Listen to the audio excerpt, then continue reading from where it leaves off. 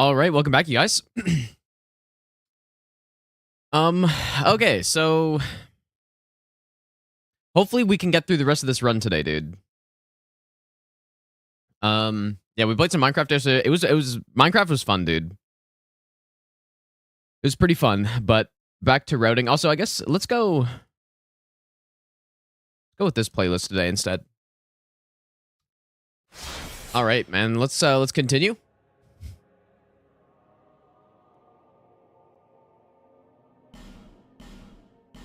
Every single time I start up Dark Souls 2 now, I have to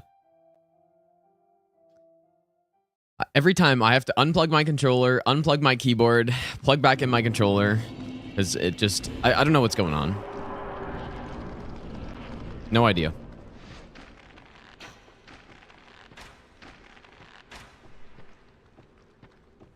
Yeah, this is all any percent stuff. This is pretty, like, we should be good for the next while. Like, the most complicated stuff we've already done, basically. Except for maybe the third DLC run through. He looks halberd.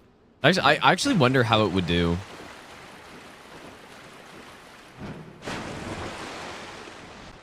How's it going, Collins and Matt and everybody else?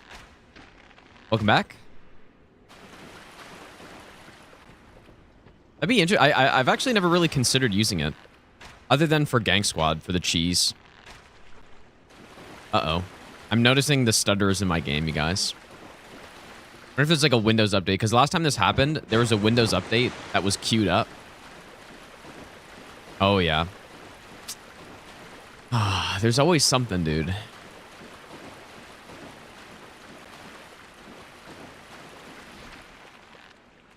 Always something.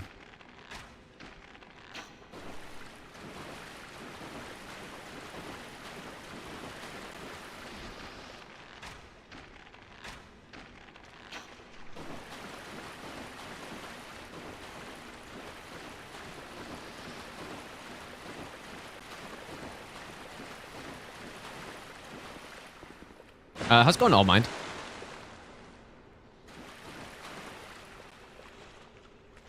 Yeah, I got back the green screen snow background, dude. You know what? It is kind of nice using the green screen, though, because it blocks the light and makes it so that I don't have nearly as much glare on my monitors, man. Like, I don't have that much, but it's there. Like, there's something.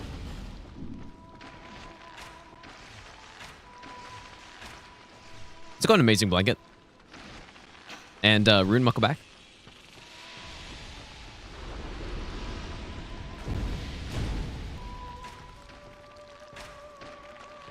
It's still pretty warm in at least where I'm at. Hasn't really gotten cold yet. You know what I realized? In my all bosses run, I don't even kill that other one, dude. I guess you don't even need to. Okay, I guess warm's maybe not accurate, but it's not really super cold yet.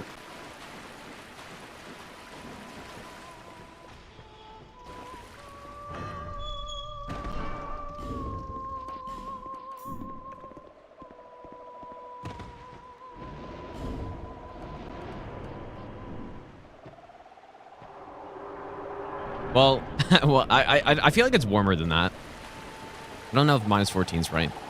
Because I was outside earlier and I was pretty warm, dude.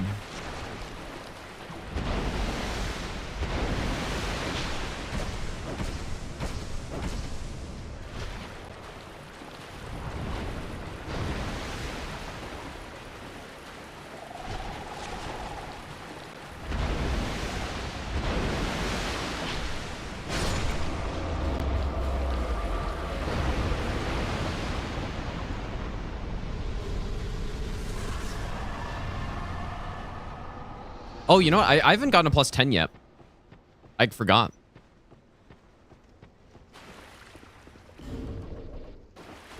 Oh, devastating. Why do I take off the hood, dude? When should I have gotten the plus 10? I guess here. Maybe I'll give you the best nut ever. Machinos.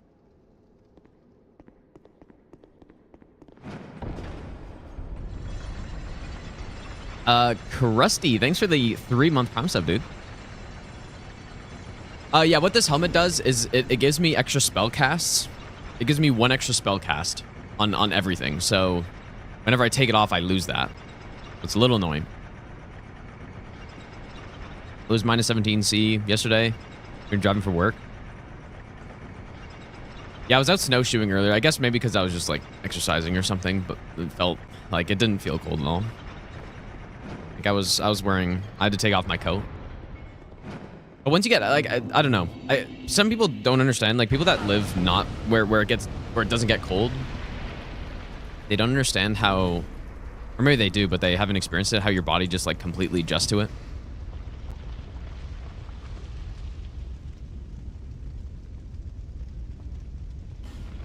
Whoops. Actually, I don't think it matters what you say here. Hopefully, because imagine that, dude.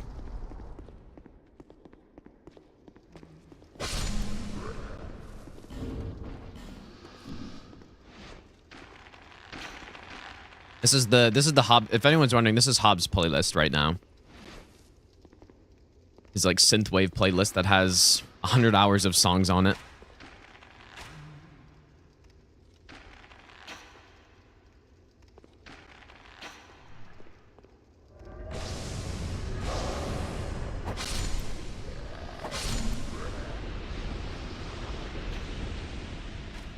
I really should use a mouse for aiming. I don't know why I don't in this game. It's the only one where I don't.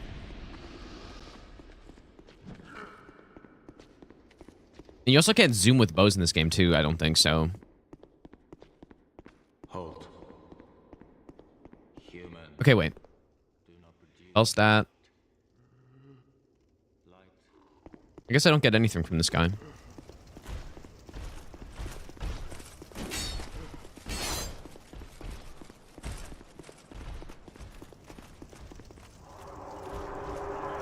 Did I hear the synthwave songs his community member made? I've definitely heard. I've heard probably all of them in Dino's channel, I think. I'm not sure if there's any that I didn't hear, but yeah, those are very good though. they're awesome. What the? Oh, it was a torch. I thought one of the guys shot some pyromancy at me.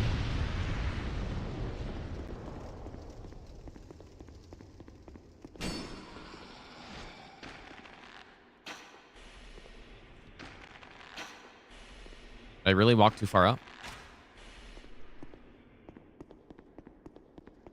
How come I don't level up? Because it's just inefficient. Like, when you're doing no hit runs, if you go back to level up every time you possibly can, you're gonna add 20 minutes onto your run. Like right now, there's no reason for me to level up. I have a good amount of agility. I've got 13 iframes. Our damage is very solid with just +9. I should have a +10 by now, but even the +9 is good. Can you put that in the Discord, Collins? Because I didn't know where to find those.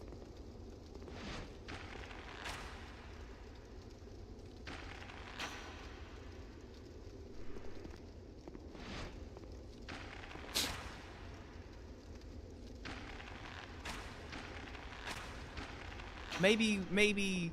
This part is very annoying on vanilla. Ever. Vanilla DS2. Banksy, thanks for the 7-month Prime sub, dude. Welcome back.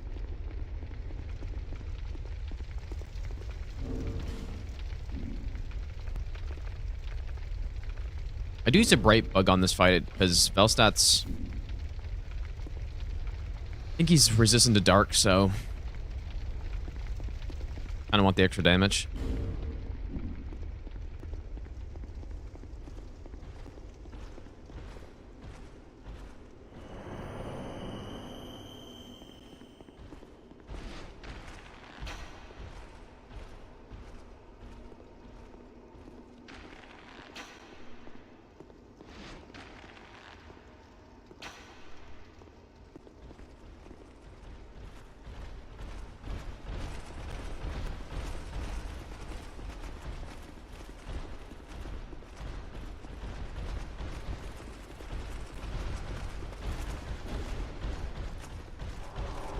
Whoa.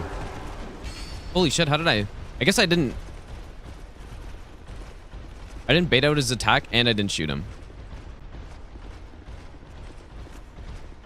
I was wondering, because the way I normally do this, I shoot as many guys as possible, but on my all bosses run, I didn't shoot very many of them. So I was like, oh yeah, maybe I don't have to.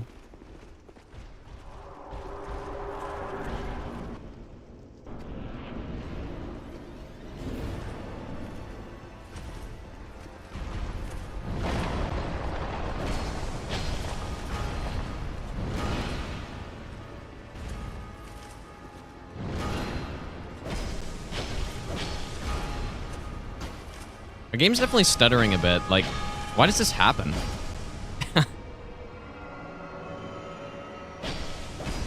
It's totally Windows. It's not the game.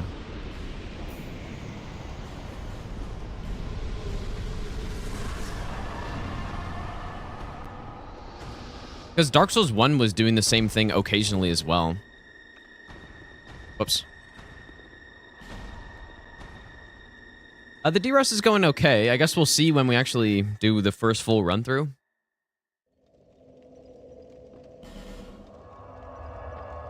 How it goes, but going okay.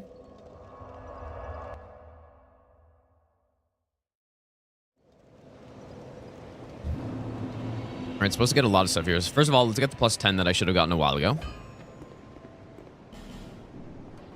I doubt it. I'm on to you, but I don't know. You never know. As I said at one point recently that I would never do the God Run 3, and obviously I did, so. Okay, we get one urine, and then I guess we'll just get all these. Young pupil. Yo, Kaza with the insane raid, dude. How's your stream, Kaza? I appreciate that.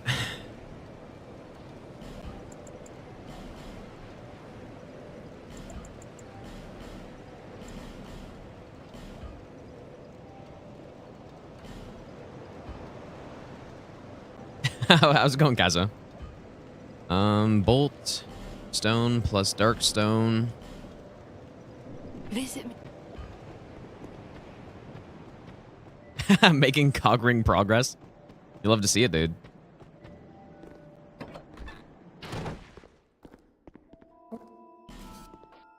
Hat pants.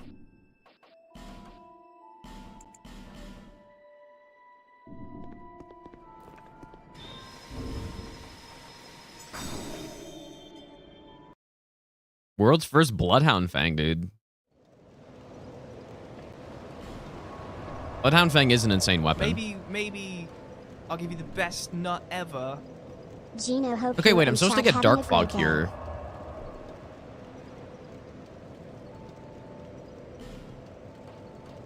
I guess I don't need Homeward right now. Actually, you know what? I don't need Dark... I don't need... I think this is right. Shogun, thanks for the 18-month resub, dude. Welcome back, man. Oh boy, here we go, you guys. Thought it was overrated until Matt told you about the Ashes War follow-up. Yeah, the follow-up is what makes it so good. Also, speaking of Bloodhound Fang and overrated, Chris asked me to... So he's been making like an all-weapon tier list. And I think we're gonna like hop on a call today at around 6, and like he wants me to review it and see what I think about it.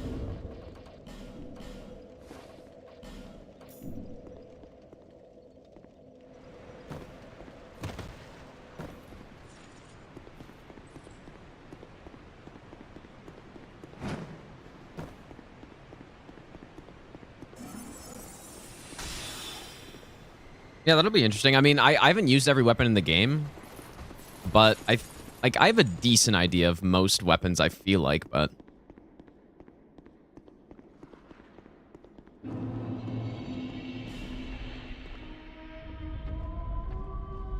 Chunky Yoda, how's it going, dude?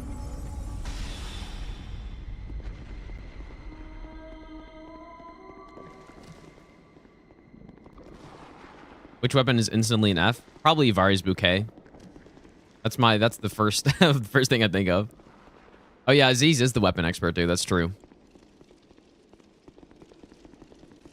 Yeah, Bloodhound Fang. It depends though. It depends what perspective you're coming from, right? Because there's certain weapons where on a casual playthrough it could be really good. Maybe like Bloodhound Fang. I think casually for casual playthrough, Bloodhound Fang's probably like an S tier.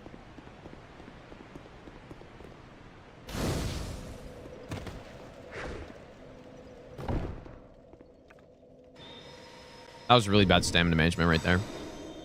But for other purposes, it's probably like an A tier. So you know what? I'm pretty sure if I don't, it's gonna be PvE for sure. I'm pretty sure if I do this drop, yeah, that is RTSR. Yeah, Varzubu K is very bad. Even on the fights where it's the best, like the best use case for it would be obviously bleeding bosses. That's literally the only thing it does. It's still bad. Like, it's still not that good at bleeding stuff. Because yeah, we did a playthrough with it a while ago and... Yep, not great. Dioli, thanks for the 9-month Prime sub as well, dude. Okay, need a save here. This is one of the most brutal sections in the game. Maybe I'll give you the best nut ever.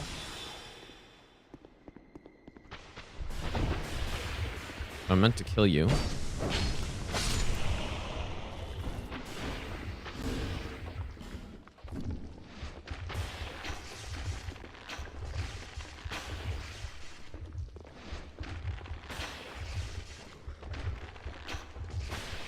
It's funny how I got all this stuff, yet... What the hell? The bow guy. Okay, I got all this stuff, yet I didn't upgrade anything that I needed to. So... Also, that is weird that the bow guy got me. I guess I was like slightly too far up, maybe? Because I don't normally kill him. Korax, thanks for the 2-month resub as well.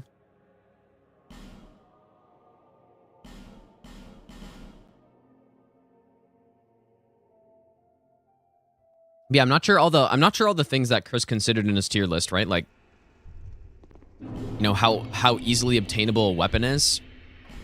That's one of those things where you're not right or wrong for including that as one of the categories that you're basing the weapon rating off of. But like, it is kind of like, I don't know if he decided that. Well, I'm sure he decided, but I'm not sure like which direction.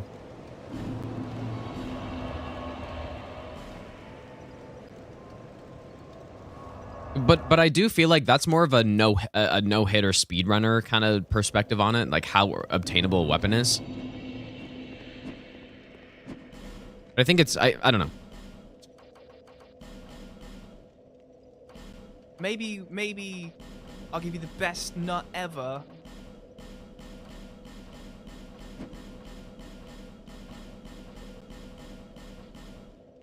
Free. Okay, there we go.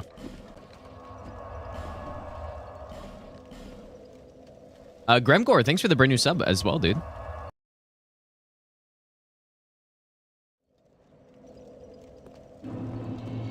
Something is fair to factor for a tier list. Well, it depends what you're like. It totally is fair. It just depends what you're trying to accomplish with the rating.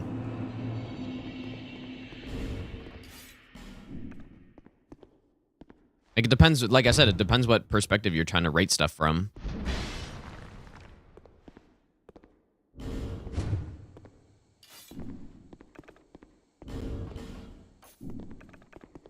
But yeah, yeah, it just depends. Because if you're rating no hit weapons, that is 100% a consideration. Because you can't say like fucking Dark Moon Greatsword's a good no hit weapon because because it's way too late to actually use. Okay, new save. No, I'm not talking about Rusty's tier list. I'm talking about like Chris made a tier weapon tier list, and I'm just talking about like different categories that you could like things you need to consider when making something like that. Yeah, I think I was just standing way too far up.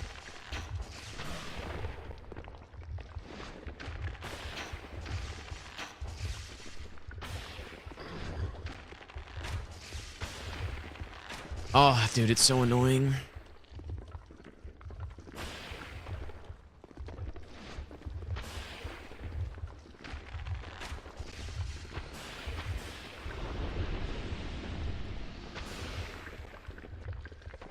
Make Lords of the Fallen content in the future. Probably not, but I'm not opposed to playing it. I just... What is this turtle doing?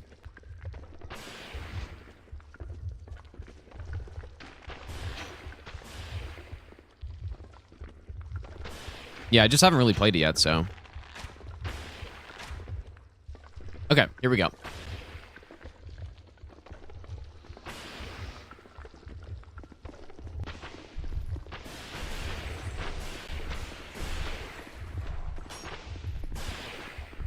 I probably should have casted urine before I did that.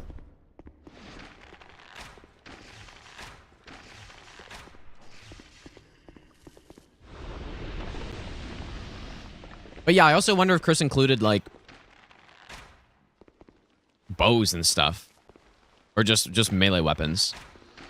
I think it's kind of I in my opinion those should be considered separately.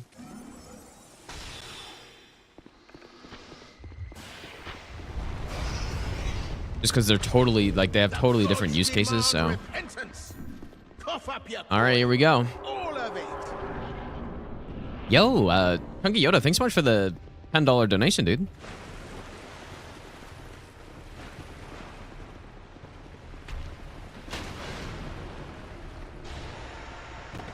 Oh, bastard. Okay, nice. So first step here, kill Sarah. Sarah. And it's actually really bad that he went over here.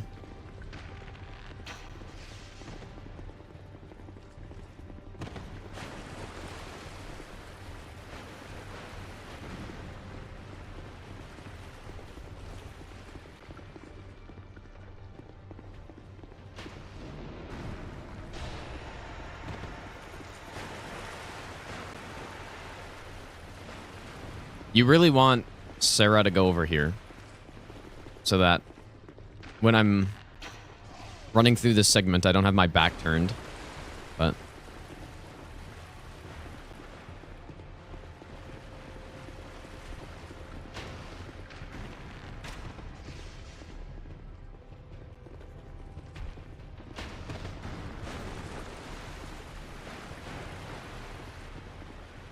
you know what though, this boss, it actually isn't that bad on a casual playthrough. That's kind of what I realized when we were doing the playthrough earlier. Like, it's really not a bad fight. I would say Half-Light, a boss like Half-Light's a lot worse than this one. Again, it's not even close. Because their AI isn't super annoying. It's just for no hit that this fight is really, really bad, I think.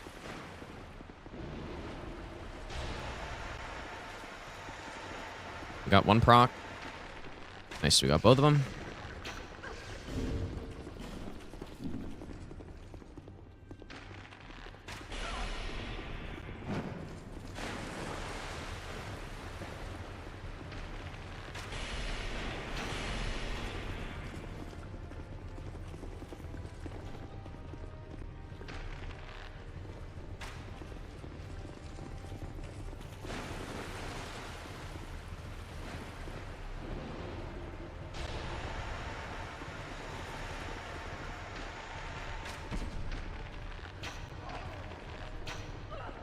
I wonder if it'd be worth going with the black bow on this run. I definitely used to.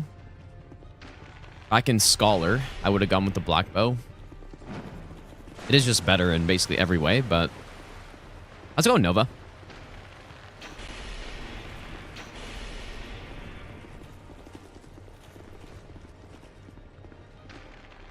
Oh my god, Varg's healing? Fucking loser. I'm gonna bring... I might be able to kill here.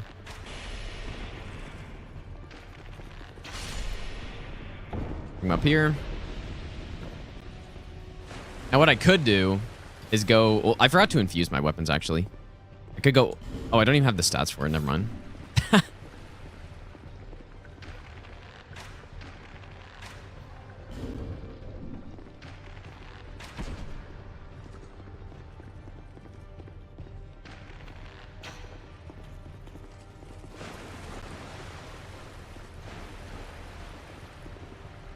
And then, like, I don't know. I think this fight is obviously better than Les Boys as well, right?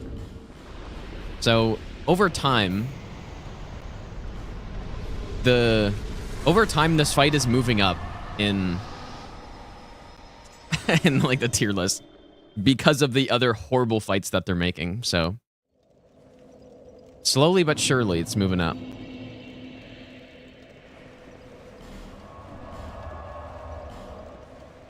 Yeah, it's not a good thing, but it is. It totally is, dude.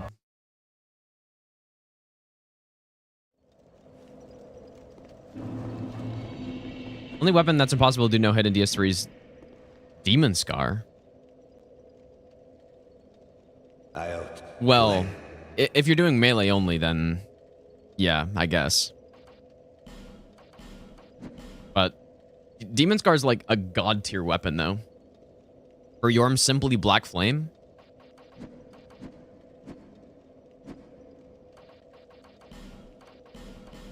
I was supposed to Dark Infuse that, and I think that's it. Lightning Rapier, Old Knight's Hammer. When am I supposed to level up? Did I, like, forget somewhere? Because I have basically base stats right now still. So.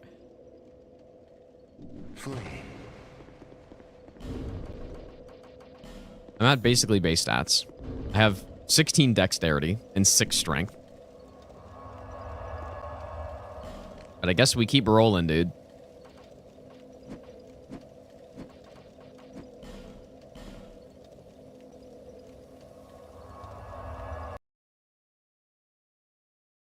Moving up because other things are being worse. Yes, that is correct.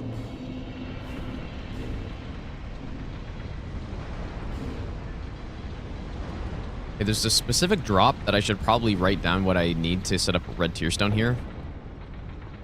Oh, wait. No, just kidding. I think I just set it up with, the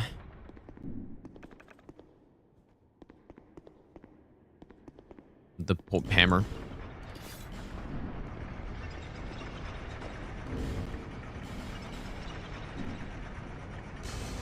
I'm excited to do the DS3 casual playthrough again, dude.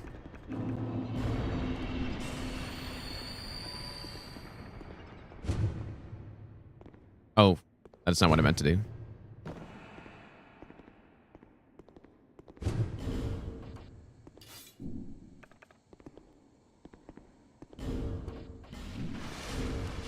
Hey, this section is rough. Actually, it's not as bad as on SL1 here, but there's just one guy. There's one guy at the end that is very annoying. And it's the fucking Miracle Caster, who's so annoying. I'm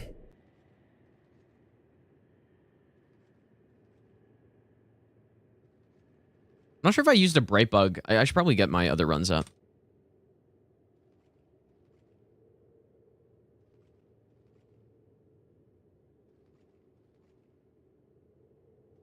Because I remember, like, you really want to... The blue smelter fight can be kind of long. So I'm not sure if I want to Bright Bug at the beginning to just try to get as much damage as possible.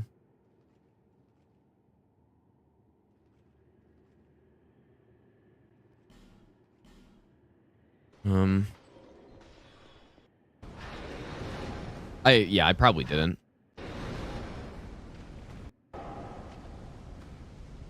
Simply Dung Pie and Poison. I think I made a save, so... Urine? How have you been, Noah, by the way? You hear DS3, you show up. Actually true.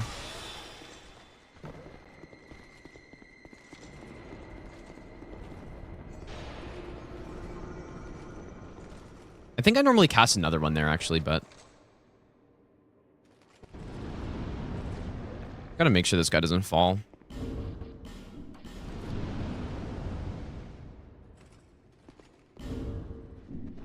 Yeah, it's this one fucker up here.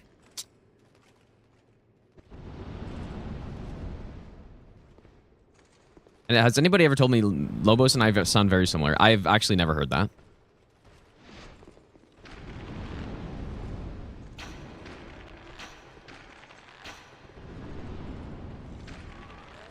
Oh boy. Dude, I was gonna swap to mouse. I was like, oh, this is a good time to use mouse. And I get fucking sniped.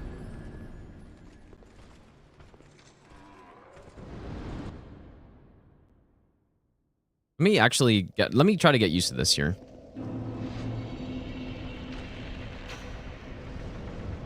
What is alternate fire? Hello?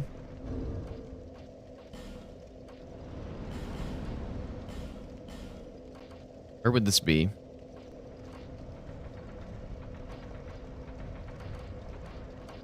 Strong attack? Double left click? That's interesting. Oh, it actually is. That's so weird. I guess this is not bad. But maybe it's a bit slow. I'd rather...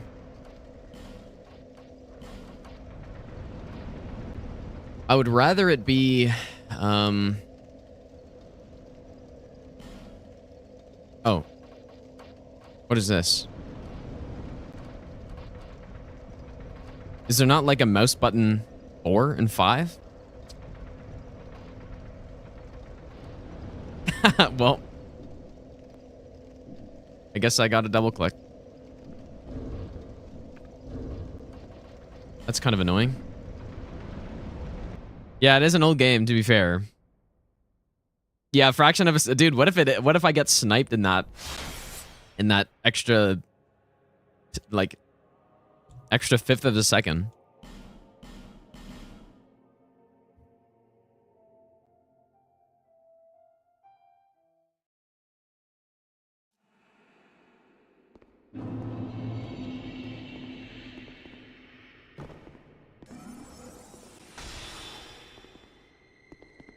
I do want to get used to that, because obviously it's a lot easier to aim with mouse.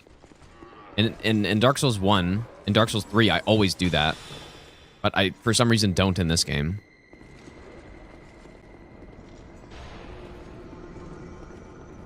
I definitely used to cast an extra urine here, but... I clearly don't need to. Surely. Alright. At least I can actually... Oh boy.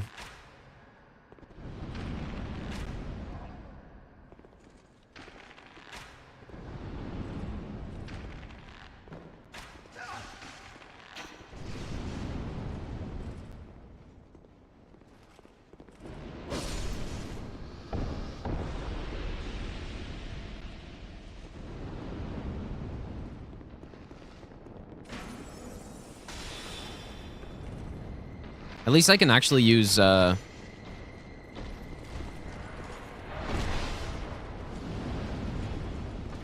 the hell am I saying, dude?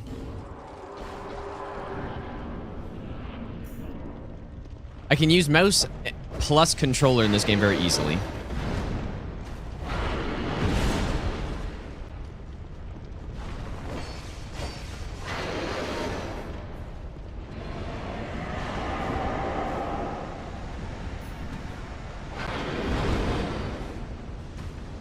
All right, here we go.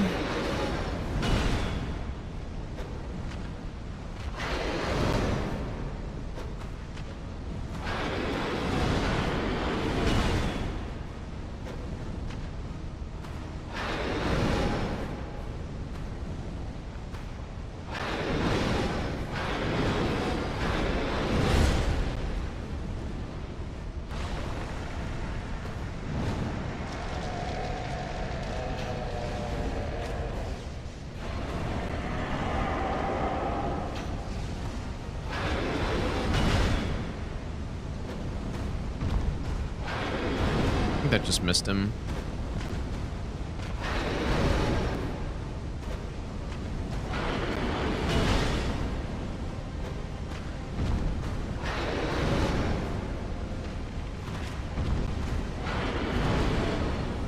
This fight on SO1, hello? This fight on SO1 is brutal, man.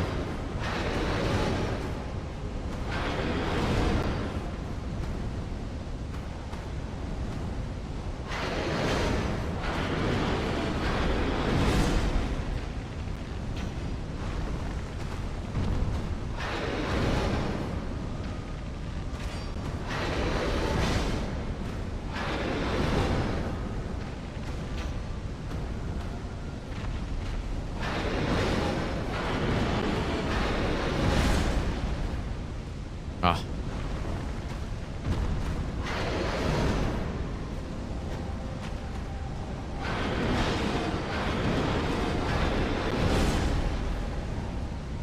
No!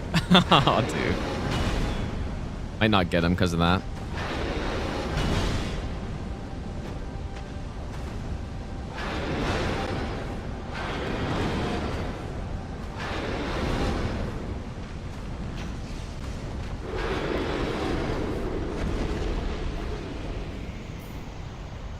Okay, I clearly need to go through this section again. That was so scuffed. Like, what that big chicken wing guy did was not correct. Like, that's not what's meant to happen. But I think it is RNG, sorta.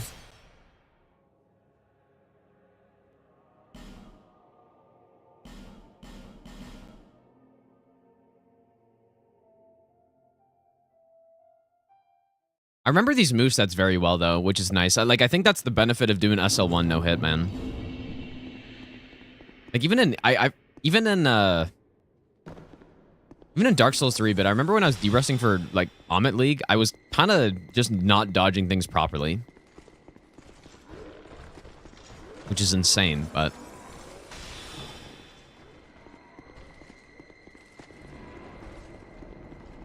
But apparently not in this game, dude.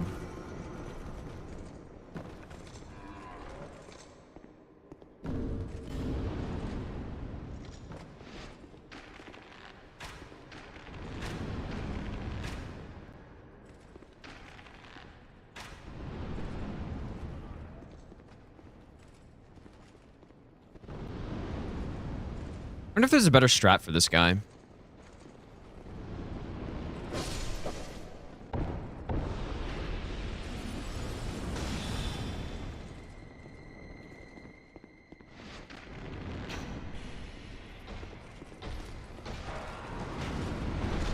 Yeah, that's not right, man. Like, this whole strat revolves around this guy doing his running attacks, but he's not doing them, so...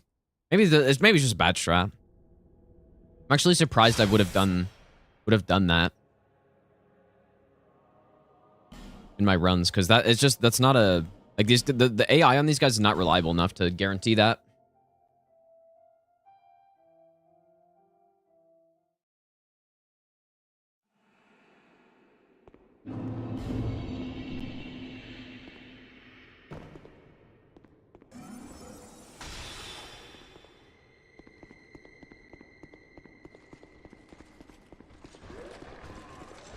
Honestly, it's probably the best idea to just kill him.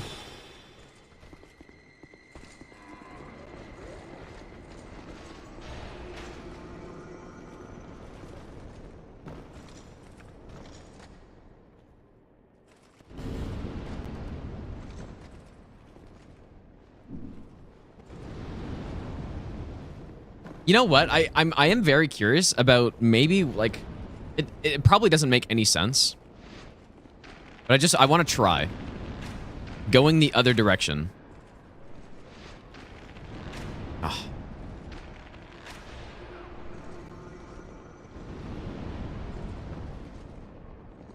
Like, it doesn't make any sense, but...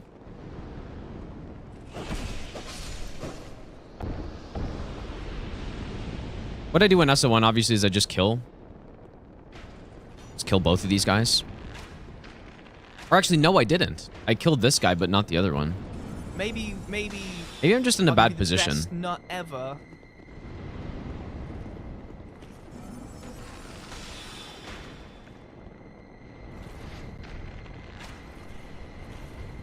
Yeah, there we go.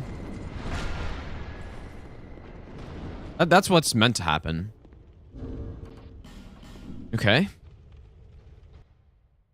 Lassen, thanks for giving us up to Zod. Thanks, dude.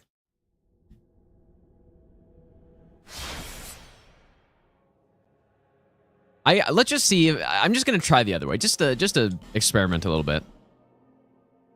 I don't think anybody in their right mind would ever actually go the other way, but who knows, man.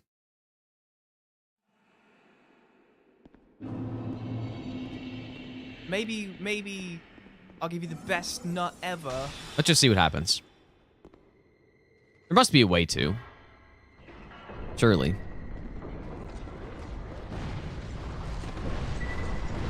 Okay.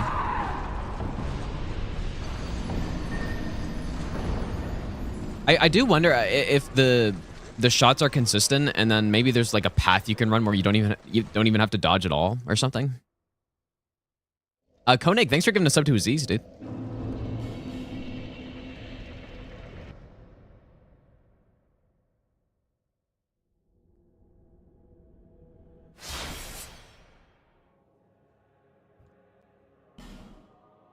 What's up, Deadpool?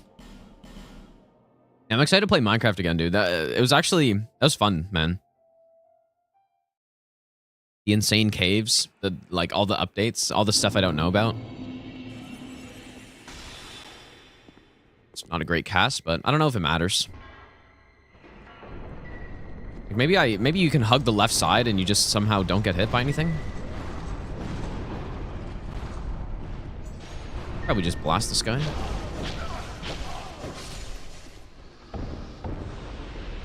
Dude, we found so many diamonds already. I don't know how.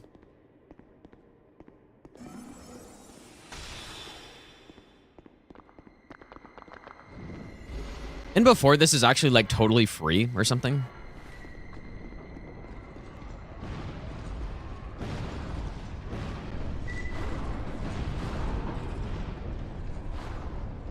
Oh shit, dude.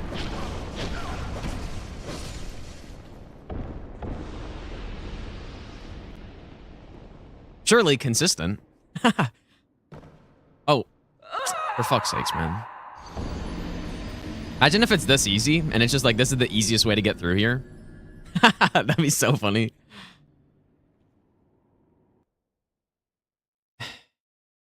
This is interesting. Too bad you would likely not be able to do this SL1 because these guys don't go. I don't think these guys go after skulls, but I'm not 100% certain on that. Yeah, we need to make another Minecraft server, dude. Maybe I will.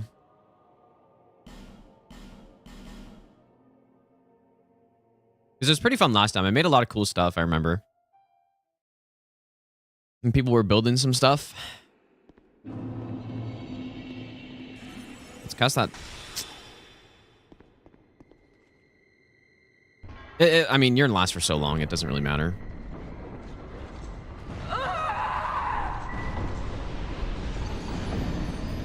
Yeah, I don't know if the fire shots are consistent, dude.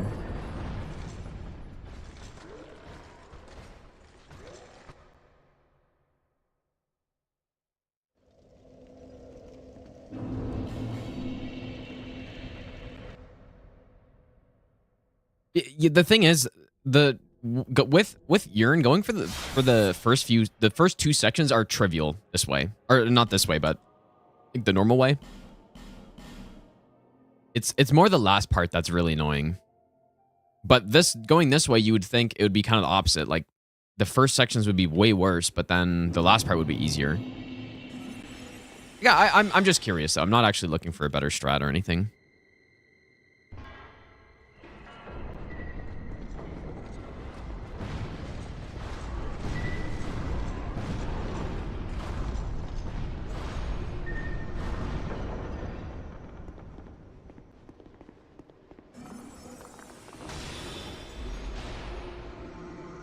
Maybe That guy cast slow again. I'll give you the best nut ever. Okay, obviously you gotta kill that guy.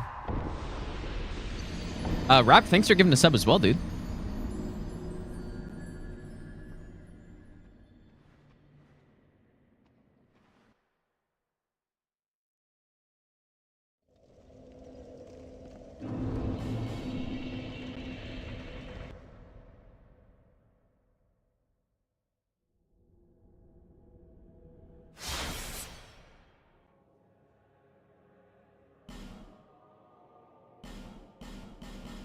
I'm not sure if that second time I did it, I just messed up, or if the fire shots are RNG. They probably are.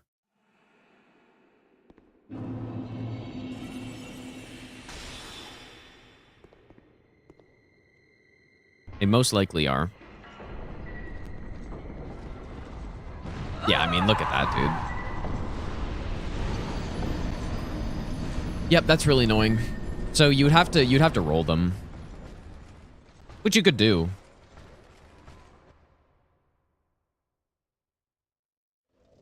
But definitely makes it less, like, if they were consistent, then you could run a path, not get hit, and then going this way could actually make some sense. But my favorite Dark Souls game is probably this one. This DLC this is the best DLC.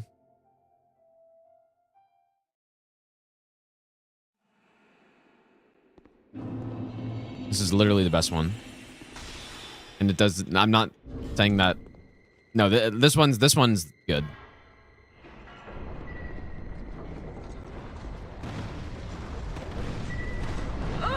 Do they not fire at a consistent rate either? I think it's just totally random, dude. Because the first time I did that, it was like 2 more delayed, and then the other one was really quick.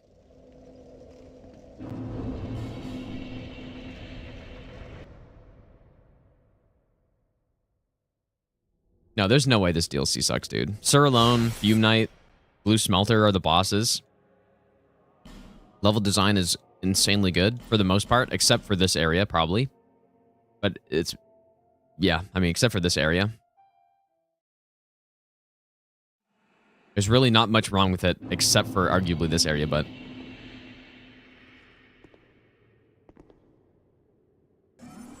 let's go nice. Yeah, I don't think that's going to be hard to do, probably. I don't know.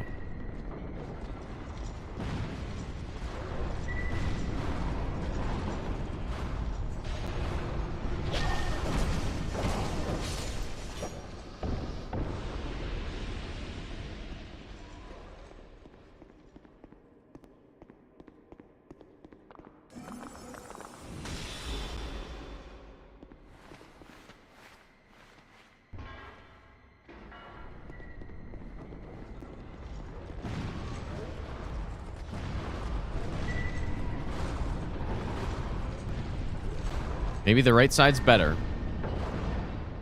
Surely.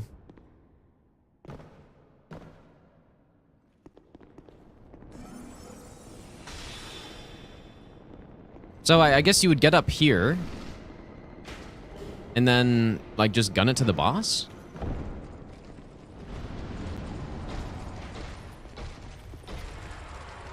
Oh, he backs off. It probably doesn't even work on that last part. I bet you could get sniped by a lightning spear.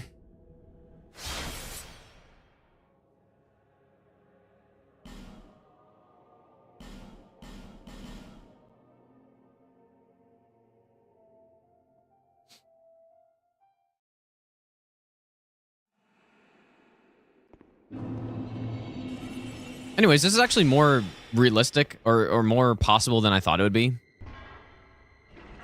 It's just the RNG fire that makes this not, like... unless there's some way you could negate it somehow, but I don't really see how.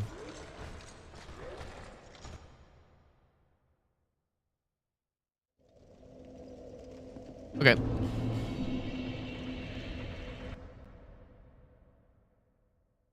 I almost have no doubt at this point. DS2 is going to be game 1. Like, this is going to be game 1 for sure. DS3 and DS1 no hit are much more. I think they're just more consistent overall. Things are more predictable. The running sections are easier. Even the bosses are probably easier.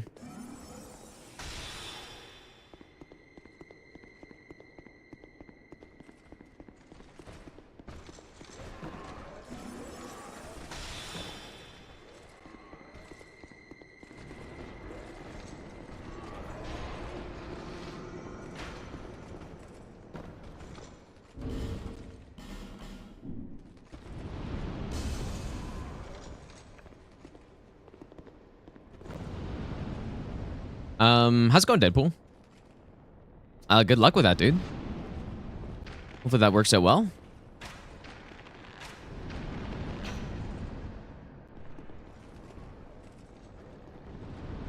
What's up, QI? I've never actually... I don't know if I've considered Dark Fog on this guy before. I wonder if that could work out somehow.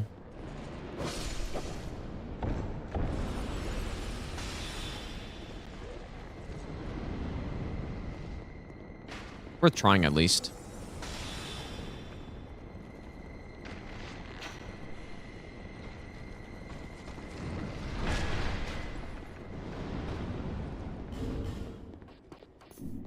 Okay, let's try Dark Fog on that guy just to see what happens. But I think this strat actually is probably pretty decent.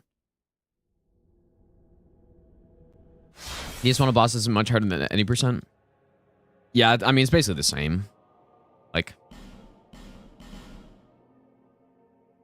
the hardest parts are all any percent stuff, so.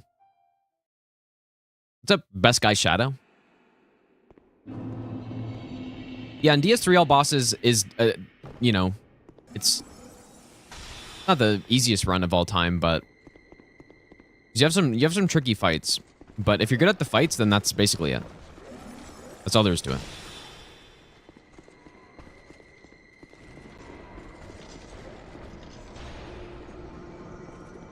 Whereas this game, I think this game probably has... Ivory King is harder than any other boss, I would say. Like, just overall.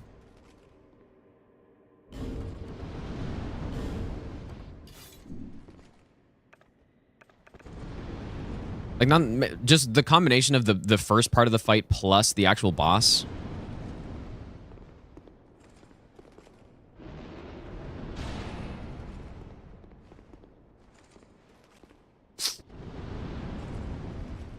What does he do, I wonder? Oh, you know what? I seem to remember at some point shooting him from up here.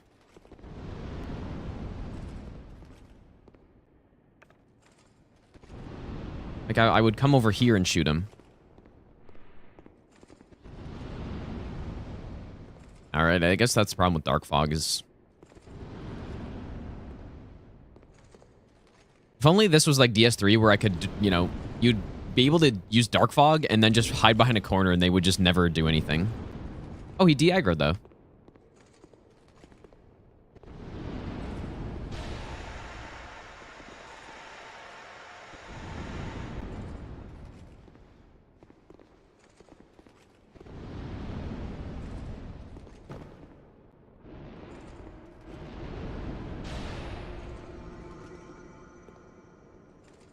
Okay, I mean... Probably not going to do that.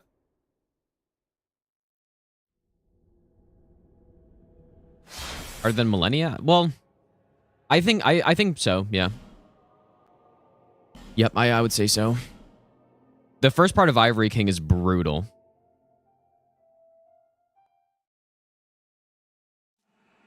It is brutal for no hit. It's one of my favorite fights, but man, for no hit, it's yeah, it's really bad. Let's go on Eris.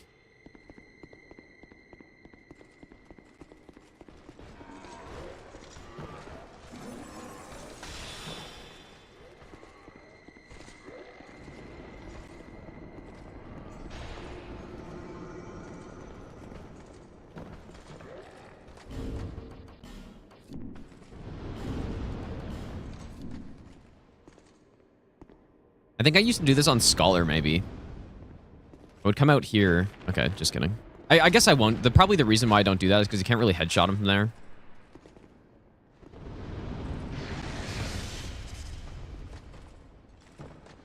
And then this way, when he runs out, I can just use the rapier on him.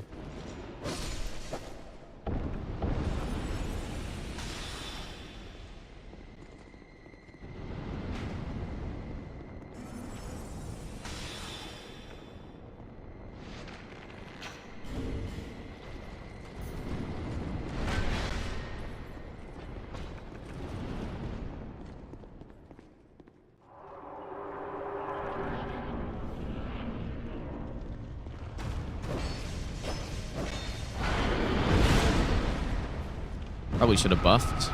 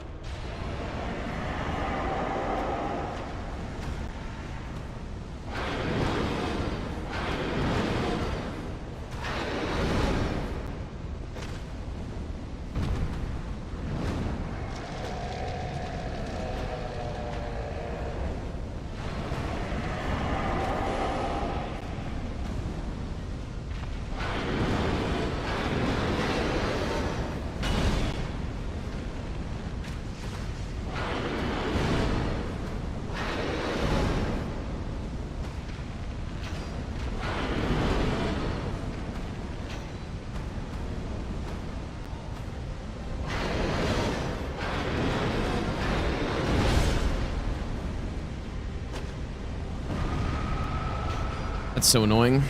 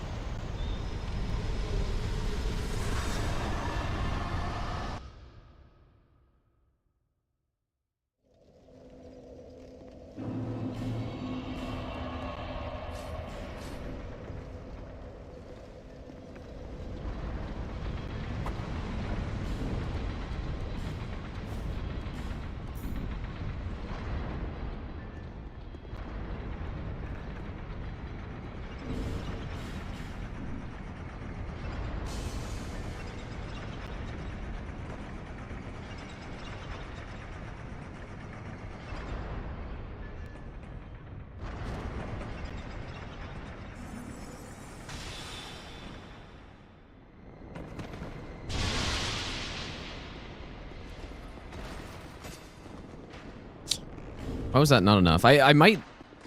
I don't know if I normally cast another year in there, but... Oh, dude, I've already been down here. Oh. That's right. Because, yeah, we're starting to get the chunks from here now. I was like, where the hell's the elevator, dude?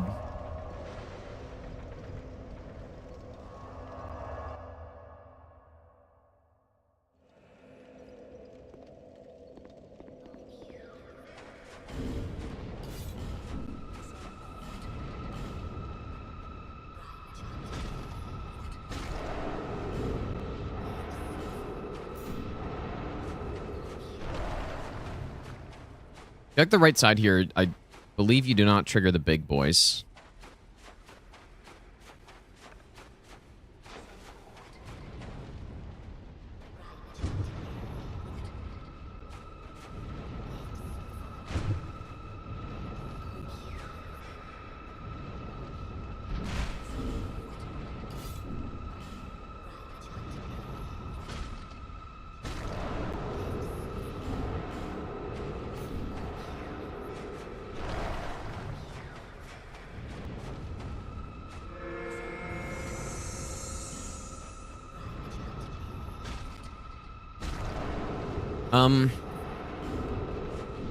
I really do not know when I level up.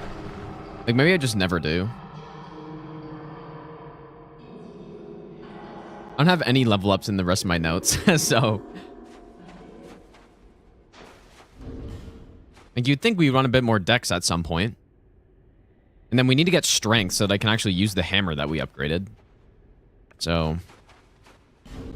Not sure when I'm going to do that, but it'll be eventually.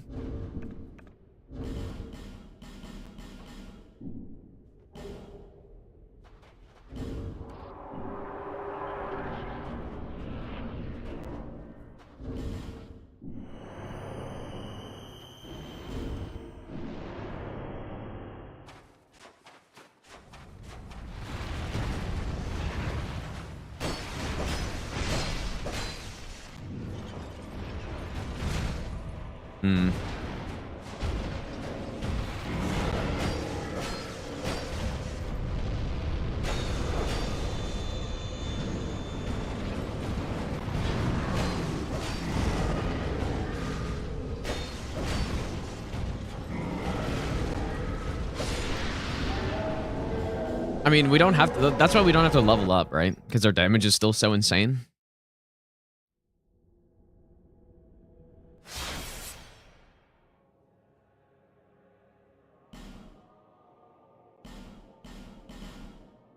Why do boss and DS2 seem so scripted? I think you might be watching the wrong game. Because...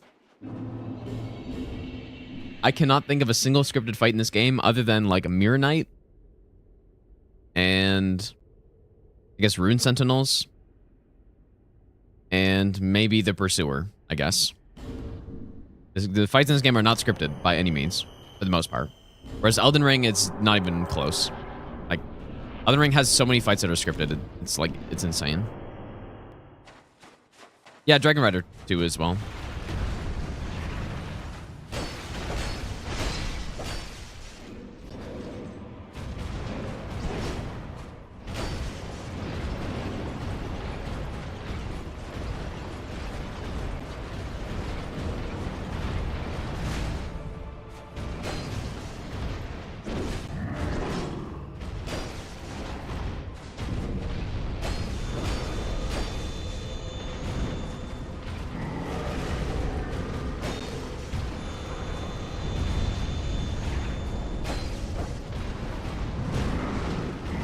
Kind of over-rotated there. There's that one.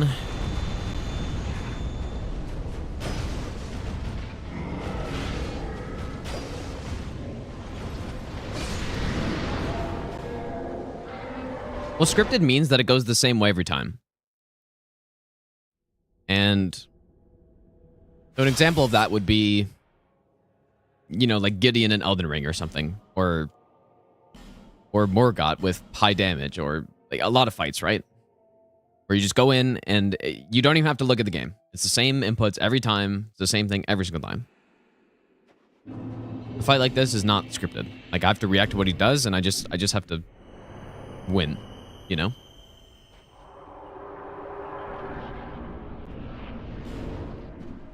Most of the fights in this game are like that. Where you can't really get strong enough to script the fight, but... Whereas compared to like Elden Ring or something.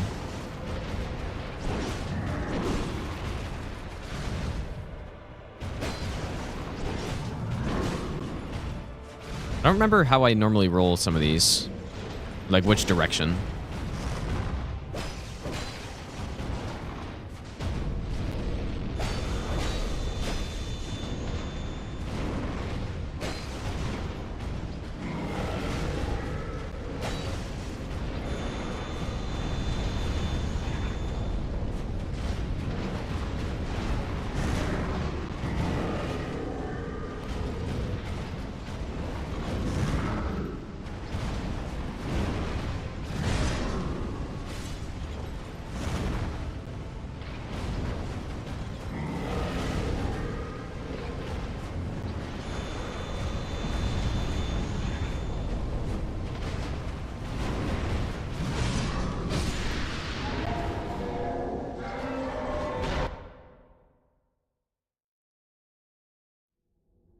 This fight, it can get a bit tricky when he goes against the walls.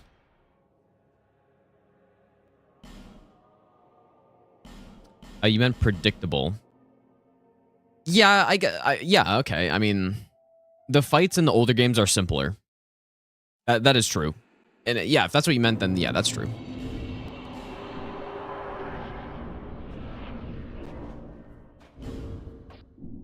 Yeah, a lot of Sekiro fights are scripted, yeah.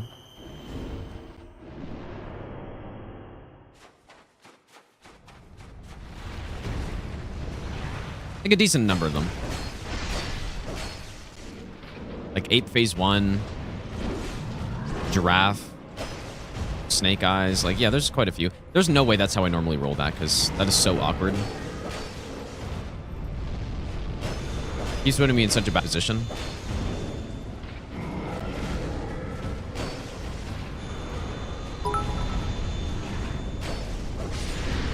Keep the face always towards the sunshine, and shadows will fall. I'm gonna do this with the buffs really quick. Elfman, thanks for the 1,000 bits, dude. I appreciate that again. Must have 99 adaptability. For what?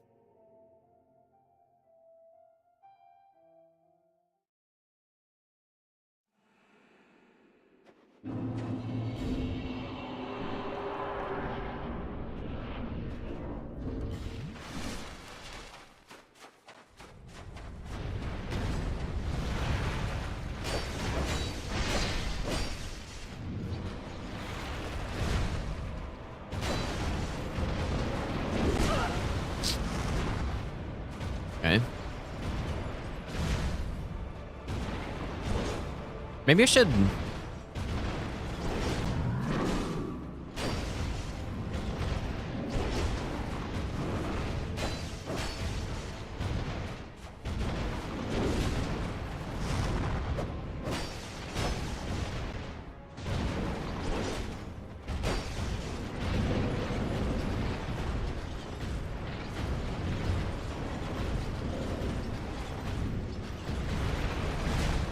Yeah, that's more correct, I think. Just roll to the right.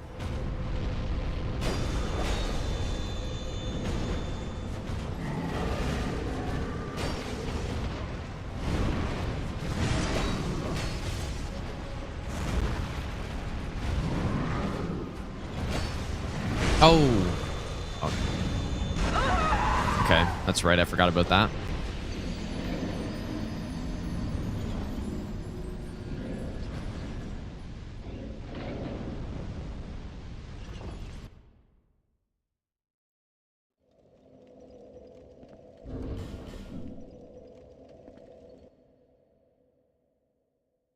I forgot that he hit you with the sword, like, right away when he put the sword in the ground.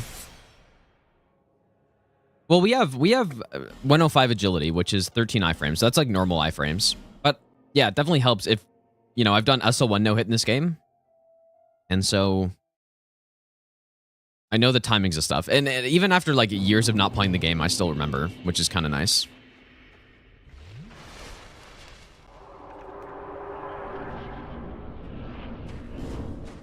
But I'm a little rusty for sure. I put human A tier.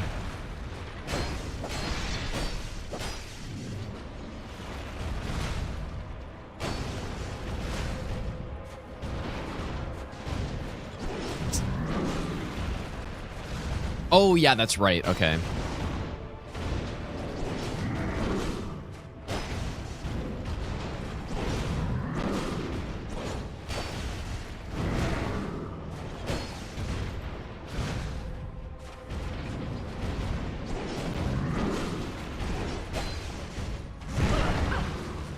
I can also just not attack on that one and then strafe it. It's probably...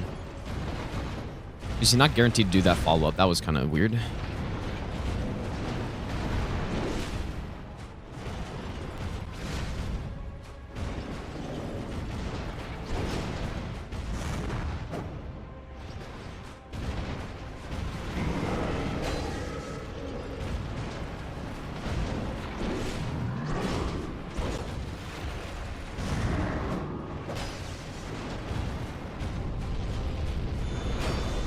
Honestly, find phase 2 much easier.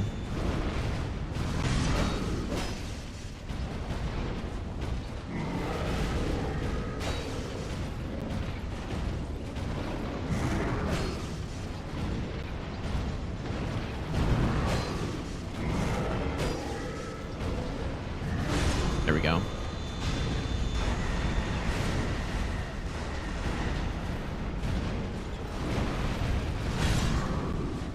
I can't remember if I can... Okay, yeah, that's right.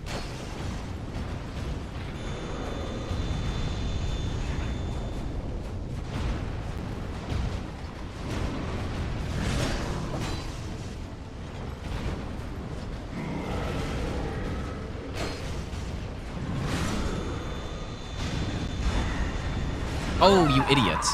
Oh my god.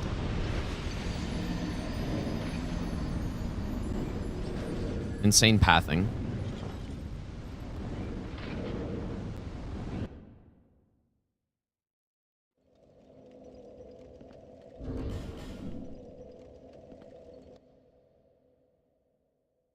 Yeah, I have actually considered coming in here with the Velstadt helmet, but I don't know.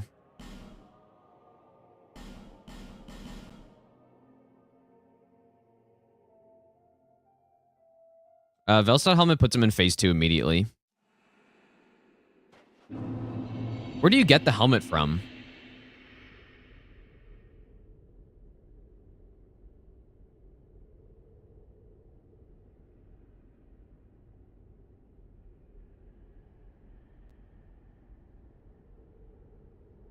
You have to have spent 16k at Mullen's shop, apparently.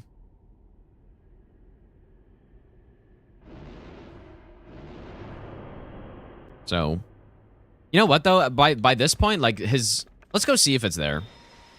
His coffin would have showed up by now, I'd assume. But I don't know if I want to spend that amount of souls to get phase 2 instantly, but.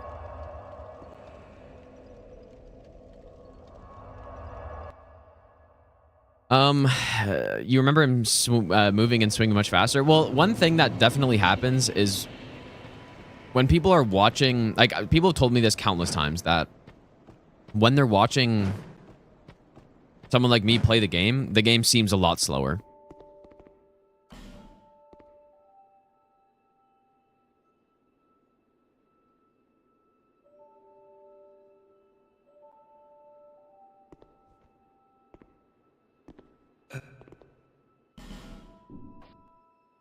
Like how I really need to spend 16K here? Oh, I can buy, oh. Is it 16? Actually, Life says 16K. Thanks very much. And then do I have to reload? Well, Oh yeah, he might not update the shop since, yeah, maybe. I'll just go see. But yeah, probably not. Not like, I was just kind of curious. It actually, I've considered it before, but I probably ran into this exact issue. I was like, oh yeah, we kill him and now.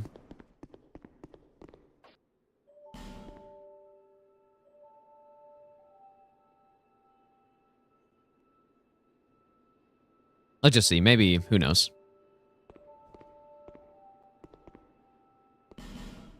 Yeah. well,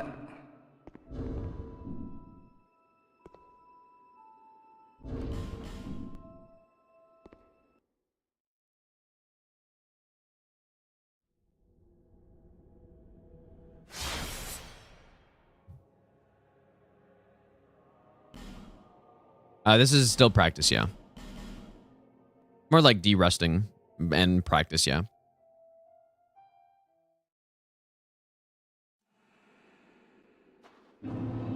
There's no question. I gotta practice these fights more.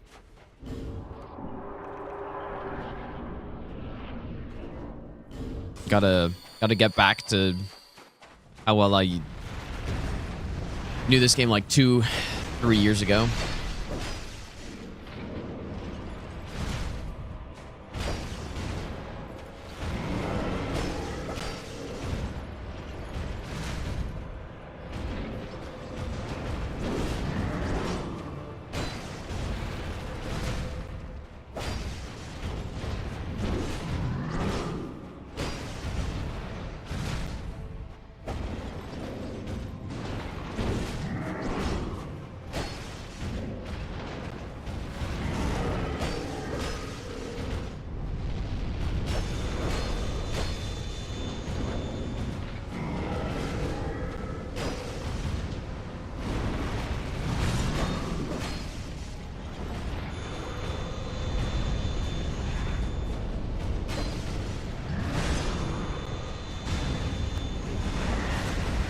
We have iframes, so I can just roll through those orbs. It's just on SO1 you don't really want to do that.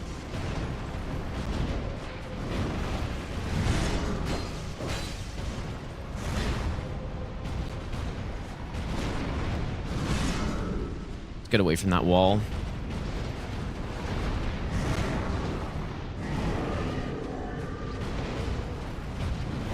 Just one thing about bosses in this game is that they love walls. A lot of them love the walls, dude.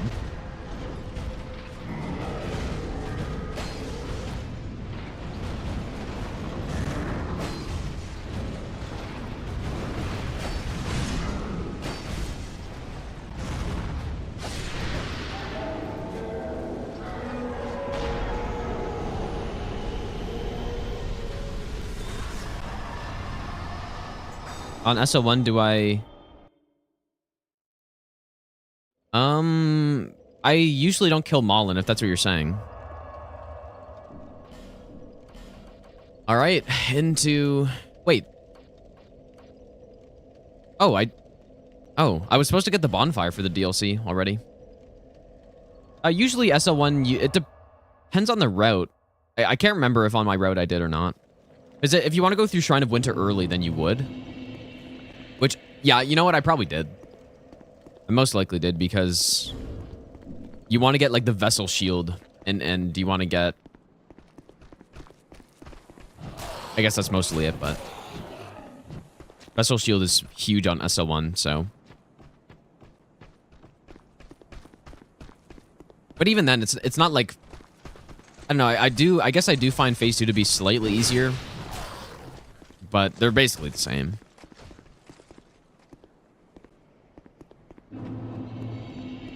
Yeah, but maybe I'll, speaking of the Minecraft server, maybe I will open one again, dude. And just anybody, well, I don't know if I did, like...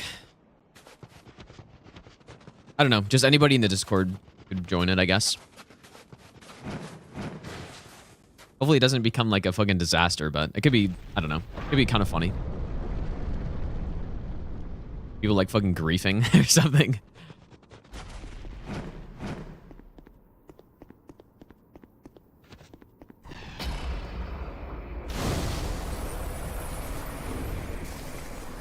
Okay, this section is 10 urine cast, man. That's really good. This helmet is so good.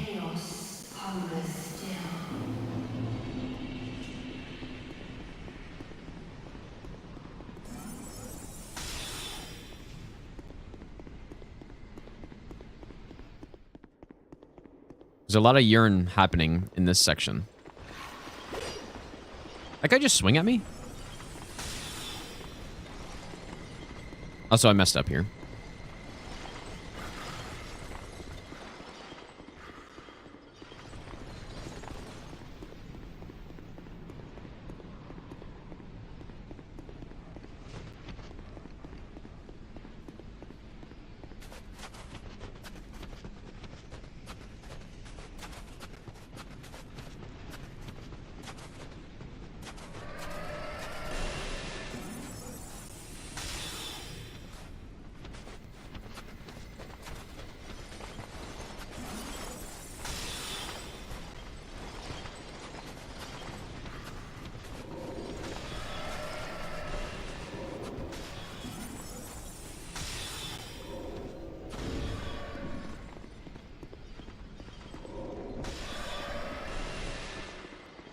The longer I can delay the level up, the better, actually, when you think about it, because...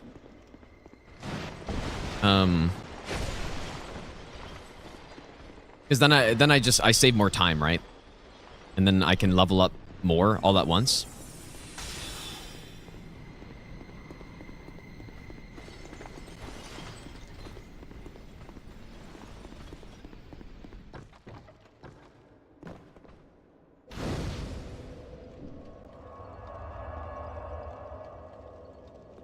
You know what? In this section, I didn't normally cast urine here.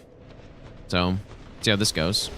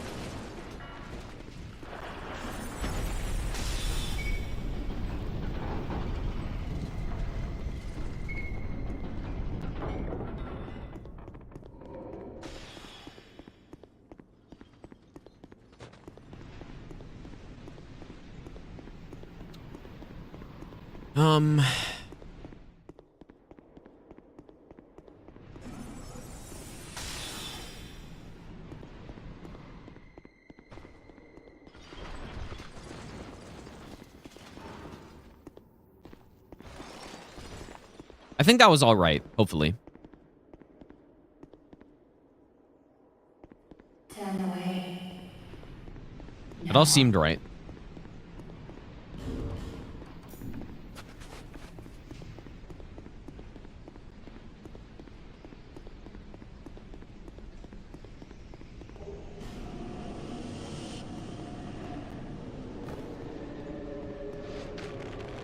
Oh boy.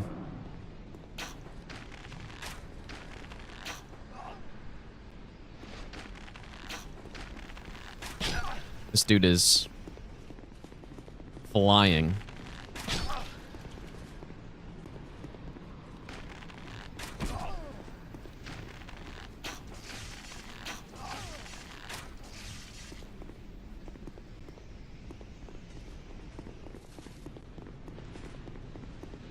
Is this the new Nether Fortress update? Was there a Nether Fortress update? But yes, it is, actually.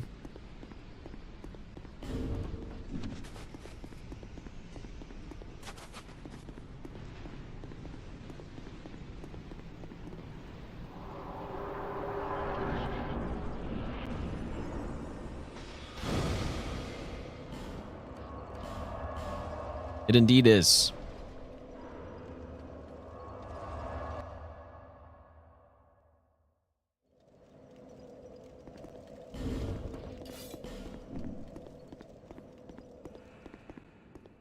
I definitely think in my run, I for sure would have leveled up by now. There's no way. I think I just missed it.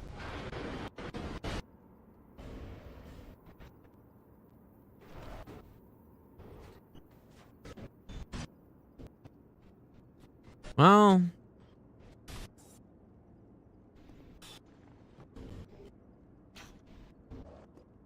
okay, just kidding. And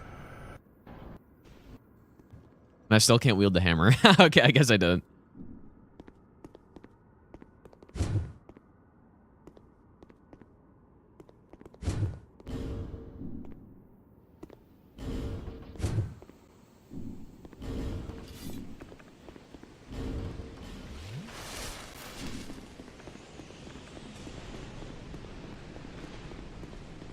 Go back.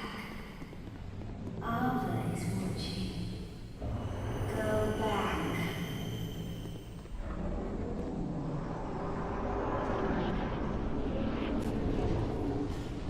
This dead city has nothing to offer. Go back. Do not seek the old chaos, nor its twisted fate.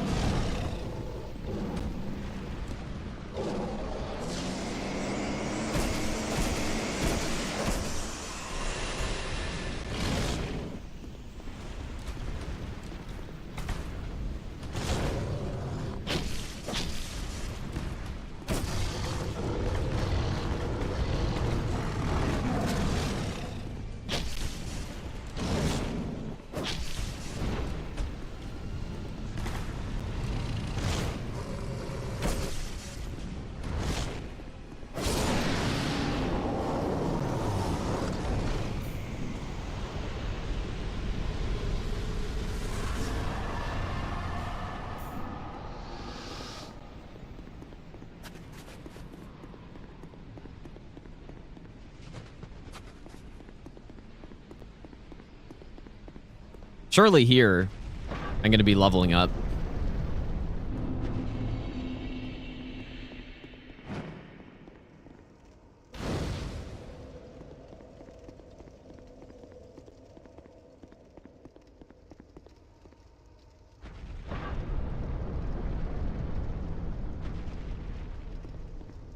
My notes for the split are also messed up, so I might have to...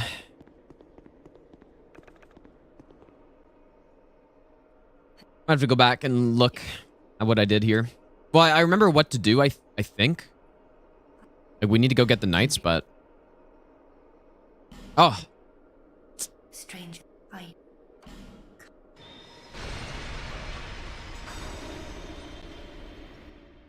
Let's just take a look.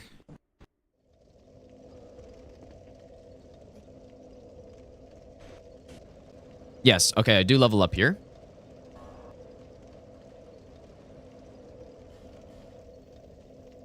I still don't get any decks, though. I guess I just never do. We are kind of past the point where the bow is necessary, so...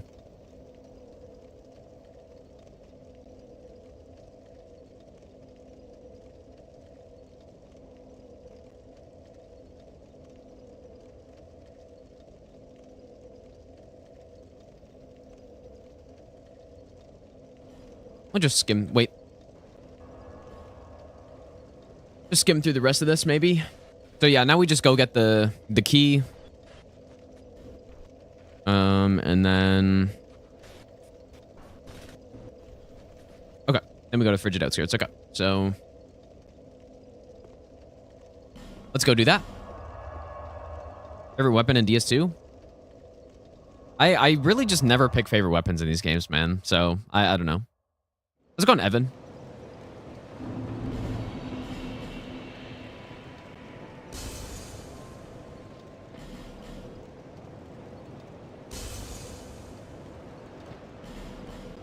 Osmium, how's it going as well? And Saya, welcome back.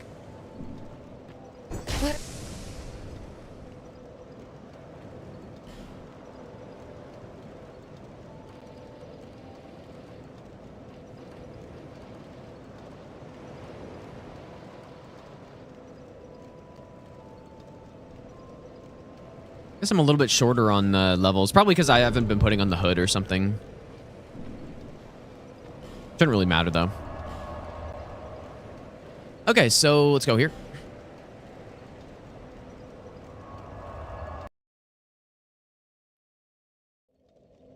My channel targeted towards people who do speedruns or... well, it's just, I mean... I don't really think about that, to be honest with you. Like... oh yeah, 27 so that I can wield this thing properly. But that's not that slow. I don't know, people want to watch, they can watch. Like, I don't really think about that, really. I just simply play games.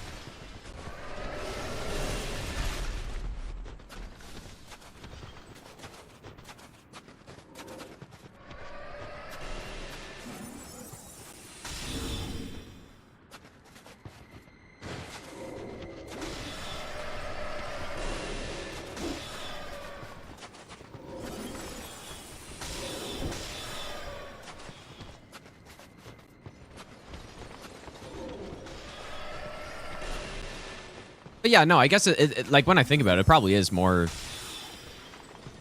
just anybody who likes these games, really, right? Like, I don't think it's one or the other.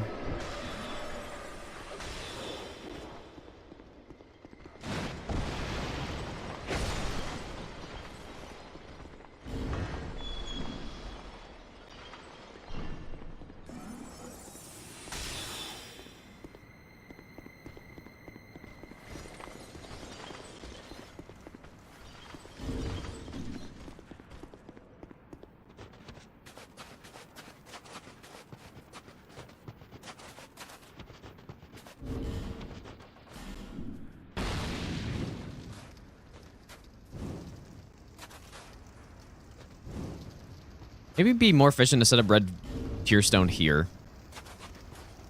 I guess this door is opening. Would be that much quicker, though.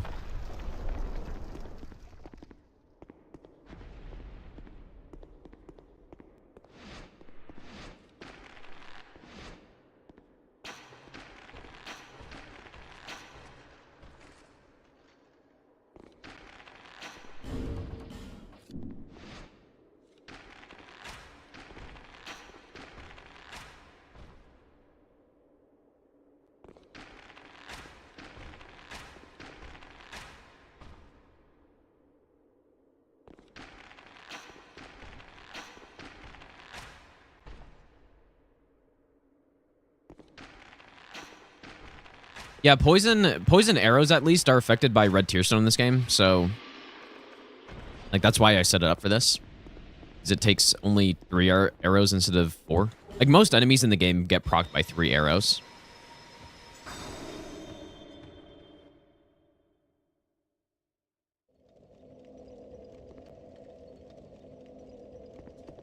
Okay, let's go back.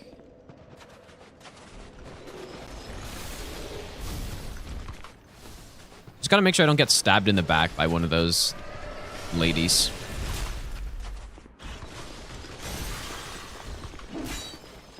Let's go Neil.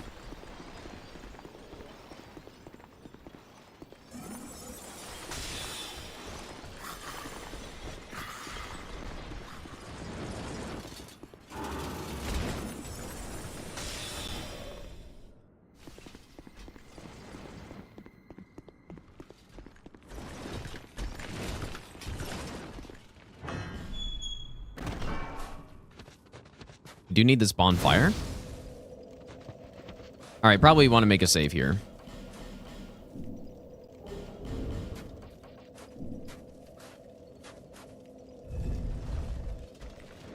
All right, dude. Here we go.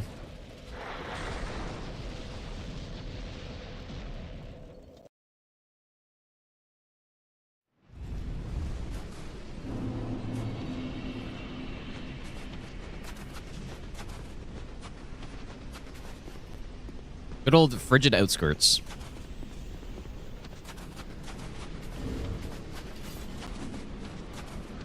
I find this area really fun on No Hit, man. Like, it's actually, it can be scary. Very few areas are like that. And you gotta be paying full attention, make sure you don't hear any horses coming at you. Oh, wow. How's my pathing so bad there? Probably because I was, like, in my menu and stuff.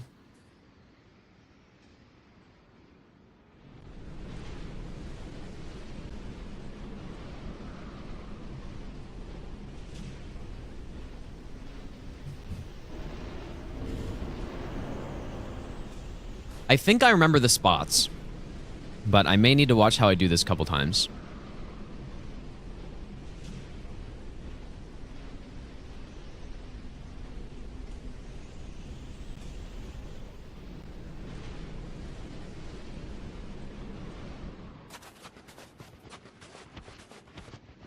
Might have buffed a bit too early.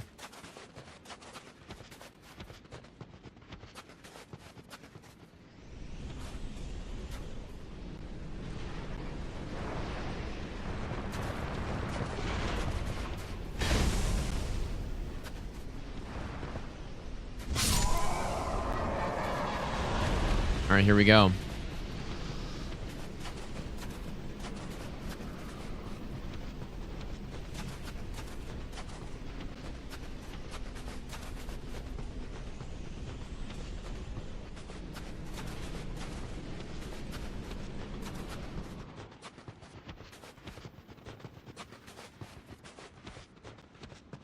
Nice.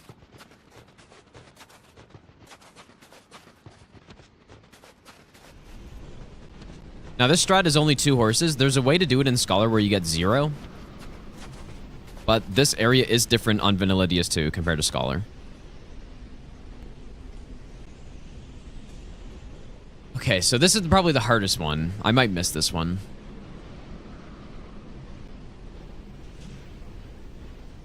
Because the lineup, I think I used the sun. I walked slightly to the right of the sun. See if I can find it.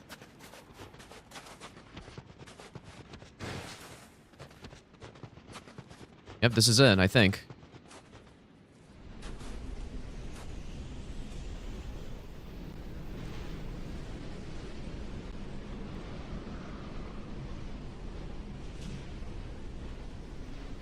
I wish I could see like an in-game event, like event region, like map or something. Because the way this area works is there's certain zones where the horses can spawn. And basically this strat works by just avoiding them. Like avoiding those areas.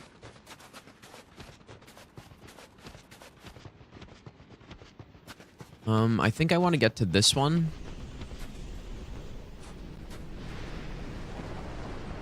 This is right.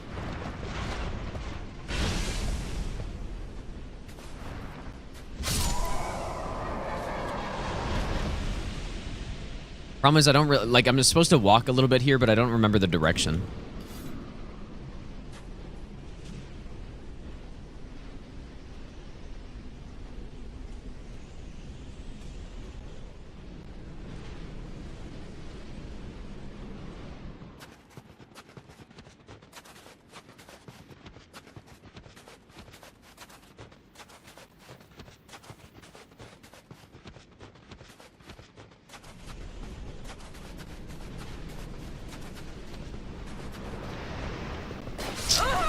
So clearly that's not right.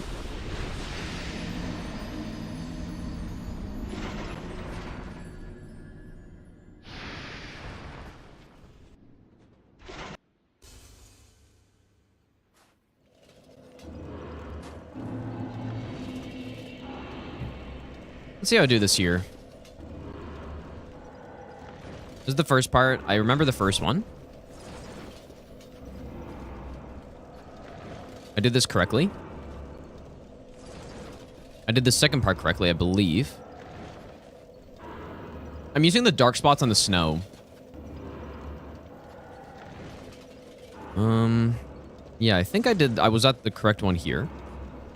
I didn't get a horse, so.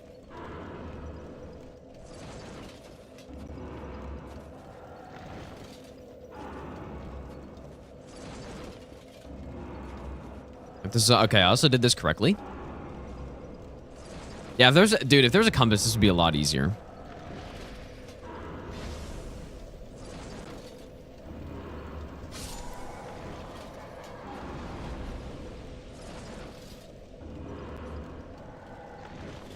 I'm almost certain there could be better ways to do this. Like, this is such a crazy area that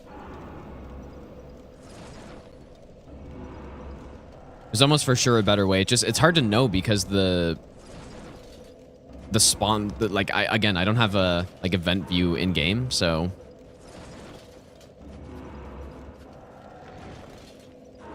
I'm sure there's some way to see it though.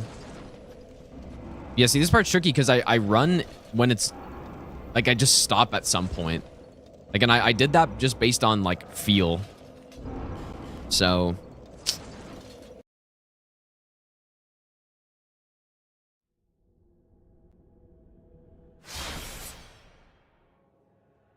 I think in that instance though, my pathing was bad. Like because I kind of started going a bit the wrong direction.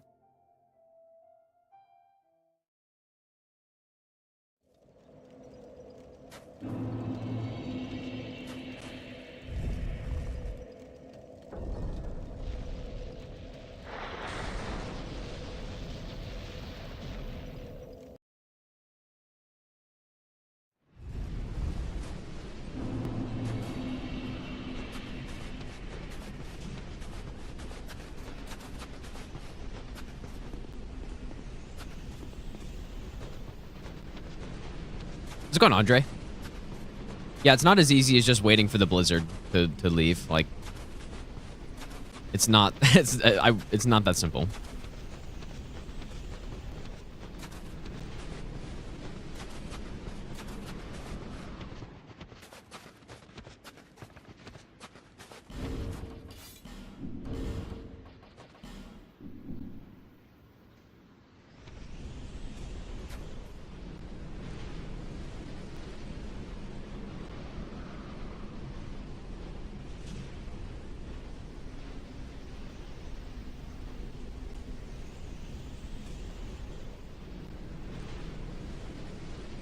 Oh, come back in the spring. You know what? That would probably work.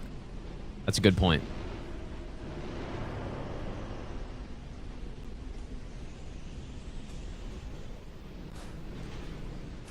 That would probably work.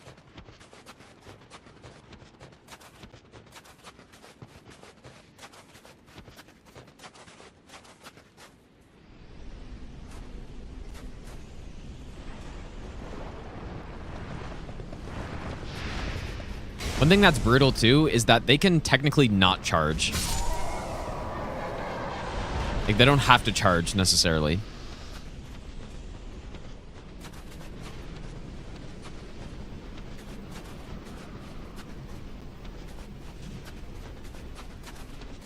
Oh God.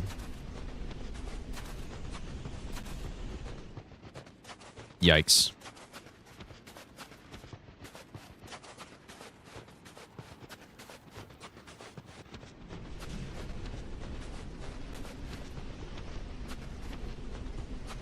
Was a little off on that one.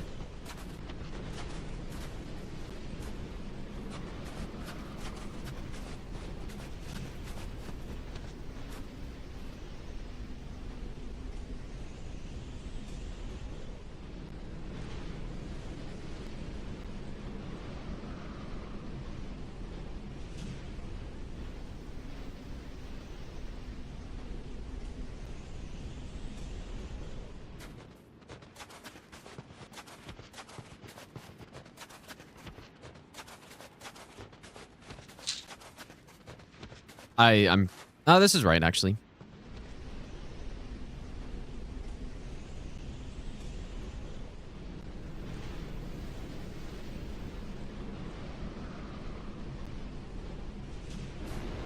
Didn't look right, but it was.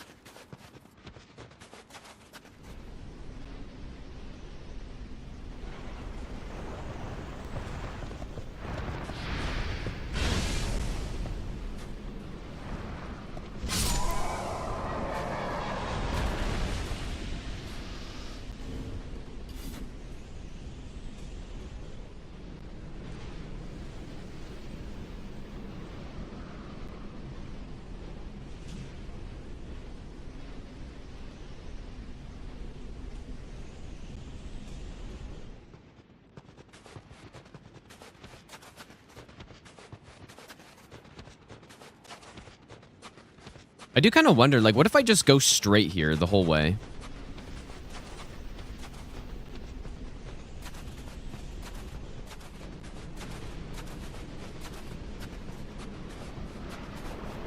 Okay, I got one.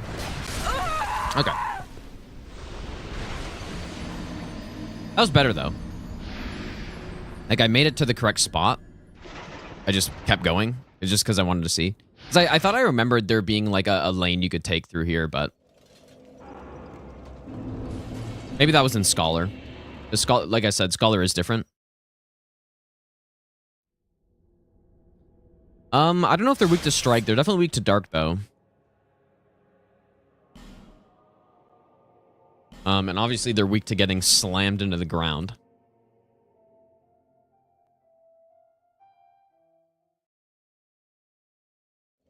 But yeah, I don't really stop at a specific point there. Like, I just kind of stop, like, whenever I feel like I should stop.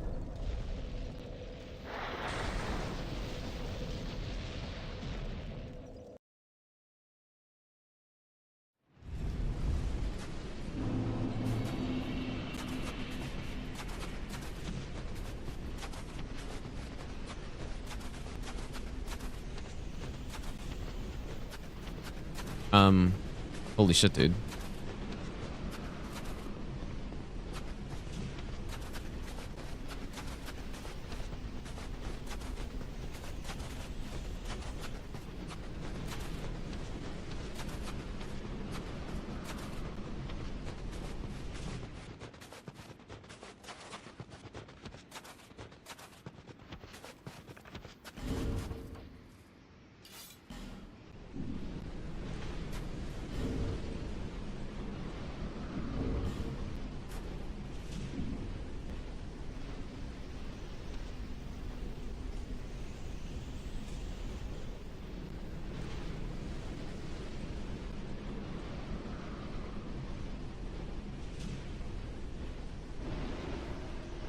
I think we're good though here. Like, I think I remember.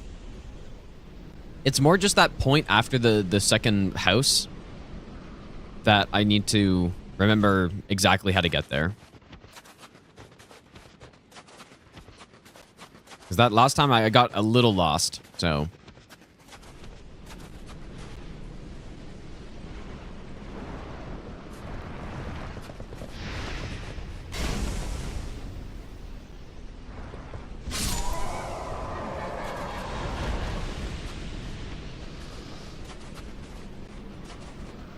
Okay, this is a better line this time. I think.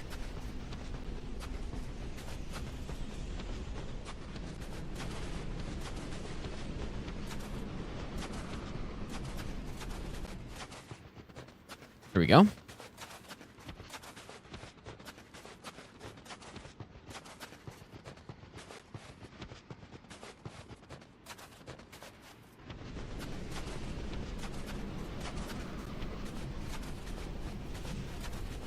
Maybe I'll spend a couple hours like off stream at some point testing to see if I can figure out an even better route through here that gets even less horses, because two's not bad. But it could probably be lower.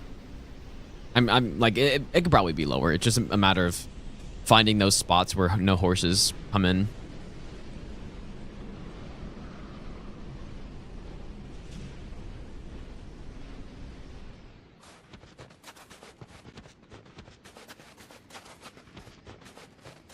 This is correct.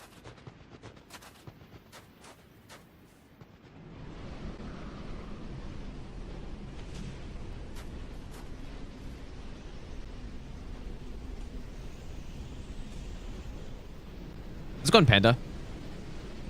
Yeah, so what I was saying yesterday, though, when I haven't played this game in a few years or done no hit in this game in a few years, so I kind of have like a fresh mind on it. So I might be able to come up with something even better.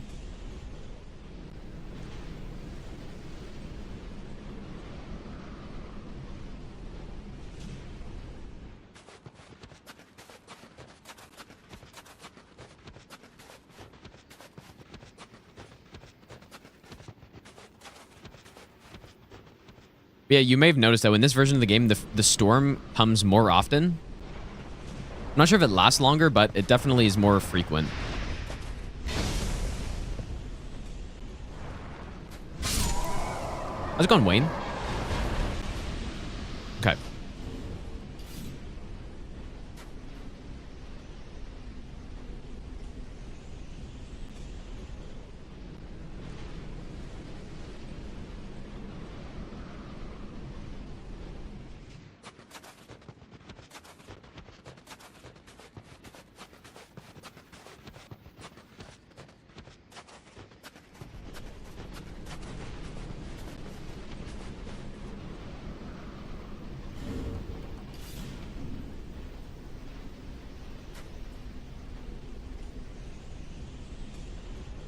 I think the thing is there's a zone ahead of me here.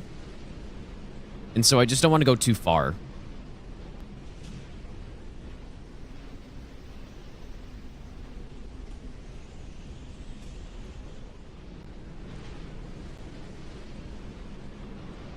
Okay, there we go. That should be it. I should just be able to make it to the end here.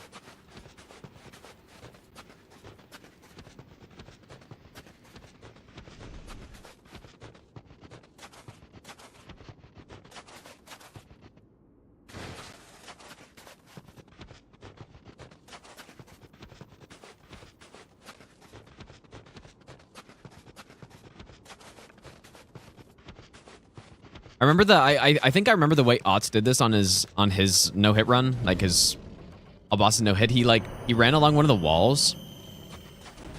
And I don't know if he had like specific points he ran to or if he just tried to listen for the horses. And I think I remember him just listening for the horses and like just reacting to where they came from. Man, like that's crazy. That's insane. An insane way to do it.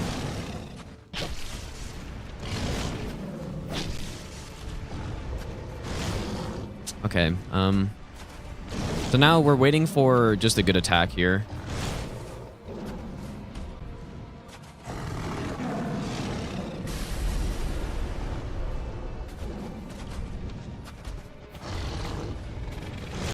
The whole idea is we want to kill this guy before the other guy comes down, so...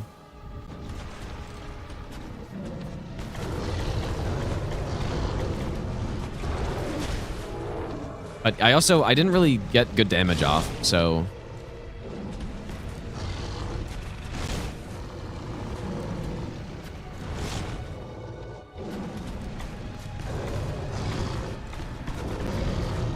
There it is. This should be good.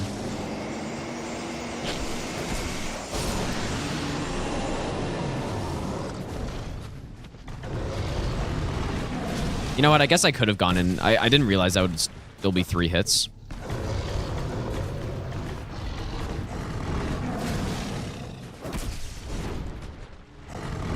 Yeah, I think the issue there was one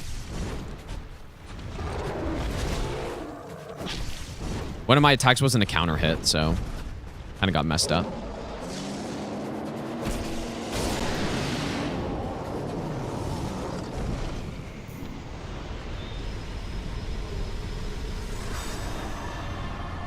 Okay. Let's go on Romaine. Okay, so now, I believe we want to rest here, actually. We need to rest because we're about to take some big fall damage. We want that. We want some cat ring.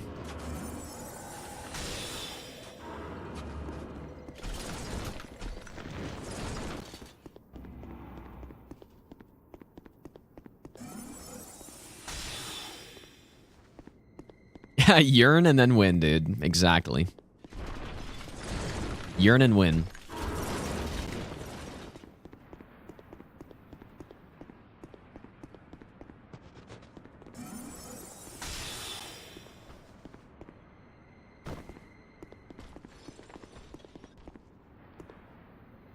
I feel like I normally cast another one here.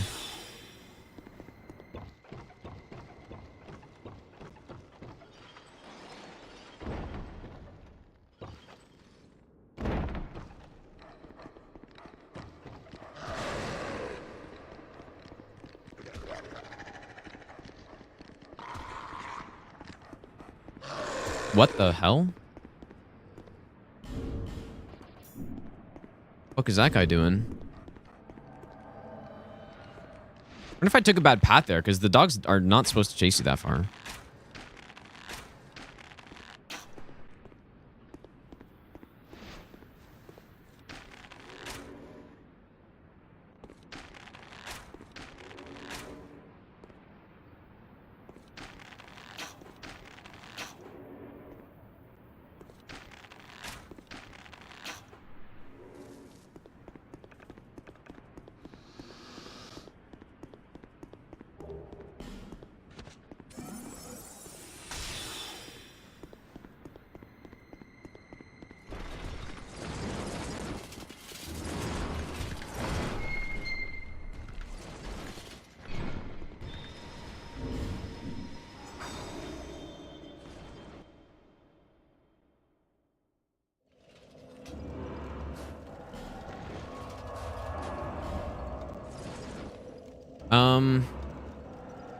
In here?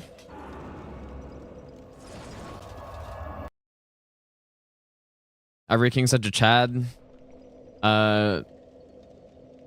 Wife is like, I'm a Shard of Manus, and goes, I don't give a fuck, let's fight Beta Chaos. He is a Chad, dude. That is true.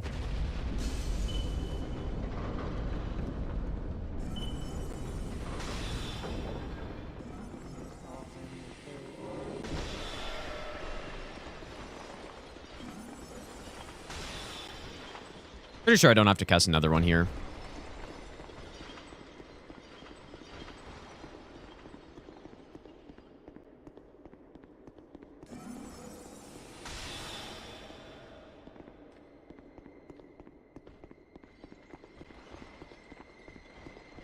That's maybe not such a good casting spot.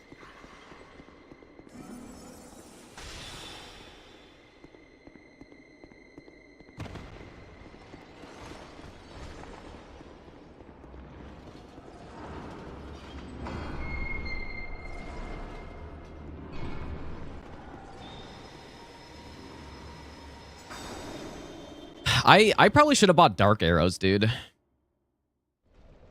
I'm realizing, because the knights are weakest to dark.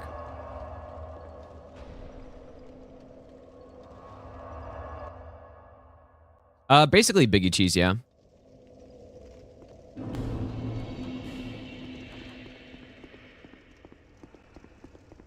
Yeah, if I was trying to be quicker on this fight, I would be using the old knight hammer. That's part of the reason why I actually upgraded in the first place, but on this one, like, it's I don't know if it's a good idea.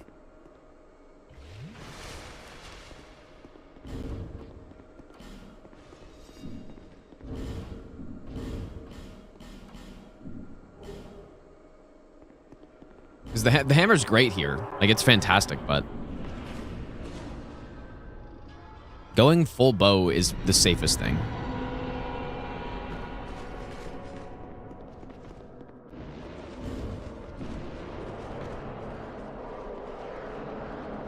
was also supposed to buff before I got down here.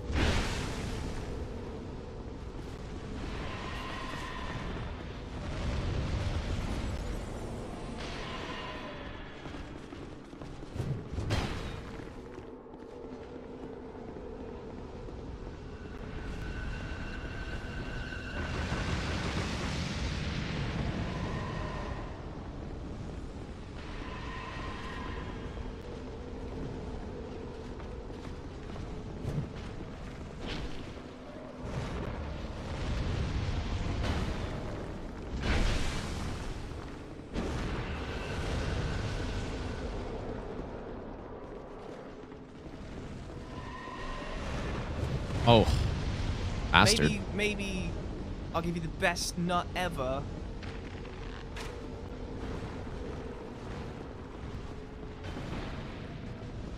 right, if you guys could kill a knight, that would be nice.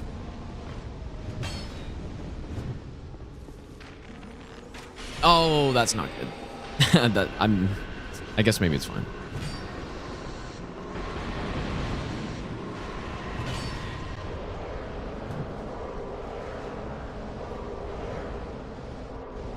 Yeah.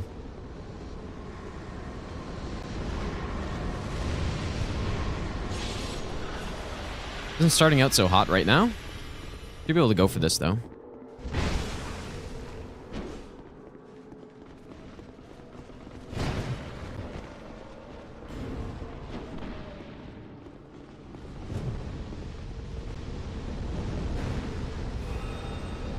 Okay, second portal's closing. One thing that is a legitimate concern here is if you're not aggressive enough, the white knights can die.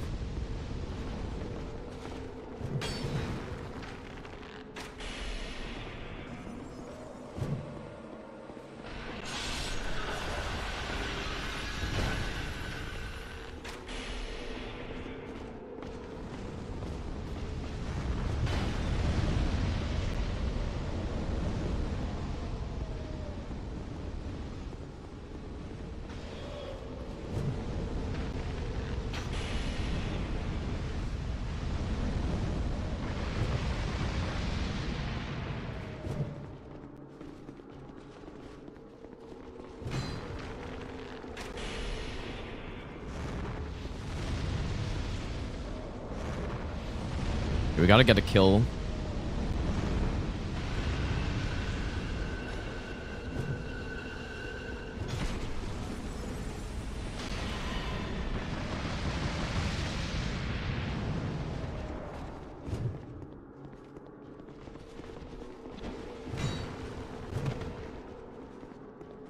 Gonna get a kill at some point.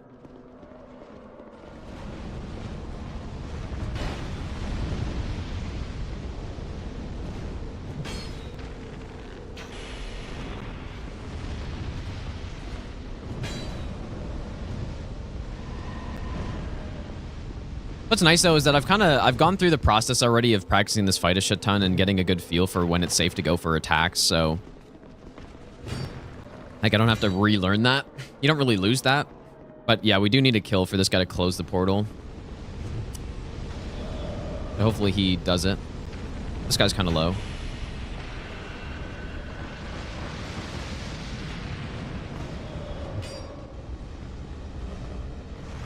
Kind of the way I do it though is I think it's safe to go for an actual attack if when he does the attack, like once it's done, if nobody is chasing or jogging towards you, then it's basically safe. It's not exactly the case every time, but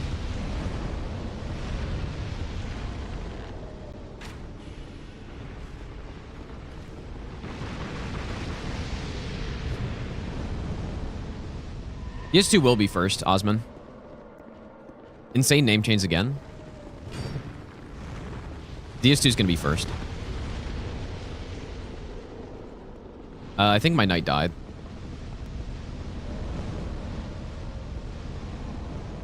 Holy shit, really?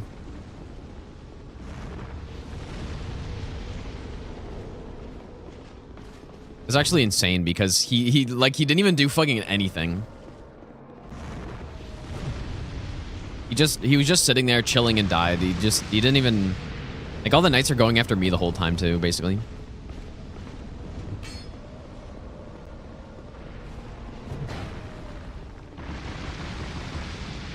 Yeah, I gotta get out of here, though.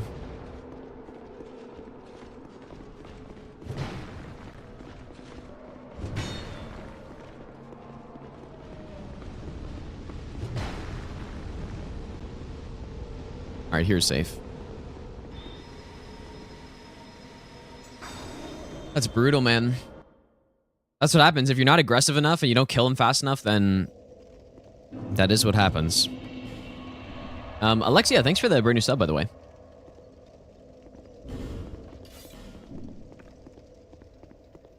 Yeah, usually that doesn't happen, though. It just, that was a combination of really bad RNG plus I just... Oh. Haven't done this fight in a while, so...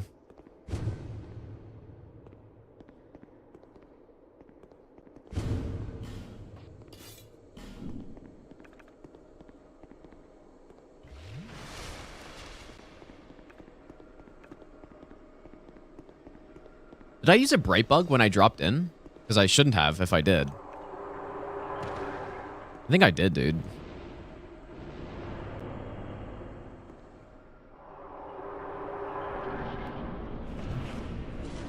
Yeah, this is probably the hardest boss in this entire run.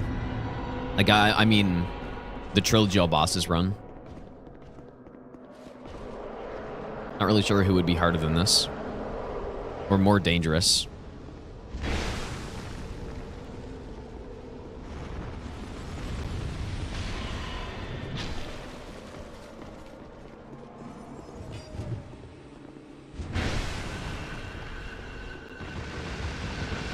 We're almost doing too much damage here.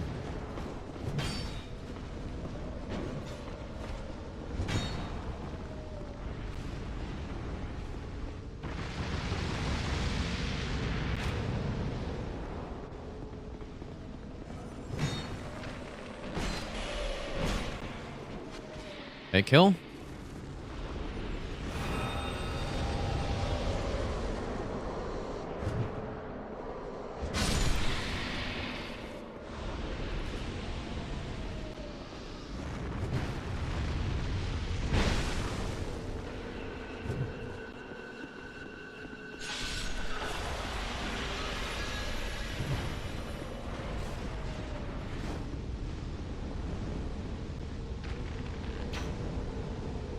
One thing I find very annoying, I wish they didn't give these guys shields. That's the one thing that I would have changed about this, probably.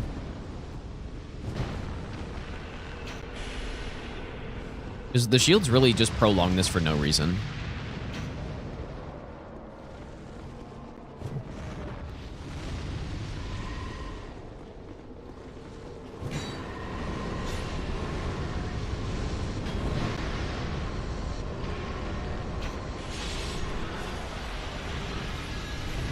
Let's see if our White Knight is a total fucking moron again.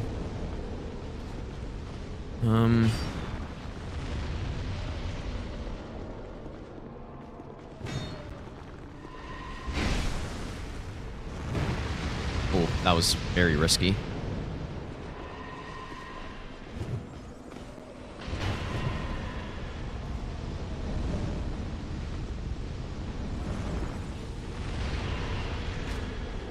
That guy's... Okay, if I can get this kill, then we should be good.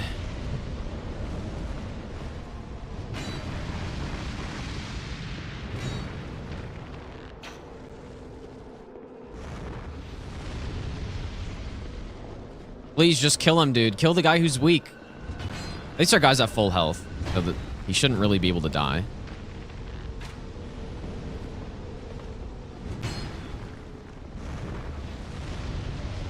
She's just in there tanking every hit.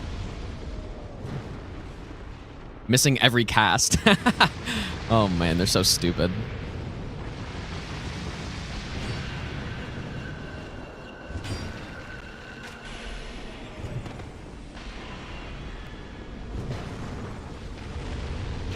Okay, good. We got him. Close that portal, my friend.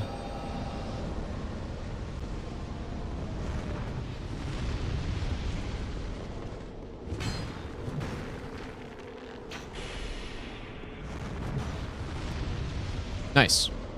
Nice RNG too, actually. We only have 4 guys here. It's not too bad. I actually, I don't remember how many you can get maximum. It might be 5.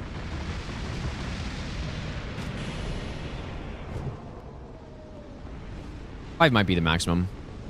Either 5 or 6. I can't remember which. Yeah, once you're at this point, then it's a lot. Like there's less. You can just take your sweet time at this point. There's no rush for any reason.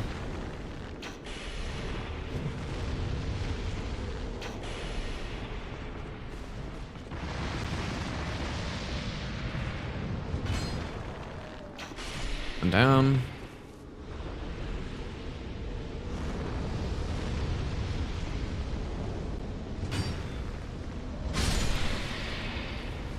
Both these pyros kind of have a lot of HP though.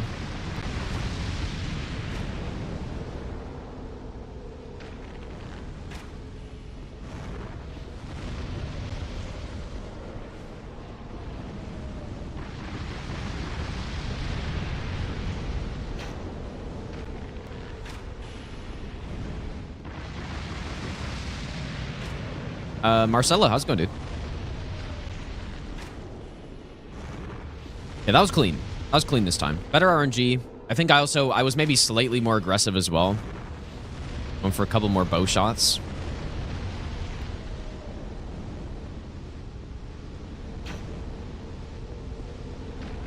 Yeah, I just don't know why they gave them shields. Maybe it was to prevent exactly what I'm doing right now. Which is just ranging them down.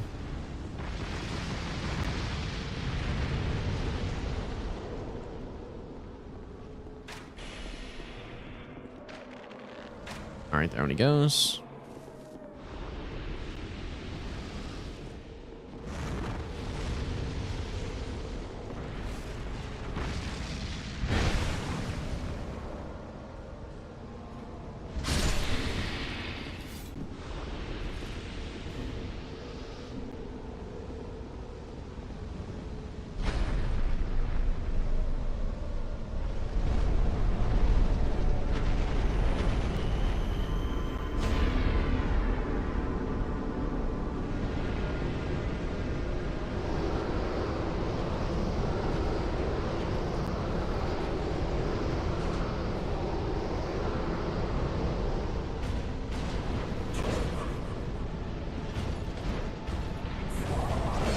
Can't actually remember.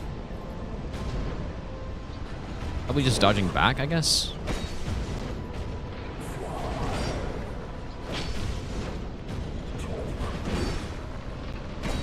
I can't remember the direction I was dodging on those ones.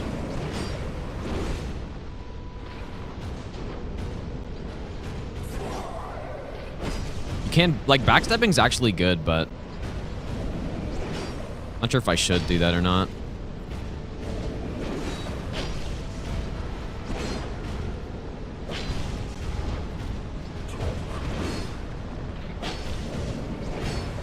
Fuck. Oh my god, that was so lucky. That's phase 2, I get hit by that.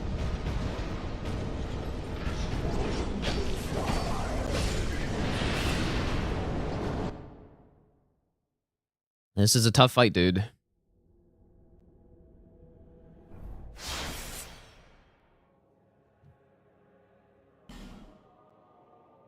Yeah, he comes out after all the knights are dead. But it's possible. Like if you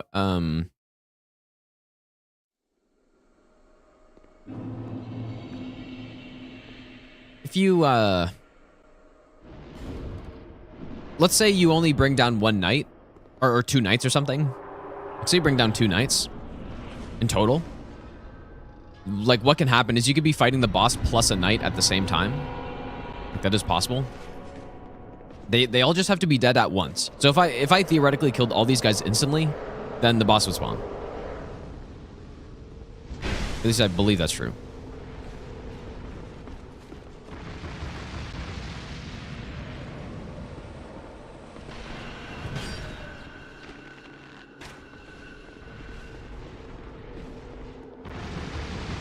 I've used basically every weapon in DS3.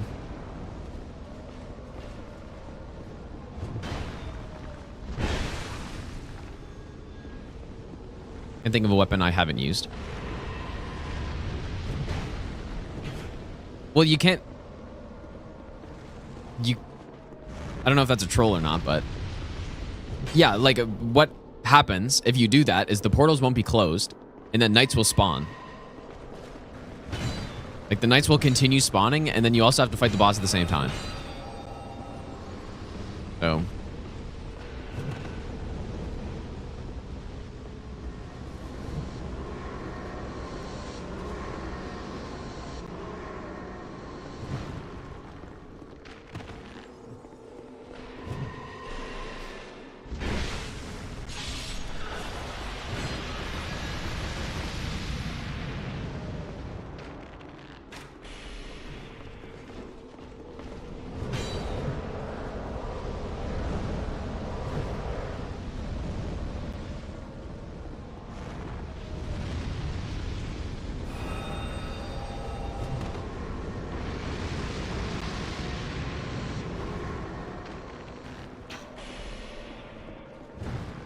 that could have been safe, but the guy was just a little too close, I think.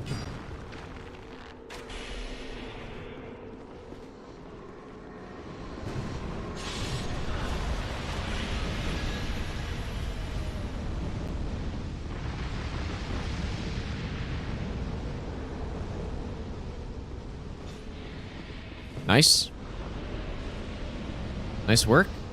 Okay, we will get another spawn, most likely.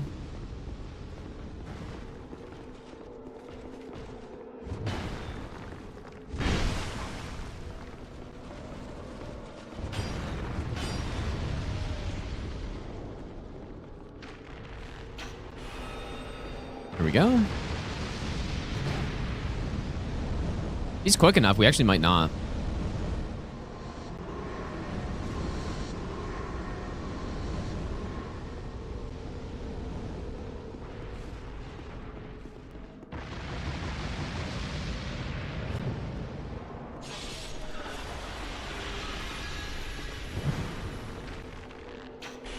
Only one pyro here.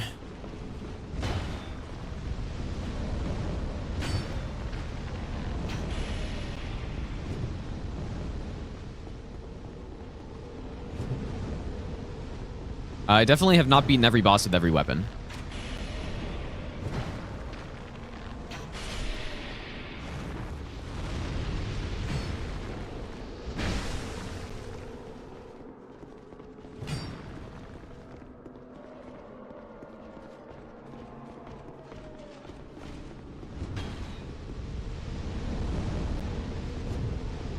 Should have went for a slam there.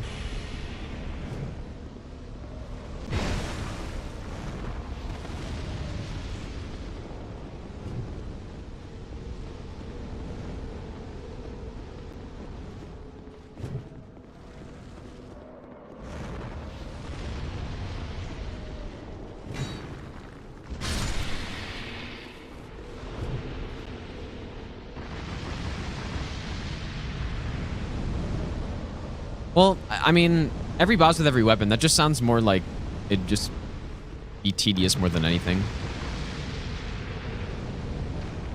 There's some other things that I think I'd rather be doing.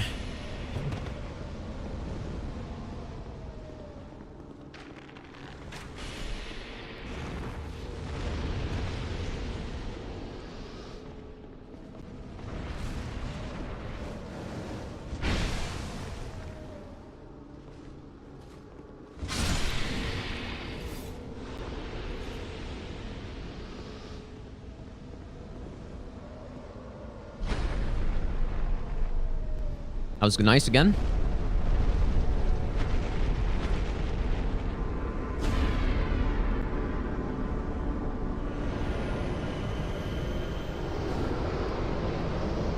I should go double check the distance I stand here, because it actually is kind of important.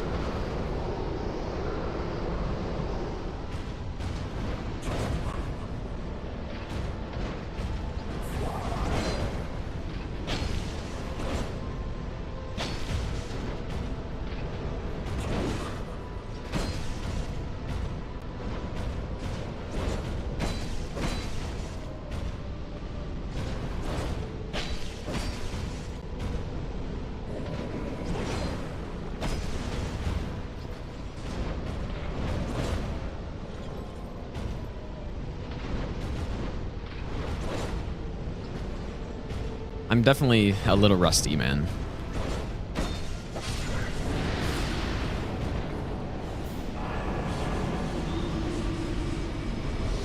I usually don't backstab. I think maybe on my Scholar run I backstabbed with like 111 agility, but backstabbing is better. It's riskier because well, it's not really riskier. Well, I don't know. I think you have less backstab iframes, but it's more just the timing on backstab iframes is really weird. Like you have to do it super early. And so, I don't know. But backstabbing is better because you just get an extra hit, so.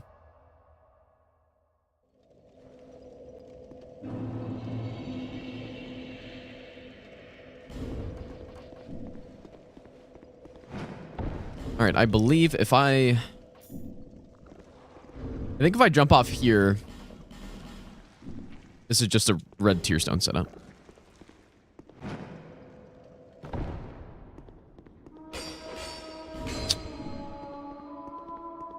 That's actually really annoying.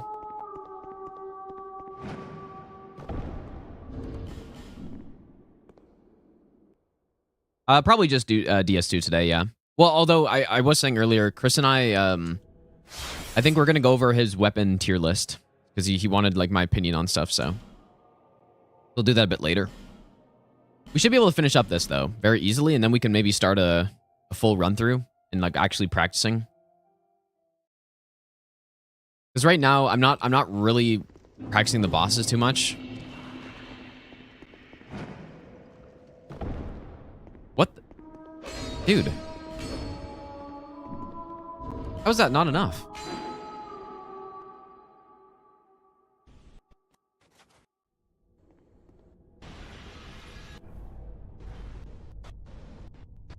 Maybe we should watch an Ivory King fight that I do here. Okay, let me see the positioning.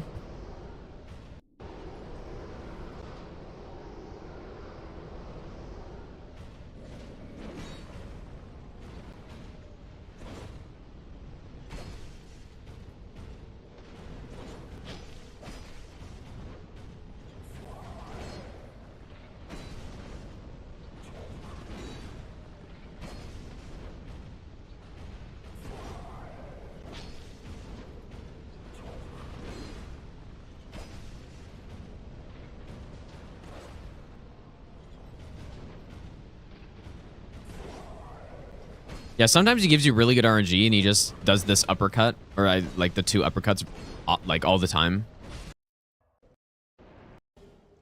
Oh, I guess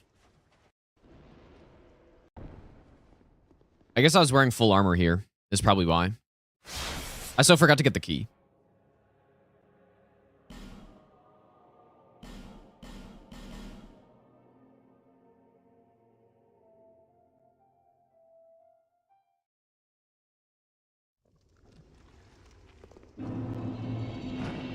Oh.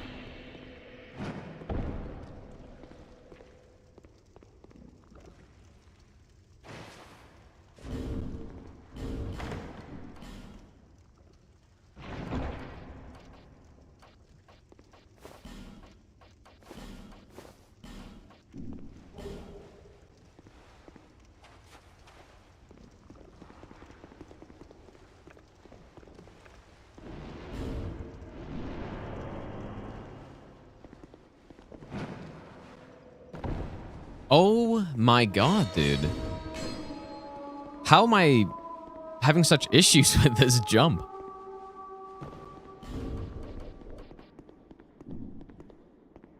I wonder if I'm like a slightly higher level, so I have a bit more HP or something.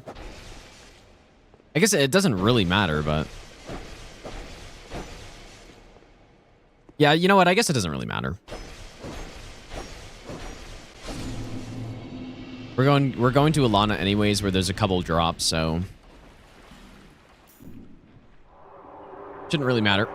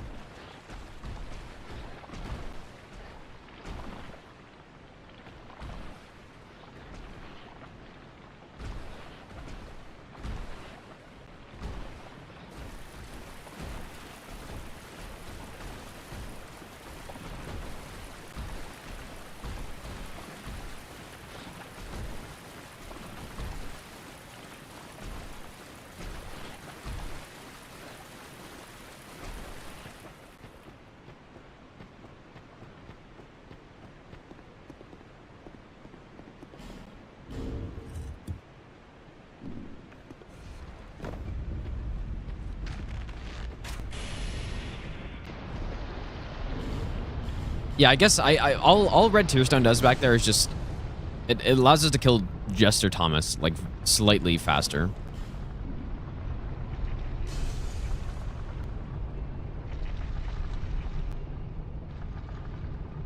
Because there's another drop that we do here that'll give us a big chunk of damage, which will actually set up Red Feather, so.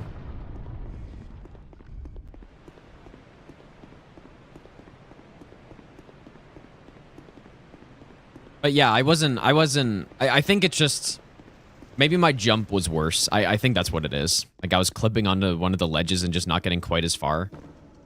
'Cause I think I'm actually a lower level than I was before, slightly.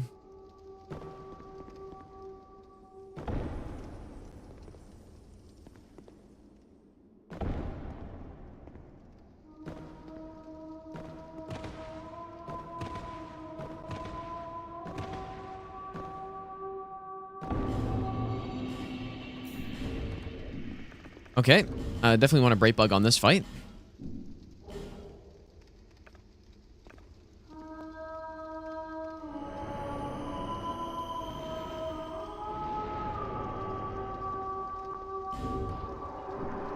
This is where like Sunlight Blade would be quite a bit better, but obviously I'm not going to get it.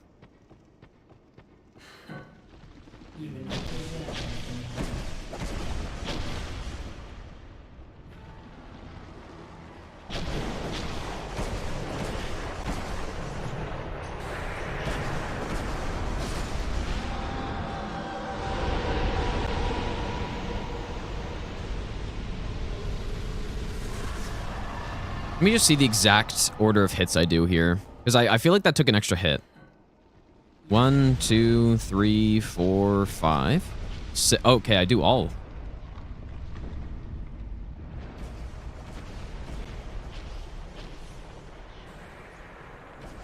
Okay, so it's just a stamina management issue. Bright Bug increases damage and also decreases damage you take. But obviously we just need the extra damage. But we don't need it, but... Now, this is one of those bosses that is actually scripted. This is a scripted fight. It should go the exact same way every single time. I like Mana Bar better, I think. Although I don't really mind too much either way. But I do think I like the extra bar.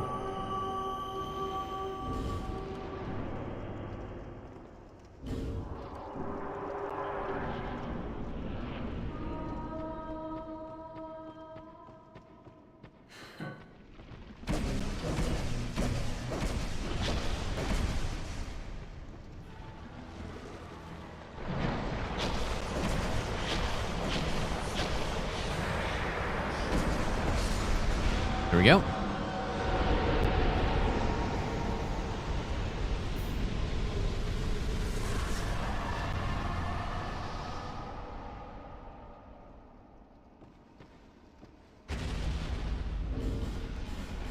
I didn't remember how long this took to open. I thought I was forgetting something.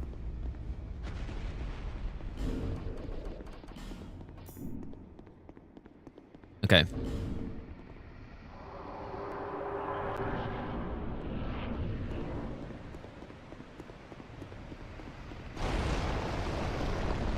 Why is my rapier so damaged?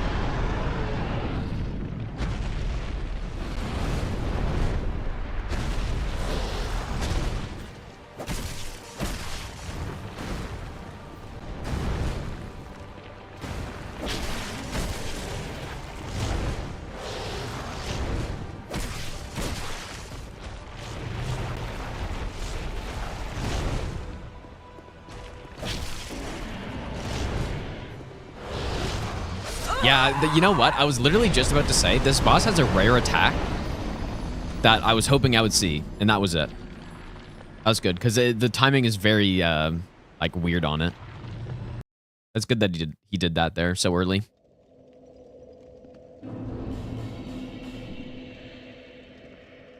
Because I remember even when I was running this game a lot, that attack would still, like, kind of scare me. And that was the one.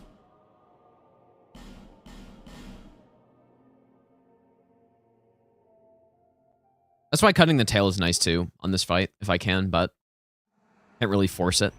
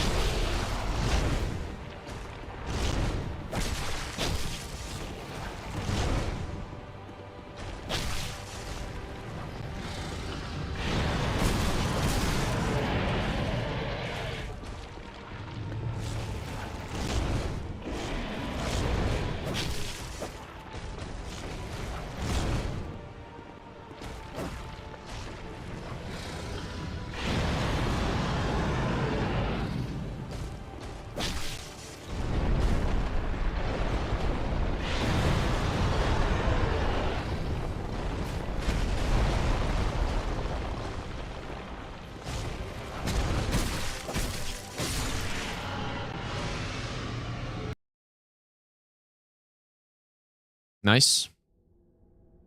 Yeah, I would like to get the tail whip again. Draco, how's it going, dude?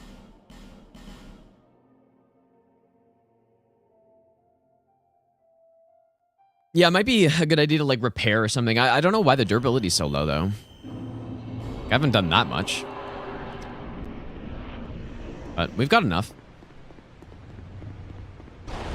More just if the, you know, if the buffs run out or something, we get really bad RNG, then have to hit him a few more times.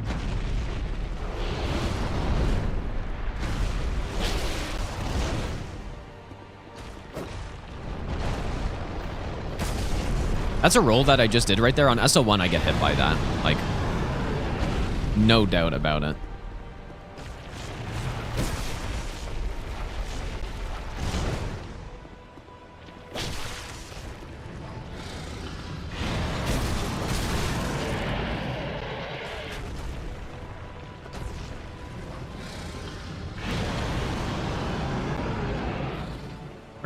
I wonder if I can hit the tip of his wing there.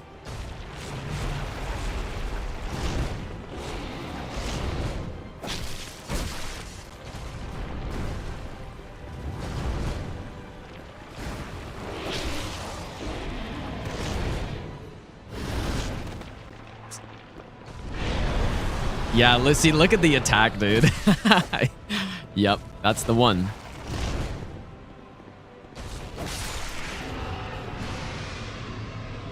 I think just fucking run away, honestly. Like, there's so many spins that happen. That's why you want to cut the tail. Very badly.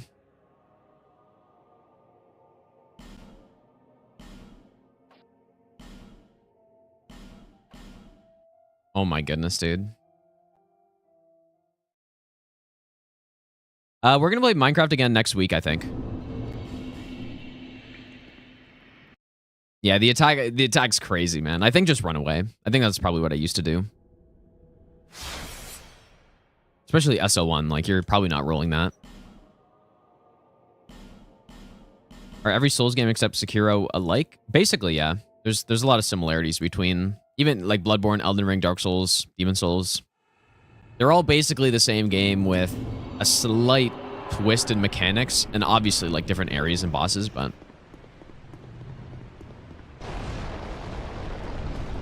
if somebody who didn't know anything about these games saw a game like Bloodborne, they'd be like, wow, this is the exact same as a Souls game. And that's also what I thought. When I saw somebody play Bloodborne the first time, I was like, man, these guys just copied straight out of Dark Souls. Because I didn't know it was made by the same people.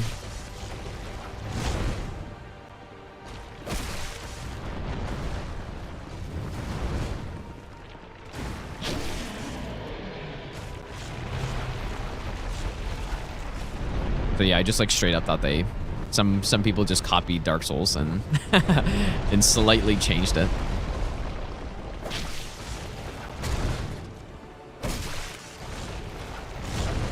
I really like this boss, dude. There's also a follow-up on that attack.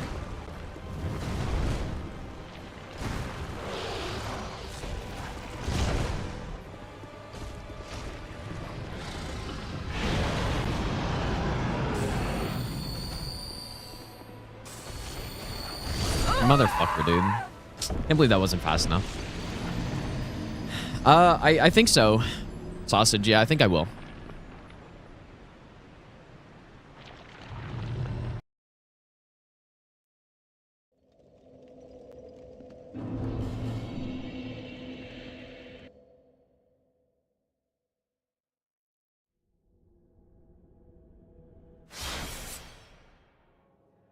Well, I think the dragons in Elden Ring are, I think they're fine for the most part, like just the base attacks. I just don't like the breath attacks they have. If their breath attacks didn't deflect off of stuff, then I would basically have zero issues with them at all. Except for, obviously, I just mean the base dragon, like a Geel.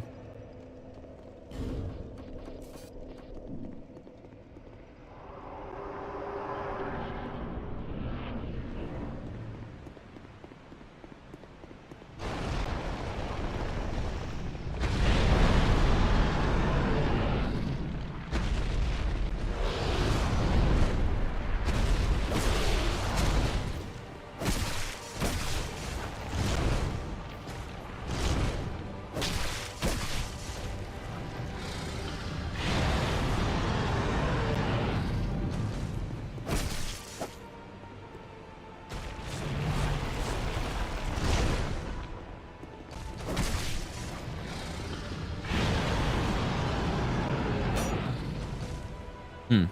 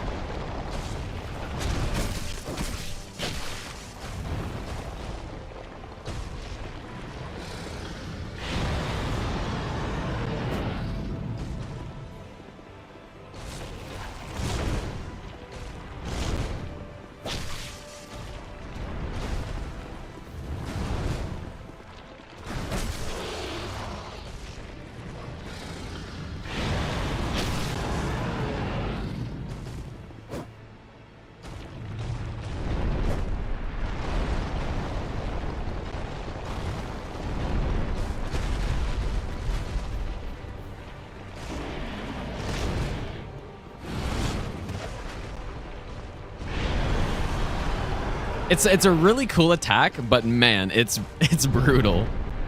Because it's so sick, right?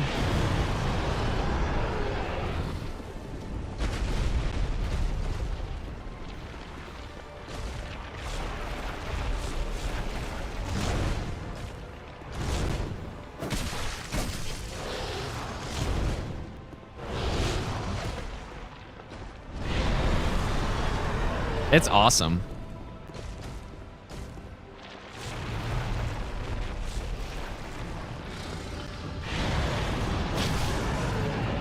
Let's go on Hunter.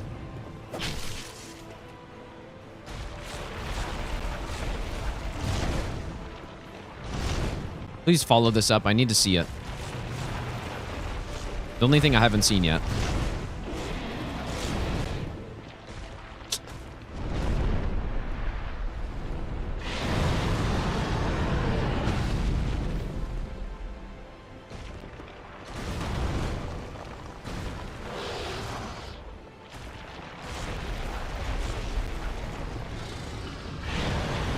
Reflections, welcome back, dude.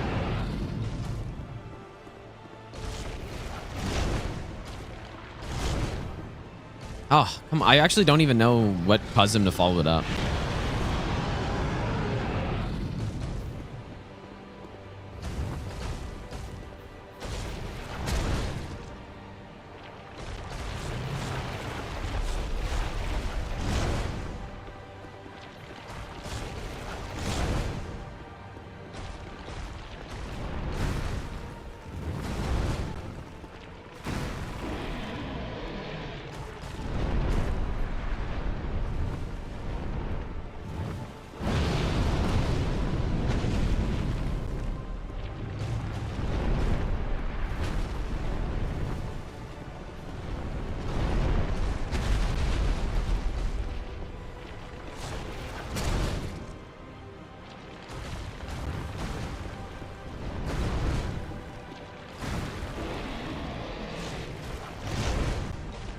Please.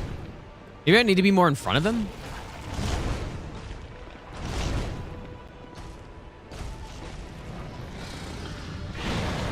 I mean, it's good that it's rare because I don't actually want it, but I have to see it though.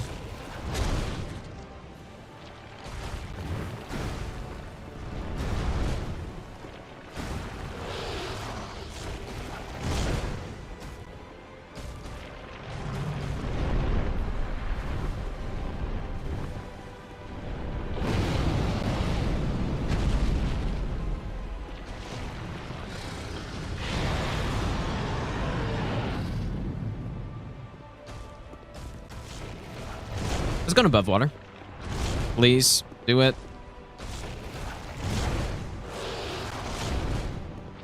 It might just be a ranged follow-up. There it is.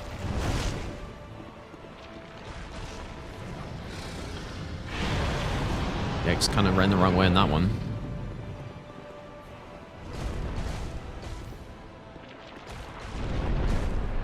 I do really like this boss. Like, I think out of all the dragon bosses, I think this one is probably my favorite fight. Oh, dude. What do I get for not paying attention?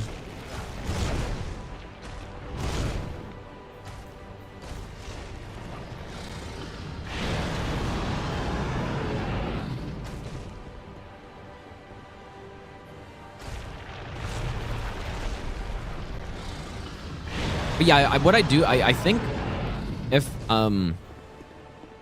he does do that follow-up, I'm pretty sure I can do 2 rapier R1s and then roll it in time. I think. Yeah, this is a more interesting fight than Medeir's, 100%. Medeir's fight is honestly really boring.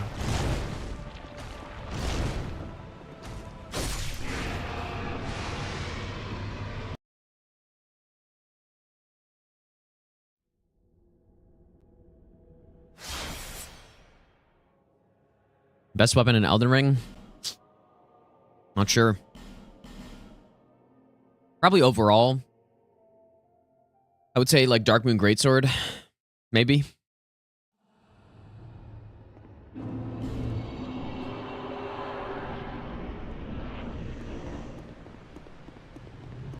Visually, I think, yeah, Medeir's probably more epic, but...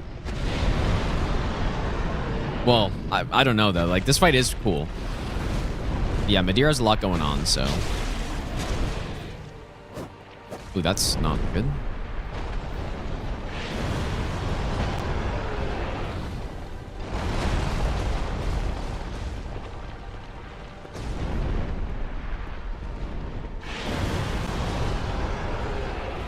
I'm dead. Oh, no, I'm not.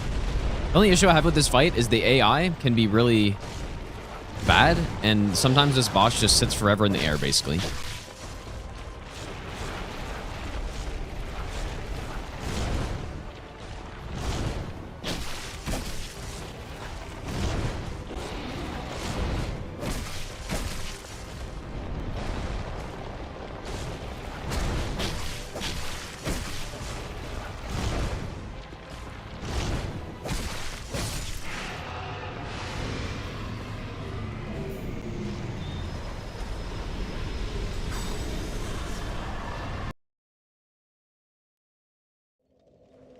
Hotbox, thanks, dude. I appreciate that.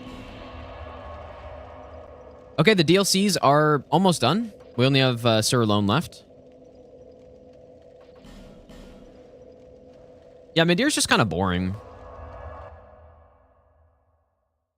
Although, that being said, I think I put him ahead of Sin in my tier list, but I'm not actually 100% sure on that.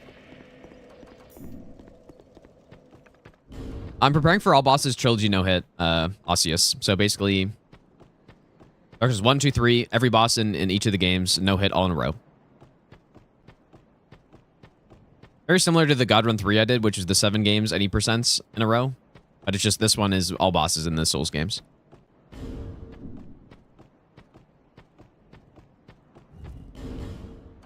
A lot of people are confused with the all bosses part, it seems, because a lot of people have come in here earlier saying, it's like, oh, haven't you already done this? Or like, isn't this just easier than what you already did? Not quite. This run's actually... I wonder if this run's harder than God Run 3 or not. Probably not. It's probably not harder.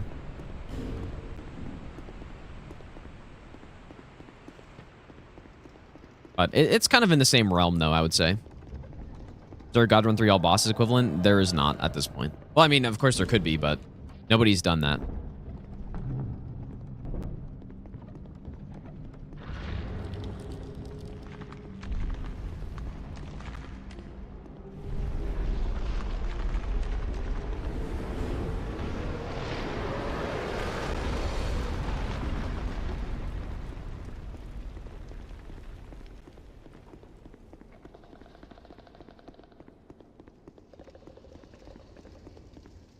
Secure all bosses has been done numerous times, I think. But yeah, that's... I don't really know much about that run, to be honest, but I think it'd be a cool run, actually. Which run has more bosses? I'm not actually sure. This one has 92, I believe.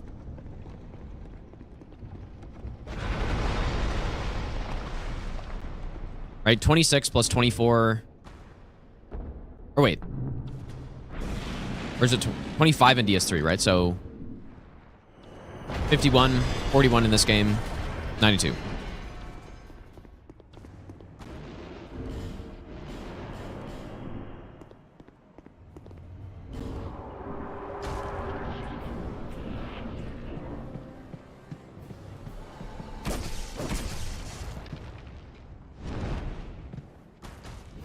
Oh, what the fuck?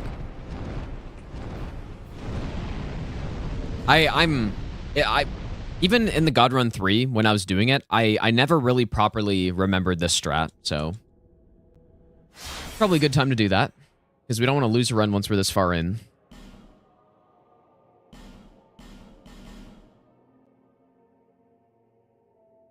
This particular run... Oh, how many... Well, the DS2 all bosses should be approximately 3.5 hours if I'm playing it safe, which I will be. Maybe slightly longer. The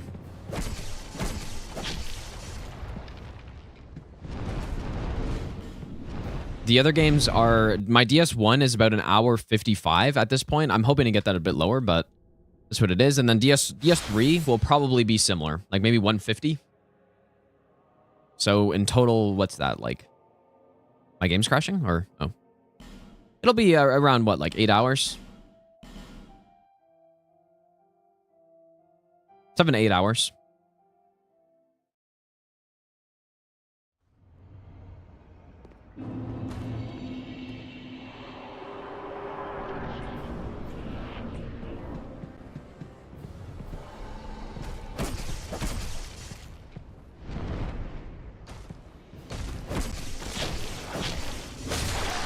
Is the one?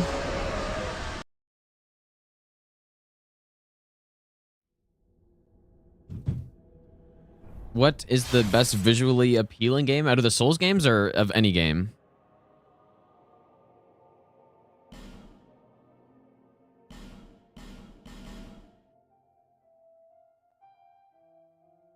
Well, I think it's pretty obviously Elden Ring, but...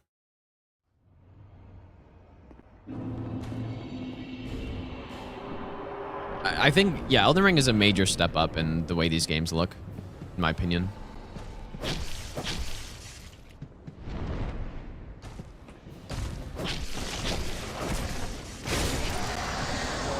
Gear looks nice too, but I think there's no question Elden Ring looks better.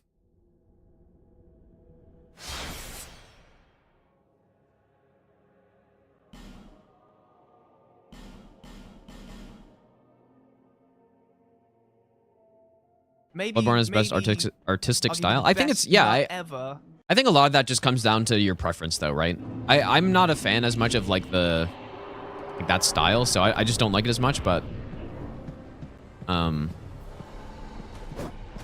I think there's no arguing that they definitely nailed it in Bloodborne.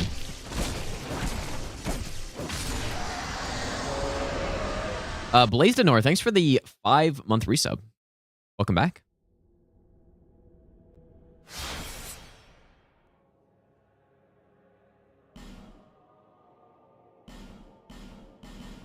I think my favorite looking area in all of Souls would be in this game, actually. Dragon Aerie is probably my favorite, as you might have been able to tell based on this background. But, yeah, I think this game actually has some really underrated atmosphere, I guess.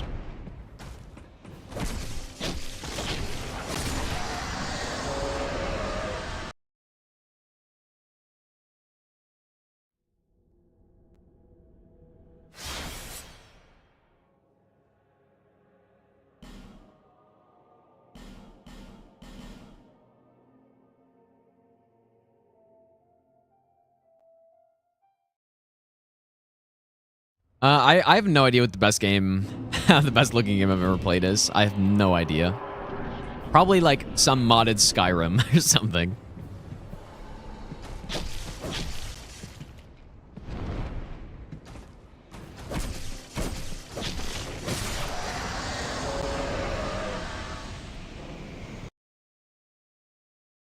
Like genuinely, that's probably the nice looking game I've ever played. Like heavily modded Skyrim. But I also don't really play a lot of games at this point that have like top of the line graphics and stuff. So I don't know.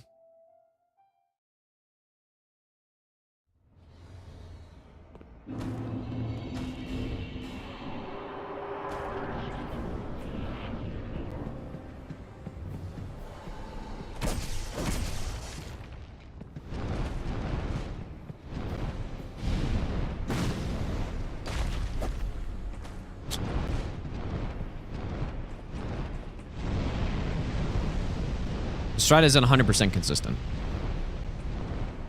Which I think is what happened there, because I think my positioning was fine.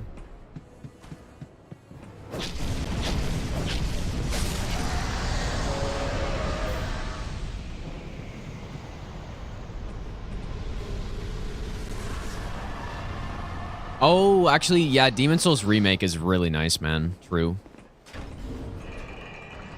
Yep, that is definitely true.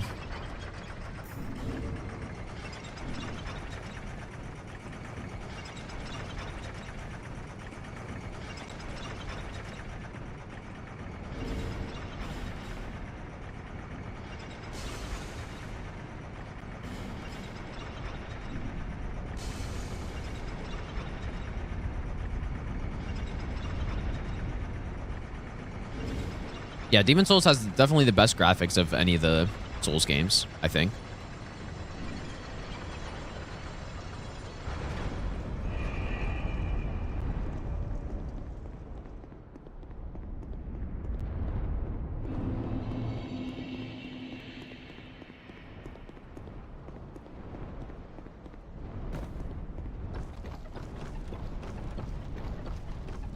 Yeah, it is because... Well, they also only had one job, really, right?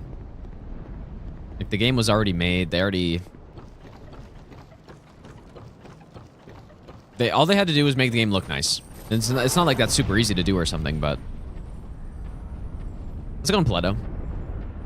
But, yeah, it's not the same as having to design all the bosses, all the areas, all the weapons, all the armors, plus actually making the game look good. Which is, I think, why Elden Ring is so insanely good, man. Well, I mean, that's not why it's good, but they just did a good job at it, so...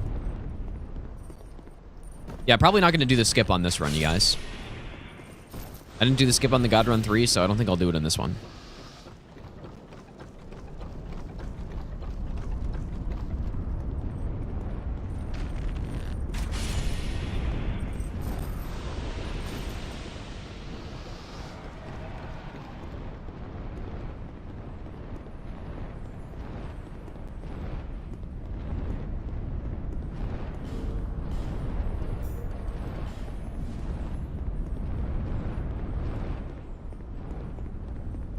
Bloodborne looks like a fucking dull trash can compared to Demon Souls Remake. There's no... You cannot possibly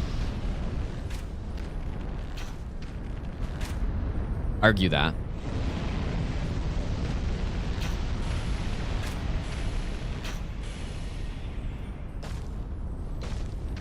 Aziz has been watching too much of Nems, dude, clearly.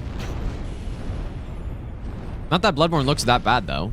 But just when you're comparing it to Demon Souls, like in terms of graphics, at least, it's not even, like, you're talking about just completely different technology and software, dude. Not even remotely comparable. Yeah, in terms of like aesthetic and stuff, that's a different story, maybe. I personally like how Demon Souls looks better, but it fucking flattened Dragon. But then, yeah, then it's way more debatable. Obviously.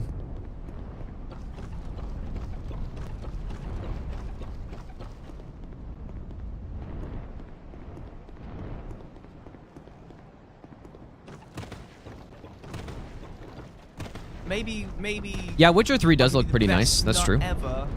Anderson, thanks for the 13-month resub. I'm into lore in Elder Scrolls games, but not in Souls games. I play these games for the gameplay, and that's basically it.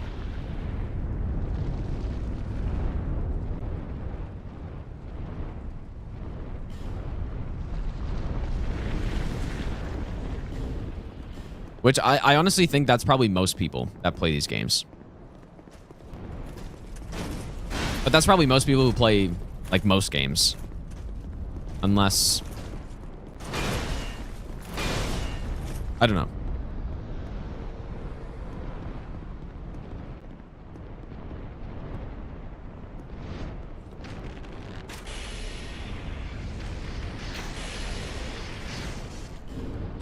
I think magic arrows have, like, I don't know why, but I almost feel like they have a bigger hitbox.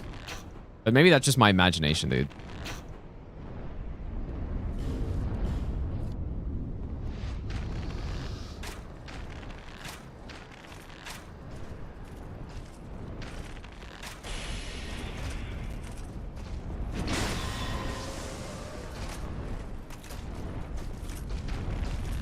Yeah, that I think that's 100% true above water, and that doesn't even mean the lore's bad, right? Because the lore could be excellent, but the way it's presented in these games, and I think it's a good thing.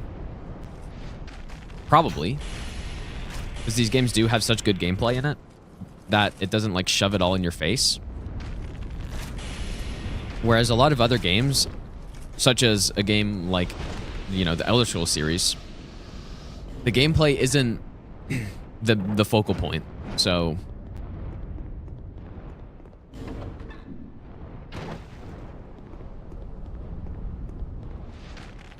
like it has to be a bigger part of the game, or else the game would be, like, just trash, basically. I mean, there's a lot of other stuff to it, so it's not that simple.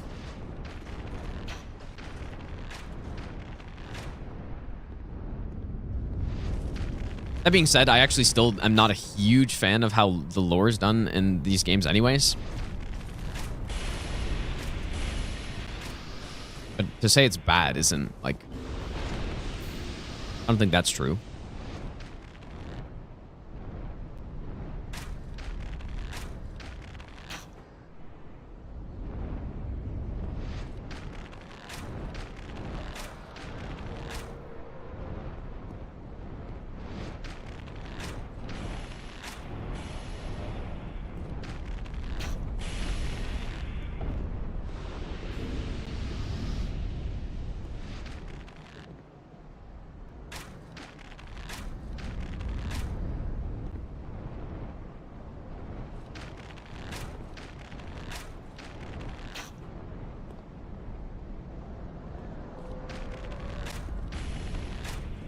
Please stop rolling.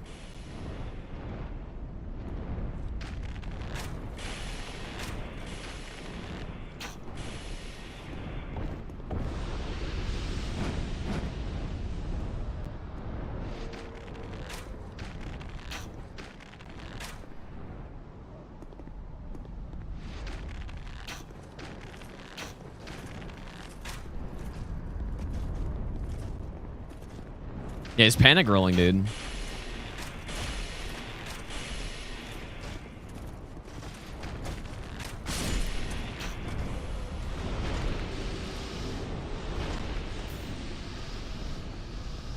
I assume I used a bright bug on this fight, but I only have 3 left. I guess there are a couple that I can go... I can probably buy 3 more.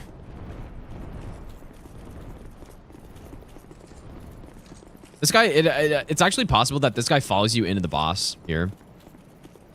I don't think I've lost a run to it, but I know for a fact that I fought this boss and this guy comes straight in and I'm just like attacking the legs and stuff. Am I live? I think so. I should be.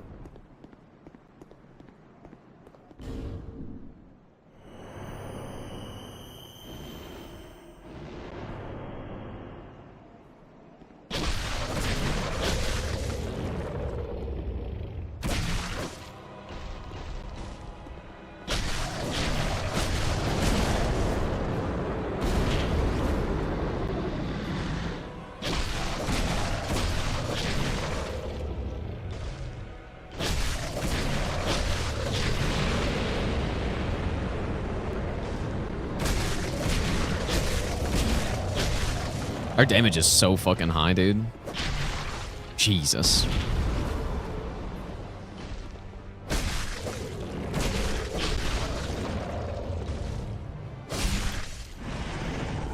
Oh my god, I forgot how much damage you have at this point. Still at 16 dex, by the way. I don't think I have any stat over 30.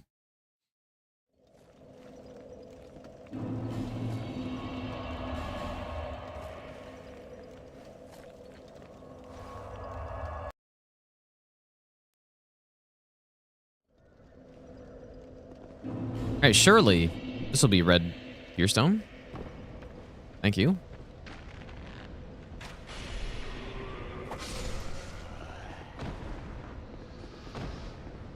Lightning Blade just way too...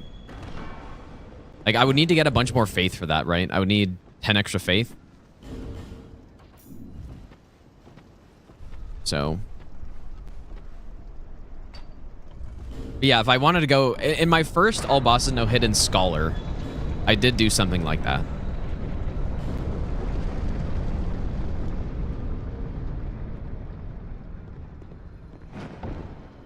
I did go with... Yeah, Lightning, Clutch Ring. Yeah, I had a stupid build. And I was just blasting the bosses. But the thing is, this isn't that much worse. And it's also a lot more efficient, so...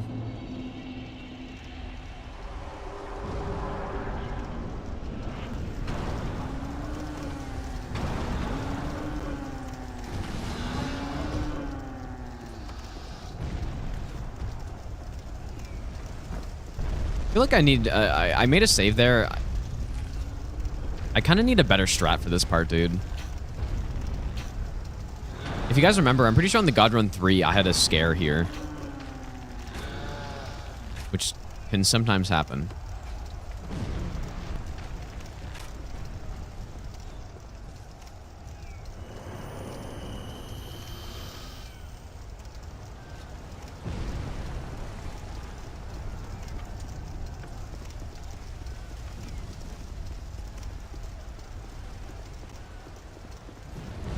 And I was actually thinking about, too, if I want to be extra safe, I do think this will be game 1, so it might not matter so much, but fighting Giant Lord from up top here, if I wanted to really peach it and decrease the chance of anything going wrong.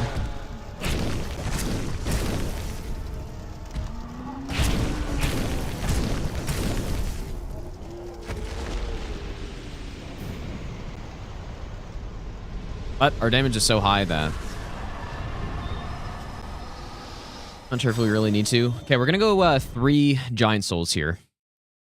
I think. I could get 4. I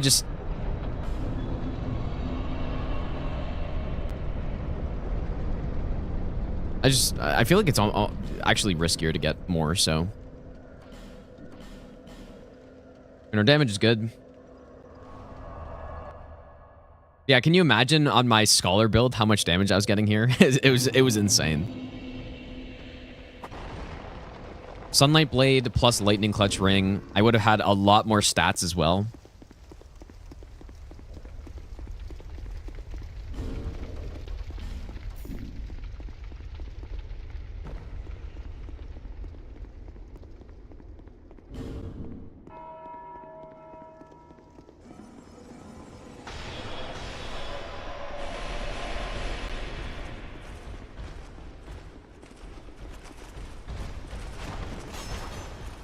I should go look and see exactly how I did that.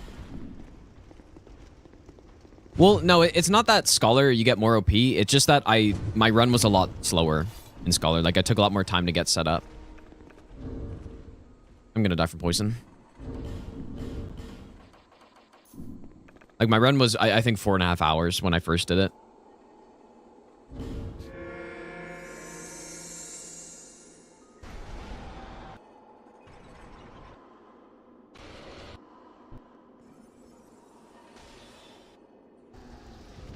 Oh, wait, I got an extra Giant Soul? Huh. That's interesting. I guess I can, but... if 3 should be fine.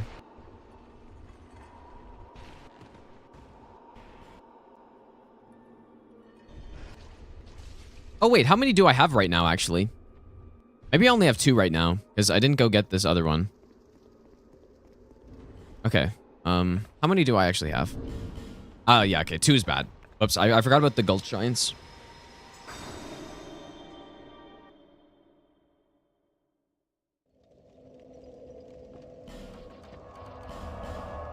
But yeah, I don't know if I should go get the other one, though. Yeah, that would be me, McDanger, surely. Surely that's me.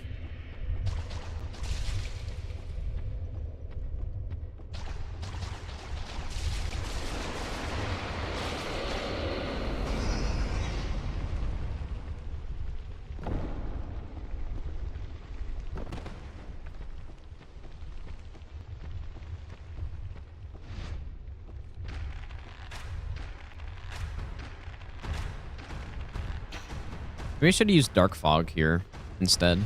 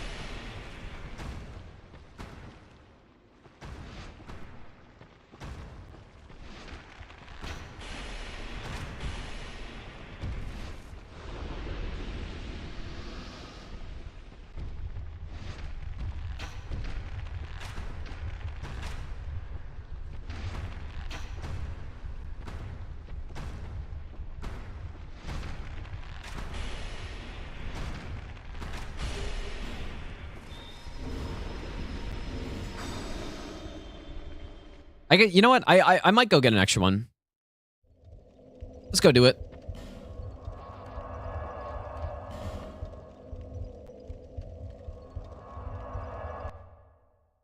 I guess if I will do this, though, then I should probably go and... I should open the shortcut at the beginning of the game, then, or something. Or maybe not. Let's just see what happens here.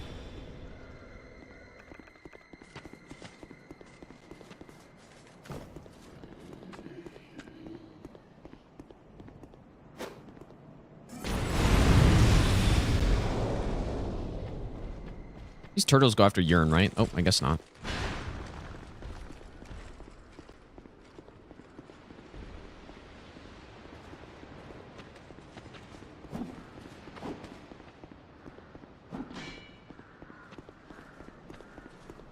So cast urine and then throw the firebomb, I guess.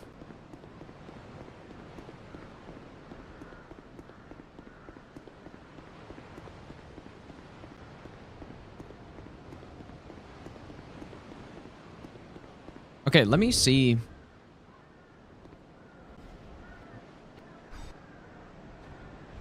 I don't really remember going through here.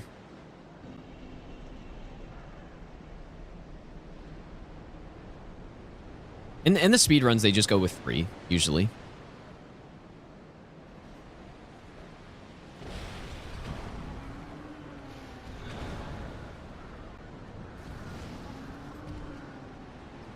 I'm gonna go with 3, you guys, I think. I'm just trying to figure out what's riskier. Like fighting Vendrick for longer or going through there? Probably going through there is riskier. Like 3 is fine. Surely it's fine.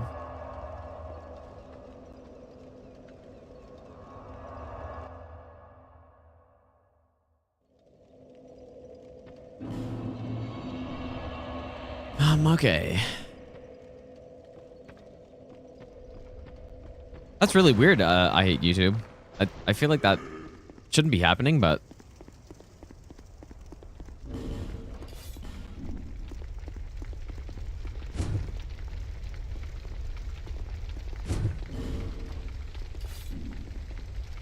But yeah, I should watch how I get through this again.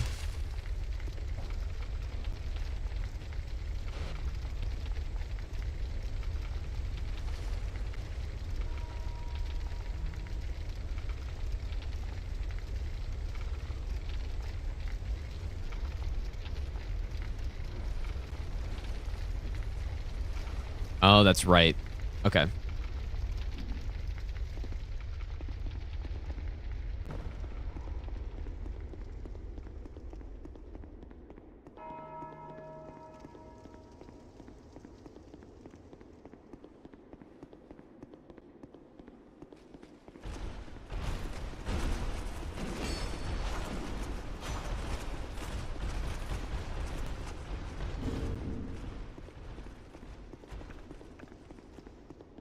Yeah, I mean, maybe I do that in a more safe way. This should be 100% here. This is what I used to do if I want to do a speed strat, like a fast any percent. This was the strat that you would do to hit the fog wall, and it was very consistent. There's this tiny chance though that you could get hit coming out of the fog gate. Like if you get basically frame perfect attack on the halberd guy, he could hit you through the fog gate.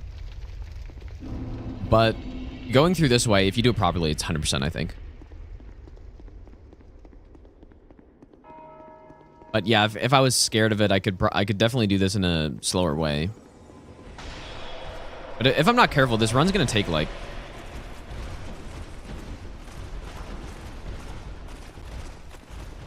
run's gonna be like fucking 4.5 hours, dude.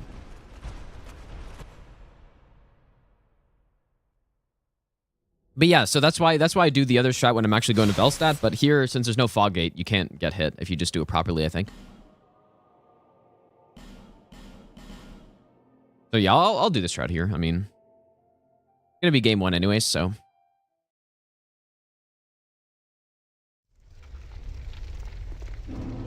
I started with Dark Souls 3 in 2017, like late 2017. Zachary. Yeah, I think I'm not 100% sure how long DS3 will be, but 150 sounds about right. I did have a route at some point that was faster than that by a decent amount. Like, I think I had like a 140 or 135 route. Maybe like 140.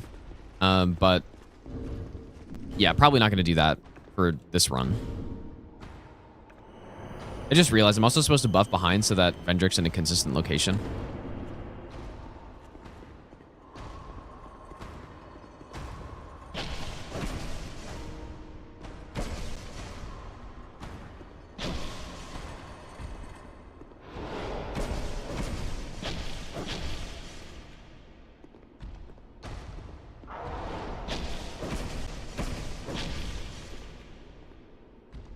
Biggest concern in this fight is the walls, like by a mile. That's the hardest part about this fight.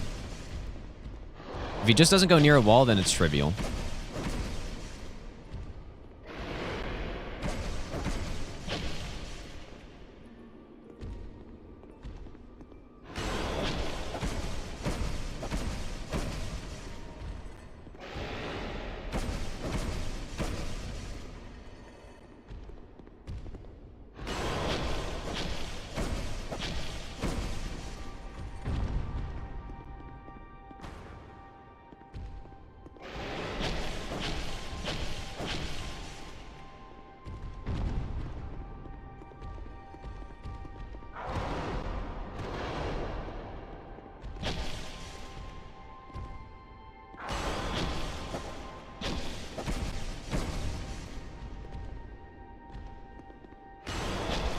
It's probably going to be longer because of hidden body, actually.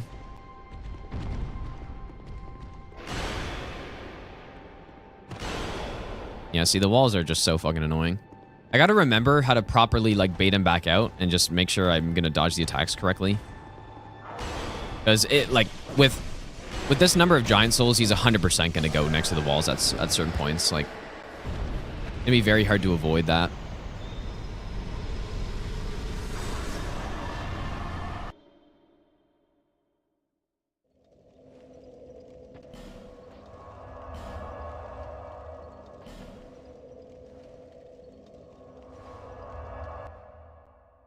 I haven't done a faster one than that, Davo, actually. But I have routed them.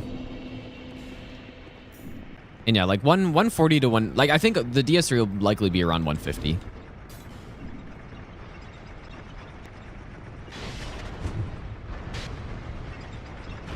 You know what? This would be a really appropriate time to go level up, I'm realizing. Just, like, getting a lot of decks here would be nice. We do have 1 million souls, so...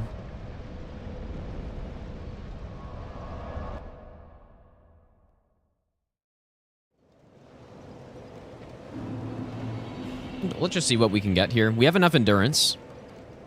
I think we just get, like, a shit ton of decks here. So it'll make our bow deal more damage. If I wanted to peach a little bit, which is probably not a bad idea on this run, we could get to 111 agility. Like this. Just get an extra iframe. But like, what do I need an extra iframe for? There's literally nowhere where that would help. So maybe we get 40 decks and then the rest into Faith. You know what? I guess we actually could go with Sunlight Blade probably on this route. I feel like it's not worth it. It'd be nice for Dark Lurker though.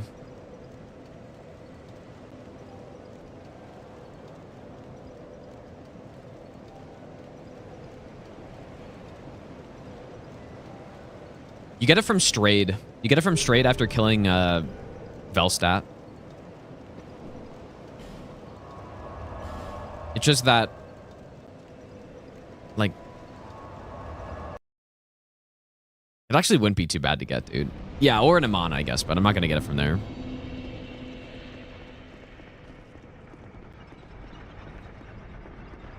We could do it.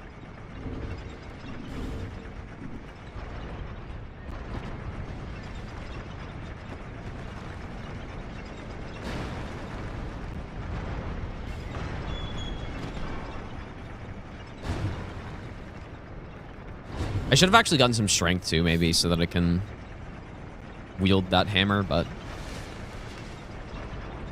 I actually don't know how long it's taken, Pain of War. I haven't paid attention.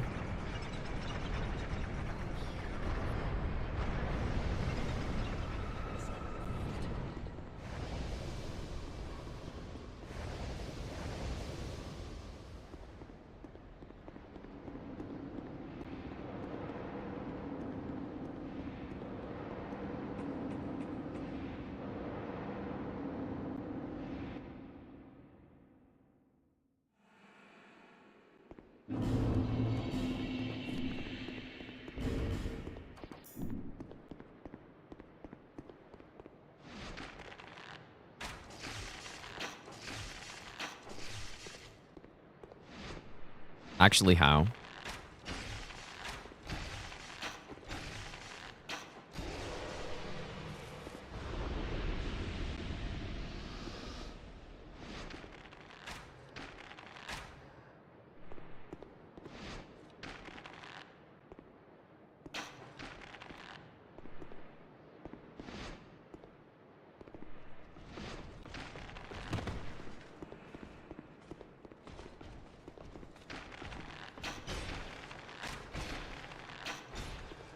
Because they're so tanky.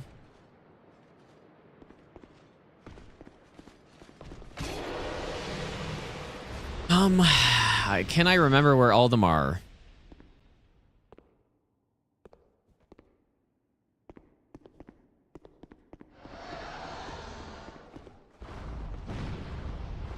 Oh.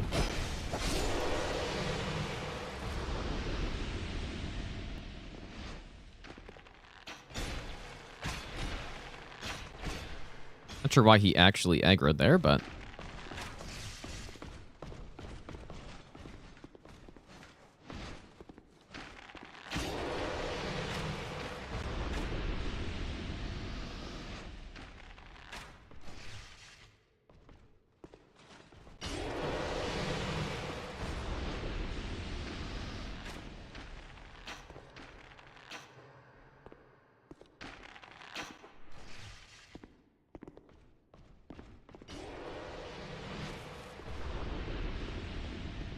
Why do I feel like I didn't kill this guy?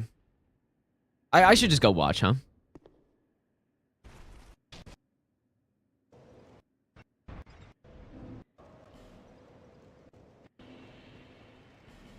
Oh, shit, dude. I forgot about the bright bugs I need. Oh, God. Okay, get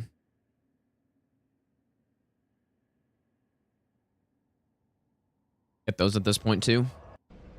Hopefully Sir Alone gives me enough to buy all those.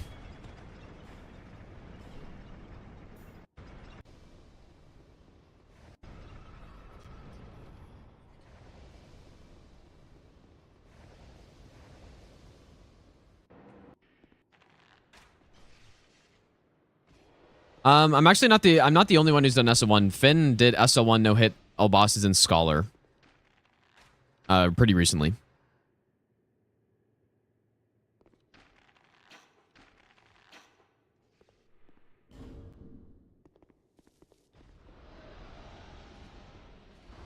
Oh wait, what?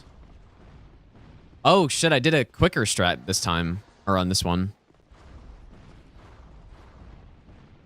Probably not gonna do this, but...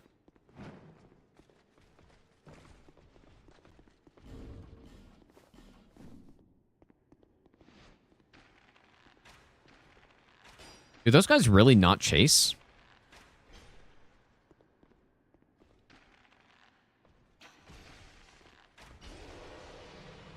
I guess they don't. That's kind of that's kind of sketchy, dude.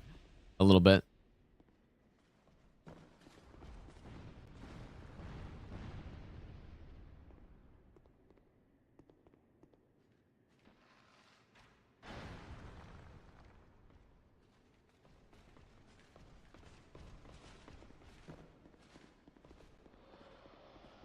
I do remember this well now, though. I probably didn't do this in the event, because I remember at a certain point, someone told me that Easy ended up getting hit, and I was like, okay, I'm just gonna take it nice and slow. What do I search? A team hit list, DS2, all bosses race.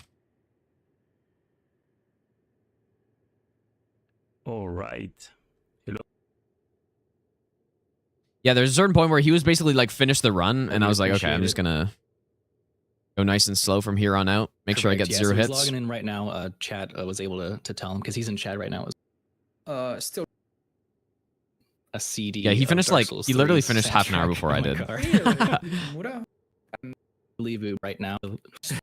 or to kill that we had to wait. Oh, So on this one, I it's also a bit did of get and I believe 4 giant DD souls. of Dark Souls 3's. crazy that Kota Hoshino is in the credits for incredible That in-game. fight to half the HP of Vendrick. Of course, this comes with risk. He actually needs to go through this very, very Yeah, I don't know what to do, man. If I should do, with a ton of because like Vendrick going against walls is kind of enemies, sketchy. arrows and things going on, but he did handle it beautifully. That's killed. Yeah. Time constraint right now. He's free all of the time. Okay, how do I do this here? That's just been uncovered. Jeez, oh, No. yeah. I'm just talking about myself. Just. Seems like. Oh! He held that second arrow, like retract his bow or wait to roll or to shoot. I killed that guy. These, despite being the same enemy types, I guess I did sprint through it. The Iron Keep. I believe these enemies behave slightly different. By the way, on top of having more HP and whatnot, I think their AI is slightly different. either more I think aggressive they're or more something. aggressive. Yeah, I really do think so. Who's better, old me or I would me like to now? do Well, that. I would assume me now, Maybe it's just the but pressure of you coming probably here, at this particular but run, no, at this particular moment, I was better back then I do because I think was doing they're it consistently. even But faster, have more poise. There's something that I remember back in my practice that made these guys just harder to deal with. True. And So- Easy is saying in chat, he's a YOLO in this part is kind of meme. well, what should I do Honestly, then? why Should I did they do the come- like safer kill everybody, or should I?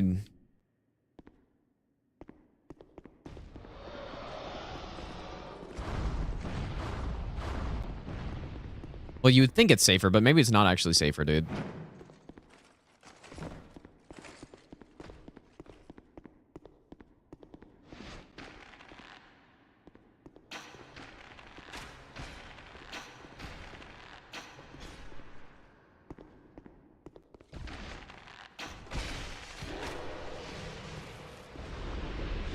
Because I don't know, on this second part, like...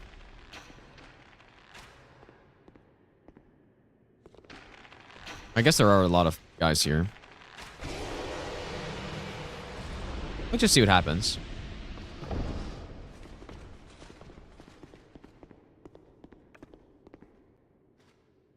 So all I'm waiting for is the guy to drop down here.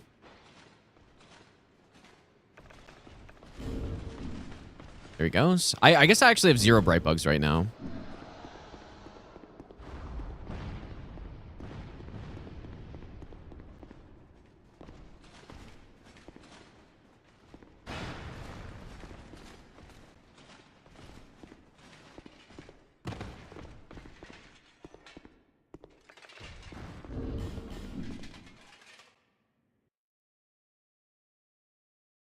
Okay. Well, no, this run's definitely not timed. Like, there's the time. Time only matters to be efficient, really. Like, but ultimately,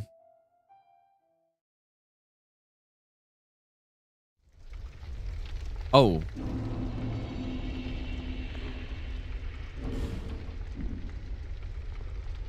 I still don't know if I should get that extra giant soul or not. But I thought I made a save back there. But no, they can't chase you to the fog wall though, so that's why it's safe. Once you get past them, you're good.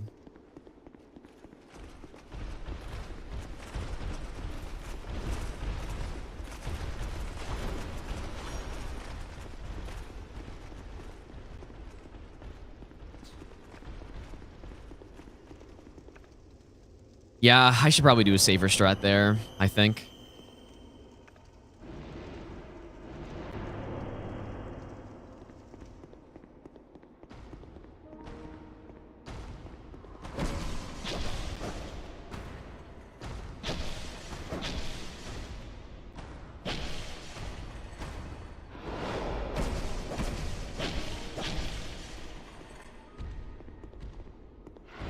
Yeah, obviously this fight takes basically half the time. Well, I don't know. I'm really torn on what to do, actually, for this.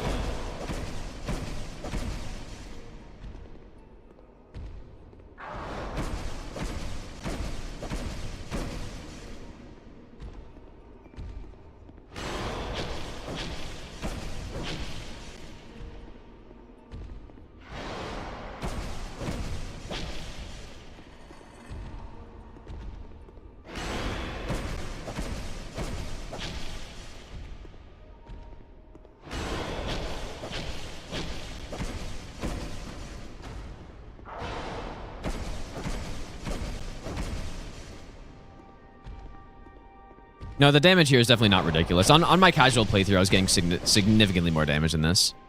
But it's obviously because I got all the souls.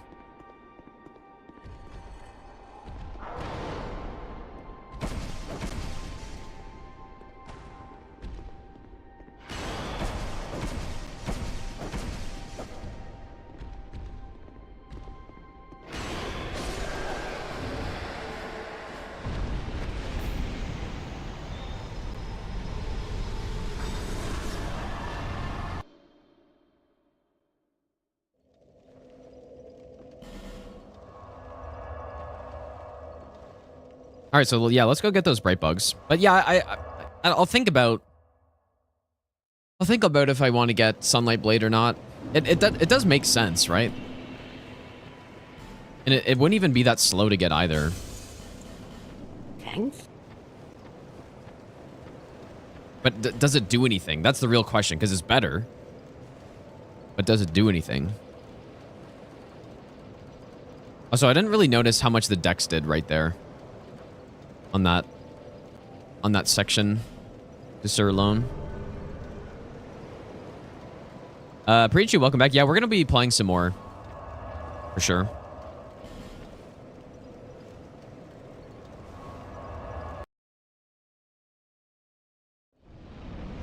Yeah, definitely going to be playing some more eventually.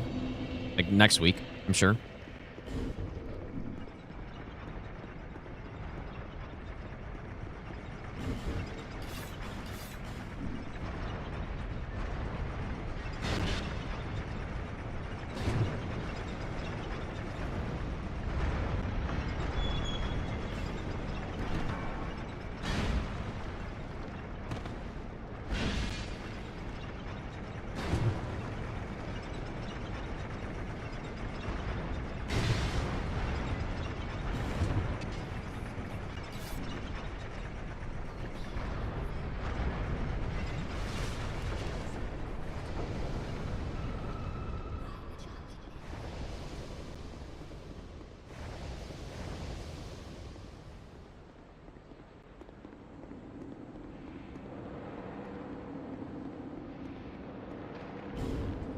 Bro. How are my red tear stones set up so bad? Like, I'm just messing up every single possible one, dude.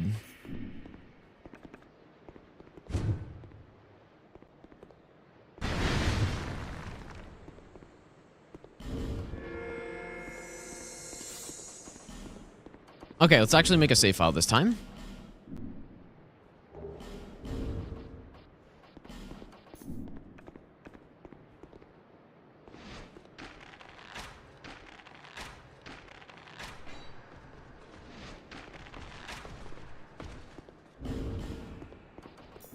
Got stone ring.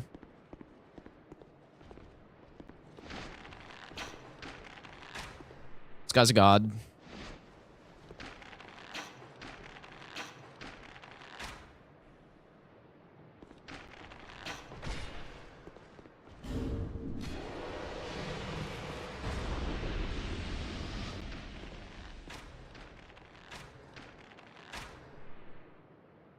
So, did I only... I think I only killed 2 guys, right?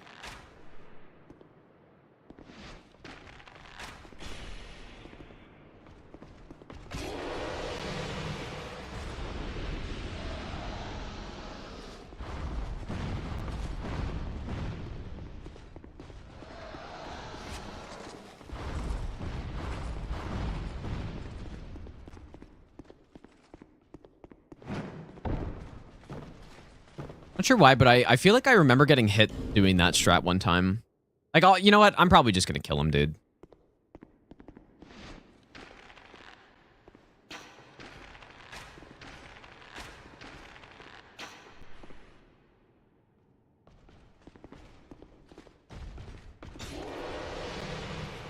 I think I'm just gonna kill him.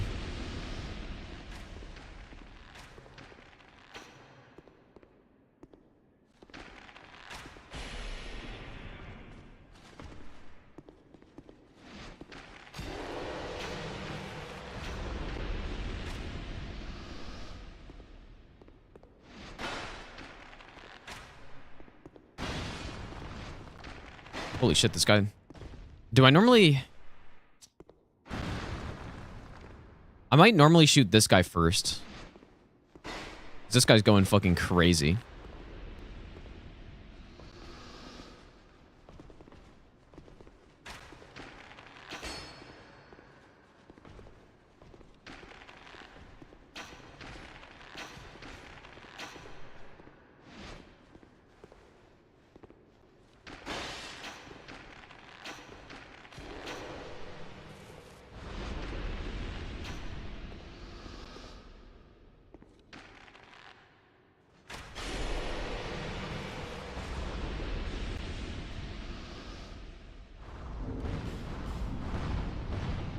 Okay.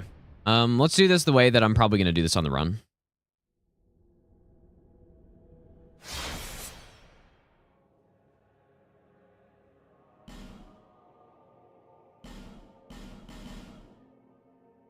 It's already 4 somehow.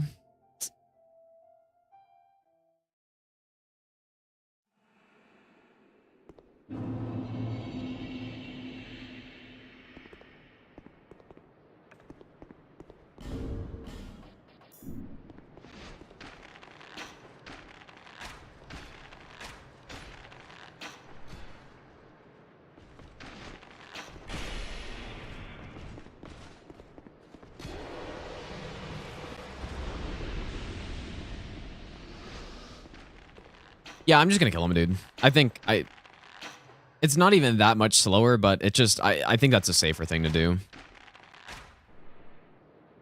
There are not 42 bosses, no. We were talking about yesterday how I don't understand how that's a misconception about the game. But obviously, like, there's somebody put some info out there on the internet that is just wrong.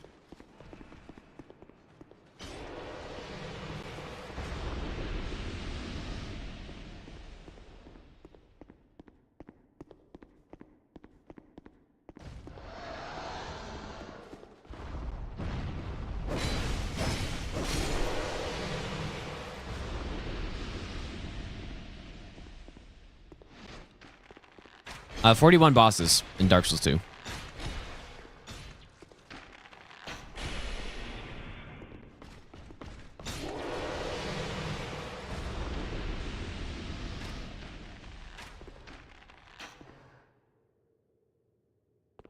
They count Mullen as a boss? Maybe, dude.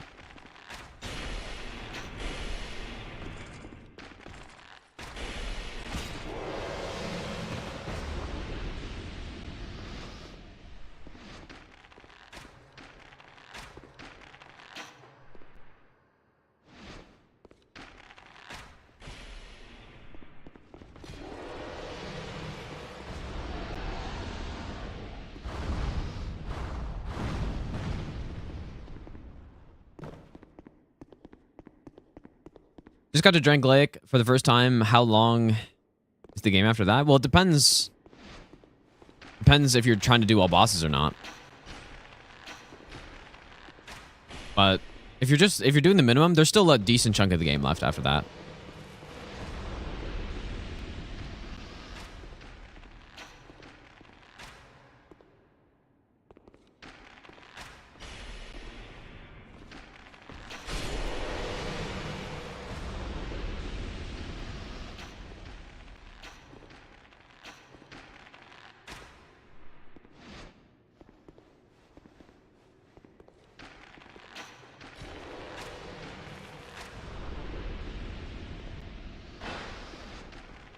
What the fuck?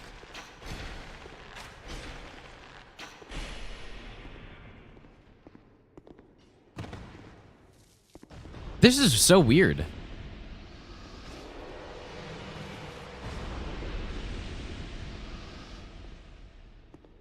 Why is he like going full crazy mode, like sprinting at me when I shoot? Like, maybe the last time I did this strat was on Scholar, so.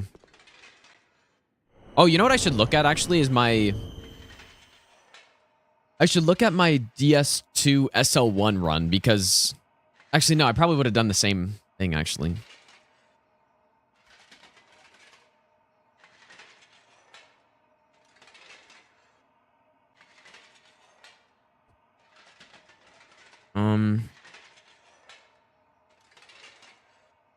Where is that?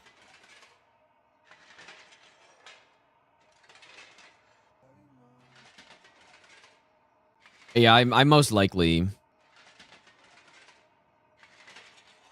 Oh, no, I did kill them. Okay, so what do I do?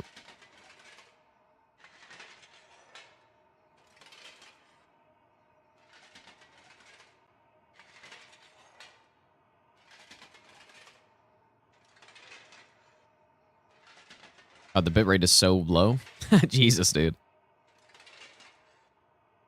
Parry's probably best in DS1. Well, it's the easiest in DS1. Okay, so what do I do? Apparently I go for this guy first. Man, SL1 is so fun in this game, man.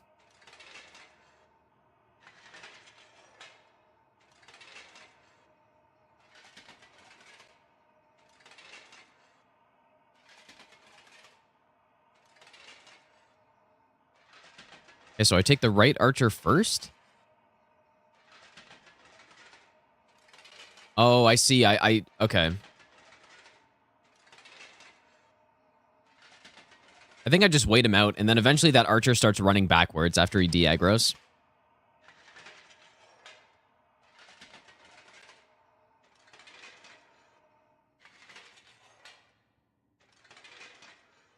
Okay. Let's go in, Jacob. Yeah, archer de-aggros. Take out this guy.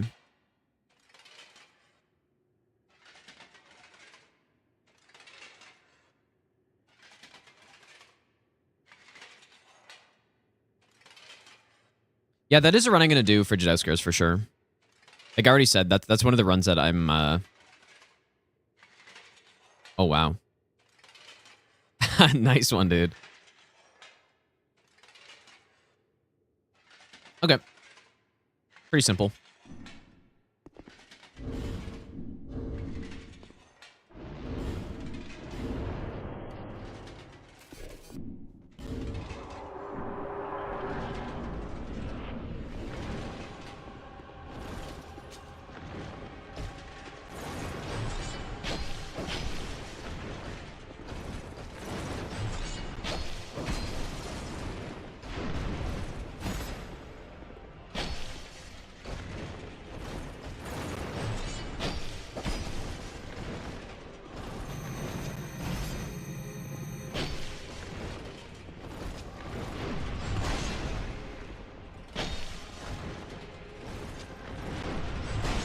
Remember that being a tough attack on SL1.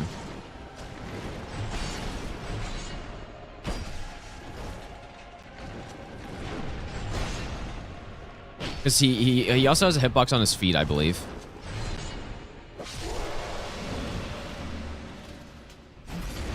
Nobody's ever done it, no.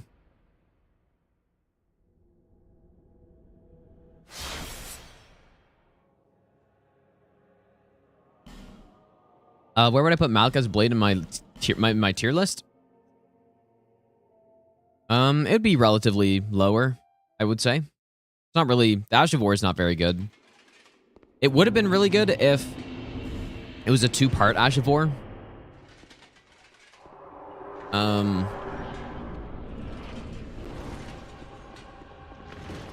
Well, yeah, I mean, the fight... I still stand by giving this boss an S tier. But... Or giving this boss an S tier. It's more than just the actual, like, fight part of it, though. I think the fight is decent. I think it's fun, but... Yeah, it's definitely a little simple. If you know what you're doing.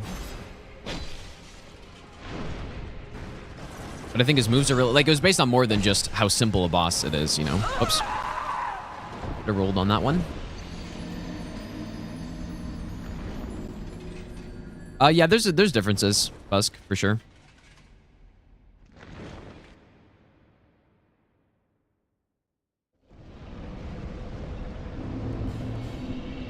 But yeah, no, I think overall his moveset's still good, though. Like, his moveset is really good. And he looks cool. His arena's cool. He stabbed himself if you no-hit him. Yeah, I think it's easily an S tier.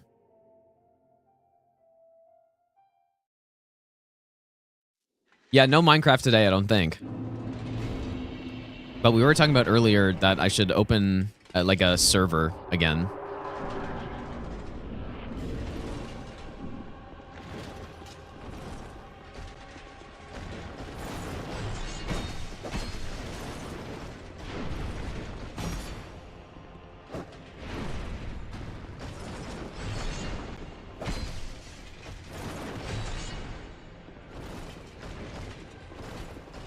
Remember what I said about bosses in this game loving the walls?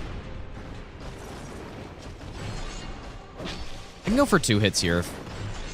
I'm gonna just roll the attack after.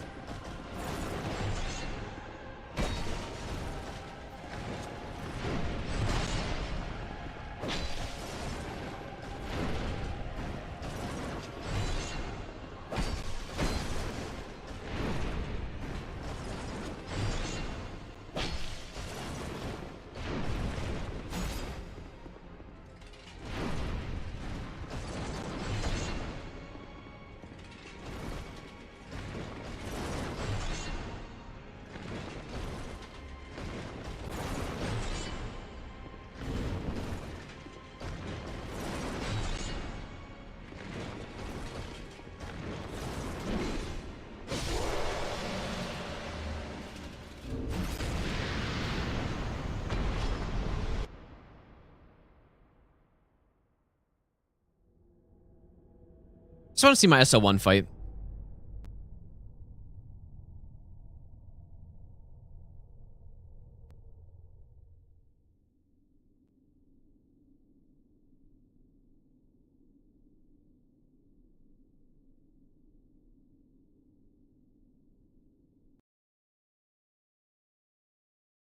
That's some interesting positioning right there. I would have probably 11 iframes by now, so it's actually not that bad.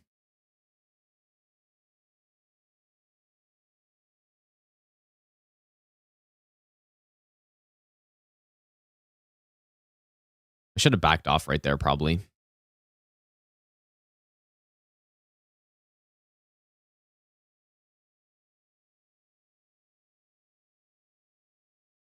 Same here.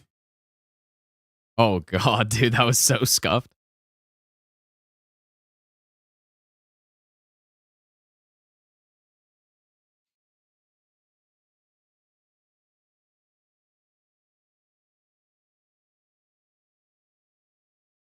Yeah, maybe at this point I wasn't even like strafing him, dude, or something. I don't know. You would think I would have been, but oh, I rolled back on that. That's right. Yeah, because I think he has like a lingering hitbox at his feet when he lands. Or maybe at this point I was trying to just like really make it simple and not get like clipped by a katana or something, so I was just rolling stuff. Who knows, man?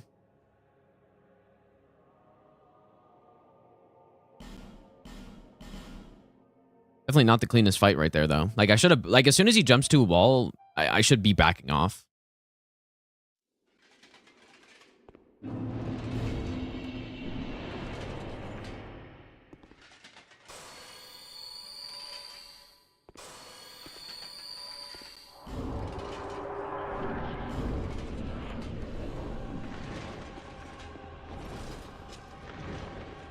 But you can just tell based on my, like, where I was standing on that fight that I wasn't really trying to strafe anything he was doing. Because I was standing too far in front of him.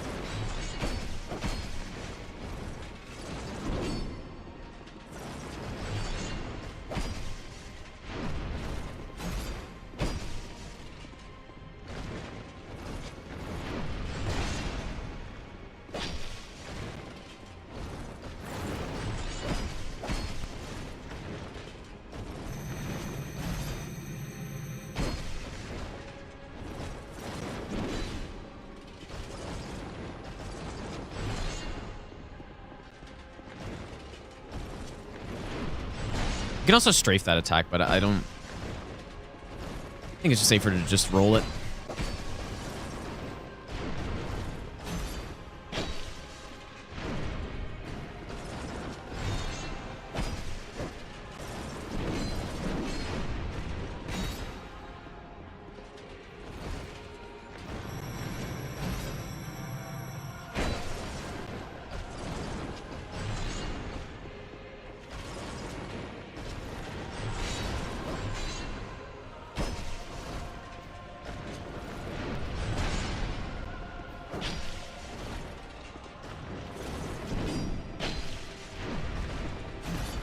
Oh boy.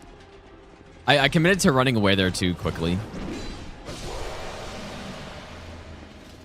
Look at how, like, this arena is so sick, man. Like, just the floor. I guess it's mostly just the floor, but...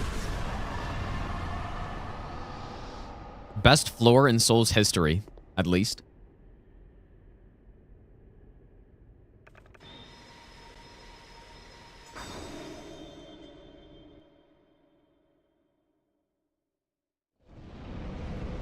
Okay. Chariot.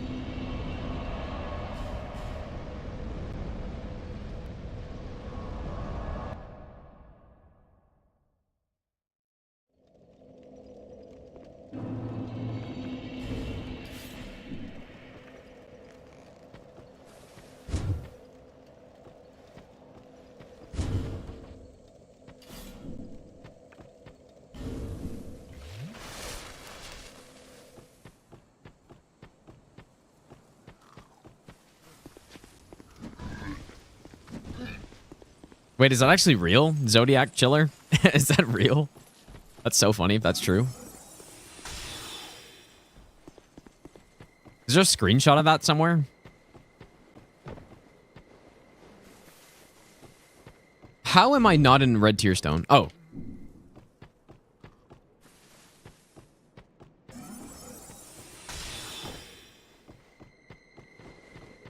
I was nearly fuming right there, dude.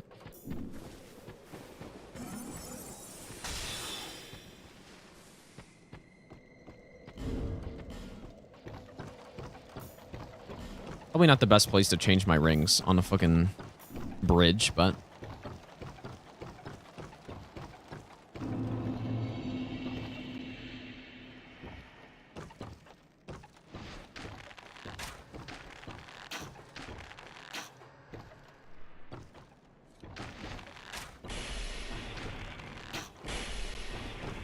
Okay, well, I gotta see this, dude.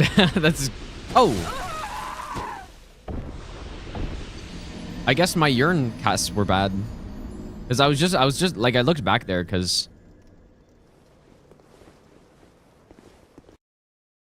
Why can't I... How do I make this bigger in this, dude? Oh, yeah. Oh, yeah, it is right there. Dude, why'd they remove that? That's legendary. Also, I don't think I made a save here, so... Let's go and pair. AJ, thanks, dude.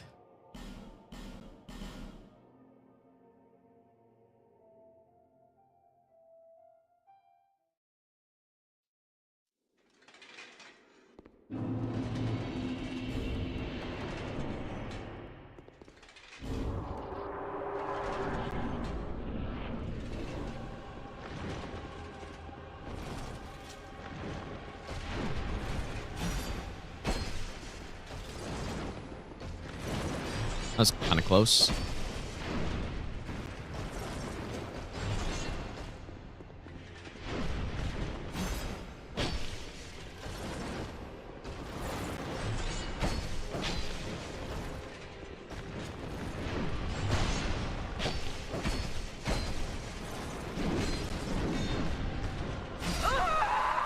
Yep. I went for 3 attacks on the slam, which... Normally I'm gonna roll it and go for 1. But that time I strafed it and I went for 3.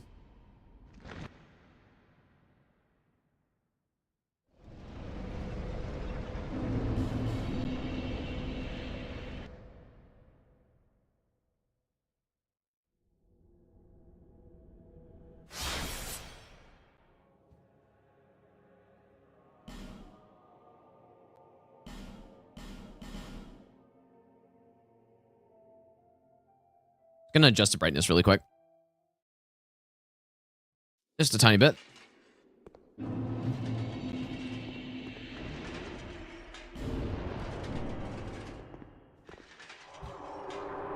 Yeah, Starfish is definitely not my favorite weapon. Like, at all. I think it's kind of boring. Well, it's not boring, but it's not a very interesting weapon.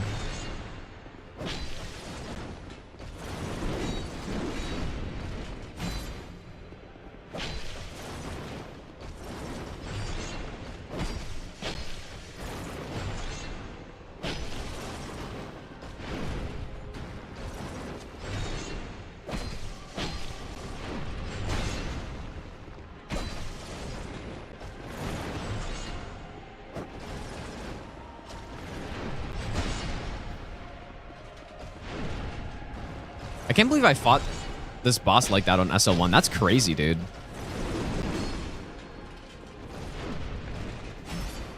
Because out of all the times to utilize strafing and stuff, SL1 is the place to do it. Like, I assume I didn't fight Fume Knight like that. Like, I probably fought him properly.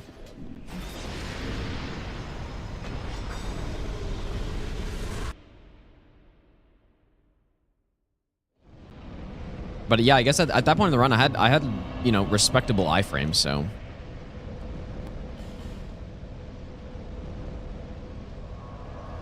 Yeah, surely live run.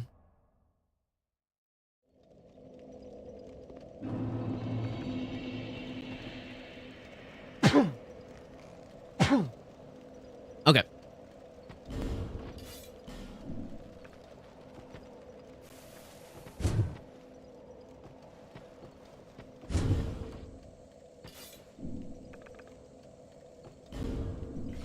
What does a priest of Gwyn mean, Philip B?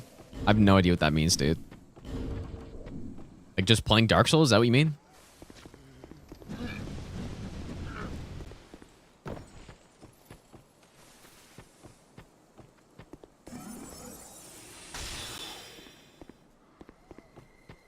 Okay, so I need to cast these better, so I don't get chased.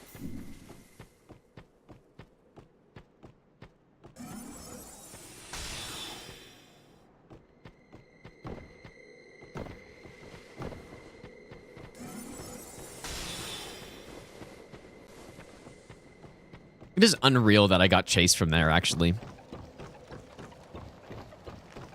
I was so far away.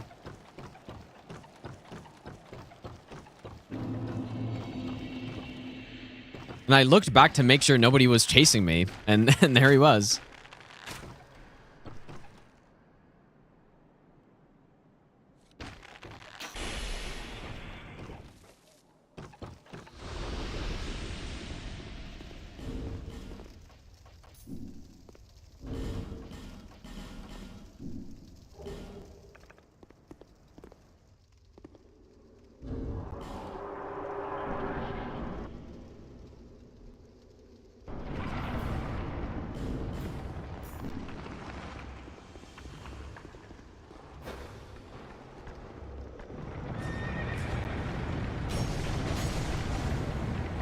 Probably would be worth using Dark Weapon.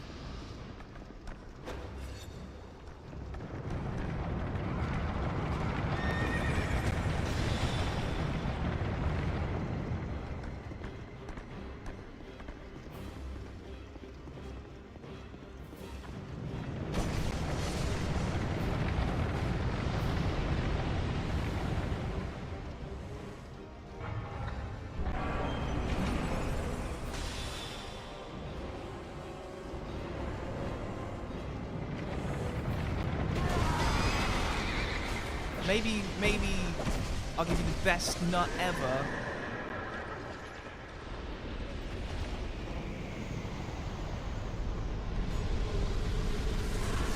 I really should have, like, that was not good, actually.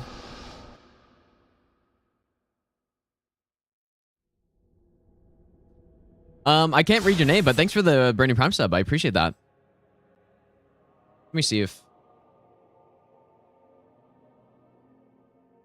Man, my notifications are so messed up. Moist Pappy. Thanks for the Burning Prime sub, dude.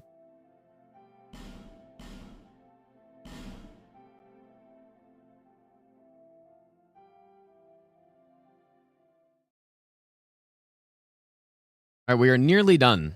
We should have time to start. We should have time to start up a run, I guess, today. But what I need to do is practice the bosses. Because we're at a point right now where all I remember things from years ago, but I need to get confident at the bosses for sure.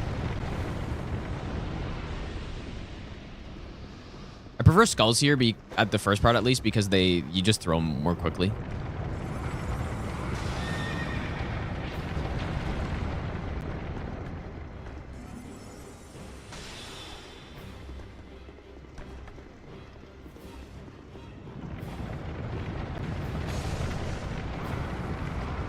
If I wanted to be very safe, what I can do is wait until they're all dead. So cast a urn. Let the guy come around. Do it again. That's probably good for now, though, actually. Let's cast another one.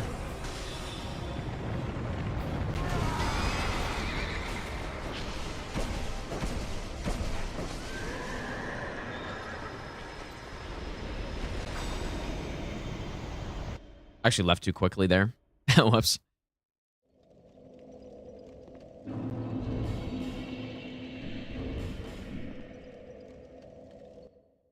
Classic.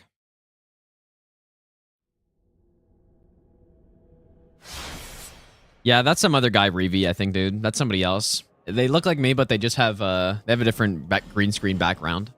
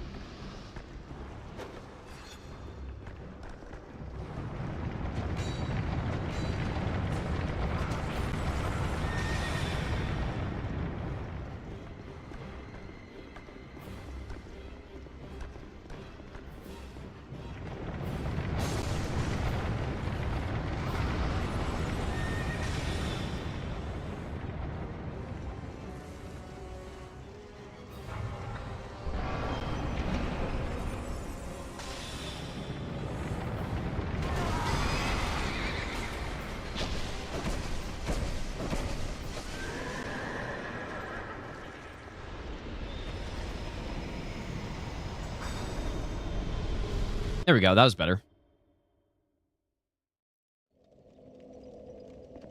All right, into the dungeons we go. Let's see what order I do them in. I guess it doesn't actually really matter for no hit what order. Like, I think I just randomly do them, actually.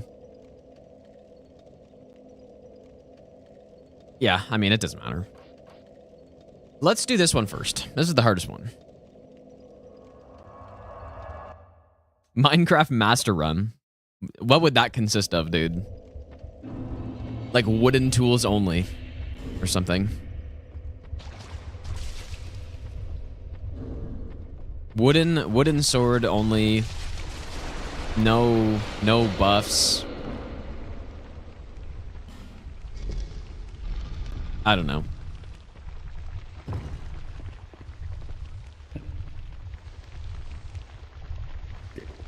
Hey, man, I thought...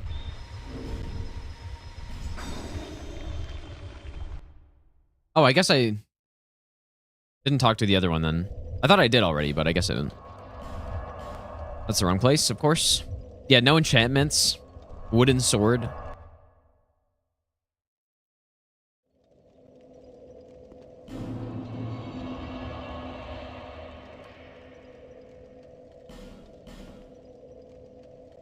How's it going, Ted? Oh, yeah, wooden hoe only. Yeah, dude.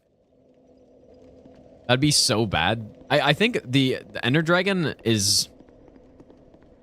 The Ender Dragon's already very slow. Okay, so that's not right.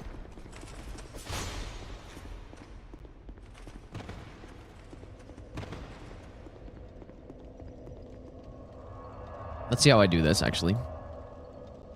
Might as well look at the SO1, because SO1 is probably where things are going to be more...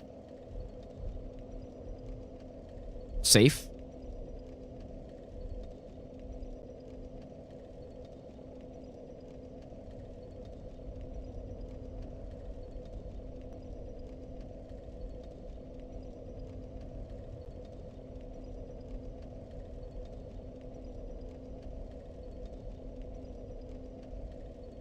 Oh. Okay, no, here we go.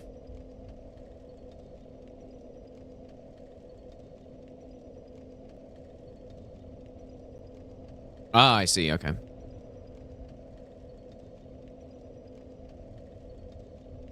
I almost feel like then opening the door early is maybe even a bad thing.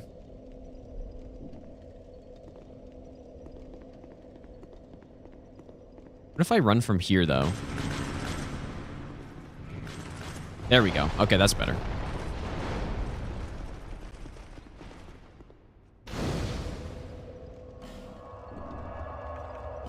That's better.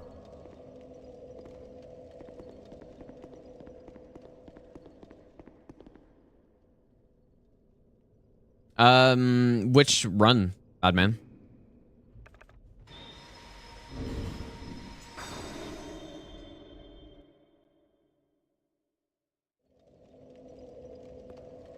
Like the Trilogy All Bosses run? How is that not all of them? Did I really not?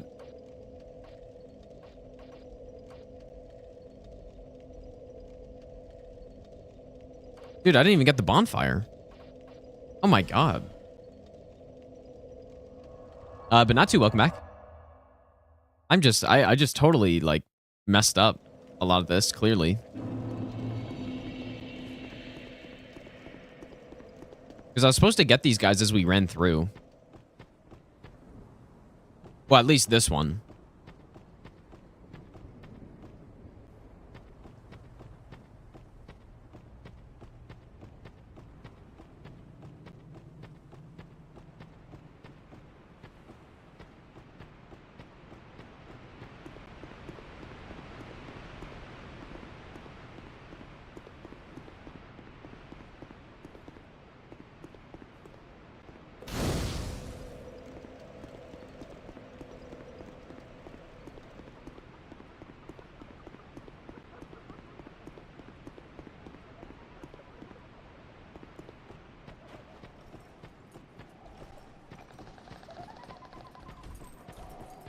If I only have 1 hour left before dying, what am I going to play? I'm not going to play a video game.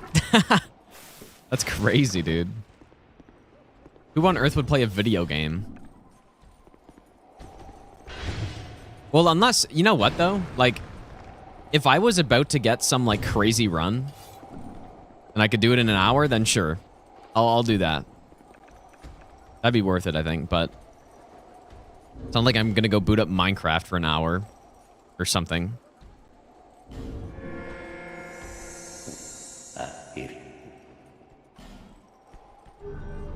I would like attempt one last attempt of some run, and then that would be it. Probably. Bloodborne any percent? Well, that's not a good run though. Like, assuming I had a little bit more than an hour.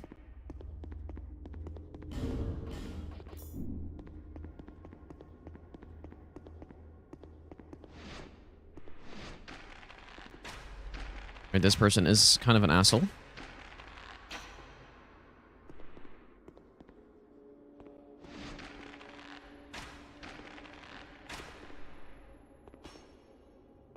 I'm the only one allowed a bow, dude.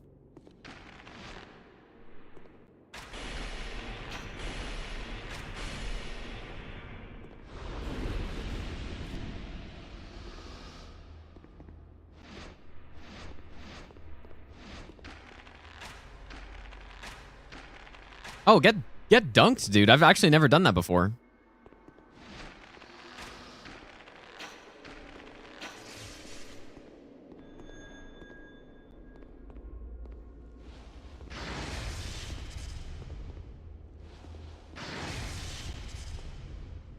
I did a bad order of this, actually.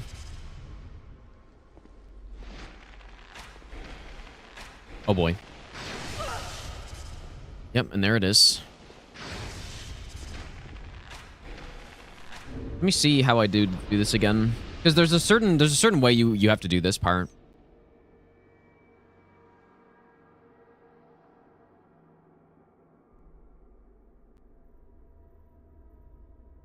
Definitely kill the archer first, but then I think you kill the...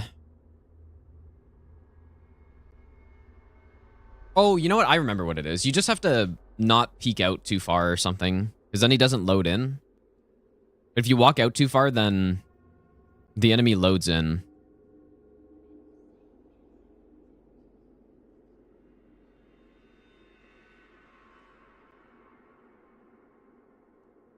Oh, yeah, and then you deload it by running away. Okay, I remember.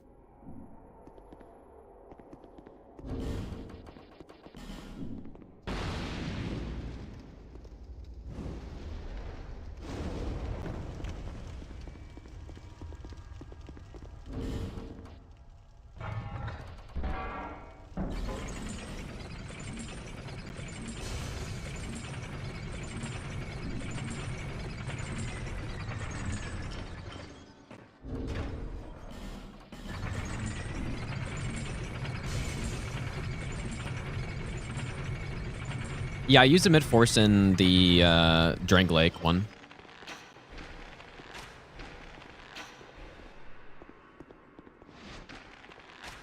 This one is way too, like, you can't do that on no hit.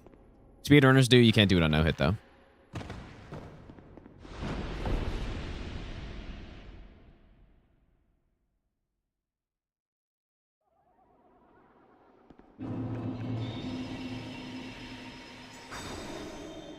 It would be really nice if for Dark Lurker you could just join the Covenant immediately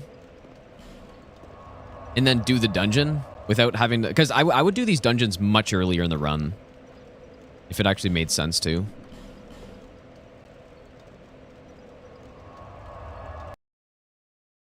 Like just right when I come across it, I would probably just do the dungeon with the +7 longbow.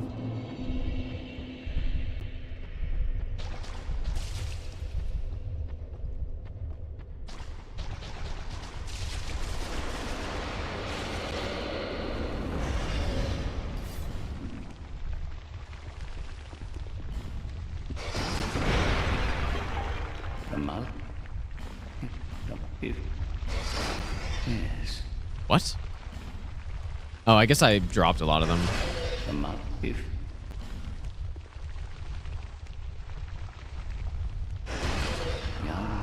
undead, may the dark shine your way.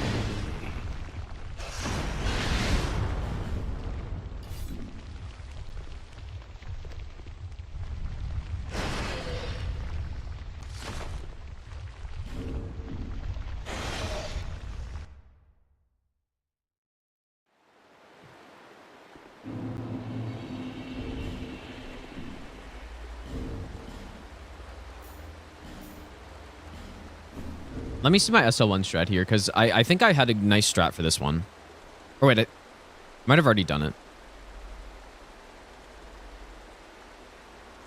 No, I guess I did it last. I just do random orders of these. It doesn't matter what order you do them in.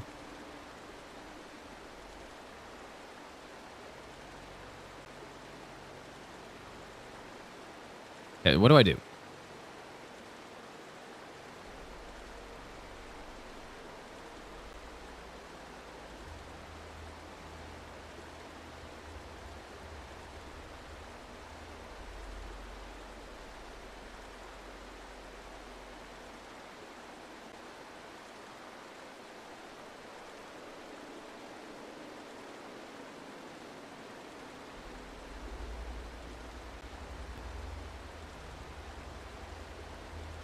Okay, so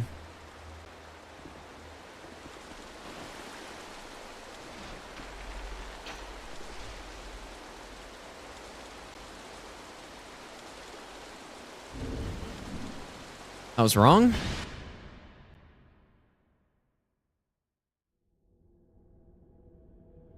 You need to come clean. You died to the crystal guy in Elden Ring. Like the Chris? You mean Chris Stallion? That is unfortunate, dude.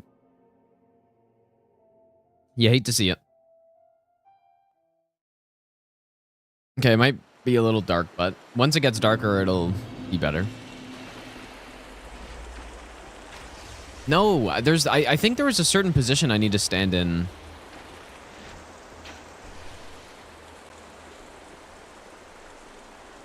Because, yeah, I think you got to shoot him. But I want to shoot him and not... Well, I want to shoot him before he's aggroed. Ideally.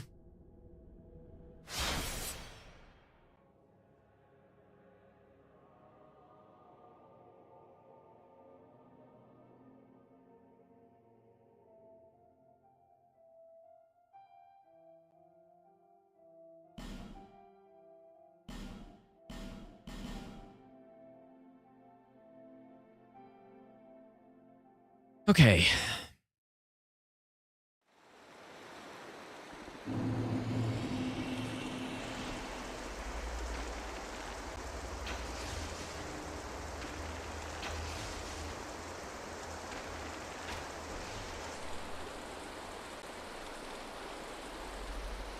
So that should trigger basically all of them.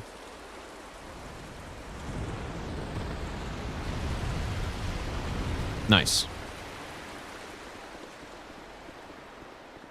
Yeah, just I find it much easier. The pyro is the really dangerous one, and the pyro is much easier to deal with when you're down here instead.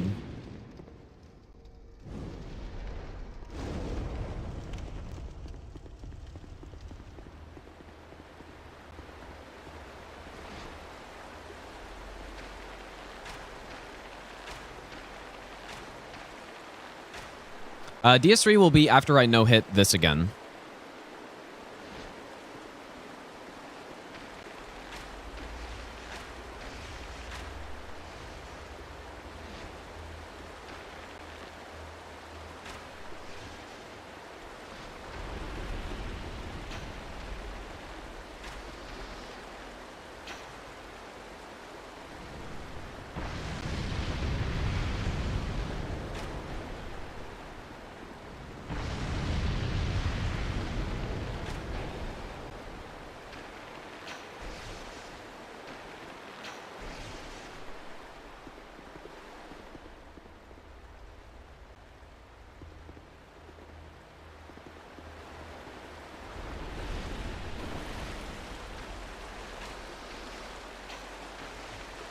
Oh my.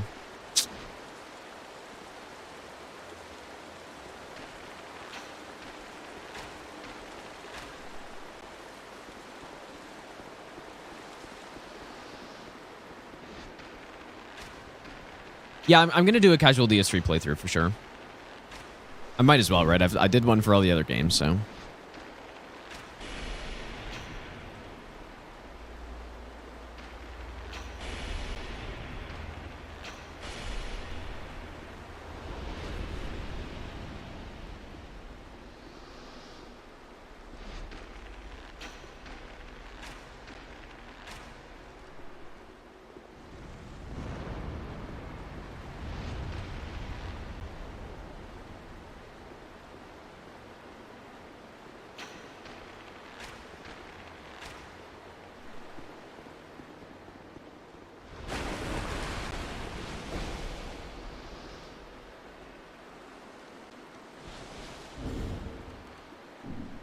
This legend.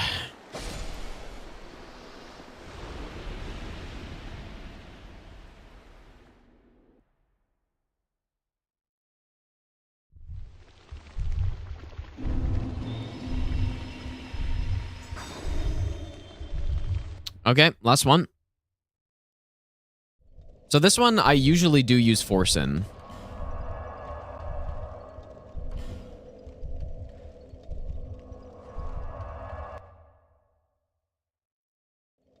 But I don't have to, but I usually do.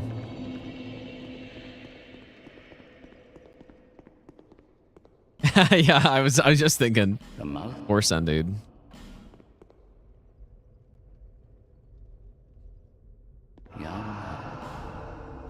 Nathan.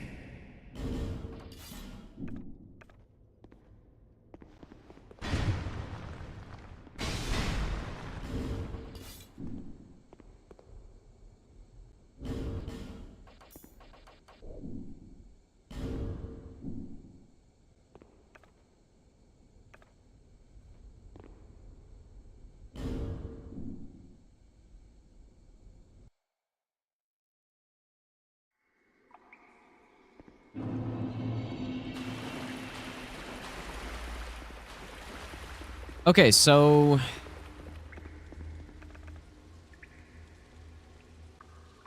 yeah, I'm not sure if I'm actually gonna do it this way, but what I used to do,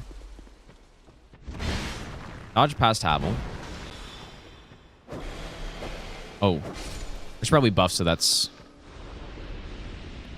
only 2 hits, but then we come back here.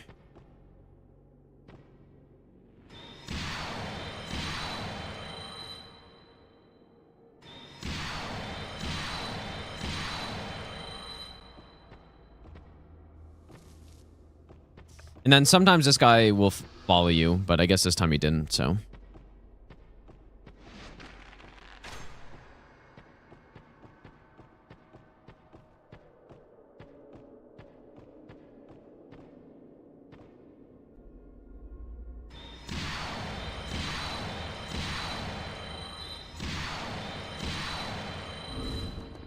I don't know if I should do that or not. Like,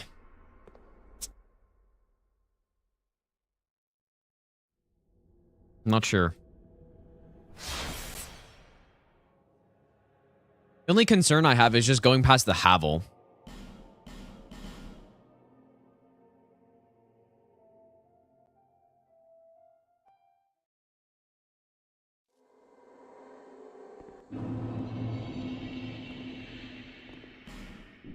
The mouth?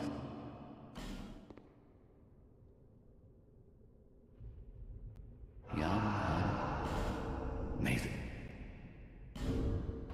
What do I do? Do I do that or not?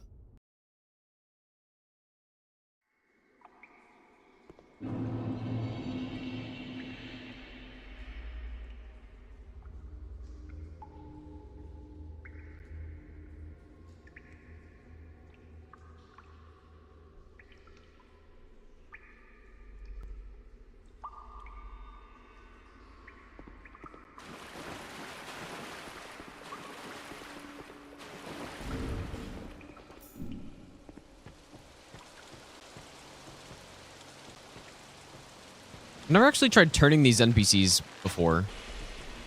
I wonder if that even works. I guess you can.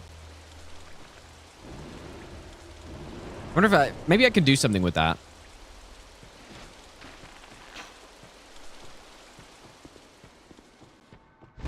Not really.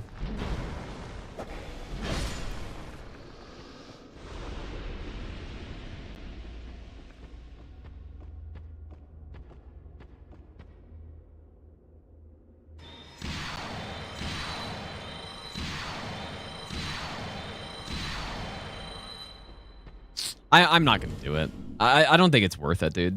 I'm just gonna bow him down. It's hardly even faster. I guess this is literally the only reason why I buy Force, so I guess I can save the runes early, or souls early.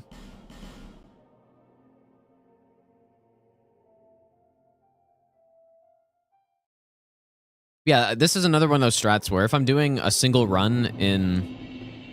Like if it's a single game run, I would do that strat. Because I wouldn't be scared of dodging Havel, but... I gotta simplify it as much as possible, I think.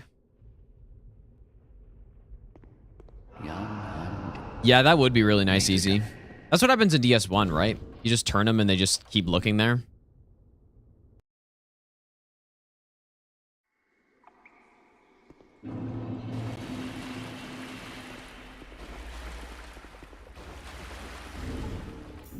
That would be quite nice.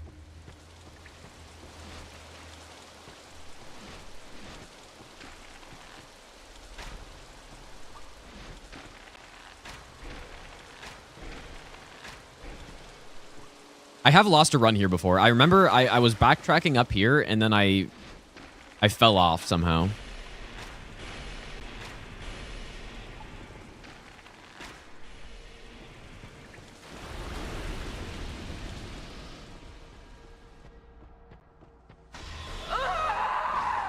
Literally right in the fucking ankle.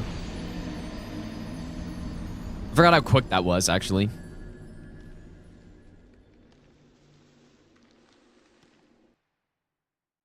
I was a little bit slow on strafing it. Buzz, have a good night, dude. Thanks for hanging out.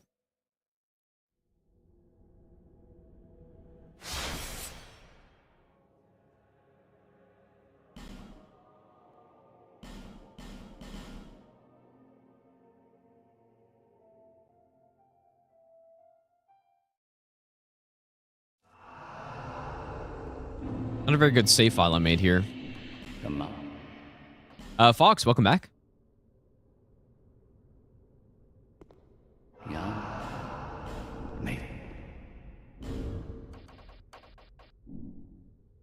Okay, we're basically at the end of this. I have to decide whether or not I'm going to do the slow throne duo or not. I probably will, realistically. That's what I always do. Even on, I think on the God Run 3, I was like, yeah, I'm going to do the quick. I'm going to do the quick strat on throne duo. And then I got to the point where I was in like game 5 on DS2, and I'm like, fuck it, dude. I'm just going to bow him down.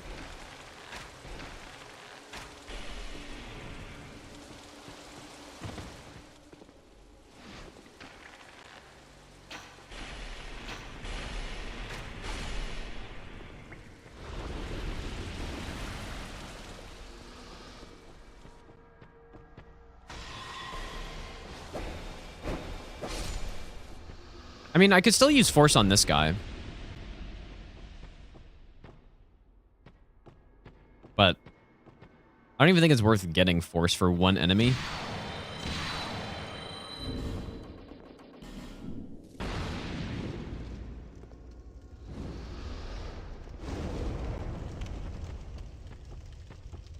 Yeah, I'm going with the Knight's Hammer plus bow. Like, I'm really going to play it safe, though.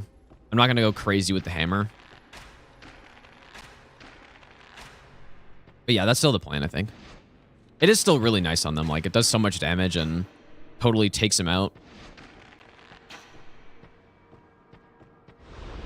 Also, I think it'll be a good thing to get used to again if I'm going to go for the level 1. I'll give you the best nut ever. I forgot the boss was here.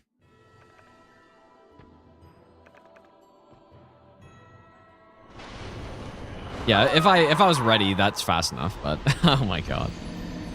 I have used Red Iron Twin Blades. I'm not a huge fan of it, though. Grandpa Noogie, thanks for the gifted sub, dude. I appreciate that. Yeah, it's insane not killing them, but I feel like it's too slow for me on that fight. Yeah, and I've seen the script for Sin as well with it.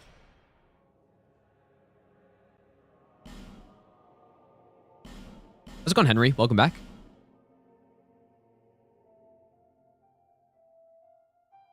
But if I were to go something that doesn't pancake, then I would probably go with... I don't know. I would go with a faster weapon than the Twin Blades, I think.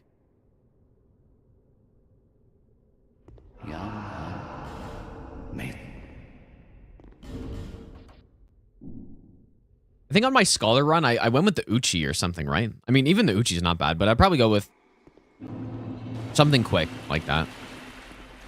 That'll stun with, you know, with or without Stone Ring.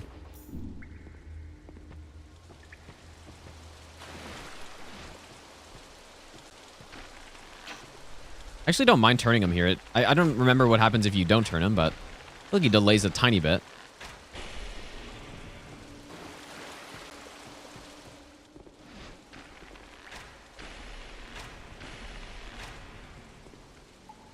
Yeah, what I was doing for level 1+0 is just Great Club, I think.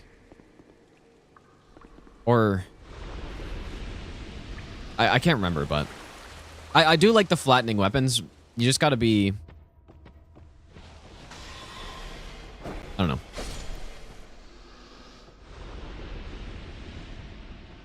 They're a lot slower than... Yeah, curved swords are good too, though. Like, so many weapons are viable on that fight.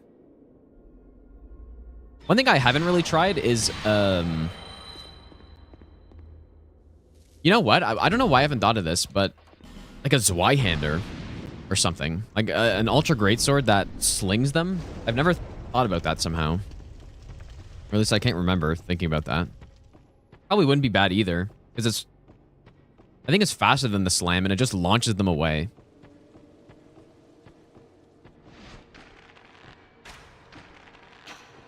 I don't know, lots of options on that fight.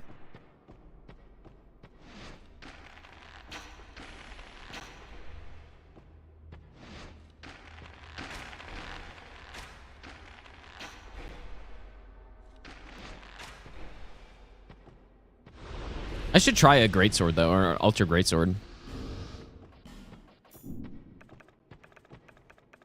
Okay.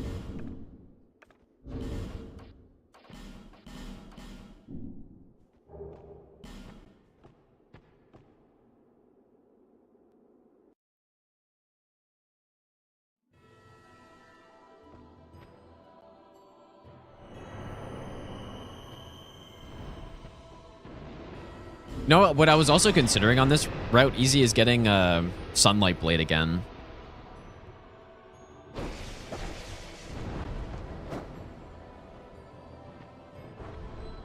I don't think it's worth it for anything, but it just would be more damage, I guess.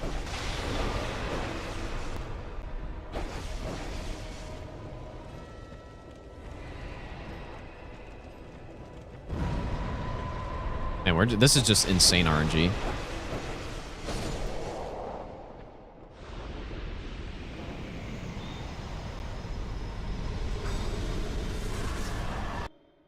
Yeah, I don't think it's worth it either, but I could.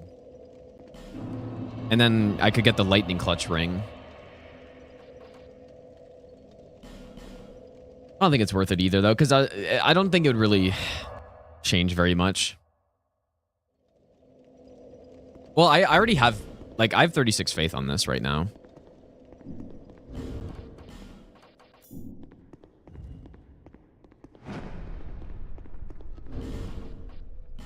Okay, so I guess I'm left with one Bright Bug, which obviously I'll use on Throne Duo.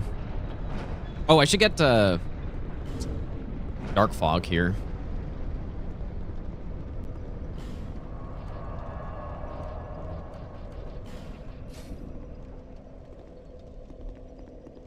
Yeah, Sacred Oath, I guess, but the attunement slots are insane, though.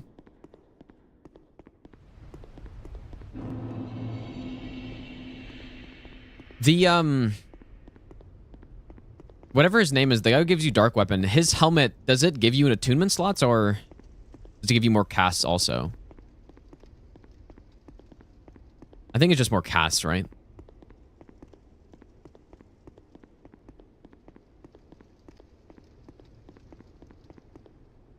Yeah, Sunlight Blade would be long enough for the most part. Like, most of these bosses die pretty quick.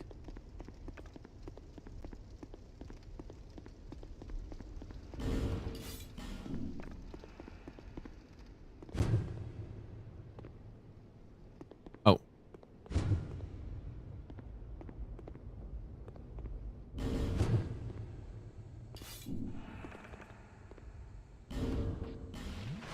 So there is a strat with Dark Fog here where you can basically instantly kill the boss, but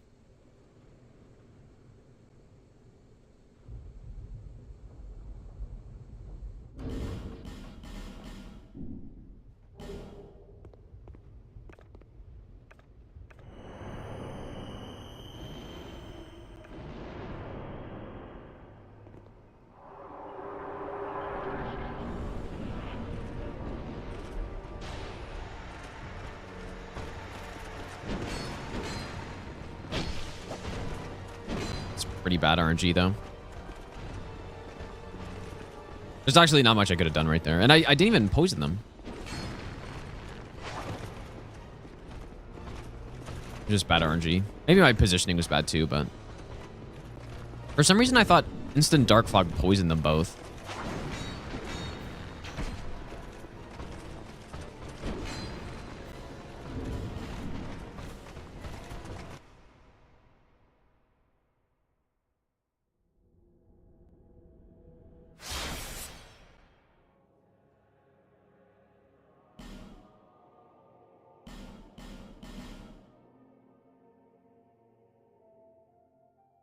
Sacred Oath, I think, is... I can't remember the numbers. I think it's pretty similar to a Bright Bug, though. Just doesn't last nearly as long.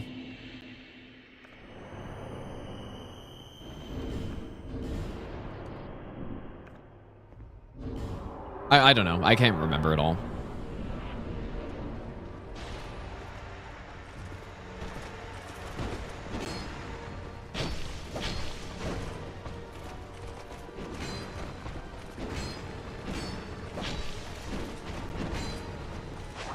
Oh my god, you survived?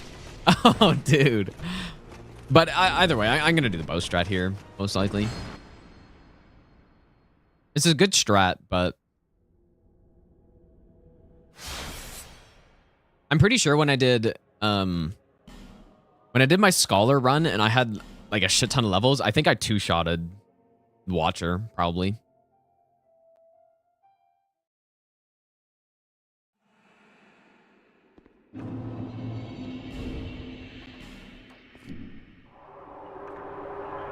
Still think Dark Fog on the opening is good though. But I could have sworn it should instantly proc.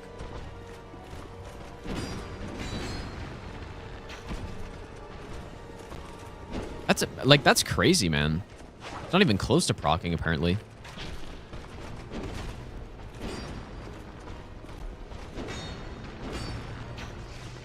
Or maybe poison's not even worth it here, dude.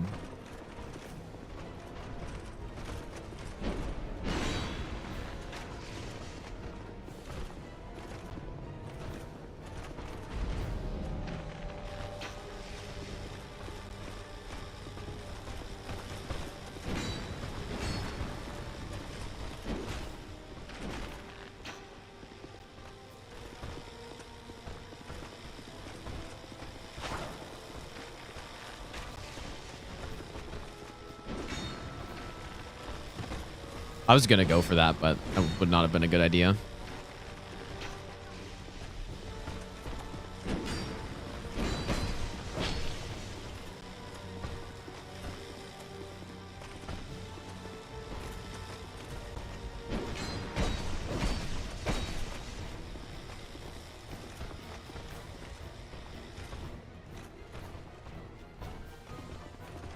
Oh, I didn't. I guess I didn't use a bright bug this time. Nor did I buff my weapon. Or wait, why do I have so few bright bugs, actually?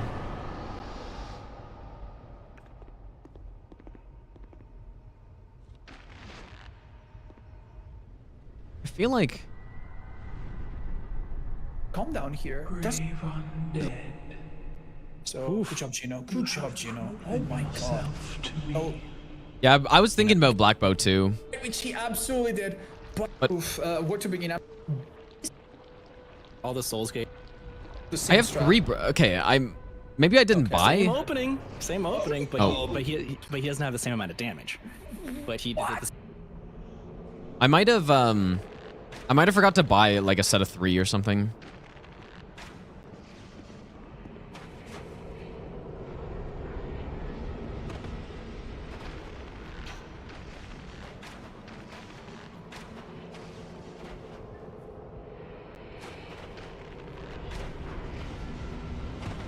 Oh, did I use... Oh, yeah, maybe I did.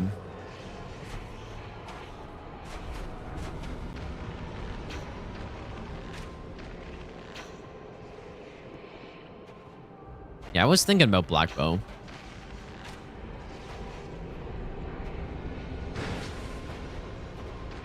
Maybe I'll give you the best nut ever. Have the 2... on this, on the, which... Where are those at? Or do you mean the second DLC? Oh, fuck. I'm actually getting hit by this, maybe. Holy, that was close.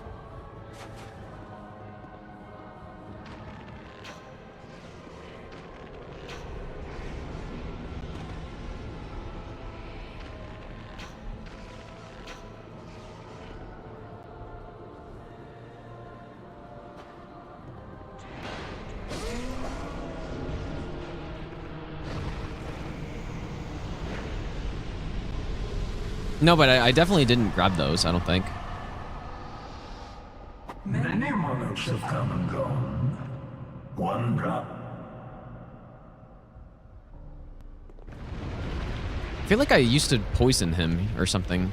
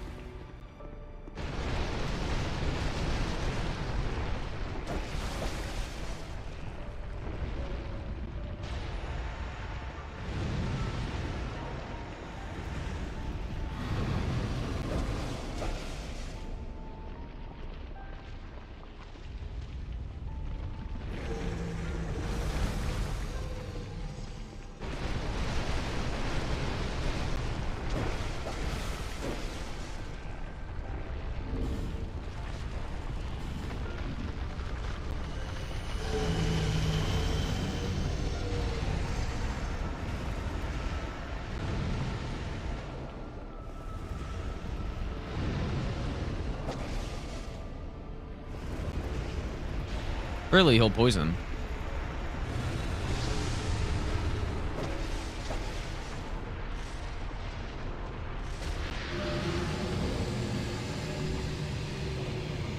Overlap music?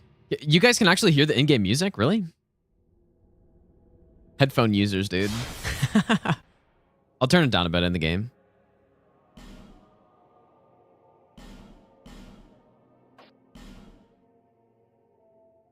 I've it like I think I have it at lowest though.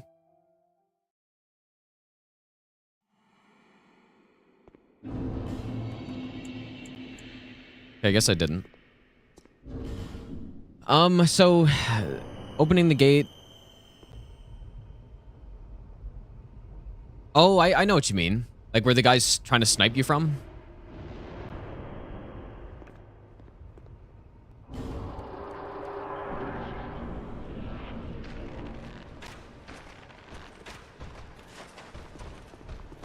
I still don't know why I have fewer here though. I shouldn't.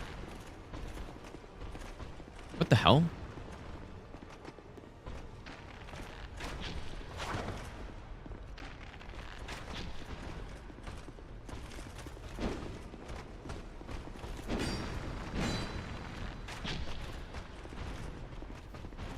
Maybe it's just I can't hear them both because I have like my music turned up pretty loud on my end, but I don't have it that loud on the Twitch stream, I don't think.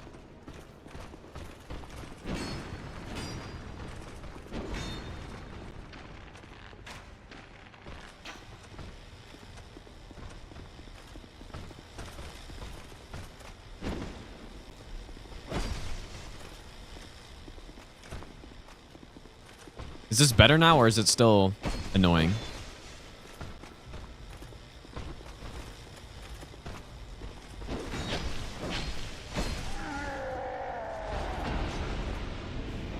I have it at 1 volume.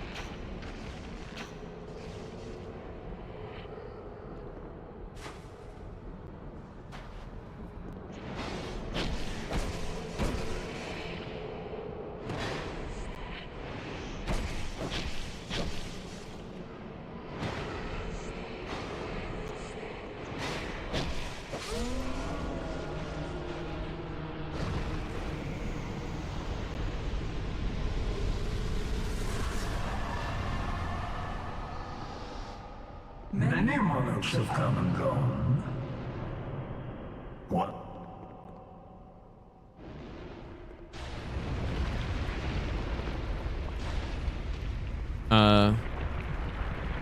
Where did those get casted? I think I would need to like binocular aim it or something.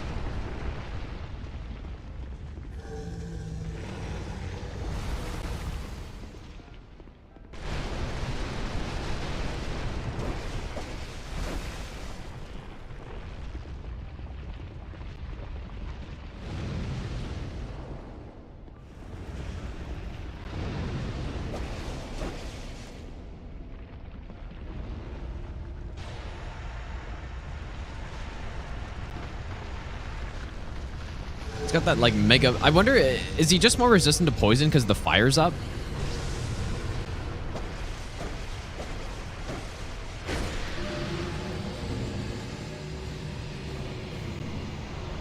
Okay.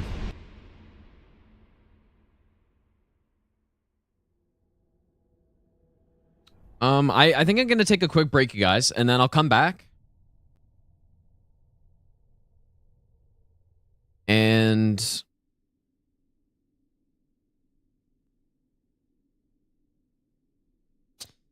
then we'll do some more practice maybe, or we'll do something. And then I think at around 6, we're gonna hop on a call with Chris, and then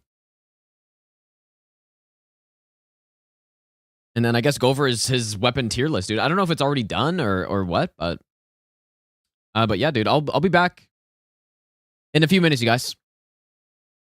No Minecraft today, I don't think. But yeah, I'll be back in a bit, you guys.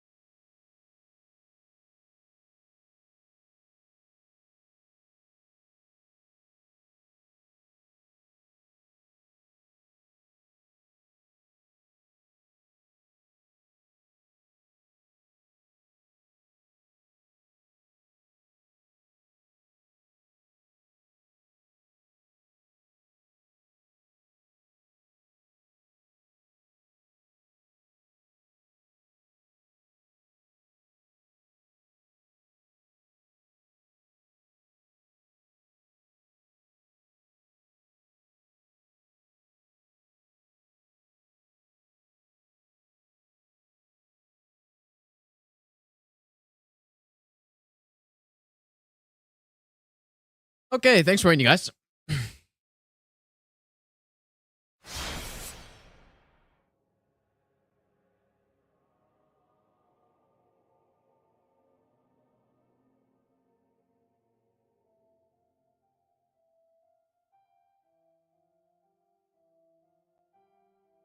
All right, dude.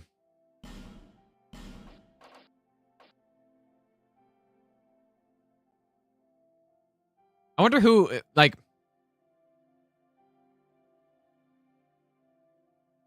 I got a lot to practice, man. There's a lot of stuff that I gotta get fully de-rusted at in this run. But I think it might be a good idea to just like go load some save files I had and then just do whatever needs to be done. I think Chris started streaming too, so I mean, might be doing that sooner rather than later. Okay, this is...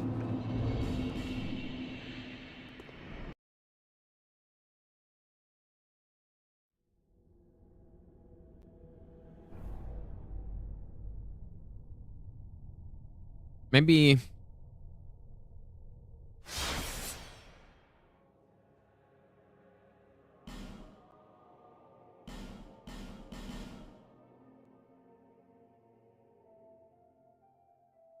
Okay, apparently Chris is ready right now, dude. Yeah, I want to do one... I want to do one Fume Night fight first. If I can ever find that. Yeah, again, so for people, I don't know, who were just getting here or something, gonna call with Chris and we're gonna go over his big weapon tier list, dude. I'm very curious what he's got actually so far. Okay, so this is probably right before Ava, so it should be like right before this. Well,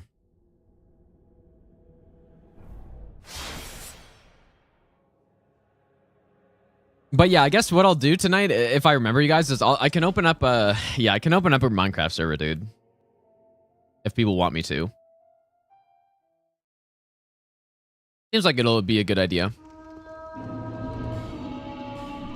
Wait. Alana? Oh my god, I'm not even close, dude. What the hell? Where's this damn save? Yeah, just anybody in the Discord, yeah, I guess so. Unless I shouldn't do that, like, unless that'd be too chaotic.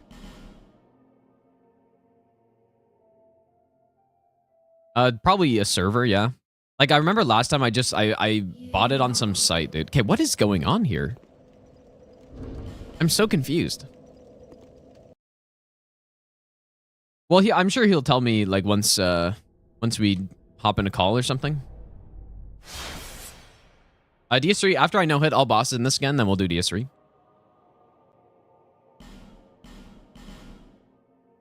Well, we could do sub-only or something, but I kind of don't want to do that. Especially because it's kind of hard to...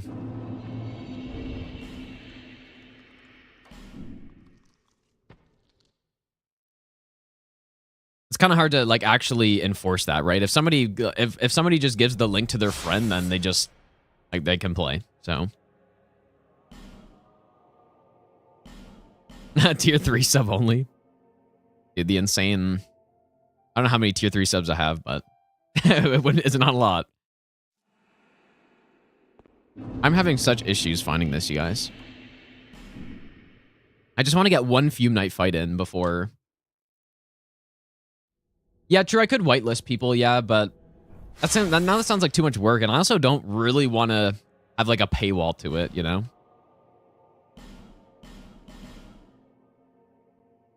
Because I don't need, like... I don't know. Because the reason you do that, probably... Well, I guess there's a few reasons to, like, you know... Just decrease the number of people in it, but... Like, subs are less likely to be, like, trolling and griefing and stuff. But at the same time... I don't really want to have, like, a paywall to it.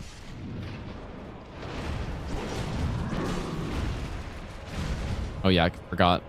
I'm supposed to keep rotating on that one. We'll see, dude. We'll see what we do. I'll think about it.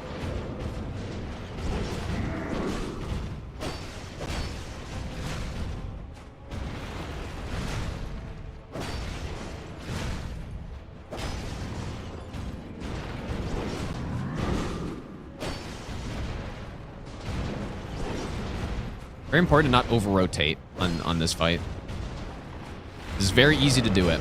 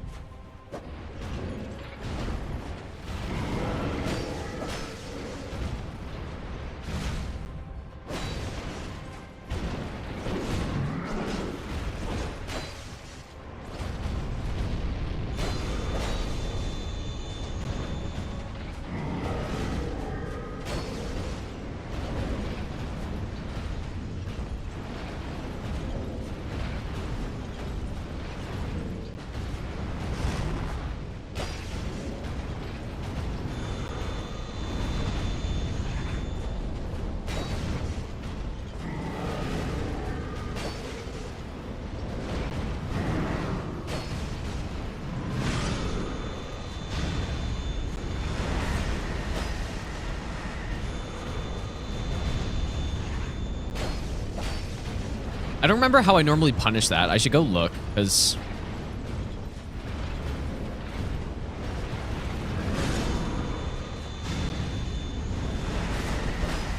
Because my positioning is kind of weird, the way I've been doing it.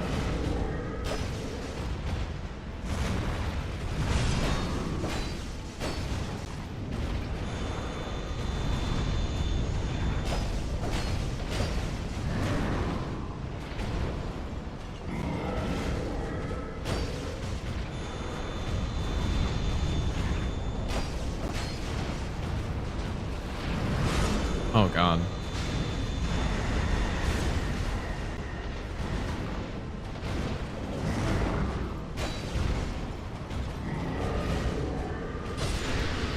Okay.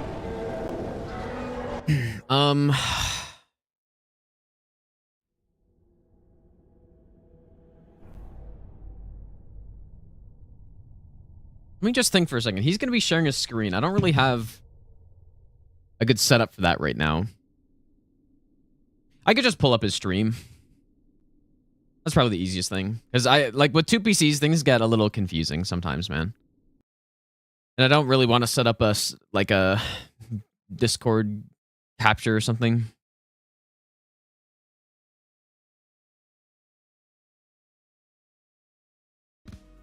But Darkwind Grace are just a step above in my... Okay, I'm looking at his tier list. It's looking pretty damn good right now, dude. Let me turn the music down.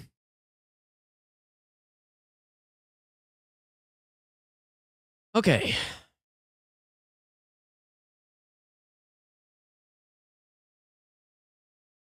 Hello, hello. Yo. How's it going? Pretty good. Okay, I have you really quiet. 1 second. Let me figure this out. I can turn myself up if need be on Discord as well.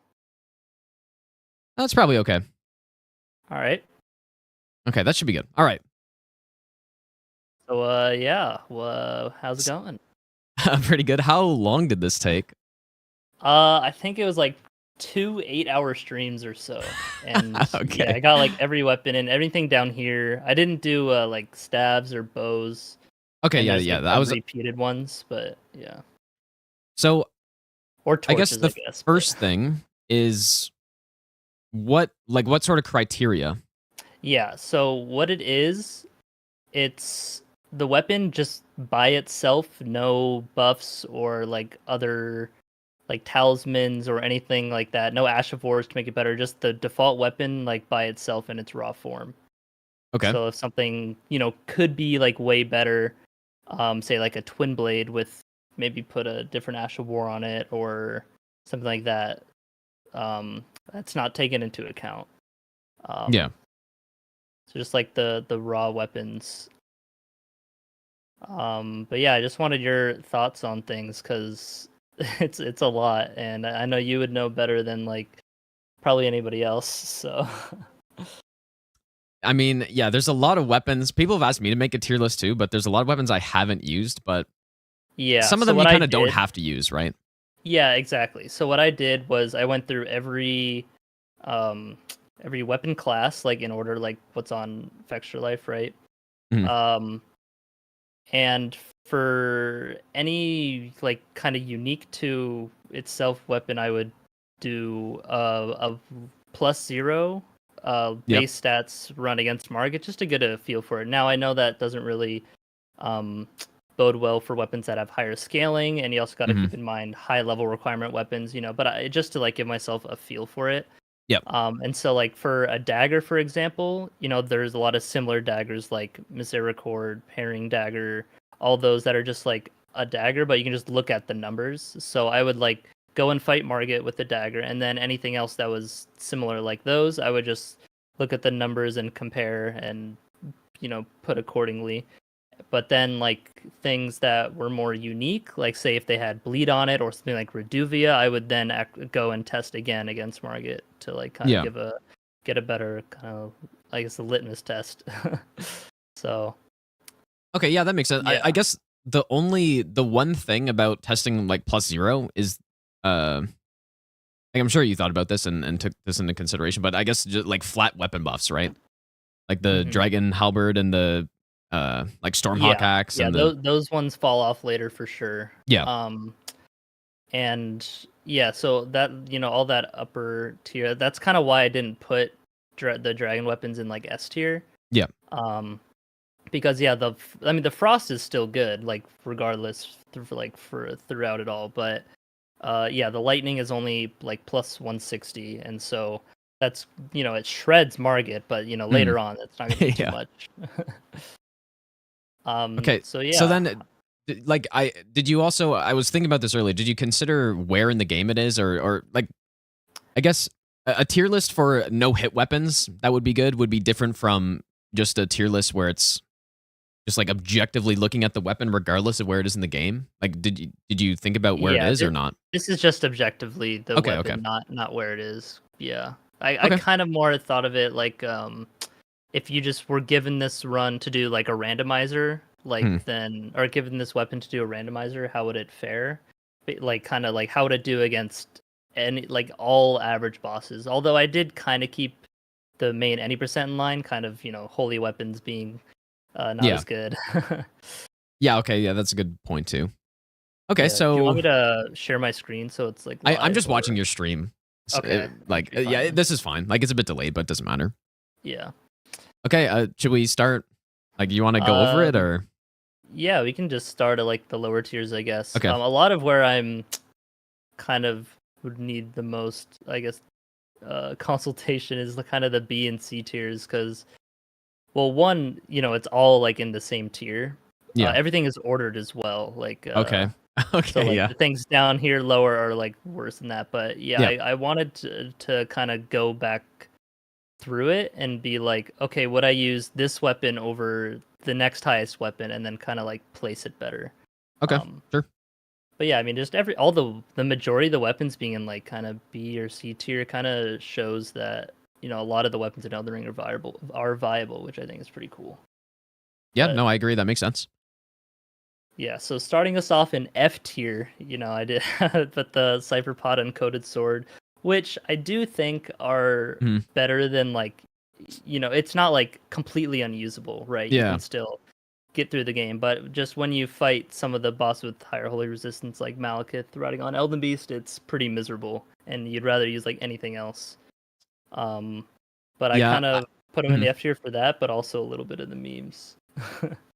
Okay, that's fair, but I personally would probably have. I actually haven't used the coated sword, so it's a unique sure weapon, so I don't know. But the Cypher Pada, what it does have is like, pure holy is for main bosses is really bad. Like it's definitely a low rank weapon, but where it is decent is the unblockable blade. It can't be input read by the NPCs, so it's like niche use there. Yeah, true. I forgot about that. Yeah, and the damage, like if you're prioritizing any percent, then I think F tier makes sense, or like E or F or something. Yeah, but that's kind of what I did with that. Yeah. But it's like, a lot of the other weapons that wasn't really how I gauged it, or like kind of every other weapon I didn't really think of it just any percent. So yeah, I do think if it's not just main bosses, then like yeah, it's pretty solid. I think Coded Sword might be, well, I don't know if they can input read the weapon art on the Coded Sword. Yeah, I have no idea. But I would probably rather use like a straight sword over the fist. But then it has unblockable blade, which Yeah, that's true. I feel Yeah. like it's a bit better because it's just like impaling thrust, right? Oh no, it's like the two-handed one. Never mind. It's basically the same, but I mean it's a low rank regardless. So but yeah, for me personally, I'd probably for all bosses. I mean, it's usable. Yeah, that's what I would say about it. It's usable. Yeah, any weapon is honestly like usable. Well, yeah. With all humbleness like aside, for us it's usable, but like for like a casual player, yeah, maybe they wouldn't want to use like a whip or something like the Coded Sword Cyberpada. But yeah, I mean, on the contrary to the main boss, there are like the death ray birds and stuff that just would get destroyed by this. So it's like when I put that there, I was thinking that yeah, maybe I do want it a bit higher. Regardless, I think just in the bottom 3 tiers, at least for the Cyberpada is reasonable, because the actual like fist or whatever moveset it is not very good, right? It's only the unblockable blade. At least I think. So, or maybe it's okay, but yeah, I don't know. I'm fine with it at F tier, honestly. Yeah, it's more like I guess something's got to be at the bottom. Although after using the whips, like yeah, the whips are pretty bad. I put Hazel's a bit higher because it did have like just kind of more base damage. But even still, it's like it can't do like it can't riposte. So like that alone makes me want to just put the whips like at the bottom, and then maybe put like the holy weapons like right above it, and just kind of I guess leave, or maybe just put the whips in F tier. Yeah, whips could be F tier for sure. Yeah, okay. But that's what I was feeling. I think in my opinion, I did do no hit with the Irumi. And the redeeming thing about the Irumi is that it has the good R2. Like all the other whip R2s, as far as I'm aware, is just really like the super slow one that's not good at all. Yeah, this has like the double hit where it straightens out. And that's why I had it above the other ones, but I put the Thorned and Hazel's Whip because it has bleed. True. But because like a good amount of things bleed, but some things don't. And yeah, I don't know if like Irumi would be better than the others too much than like if they didn't bleed, That's true, but I think when I just think of a boss like Elden Beast, like I would easily rather use the Irumi over any other one. For sure. So I think there's an argument. Like I think you make a good point. Yeah, it's tough to like gauge that like with a lot of these like, this weapon has bleed, but if it doesn't bleed, then it's like kind of bad. Yeah, really, really to, like, bad. A similar version that would be stronger but doesn't have bleed. So it's like it's tough to kind of like place these. So that's why I know you've done a lot of like no hit runs with random weapons and whatnot. So, and I've done some like speed runs with weird weapons as well, but yeah, it's just hard to gauge stuff like that. So yeah. Did you? Yeah, I would probably have a Irumi over the bleed whips for a boss that doesn't bleed. But I don't know how many bosses bleed is the thing. So yeah, I mean, there's quite a few that don't, right? I don't know. It's a toss up, right? I guess if you're. I just think still in like the same tier. Yeah, they're still bad. Not, that's true. Yeah. I guess the Magworm candles or the candlestick one, the Ash of War is like okay. I would probably, I think if I were to order it myself, it would all be in the same tier basically, but I would probably put Irumi as the top one if I'm considering all bosses, and then the Magworm would. I guess the Fire Giant Braid's good against NPCs, right? And it's good against Millennia and stuff. Yeah, that's what I've heard. I didn't test That's it. tough. But yeah. I don't know.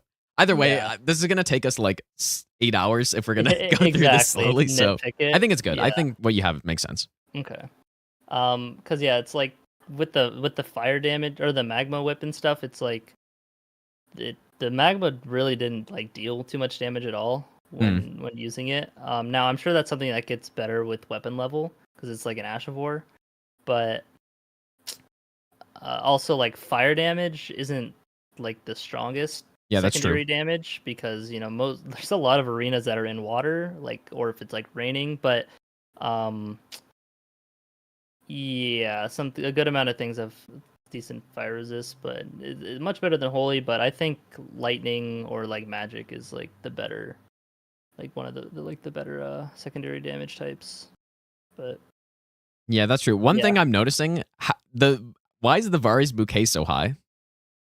yeah, I had just moved it up there from like the Yeah. bottom of each tier because it is still like a club at the end of the day with poise damage, But it's like I haven't actually done a run with Vari's bouquet, so I don't like really know. Yeah, I did do a run here with I had it. it like just below there, so I did do a run with it. Like closer when the game came out. I don't know if it's been changed since then. I think it's probably mostly the same, but I like just thinking about what I would rather use. I would easily rather use any of the whips over it. I think, like on almost think any so? boss, because on Elden Beast, it's obviously like so Yeah. bad because the base damage Yeah. is so terrible, and obviously can't bleed on some of the fights like Fire Giant where they can bleed. It's still just it wasn't good, yeah. but Yeah, I mean, either way, I think I'm it's just overestimating the poise because even if it does break its poise somewhat easily, you're still doing like next to nothing damage wise. So yeah. The damage is really bad. Like if a casual player were to pick that as their main weapon, like they would that be probably would be worse than the whips. yeah, it would be but really bad. that's fair. So yeah, I'm good with that. But yeah, I then think I have the holy black blade twin blade is like the kind of the next lowest weapon. yeah. Now I don't know how you feel about twin blades, but by themselves I do not like twin blades. They are very slow to get like all the value of say like a charge or two off. Yeah. If they don't have bleed like Eleanor's pull blade, then it's like pretty bad. The damage on all of them is like relatively low without any sort of like buffs and whatnot. Usually if I would have a twin blade, I'll probably just jump R2 the thing to like the enemy to death. Yeah. But yeah, I mean some of them have a neat Ash of War, like God's Compealer and like, Eleanor's pull blade is pretty good. But the weapon itself without any changes, like because I mean and also another thing with this tier list, I'm not taking PvP into account like at all. Yeah, that makes sense. Yeah. So it's like sure, God's Compealer with like a bleed Ash of War power stance. Yeah. But it's like yeah, I'm also not considering power stance of like two of the weapon. So just the single thing. So yeah, what are your thoughts on twin blades? Yeah, I agree. I mean the one thing that I think some of the twin blades have, I don't know which ones have it, like the base one and maybe I forget what the one's called, the one that's in Altus in the Windmill Village, like some twin blade, like it can God's Compealer or no, not the peeler. It's Here, I can can't pull remember the up name. It's like the weapon. twinned something. I don't know, but it can hit insanely hard on the charger too. Like the Gargoyle twin blade's the same. Oh, The one that I'm Knight trying to think Sword? of is the same. Yeah, the twinned knight swords. Yeah, that's the one. Yeah, the R2 can hit pretty hard like when it lands, but it's so slow and like Exactly. Yeah. it takes because the final hit is the one that's good, as far as I know, and so it's like sometimes with for how long it takes, a boss might hit you and trade with you as opposed to something that is just like a single hit, like a club or a great sword or something. It's just like much cleaner to do an R2 like that. Yeah. No, I 100% agree. Like I think, yep, the holy one's probably the worst, and then, yep, I think that's good. Yeah, and then it goes into the daggers, which are just kind of ordered by their physical damage and like crit a little bit. This one being holy damage. And yeah, the daggers, like honestly, they aren't bad. But after like testing everything, it's like everything was just better than the daggers overall. Yeah. Barring Reduvia, which is kind of up there. True. Like they're fast, and you can get a lot more openings against bosses than you normally otherwise wouldn't, especially with like quick step. Like attack just R1s out of quick step, but it's still just like a dagger, like such little poise damage. Yeah, I agree. Yeah, like 100%. Yeah. And then like I had the the Eclipse Shuttle down here because the curved swords weren't too great in my opinion. They aren't the worst, but this one being like holy damage and having an Ash of War that's essentially useless against all bosses, and NPC bosses probably won't really stand in it. That's the death one, right? Like the yeah. Okay, yeah, that's legendary one in. Yep, I agree with that. That's good. Yeah. And then I had Torchpull here, although I kind of just threw it down here and forgot about it. I don't really... It's like a really bad spear. I used Torchpull on my first playthrough, I think. Like, for part of it. Really? Okay. It was an offhand spear that I could fire reset with.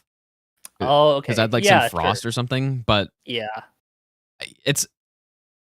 Yeah, I think one thing it has is good range. Yeah, it does have good range. Though I didn't really consider the utility of a weapon, like using this as an offhand thing. It's more just like the main weapon.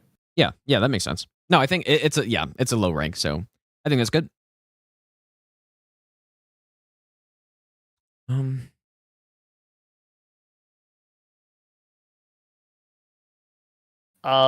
Yeah, and so then up to D tier, I put kind of the daggers towards the bottom. Misericord, I think has a lot of potential for a dagger, but the other ones, like with the magic damage, just like made it more overall, like damage wise. But the Cincadia, actually, I did a speed run with this, just like an any percent like meme run with it, and it was actually like not too bad. Like it had pretty good scaling, and like even against stuff like Malekith, Radagon, Elden Beast, like it wasn't too long of a fight. So it scales most with Malekith strength? One. Yeah, I'm pretty sure it's strength. So it's remember, strength is always a good stat. Yeah, that's true. And it's a somber as well. I didn't really care too much if it was a somber or a smithing weapon, but yeah, it gets up to like a little bit into the B scaling for strength. So yeah, that's fair. Like I would agree. It's probably the I guess second best dagger. These are all kind of a toss up though. It's like, yep. Then we get into some straight swords. Okay. I forget exactly why I put the War Talons so low, but I think it had a weird R2. It had like a weird moveset. Let me get a reminder on it. I've never used it. I'm gonna pull up that the both extra the one-handed too. and two-handed R2 are a quick double swipe.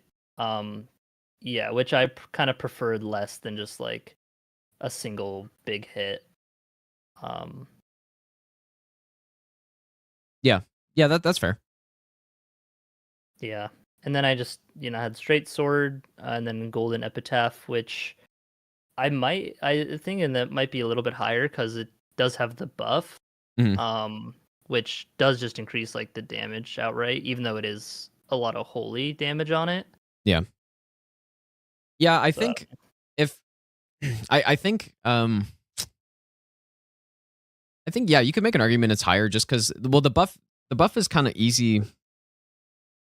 I don't know. There's the Ash of Wars that do like basically the same thing, but this weapon is really good if you're just on a playthrough and then you're fighting deathbirds. You don't really have to think much about your weapon. You just use that thing, like use the buff, and then it'll smoke them. But beyond that, though, it's definitely like a D tier, I would say. Okay, yeah. That's kind of how I felt with a lot of the holy weapons. Like, oh, it's good against the things that take like double holy damage. Yeah. Yeah. Then the shuttle was there, just kind of a lower end damage curved sword. I think it was just like a lot, like significantly less, because I had the other curved swords kind of up here, kind of like in a row. Okay. And this one was just lower, I guess, because of the damage. Yeah. What are your thoughts on curved swords?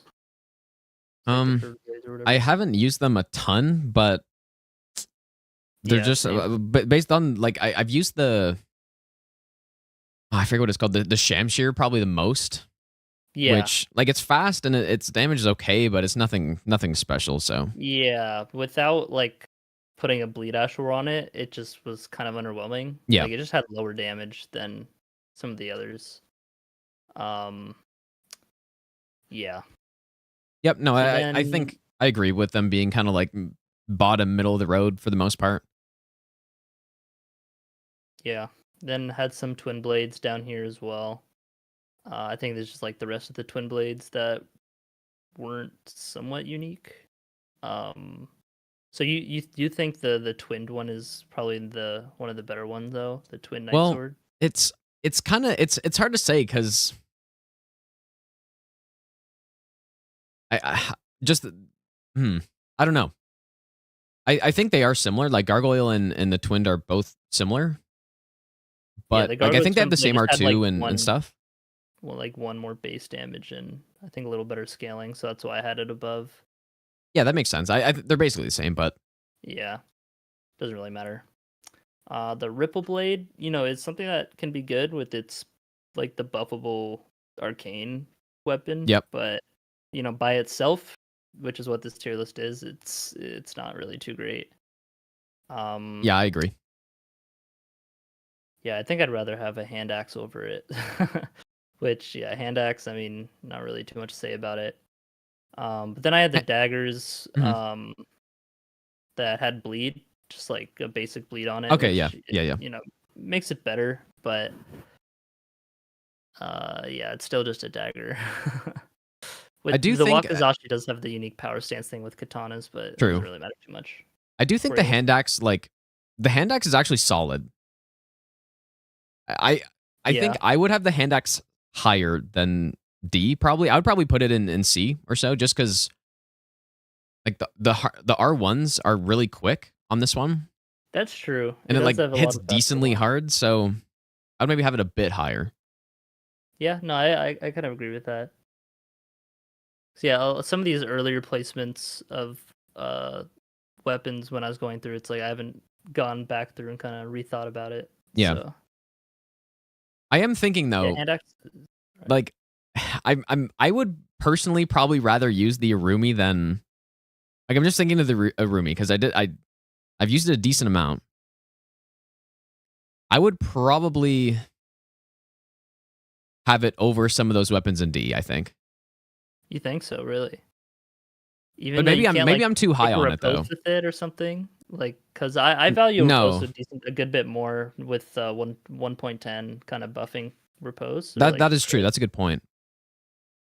But I'm just trying to think like overall, if I'm just playing the game, would I rather use the? You know what? Yeah, maybe it's still fine, but. So what I did, I timed my attempts on Margit as well with all the weapons. The daggers kind of took like, maybe like a minute 45 to like 2 or like a minute 30ish, somewhere in that range. And granted, with just like a single run, keep in mind like RNG and like messing up a fight or whatever. But yeah, all the whips took like at least 2 minutes. I think Arumi was like 2:20 with like the old whip. And like the candlestick being like 3 minutes. You were just like going like base character, like no talismans and stuff? Minimum stats, nothing. Like I started with like Wretch and just increased stats accordingly. So if something, I had 10 in at least everything. I didn't like lower any stats if needed, but yeah, just like the raw weapon, nothing else. Okay, yeah, sure. I mean. It's so hard to make this as objective as possible, right? So I think that's exactly. Yeah, either way, I think it's fair. But yeah, the bottom tiers look. I would agree with basically everything. I guess part of me wants to put twin blades a bit higher, but It's the same as well because it is just like a bigger weapon that can hit harder than like a dagger. yeah. It's just really like unwieldy to me. So yeah, there's a bit of personal bias with Yeah. that. Yeah, 100%. Which I think you also have with the whip, or like with the Yeah, wheels, probably. so, yeah, I mean that's just Probably. bound to happen. Okay. But yeah, I mean these twin blades at least are probably still in like D tier at least, or at least somewhere there, maybe like the bottom of C tier. But I personally would rather just have like a dagger with bleed against like a random enemy. Maybe the ripple blade could be behind those twin blades, I think, because the ripple blade really didn't have much going. Yeah, for it. I forget if like the ripple blade gets the bonus when you're using like a bleed grease on it or something, right? Yeah, because it is scales with arcane, so. But it doesn't like it doesn't give any boost. Like I thought there was some boost that it had, some unique boost it has with the greases.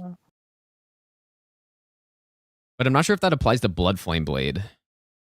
But I'm not 100% sure. I used it once, and it was kind of low upgrade. I wasn't super impressed with the bleed on it, but it was not bad. I think it's just because it can get to like S scaling in arcane. I think it gets S pretty early, and so it just like amplifies the like all the statuses like a lot. Well, wait. It says status trees build up with plus 25, or yeah, maybe it is just scaling. I don't know. I thought I remembered it having like something special, but yeah. Oh, it did have wild strikes though, which can kind of go well with that, but. Again, without any buffs or status stuff on it, it's true. It's not too great damage wise. Yeah, I mean, I'm probably fine with that, just for the sake of. Yep. Yeah, I agree. Through it. So then I had Cestus kind of like lower. Which like.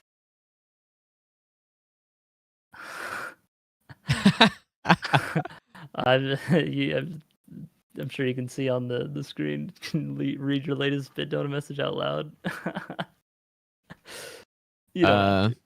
Maybe later. Yeah. But yeah, Cestus this low, I mean. Yeah, I think it could definitely be higher. I kind of just threw it down there after because like before I tested it out, I probably would have put it in like B tier. But then after testing it out, it was like the damage on it was like kind of low, and it's not like the other, or like like some of the other fist weapons like Iron Balls and Star Fist, where with the Charger 2, it has like the multi punch thing, which is like kind of slow. Yep, that's true. But yeah, the damage on him just like wasn't too great, and just having like Endure on it didn't really help it, but that doesn't matter too much. I mean, what are your thoughts on it? Have you done like a run with just Cestus at all? Well, I did a no hit with the Spike Cestus, but the Spike Cestus were like, they were slightly, or maybe more than slightly worse than the Iron Balls, but they're like still, I would say it's a top tier no hit weapon probably. And the Cestus are just the same, but no bleed, right? Maybe they have a bit less damage or something. I don't know how good Endure is in PvE. Because I remember back in my DS3 first playthrough, like a long time ago, I used the Black Knight sword, which had Perseverance on it, which is basically the same thing, and it actually was insane for bosses.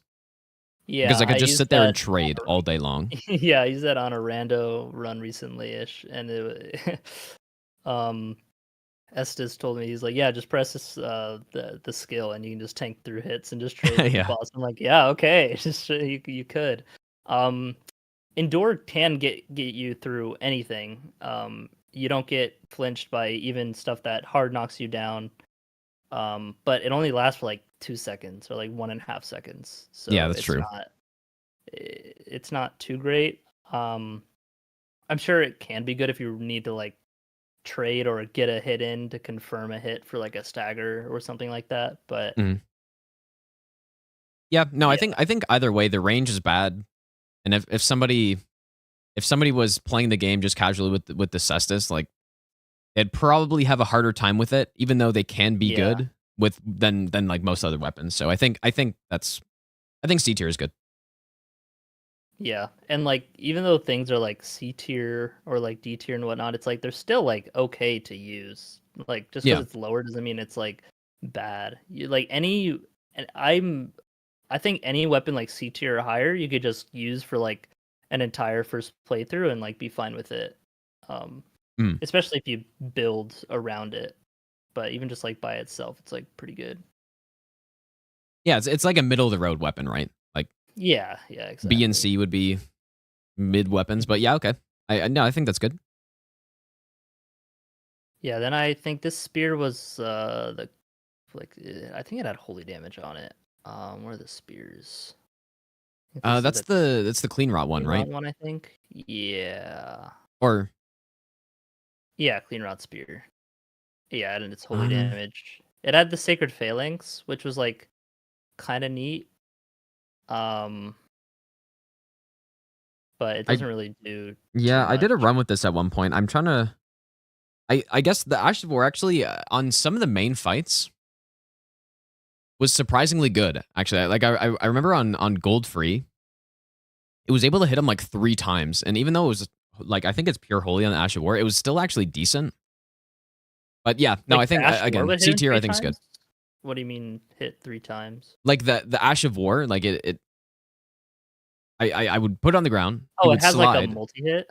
Yeah, it hits numerous times, I think.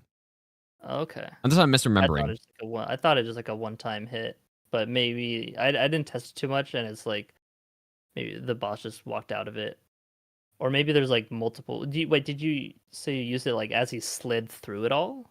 Let me like- let me see if I can find it. But it Okay. hits with the weapon, right? And then I'm pretty sure it can hit him twice with the Ash of War part. Okay, I see what you're saying. Anyways, I'll try to find this, but either way, C tier is where that belongs, probably. Yeah. Yeah. Then next I had family heads, which not the biggest fan of flails. Similar to like the twin blades, it is just like super hard to charge up the R2 and like hit things with. It's pretty slow. Yeah. And the Astral on it was kind of underwhelming to me. Like it's just the slow moving skulls that don't really do too much. I think in the right setting though, that could probably set up like a big instant stagger on something. Wait, how do you know sure. how much poise damage does it do? I'm not sure.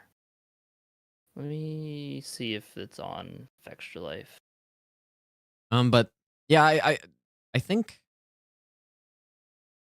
family heads. I would 21 is what it says on Fextra. I don't know if that's. I'm gonna assume that's every skull landing though. I think it's. I have used it, and yeah, it's okay. Like if you need range, that like I think it tracks decently well. Yeah, I think the skulls did. Yeah, as long as they didn't like get under it or around it like quickly, it would generally like follow the target well enough. But it is pretty slow moving. And the damage it does is like decent. I can't.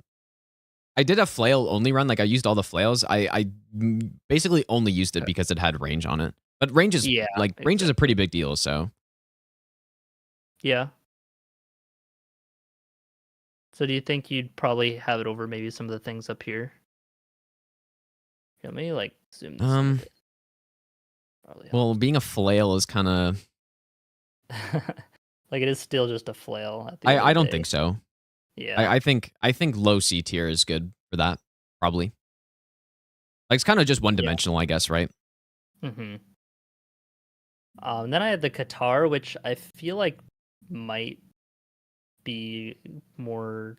It might make more sense to be a bit higher, but the fist weapons that were just like not Iron Fist or Iron Ball or Star Fist. Yeah. Just like were kind of a bit underwhelming to me damage wise. But I know Qatar has like pretty good scaling, I think. And at least these ones, like with this, the clinging bone and the prosthesis have like kind of some decent range. Hmm. The R2 on them is a bit different than the Cestus. It's the double hit one, but it's Yeah, it's like the yeah. the double punch. Yeah, It's pure physical, right? yeah, Qatar is. And then it has like the thrusting Ash of War too or something. Yeah, it has impaling thrust. Yeah, that's not bad. Yeah, I was thinking like I probably wouldn't put it over the Cestus, but like impaling thrust is good and probably Having has a bit more extra range is range. So nice. I think that's fair actually. Yeah. Yeah.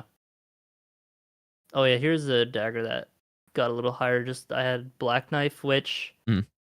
by it like the damage, just like the R1 and like R2 damage is not too great because it's holy, but the Ash of War just kind of carries it because even just Yeah, getting it true. off once just burns 10% of the opponent or like the enemy's HP. And then you can always like keep using it for percent based damage. Yeah,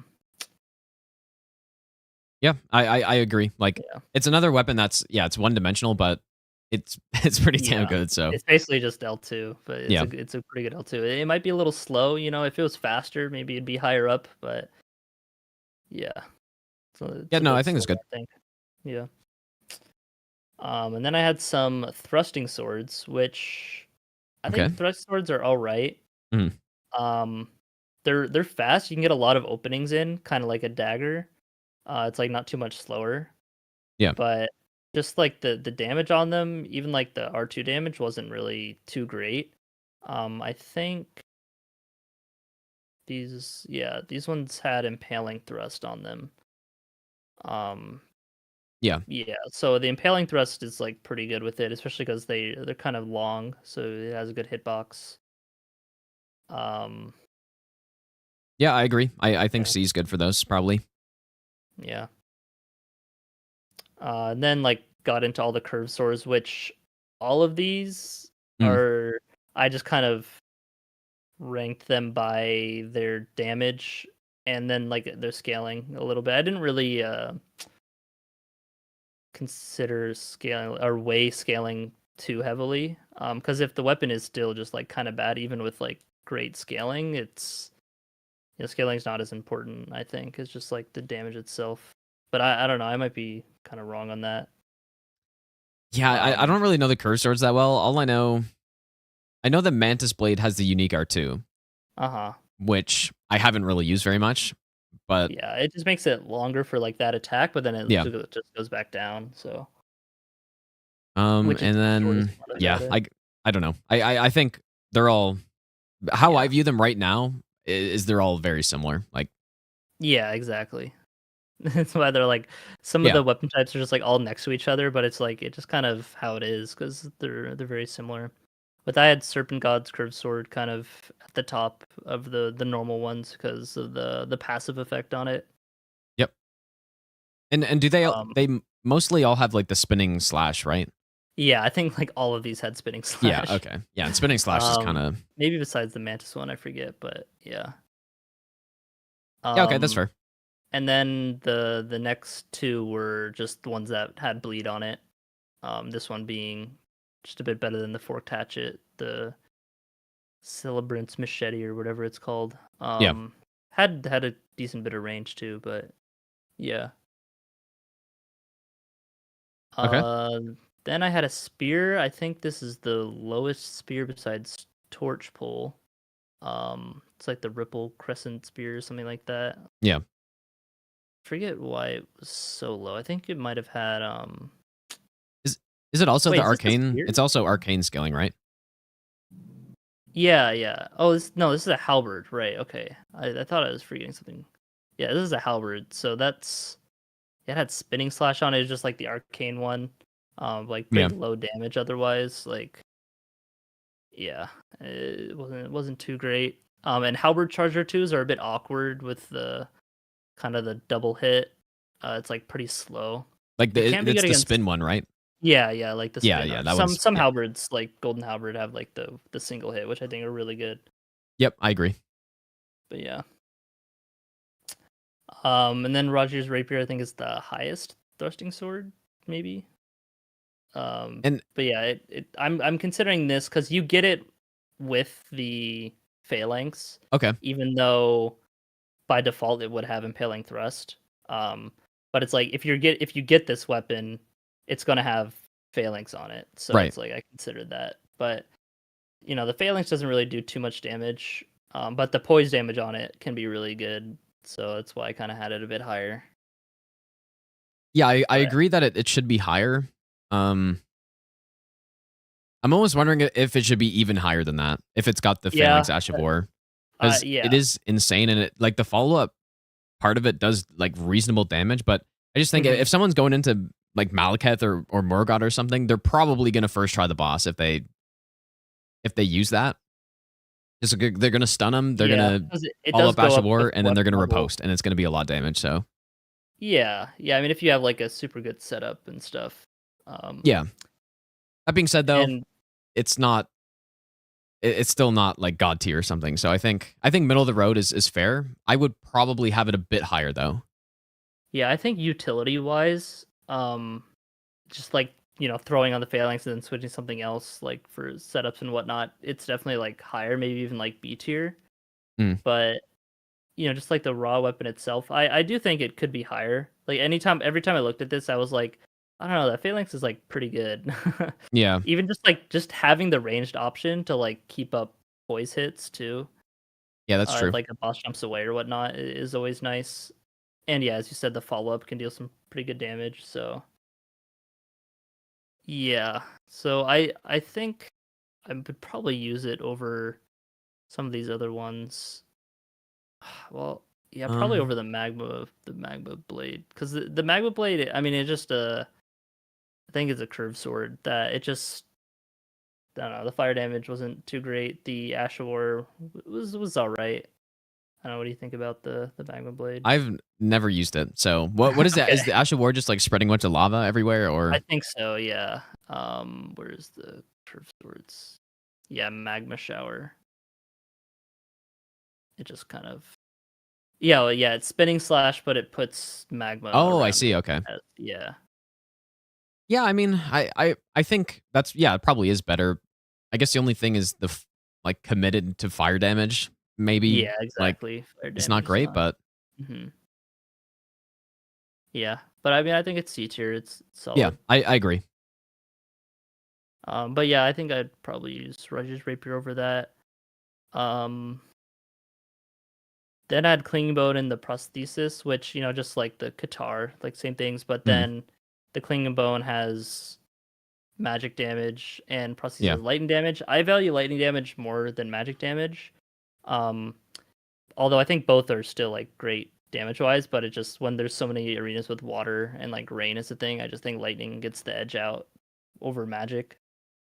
Yeah, the only thing though about the Prosthesis is like, the Ash of War is kind of, it's pretty slow and awkward. Like on bosses, I think it's almost like not useful at all. Like the range is really bad, and it, like, because to get the full damage, you got to hit with the weapon plus the AOE, and it's like I would probably rather like the Qatar over this thing in like for most main fights, because just the Ash of War and Qatar is more useful. But that's fair, yeah. But for like normal mobs, I would assume it's got some good like hyper armor or whatever. So yeah, I'm not really keeping normal mobs into account. It's more like bosses and whatnot. Because I mean, do you think it should really keep normal mobs into account? I just kind of like, it just depends how you want to do it, right? Like what? Yeah, what I've done is just like kind of against bosses. Yeah. Okay. Okay. And it's like, if you have a trouble with the random enemy, just run around it. Like that's true. But yeah, I think obviously the lightning damage, I do agree. Lightning damage is nice to have in a lot of instances, and the Ash Wars on both of these are kind of bad because like Lifesteal Fist really isn't. Yeah, that's true. Great. It's like, sure, it can be used against NPC bosses, but like it's such a slow like startup, and the NPC is probably just gonna input read you anyway. So like, get fucked. Yep, true. But yeah, thinking about it more because of the Ash of War, I think Qatar would probably be better because you can just keep using like Impaling Thrust And Yeah, that'll I would then probably pick guitar better. overall, like just because I think it's more all around probably better. But I'm not sure if that should mean guitar moves up or Or they go down. Yeah, that's what I'm yeah. thinking. Um, So it's like would we use a fist weapon over these things? And like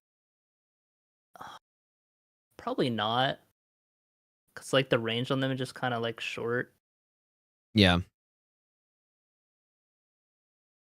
Yeah, I think I'll move them down, but again, anything in the same tier is like generally around the same. Like the top to bottom of the tiers is going to be different, but yeah. yeah. I think having those weapons below guitar makes sense, and like just based on what I'd rather pick, I would rather pick most of the curve swords probably over the prosthesis and the bone probably. So I that's just Yeah. my opinion, but I think No, I agree. Yeah. yeah. Oh yeah, then Death's Poker I had because it is just a twin blade, but it has the black flame, which it's hard to get off because it's so slow, especially for like the full value of it. Mm. But you know, it can just be more damage if you just go for a full charge L2 instead of like taking a riposte when you stagger a boss.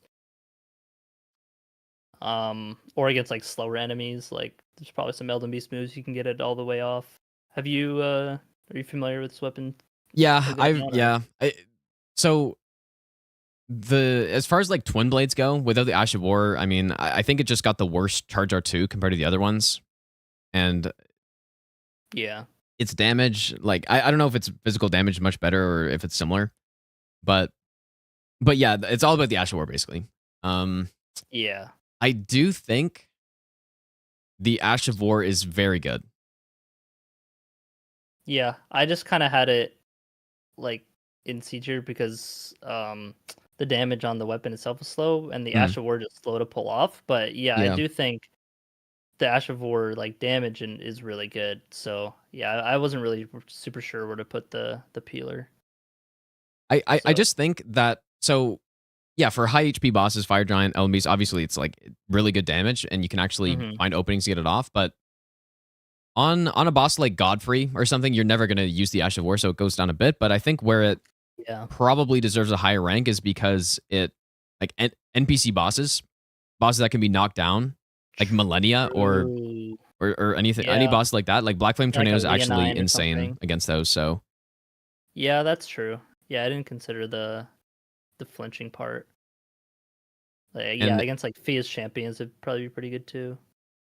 yeah, it would be good Yeah, there, and on them. against a lot of the main bosses, like I'm just trying to go through them. There are openings for it on quite a few of them. So even just, I like, think the single L2, like, or not holding it, just like the first Yeah, that's one true. spin or whatever is like still pretty good.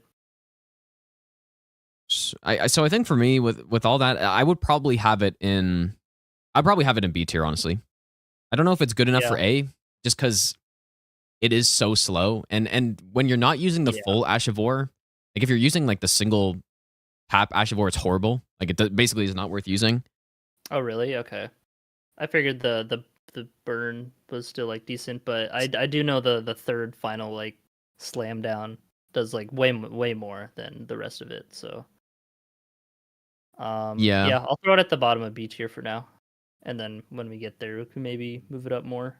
Yeah, I think it's at Okay. least a B tier in my opinion. Yeah, I think the Ash War is pretty good. Having the Black Flame, I just think universally is like pretty good. Like the Blade of Death stuff is pretty good.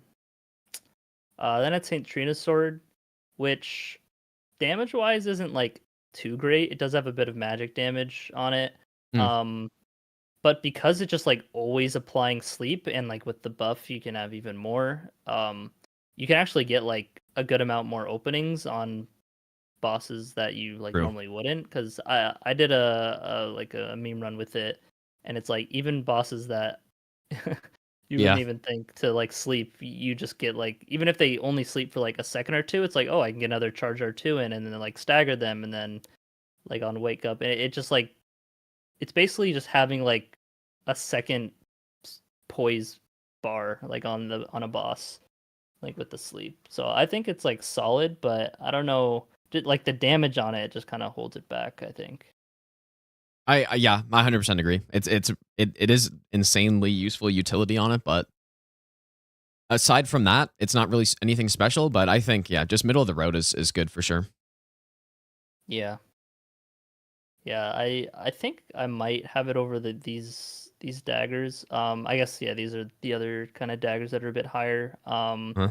In Glintstone Chris because it has the range. And like the follow up on it is Yeah. like pretty nice. Yep. The magic damage and whatnot. And then Scorpion Singer, I mean, more things can be like rotted than bled, so it's like, pretty good. Just to have the rot picking on the whole fight. But I don't know if it should be this Trinosaur should maybe be higher than these or not. Rod is insane. Like, yeah. I guess one thing though that about like basically all the daggers is Millennia is really bad with them. Like that's the only. That's true. Yeah. I don't know how much that should weigh because I don't know. Yeah, I mean, like it's only one boss, boss. right? Yeah. But it is and you an can important boss. do a tap R2 on her. Yeah, that's to, true. Interrupt her. Yep. So I don't think it's like as bad as like a torch or something. Yeah. But yeah, I do think the raw is pretty good. I don't think the repeating thrust Astral is like too great. You're probably just better off doing R1s or R2s on it. Yeah, that is true. Yeah. No, but yeah, I agree. I think Saint Trina Sword should be probably below them, but it's hard to say. Like it just depends what content you're doing and stuff. But Rod is good in so many spots, so yeah, I definitely wouldn't have it above that at least. Yeah, no, I feel like it's fine here because the damage on it. If it had more damage, then sure. But sleep is it's nice, but it's not like bleed or frostbite or rot or anything like that. Yeah. Then I had Golden Order Greatsword, which I think is the lowest greatsword, just because it's like holy damage and the skill on it is like pretty slow. Yeah, the skill is really bad. Yeah. Like it's cool, but we're not here for ranking how cool a weapon is. Yeah. It having the ranged option is nice, but it's like takes like 2 or 3 seconds to even get that out. Yeah. So it's like, is it even worth it at that point? You might as well take that time just running up to the boss. Yeah, and then it's holy damage, so I just like kind of kept it there. I might even like have it lower, considering, or like at least like having the rot higher than it. Yeah, you could definitely make an argument. I think greatswords become better if you're doing more than just bosses, probably. Sure, yeah. But long range, big stick. Yeah. I'm trying to think. It's an okay weapon. I mean, yeah, because I think greatswords, like the weapon class is like pretty good. Like the range on it, it's not too slow. The Charger 2 is like usually a big horizontal sweeping motion, which is like pretty good. Yep. But yeah, because like the holy damage and the astral were just like bad, I just kept it in C tier. Well, I was almost wondering if it should be even this high, or if it should be like lower in C tier, but yeah, I mean, I could see it being lower for sure. Because yeah, I do think rot is like better than it. Yeah. But then it's like, because it still like has solid like damage with the holy damage on it, but like it's holy damage. I would probably rather use it over the. Well, I don't know, because the Glintstone Pebble gets like pretty strong with the weapon level, I think. Going up. Yeah. No, I think C, like somewhere in C tier is good for the Golden Order. Like, yeah, I definitely I think it's good enough that it's C tier, and it's in my opinion, it would be like a bottom middle of the road weapon, I think. So where it is right now is probably good. Yeah, I agree. Yeah. Yeah, then we have a ton of spears. Okay. Which all of these just had like charge forth Yeah. or no, I don't think any had impaling thrust. I think it was either that or like nothing. And the R2s on them were like the running R2s, which are I think are like kind of bad. Like the ones where you kind of run forward a bit, just like awkward to use in a fight. Yeah. I think that's a short spear, right? Like I think that has Yeah. impaling thrust with the double hit R2, which Right. Yeah, that one does. but So don't it's like some of them have fire. a horizontal one though, right? I thought. Yeah, I think this one, the sword spear, I think has that. Same with the harpoon, I think. I I'm not think sure. does I the think partisan and DS3 had like a horizontal R2. Oh yeah, that's why I had it higher up. The partisan does do Okay. that, yeah. It starts like the opposite way of like a great sword though, it like right to left. So Yeah. but Yeah, yeah, yeah. it has that. Yeah, and then I kind of just generally rank them by their damage, a little bit of scaling, and also the range. Like the pike Mhm. kind of being higher because the pike is like it's so long. Like it's Yeah, yeah, like yeah. comically long. um, yeah, Yeah, I I think think it's again, fine I think though. they're middle of the road. Like they don't do that good damage, and Yeah, like they have good range. You pair it with like a shield. You can shield poke. I think true. casuals would be better with like have a fine time doing that with the spears. But just like the strength of the weapon overall, I don't think is like too great. And Yep, these I ones agree. had like magic damage, but I valued the range on the pike like kind of higher. Yeah. Yeah. But then before there was the partisan, I had the pole blade, um, which I think can be really good given Mhm. the right like strats and stuff, but just by itself it's kind of awkward to use. Like the L2, you just kind of dance all over the place, and it's like Yeah. Elden Ring bosses aren't sitting there for you to just just like dance around them like that, unless you get like a stagger or what you're doing and whatnot, have like a setup or something. Yeah. But yeah, I because it has the bleed, I kept it higher than the other ones. I think I would probably have it higher. Um the Ash of War is really good against again like bosses that can be stunned or like NPCs or I haven't used it against Millennia, Yeah, but I didn't consider it against NPCs. Does it kind of just blender them, or do they can they get out of it? yeah, I mean, yeah, it kind of just blends them. Like I did a no hit with Okay. it, and against Gideon, it just Yeah, totally yeah, like he just can't do anything basically. And the bleed yeah. is insane if you can get the Ash of War off. Yeah, it has a lot of bleed. I remember seeing your no hit run with it, and like Malekith, you just get like the stun off into the bleed, and Yeah, you just wouldn't be able to move out of phase 2, which makes sense for Malekith. That opener is pretty exploitable, but yeah, say against something like Elden Beast, this I wouldn't feel too great about it. true. The R2 um, is also not good, right? It's like the yeah, it's super like slow. yeah, like the triple or quadruple like vertical spin, like then lands. Yeah. Okay. Yeah, I think that's fair. I guess I think if you're considering like more overall, like with enemies, normal enemies, and just Yeah, and stuff, it probably goes higher. But for more like main bosses, yeah, I don't I know. was more just considering just not necessarily main boss, but all bosses, and then it's like Hmm. if I can't really decide between things, then I would go be like, okay, is this better against like main bosses, like stuff like that. Um, get into more specifics, but Yeah. I don't think it's in B tier personally, but I do think the potential of the weapon could be like A tier maybe with the right setup and multi-hit stuff, Yeah. but yeah, I don't know. Okay. Sure. Yeah. I think that's fair. Like it's not a god tier weapon by any means, but It does get, even just like with R1s though, it does get a lot of bleed just like by default. yeah, yeah. Well, I does it have? I can't remember if it has like any extra bleed effect on it or not, but I mean, I think it's just the base bleed. Like it's not what is it? What are the twin blades? Twin blades. one thing I have noticed though is there's no 55. scythes yet.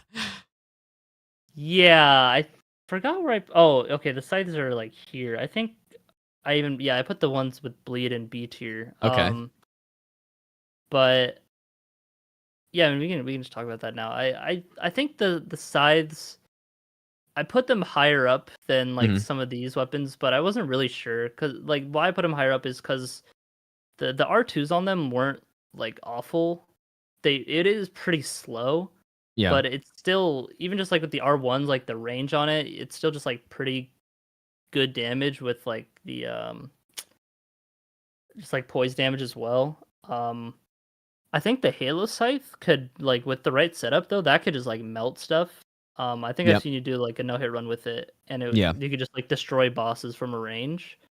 But by itself, like it's just like a holy damage disc that isn't like too great.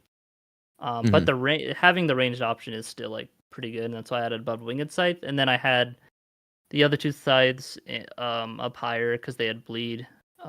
With I think the Grave Scythe had a little more like base damage, so I put it above. But yeah, I don't know, because like it's good range, but I don't know. What do you think of the size? I assume you don't think of them too fondly.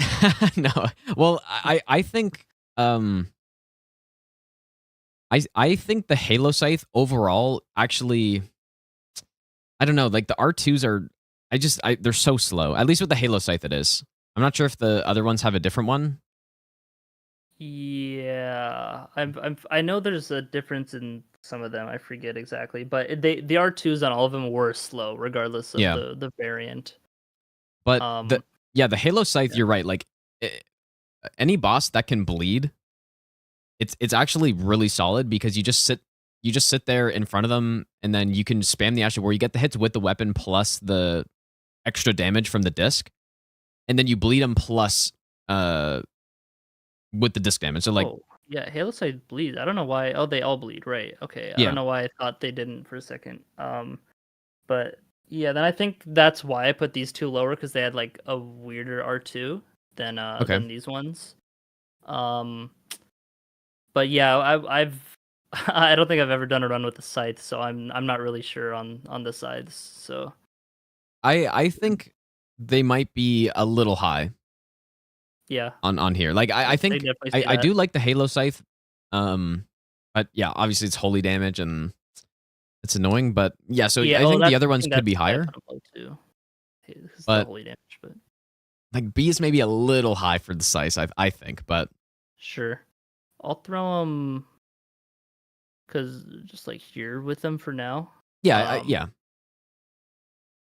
I don't think they're bad. I Uh, think they're like, yeah, they weren't like bad, but yeah, it's just like C tier. yeah. Um, but yeah, looking at it, I probably would use a halberd over a scythe. Well, the thing is, they have bleed on them by default, so it's like it's hard. That's where it's like hard to decide because it's Mhm. like, do you care too much about bleed? But then if a boss doesn't bleed, yeah, obviously you'd rather just like have a lucerne or something over a scythe.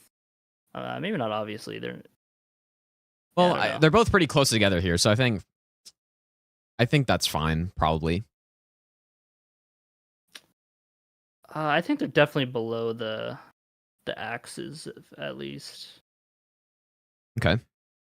Because I just, yeah, their moveset is not great. Like that's the problem with yeah, them. The damage that's what can I'm be thinking. okay and stuff, but I think the axe move set is like pretty solid.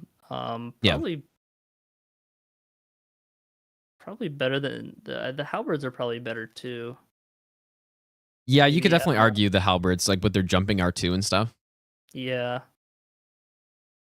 I mean, the scythes have a similar jumping R2 actually, That's true. Yeah, that is and they're true. like comparable range. I think I'll keep it there just because it has the bleed. Just kind of gives it a little Okay. bit of an edge over the Sure. halberds. But yeah, C tier, yeah, that's fitting. And then I guess had the gargoyle axe here with the other axes above the this is the black one that has Yeah.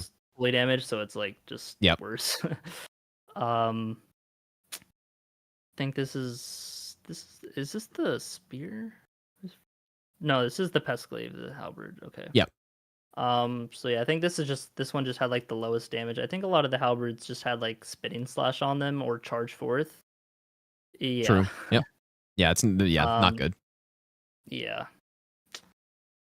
Okay. And then I think these are just kind of ordered in like their damage, just number wise, and like their range a little bit. But all the halberds are generally the same range. I think the gargoyle halberd just had the highest kind of scaling, even though it was shorter. It was like still good damage.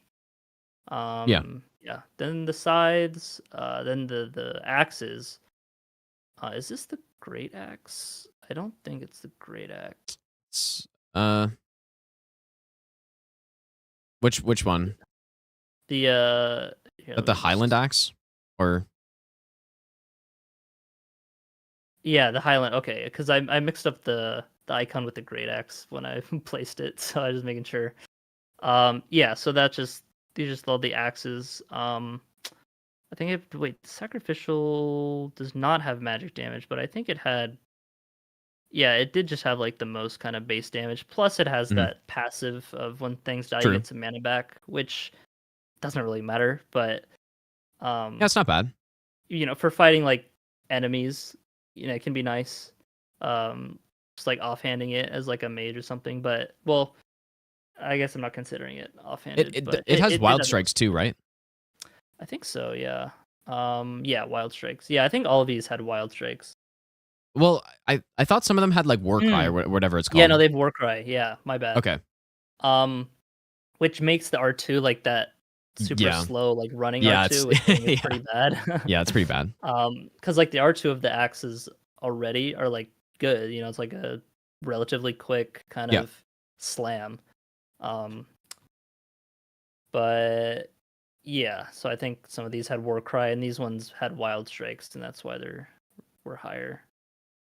I feel like maybe the Highland axe should be like, this is a tiny thing, but at least above the battle axe, because I think, well, it has the passive like roar buff that it does. Like when you do the roars, it does more damage. But I think does it have higher damage too? Maybe it was the same like base damage. Okay, but for scaling, it might be a bit different. Highland axe has C. I feel like I was considering it for it's very similar. Yeah. Wise. Okay. I mean, it actually doesn't matter though. Yeah, I don't think it really matters too much. Out of just personal preference for the R2, not being changed, I think you put it there. But yeah, like if you with all the roaring weapons that change R2s, you can just do like jump attacks instead, like a jump R2 instead, and get your value out of it. Yep. Okay.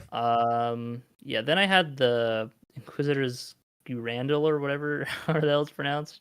It's like a bleed spear with fire damage. I feel like this is a bit high, but it did have bleed on it, so I guess that's why it's kind of higher than the rest of the spears. But it was fire damage too, so it's like, ooh.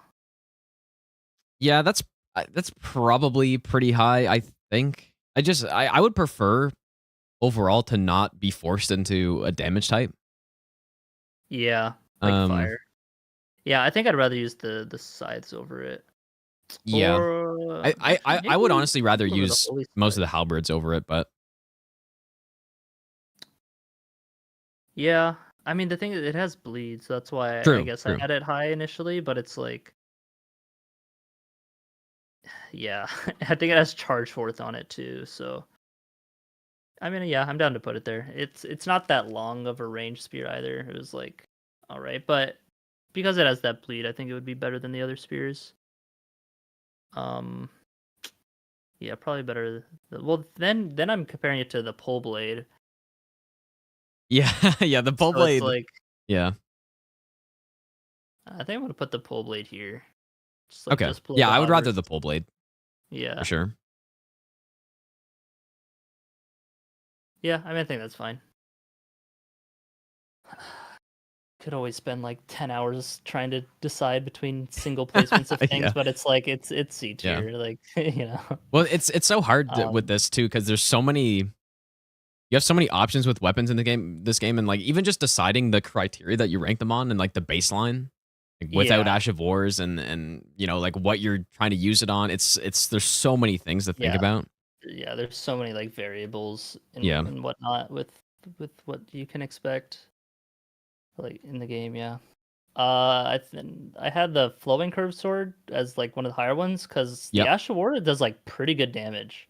It has like good range. Yep. It is a little slow, but I don't think it's too slow. I think it had magic damage on it too.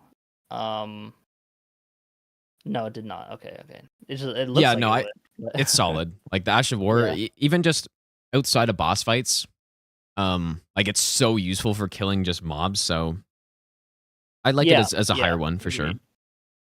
Yeah, I think that's fine where it is. This is this the oh, this is the rapier. Oh wait, I think I put higher because it has 130 crit. Yeah. Um, but I don't think it should be that high, even with the crit. I would probably lump it in with all the other ones personally, just Yeah, because I agree.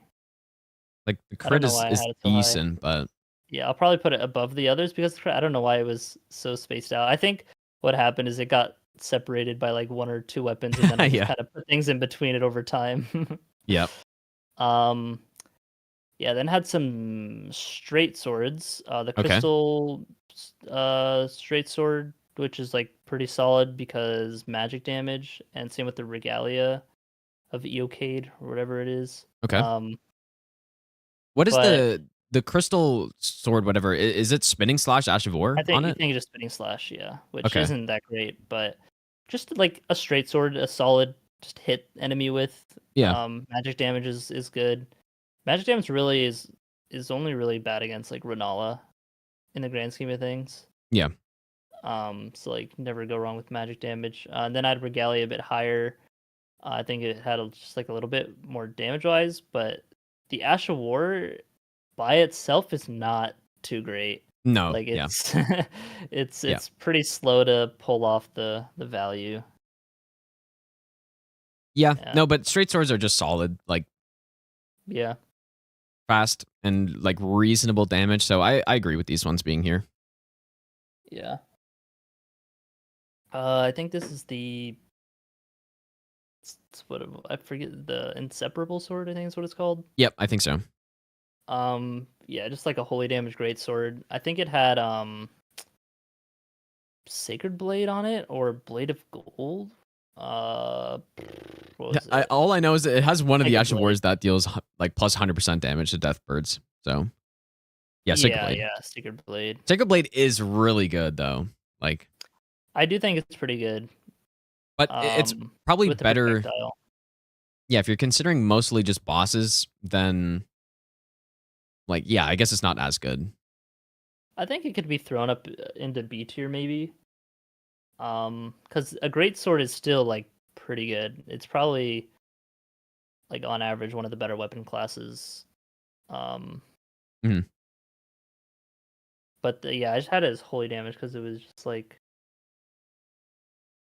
or I had it low because of the holy damage. It's like pretty 50-50 split, although it's like not too bad damage wise. B scaling on faith. So yeah, I mean, I'm trying to avoid thinking of it. Yeah, you pair it with like your incantations and whatnot. It could be Yeah. solid, but it's like, by itself, I do think the ranged option on Sacred Blade is actually more valuable. I don't Yeah, know, it's solid, but I think holy damage should probably keep it lower, I would say.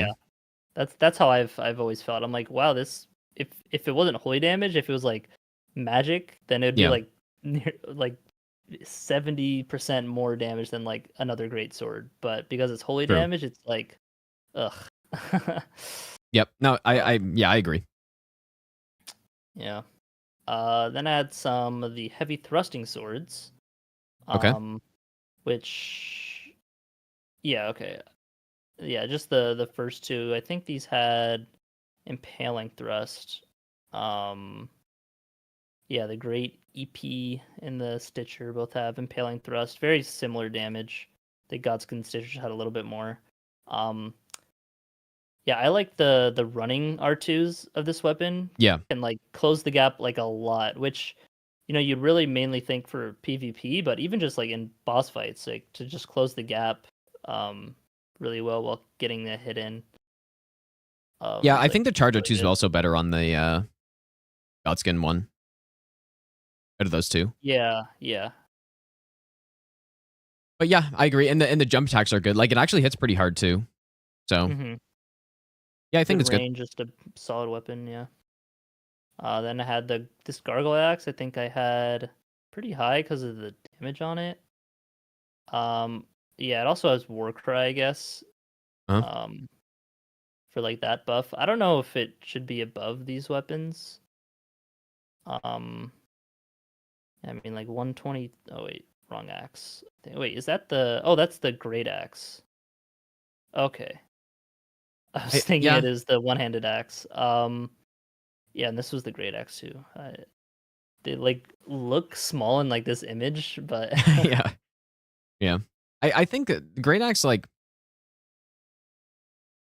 yeah, the big weapons are good, right? Like I think it's fair to put up there with the poise damage and stuff.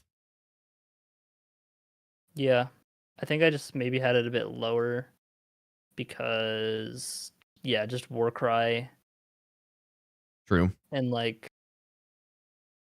wasn't as much. Yeah, like even just like the great axe raw damage is just like a good chunk lower. Like this is 151 and that's like 123. Even though they like both have a Warcry or whatever, so that I think that's why it went down in C tier. Also, the range on it is much shorter. Yeah. Which kind of matters when you're dealing with these big, slower weapons. It's more likely to miss, which you don't want. Yeah. So I mean, Yeah. I think it's good there. Yep, I agree. Then had the lance, which I think is the lowest great spear, which maybe should go in B tier after looking at it again. I think it just has a weird moveset compared to like say Serpent Hunter for a great spear. Yeah, true. Like the running R1s, I think it's like the side kind of swipe, and like the crouch attack isn't a poke, it's like an upward thrust or whatever. Well, is the running attack the one where you like it hits numerous times, or well, the running R2 is like the triple hit, yeah, like Serpent Hunter. But the running R1 is like it's not like a lunge poke, it's like the side swipe, like or like from like the bottom left up.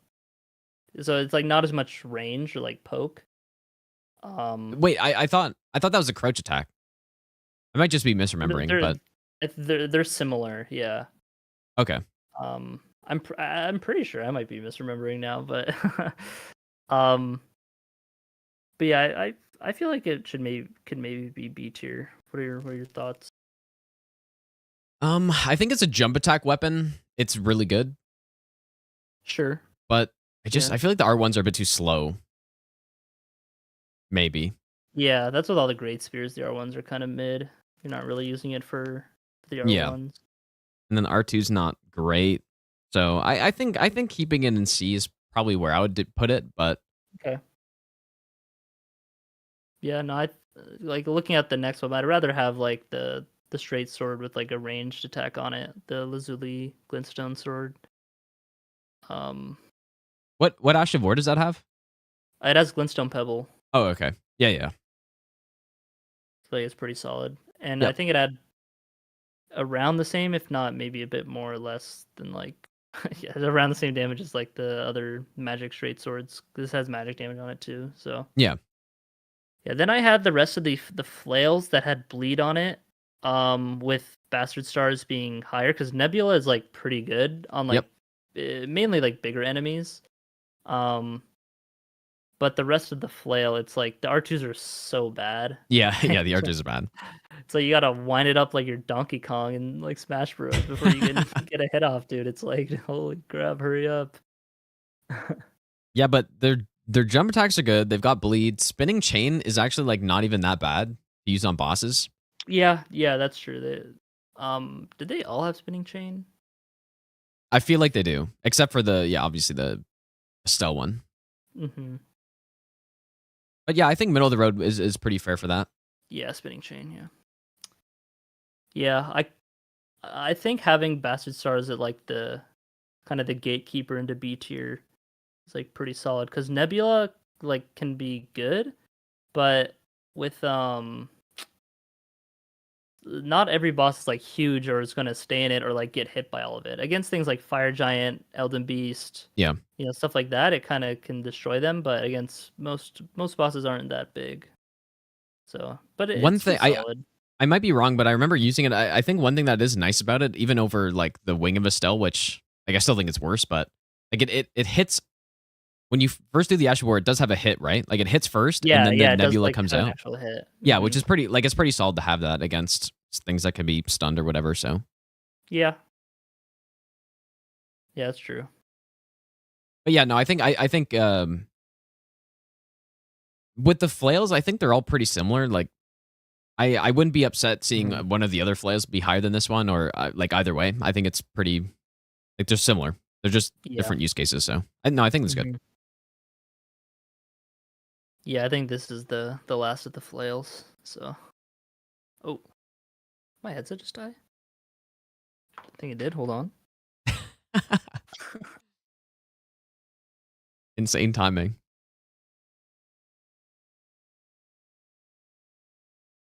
I feel like the... Hello? All right, hello? Yo. All right, yeah. Okay, nice. I forgot to charge my headset. Good timing. It didn't even like warn me, it just died.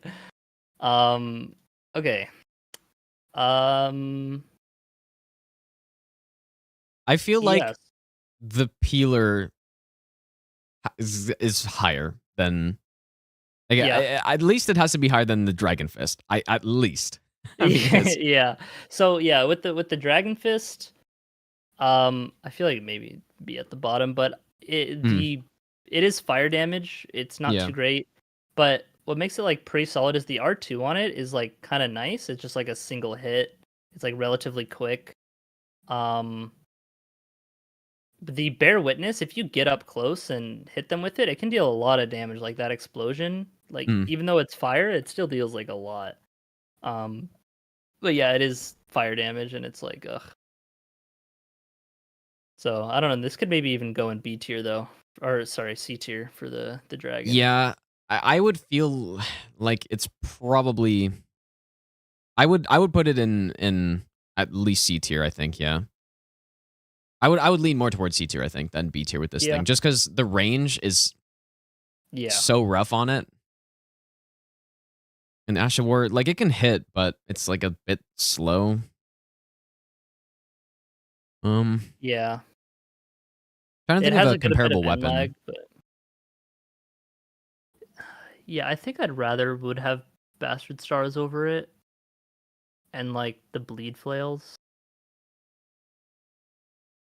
Yeah, it's tough because it really just depends what you're fighting. Range. Yeah. But I think just kind of put it there towards the top of C tier because the damage on it isn't too bad. Like even though it is fire. Yeah. Like it's still pretty good. And it's a faster weapon, so you can get more openings. True. Yep. But yeah, then I had Dragon Great Claw kind of lower down here. I feel like it should maybe be a little bit higher. But I don't know. It does have lightning damage on it, which I think is like, pretty good. And it has Endure on it, I guess. I feel like Endure is maybe... Endure. I think so. Endure is like good on the colossal weapons, I think, because to ensure you can get a big hit out. But yeah, where did I put the other colossal? I'll just kind of put it with the rest for now, and then we'll get to those when we get there. Sure. Peeler, yeah, I do think could be higher. Do you think a peeler would be better than like a colossal weapon on average, though, or like even a colossal sword? Let me just look what else you've got here, because Yeah, B tier is I'm the most like I don't know about.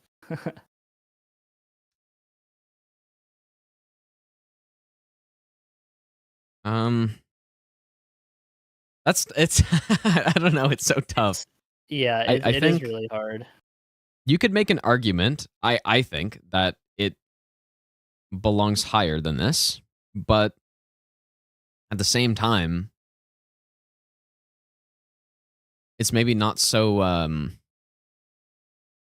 don't know. It like definitely the only thing that it has going for it compared to these other weapons is the Ash of War. Like, but Yeah, but like that's all it kind of has. I think because it's so Ash of War reliant, I yeah. think keeping it at the bottom or near the bottom is probably better. Okay, sure. Um, Yeah. and then I think the Spike Cestus is probably better because it has bleed and just more like flexible, even though it's shorter range for sure. But what do you think of Spike Cestus? I know you earlier you're saying that is like one of the better weapons. Yeah, for like the right charge R2 build, it's really good. But yeah, low range. What is nice though, at least with the bleed one, you get a little bit more use out of it if you're just using it without like a super optimized build. Yeah. So Yeah. That's but why I had it like a tier higher than the yeah, normal I think it's better. Yeah, for sure. Mhm. I think it yeah for sure is a tier higher. Compared to these colossals and stuff though, I know if I was just playing the game, I would rather use the Spike Cestus over most things. Yeah. But It's also really low like level stat requirements compared to like all the colossal weapons. I don't know. I don't know where I'd put it in here. Yeah. I Like I B think tier I think is the hardest tier to kind of like get through. yeah. I think I would almost need to like go through a tier list and think about every weapon individually and then to figure out where I'd put this because part of me wants it in like A tier, but then there's so many things that are not great about it that Yeah. Like the damage like wasn't too great. Like Mhm. by itself with charge attack stuff, I think it it shines for sure. But a lot of weapons are much better with like certain builds. But I think by itself, I think somewhere in like B tier is good. But yeah, sure. Yeah, no, I think that's yeah, reasonable. I don't know where I'd put it. I don't think I'd put it as high as like a club. Again, a lot of these things I think we're gonna need some reordering.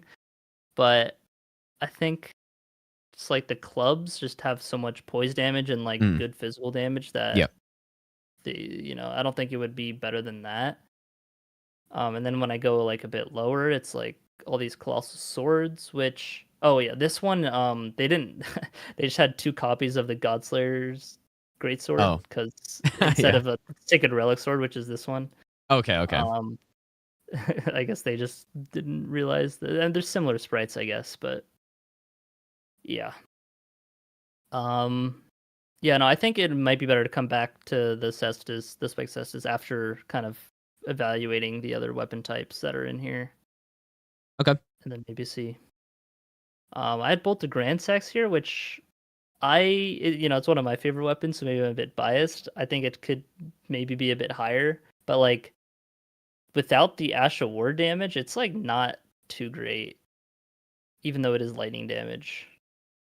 Yeah, if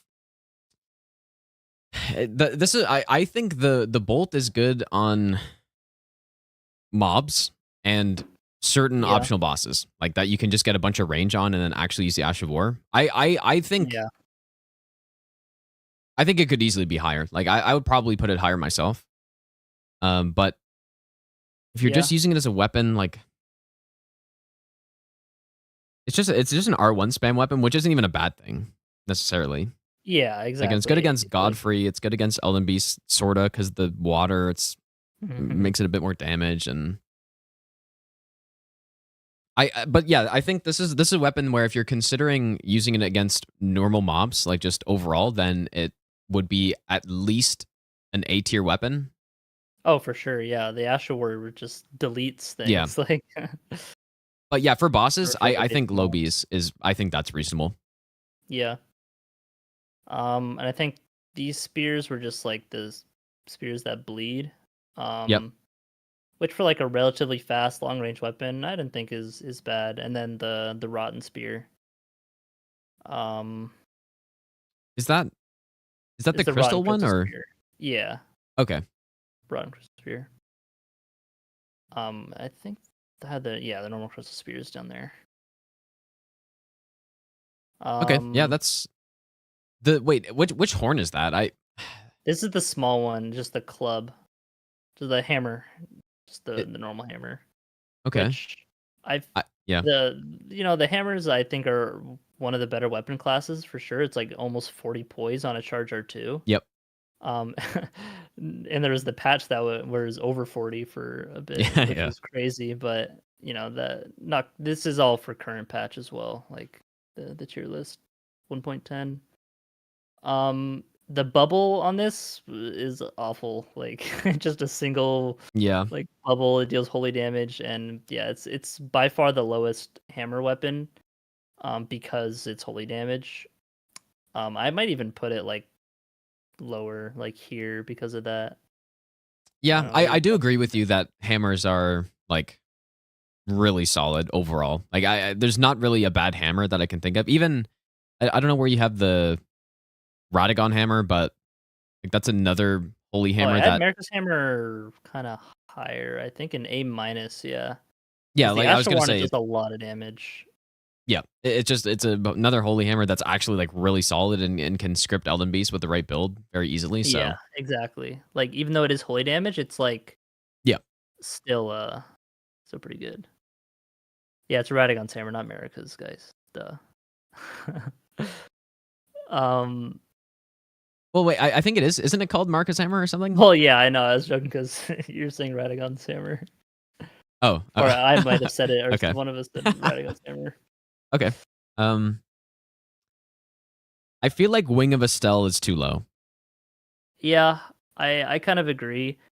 Reason why I kind of had it lower when like actually using it against like Margit, which is I think is a relatively good test with like his mobility, moveset, like a phase transition and whatnot, but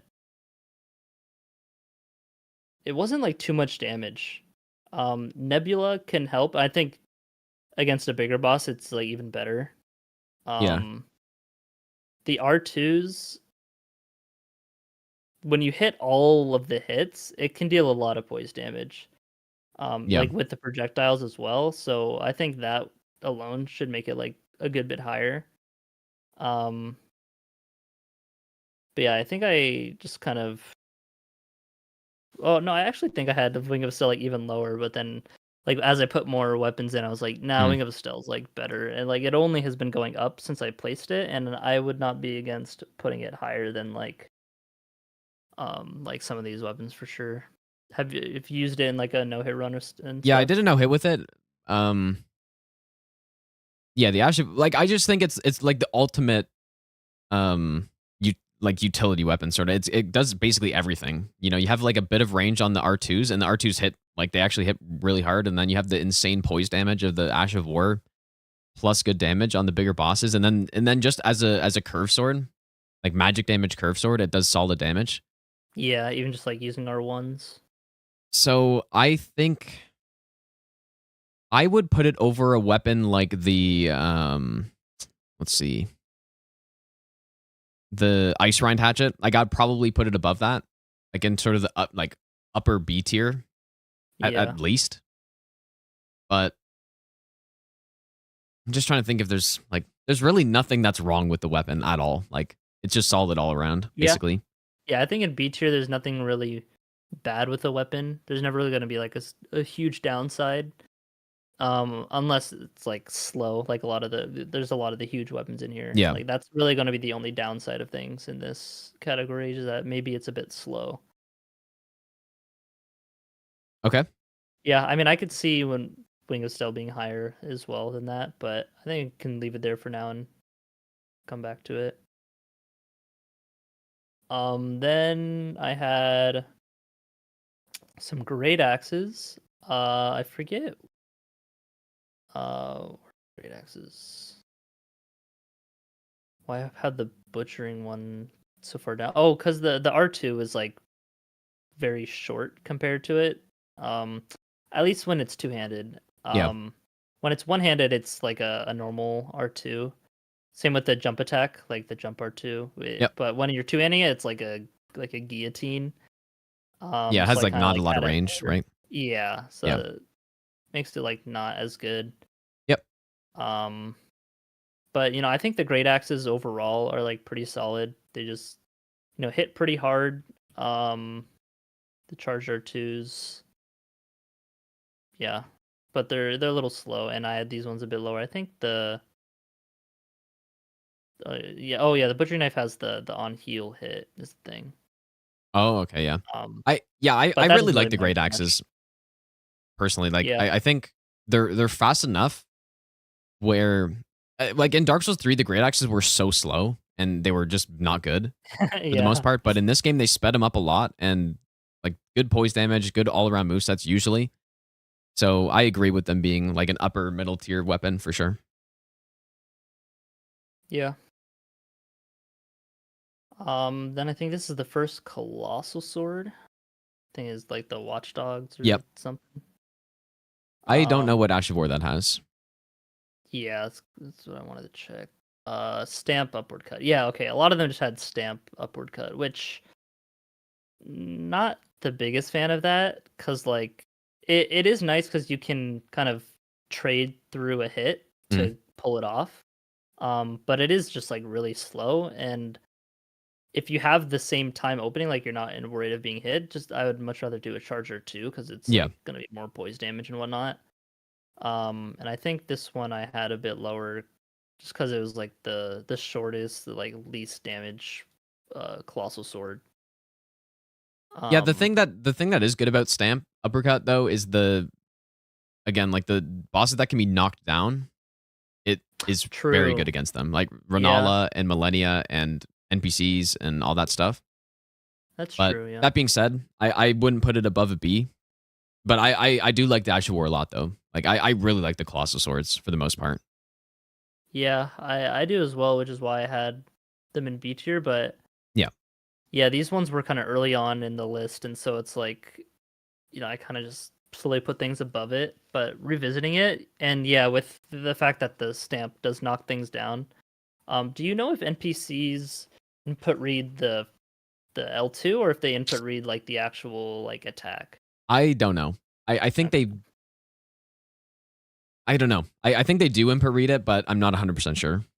But even on like the assassins and like, there's a lot of boss that can be knocked down. Yeah, What do you like call a them? Leonine Misbegotten or something like. Yeah, Leonine and those Onyx Lords and stuff. Like there's so Yeah. many bosses that can be knocked down by it or like at least stunned a little bit, like the duelists and stuff. Yeah. I think the claw swords could be higher for sure.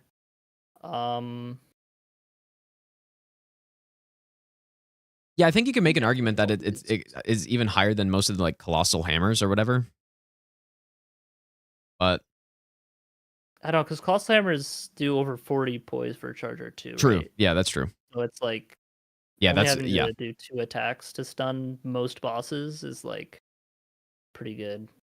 Although I do think Frozen Needle was something that I kind of had a bit, or like it started out right next to Ansper Rapier, but like over time it's just kind of been lower. It does have Impaling Thrust, which is like okay, and you'd probably use that over an R2 because the R2 doesn't like have an actual hit except for the projectile. I think like it doesn't actually like it's not like it's not gonna do like a strong poise attack like most of the other thrusting swords. the only thing I remember about it maybe is strong is the overrated, backstep but- R1 or no the when you like hit R2 and then backstep, it does the the range one. I don't the really remember hit. much of the weapon. I feel like its damage is really bad though, isn't it? Yeah, like it's pretty carried by its frost. Yeah. So it being in B tier might honestly be a bit too high. But it having the range like on the R2 can be Yep. nice. Yeah, that's true. I think I'd rather have it over the peeler though.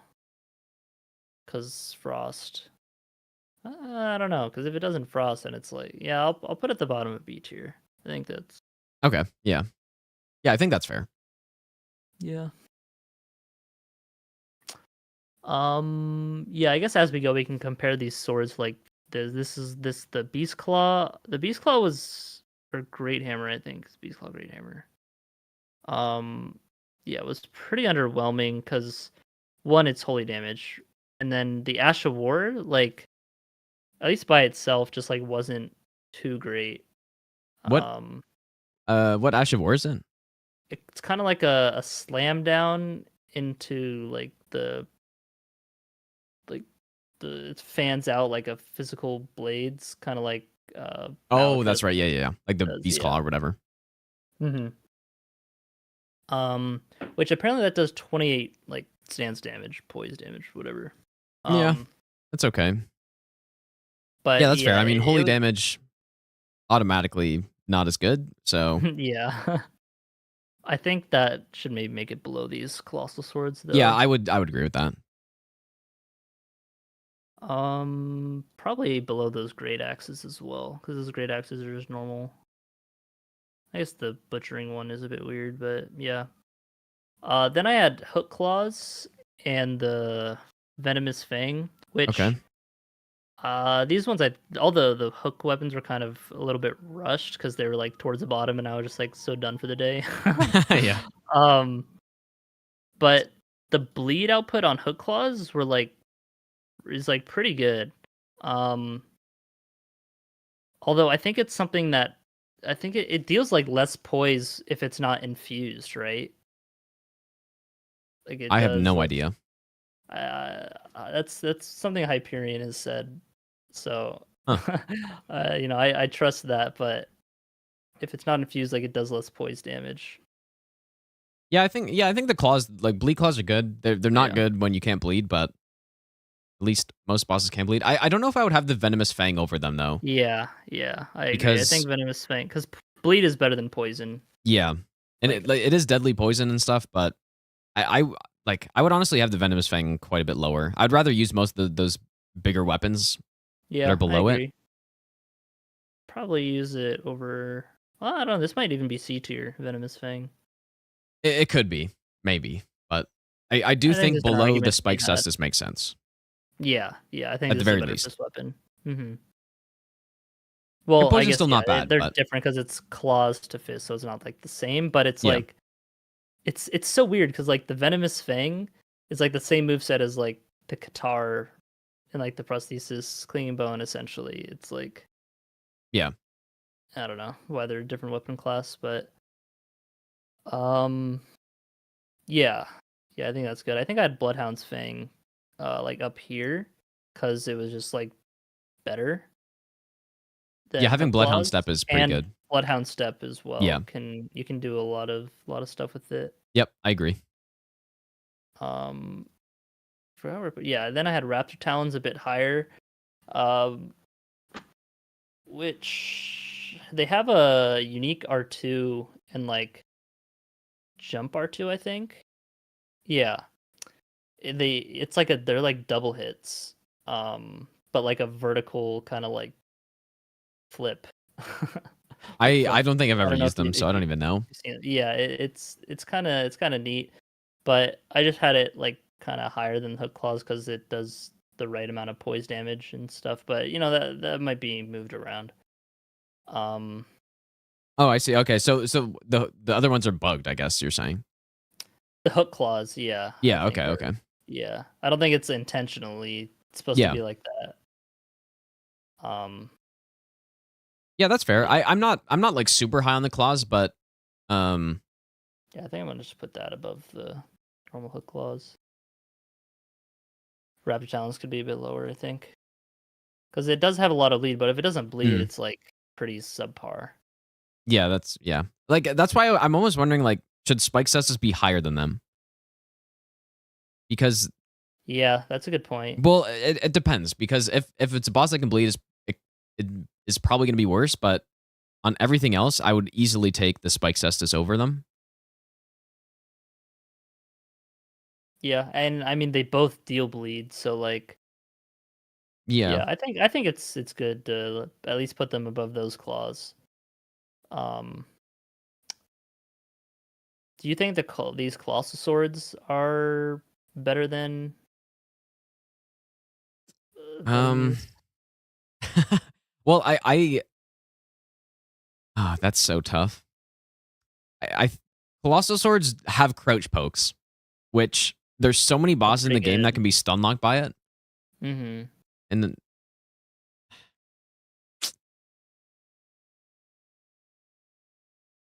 But I mean, they're if they so could be, different. I don't really know.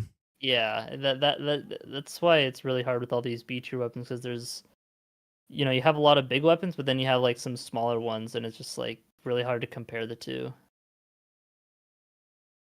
Well, how do you? I guess we can. How do you compare colossal swords to like colossal weapons? Because I think swords Hmm. honestly should be better. I don't. I think I had the colossal weapons a bit higher up because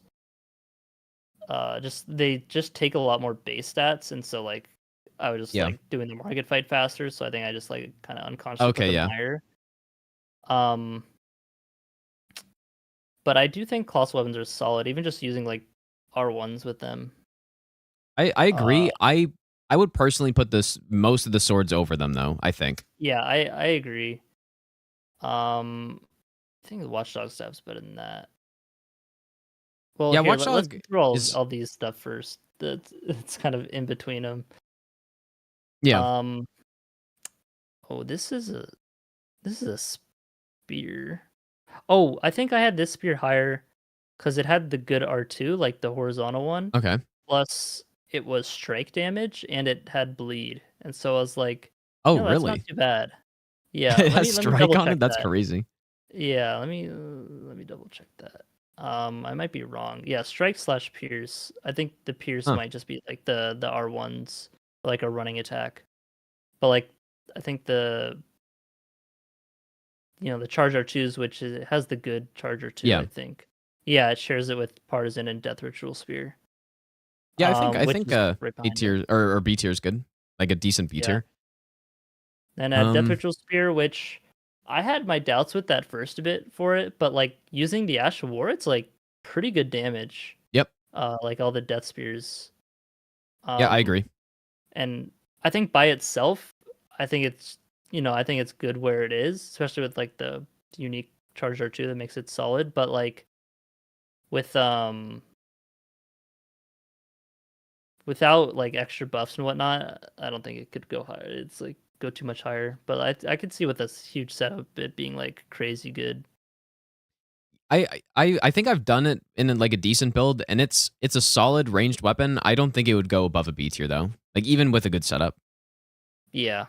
So at least not for Yeah. PvE.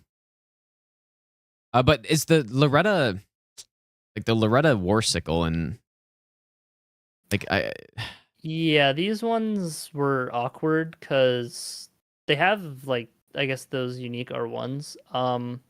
What was the? This is I think these were halberds. I don't know. I think I just don't really like the moveset on them. Like I feel like Spinning they're slash. Yeah, I think the sword spear could maybe be a bit lower. But I had the war sickle kind of like up there because the Ash of War on it's like pretty good. yeah. But yeah, I'm not the biggest fan of the moveset either. I think they could definitely be below the colossal swords. The R1s do come out pretty fast. Yeah, that's true. Compared to like something of similar size, but the R2s are like the spin to win double hit R2, so it's not like the best. Yep. Do you think it'd be the great axes would be better than the halberds? Well, I would maybe not the holy one, but I would probably take the other ones though. I think over it. Yeah. Yeah. I think that's solid. Well, I don't know, I probably would rather have the crystal rots because rot is like pretty good. And this has magic damage on it as like a secondary thing. Yeah. I feel like having the rot spirit at least there is pretty good. Because even like Radagon can be rot, and like other bosses that can't normally be bled. Yeah, that's true. Yeah, then this Great Axe. Is that the duelist one? I think so. Where is this? Great Axe. Here it is. No, it's not a Great Axe. Oh, I think it might just be a colossal weapon. Yeah, I think so. Dude, this is so unorganized how it is. Oh yeah, just duelist Great Axe. So it's like not actually a Great Axe. It's a colossal weapon called Great Axe. Yeah, it has Endure on it. I didn't think it was too great because a lot of the other colossal weapons had like something unique with them. Yeah. Like the Winged Greathorn has the debuff, but without the debuff, it's like not that great. But the debuff is pretty good. Yeah. It's a bit slow. Yeah, that's the only thing. Yeah. But on a good amount of bosses, you can kind of set it up before they can attack. Like, well, it's usually only if it's like the cutscene or like the first attempt where they have like an opener. Yeah, the only thing I don't know how it is as a weapon, but it's just getting it off on bosses, like it's almost just guaranteed you're gonna get hit. I feel like for the most part, Yeah. if you're trying to use it everywhere. But yeah, as a weapon, it's a great axe, right? So yeah, great axes are pretty good. I like great axes a lot. So yeah. This is the first curved greatsword, which I think is a very good weapon class. Yeah. This one being lower because the Charger 2 is like the butchering knife, where it's kind of like a guillotine. It's Okay. not like it doesn't use its range.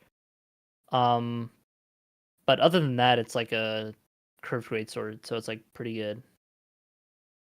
Does it have bleed on it or? No, this one doesn't. It's just the basic thing. I don't think like any of them had bleed besides like Bloodhound's Fang. I haven't used the Yeah. curved greatswords much. The only one I've used is Morgoth's and obviously Bloodhound's Fang. Mhm. So I'm not. Oh yeah, I mean Morgoth's has bleed, but no, that only Bloodhound's Fang and Morgoth's have bleed. But yeah, I tested like all these ones out. Well, I guess not Dismounter, Monk's Flameblade, but those are like the same as the Omen Cleaver. Or like, yeah, I think I used Dismounter, not. Does it have do most of them have the same R2 as the Bloodhound Fang?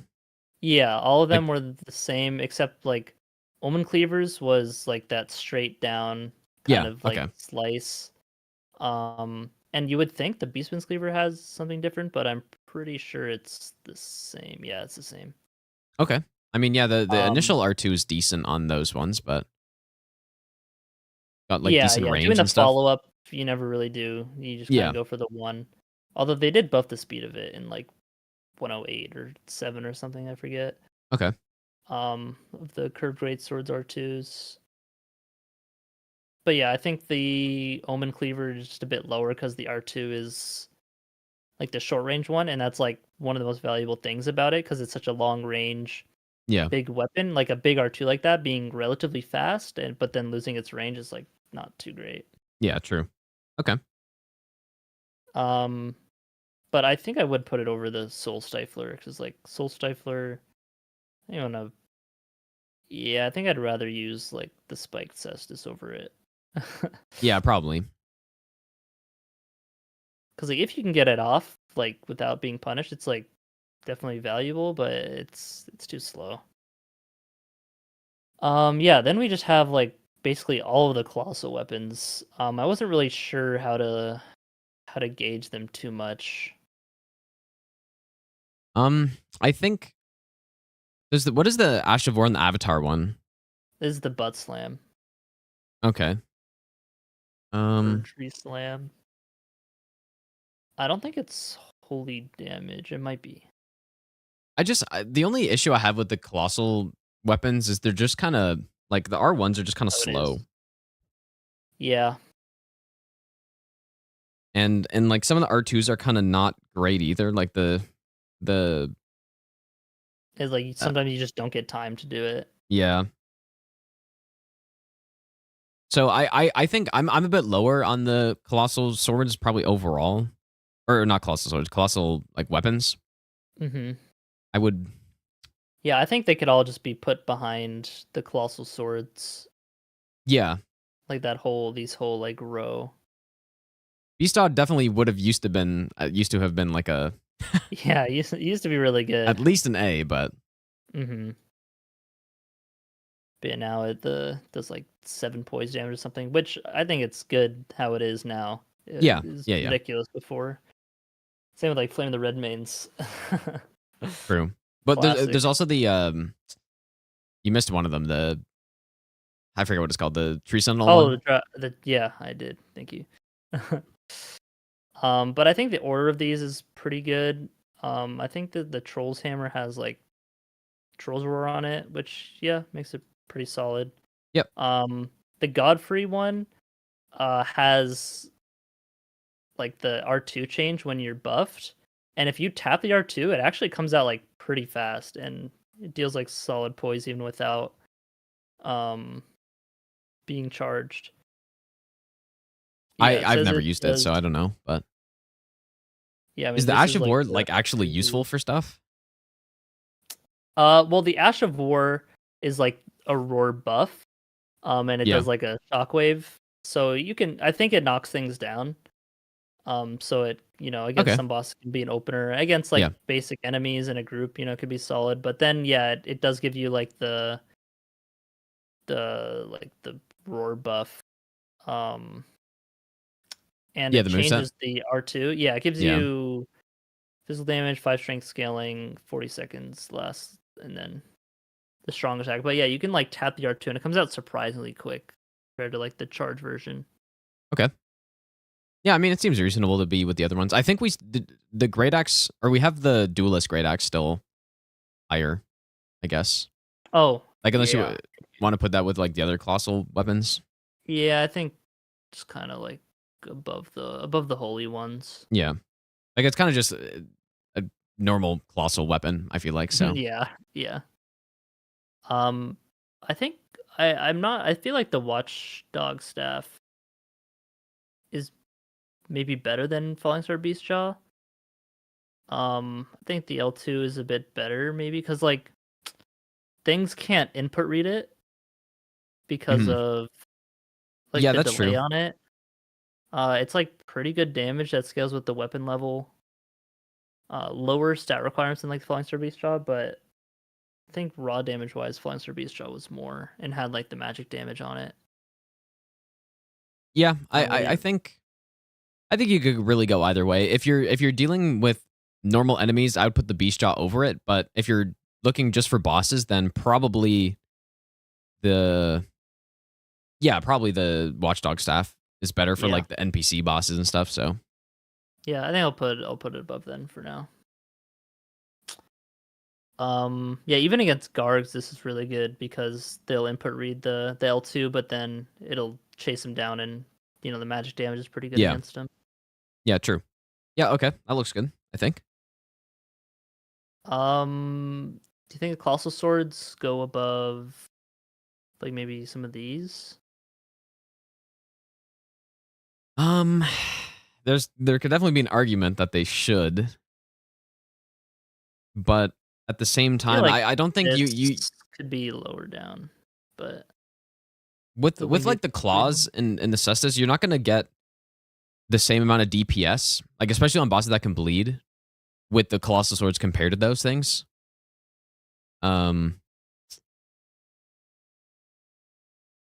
So I think it's okay, probably how it is, but yeah, I mean it's all in the general like range. Yeah.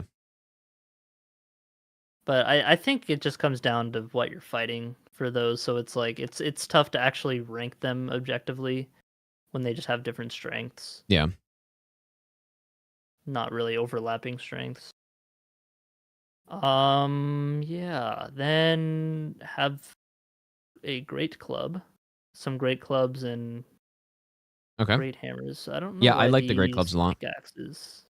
Um. Great club Oh no, it's has all like great the hammer. Okay, okay.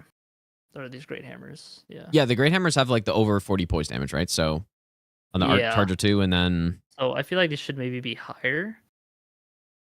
Um. um I and the R1s are pretty quick too, right? Like they're actually Yeah. No, it was surprisingly quick for like how big of a weapon it was.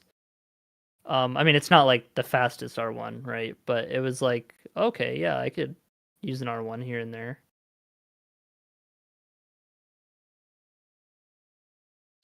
I'm trying But to think yeah. of what other weapon I would like put it over here. You like the I Giza's see. wheel a lot? Um, I mean, not really. The thing is, it just has like the bleed on it, which I think Yeah. has been a trend in here. I've been valuing maybe a bit too much. Um, but the L2 can just destroy some enemies. Yeah, that's true. If they just get caught up in it, or against big stuff that is slow, like Fire Giant, whatnot. Um, I do feel like it's maybe a bit high though. I think it could maybe go down to like. Yeah, I think I would rather use a club. Well, I don't know. The thing is, it has the bleed, so it's like, Yeah. yeah, put it there for I now. think for me, I would definitely put it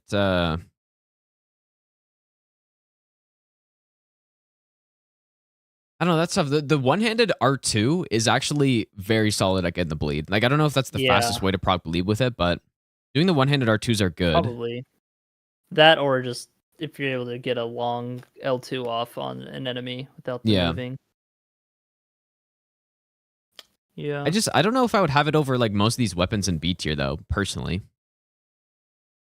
Like just because I think if you're gonna go bleed, like there are just better bleed options. yeah, Like there's even so the many better. scavenger curve sword would be better bleed. Yeah, I would rather go with the scavenger curve sword for sure. I think. For sure, I think. No, I get it though. That's just how it is. Yeah, I think I'll put it. I think I'd rather have it over the great hammer. Well, no, because the poise damage, dude. Oh, poise damage. Yeah, I'd rather Yeah, the you know what? great hammers over it probably. Yeah, but then if I think I'd rather have the spike cestus, but not like the hook claws. And then maybe the great swords over. Oh, great swords over that. Yeah, I definitely like the great swords better. I'm not gonna lie. I almost like the flails better than the The Giza's wheel. Really? I don't know. I don't know about that one. That's wild. I don't know. Cause yeah, I mean it is like a weird stats, like scaling wise, but I think the bleed I'd rather, cause it'll also like flinch things with just like an R1 that would get flinched, like a Leonine or something, whereas a flail R1 True. I don't think does.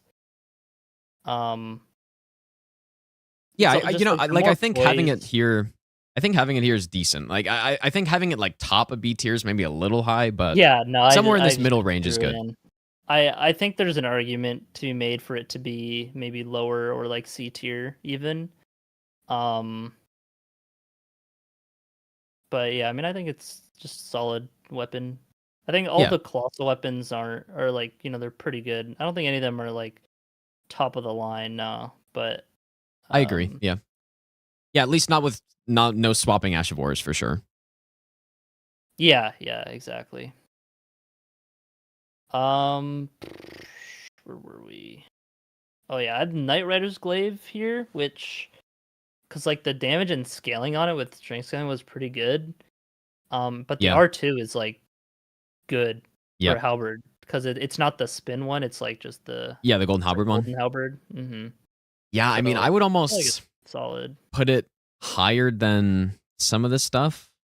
Yeah, I would definitely use it over Rosa's Axe. Rosa's Axe is like I I agree. want to put this shit in like D tier because like I would agree. I don't think Rose's Axe is yeah, but like that great. objectively, it was better than like these other axes because of the magic split, and like the L2 can be good, but it's a little tricky to use because it doesn't you can't turn it like with the attack that it's on. It just the skeletons slam wherever you're looking, like are right in front of the players facing when you press the Ash of War. Yeah. So it's like a little awkward, but yeah, the damage on it, like so many people like this weapon and think it's good. Yeah. But it's like I'll see people get in like some in like say bingo brawlers like season 2 and stuff and be like, oh hell yeah, Rosa's Axe. And I'm like, bro, what? Yeah, I'm Like not very high on it for sure. I think I'm gonna put it at the bottom of B tier because I don't think it's that bad.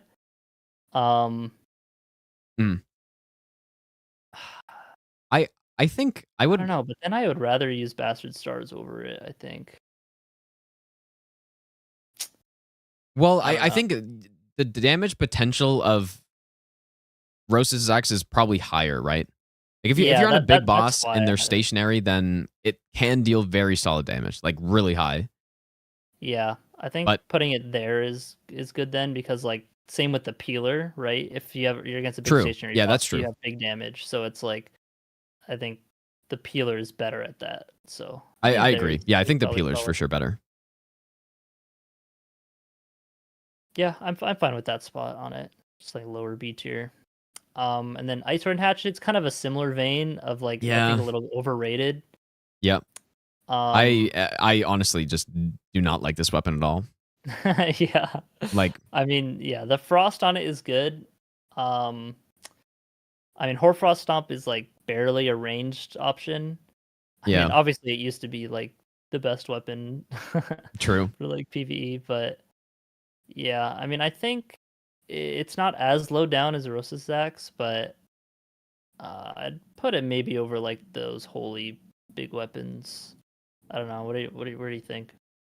Yeah, Frost is nice. Hoarfrost Stomp is kind of like meh, I think. Yeah, but it can hit through walls like or like pillars, like the Gods Can Do pillars. True. Yeah, and I think the moveset of it's fine. And yeah, the active like set's solid. So I think having it here is decent, I think, yeah. Yeah. Oh, it also does bonus damage versus dragons because it's like a dragon scale. Oh, I didn't know that. I learned I guess that when going over it. So that's kind of why I had it a bit higher. Because like, oh yeah, it's good against dragons. Actually, because of that, I'm gonna put it over those halberds. But I think Rot is still pretty good. Yep. No, I think that's good. I like that placement of it, probably. Yeah. Then there's Wing of Estelle. Back again. But compared to Ansper Rapier, I don't know if Rot's straight up better than it. Because if things don't rot, I mean, obviously Wing of Estelle is better. But yeah, even still, I like Wing of Estelle a lot, so I would put it above probably. Yeah, I kind of am too favored that, but I do like the Rot. Like I would personally have Wing of Estelle. Like I don't know if I'm just really hot on the weapon, but I'd probably put it like an A tier, honestly. B tier or A tier. Yeah, I'll throw it up there for now, and then we'll come back to it again.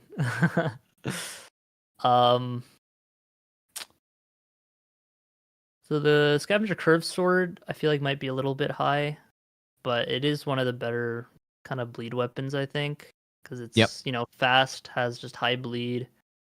I think the Ansper should maybe be a bit higher.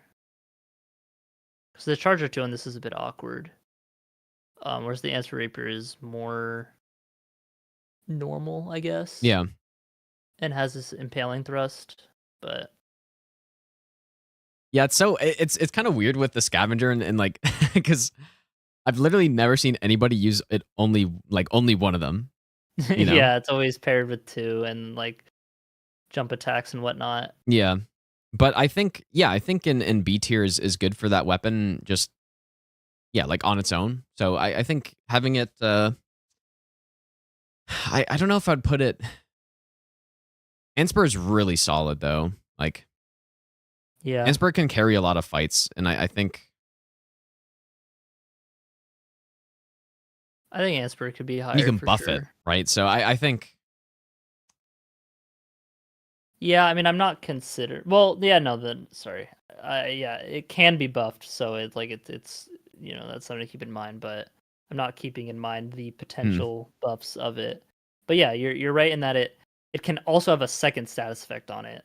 But I'm just thinking by itself. yeah. I think they're both similar. So I like both of them like relatively close to each other. Yeah.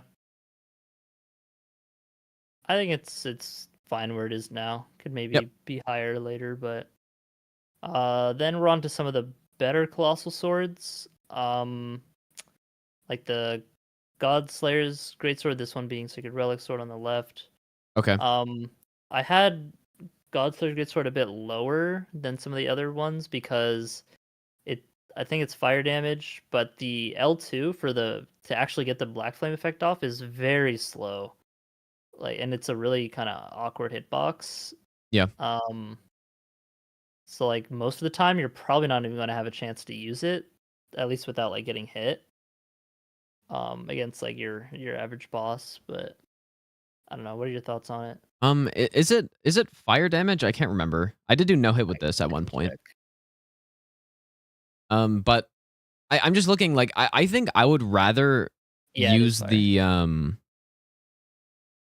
that's kind of tough. I was thinking like between this one and Malekith's Black Blade.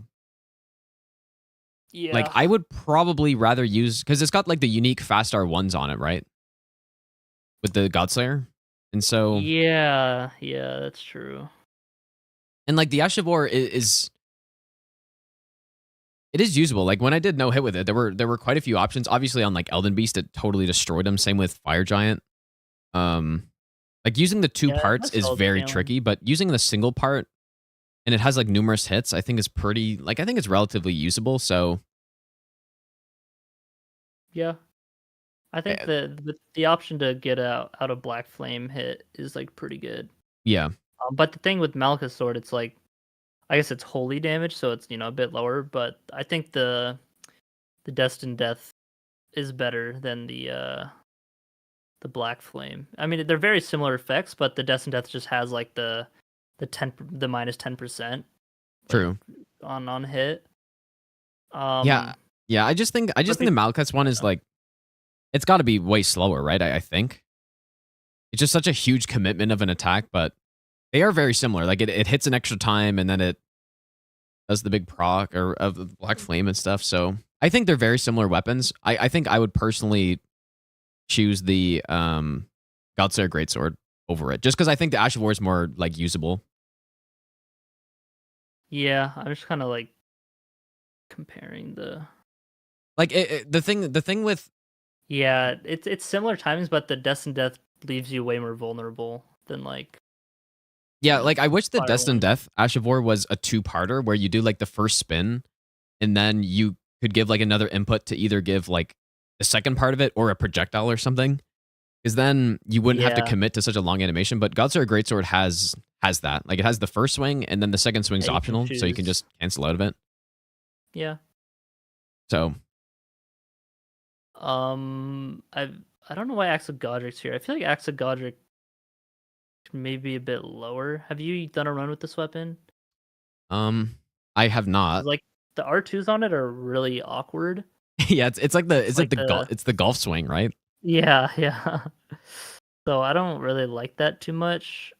Yeah, I'm not a huge fan. Put it down probably like just behind Giza's wheel or something. Or maybe probably there. Yeah, that's 'Cause fair, I think. yeah, it's not as slow as a colossal weapons R2, but it's still like this weird R2. And the Ashore is kind of useless. It can be good against random enemies.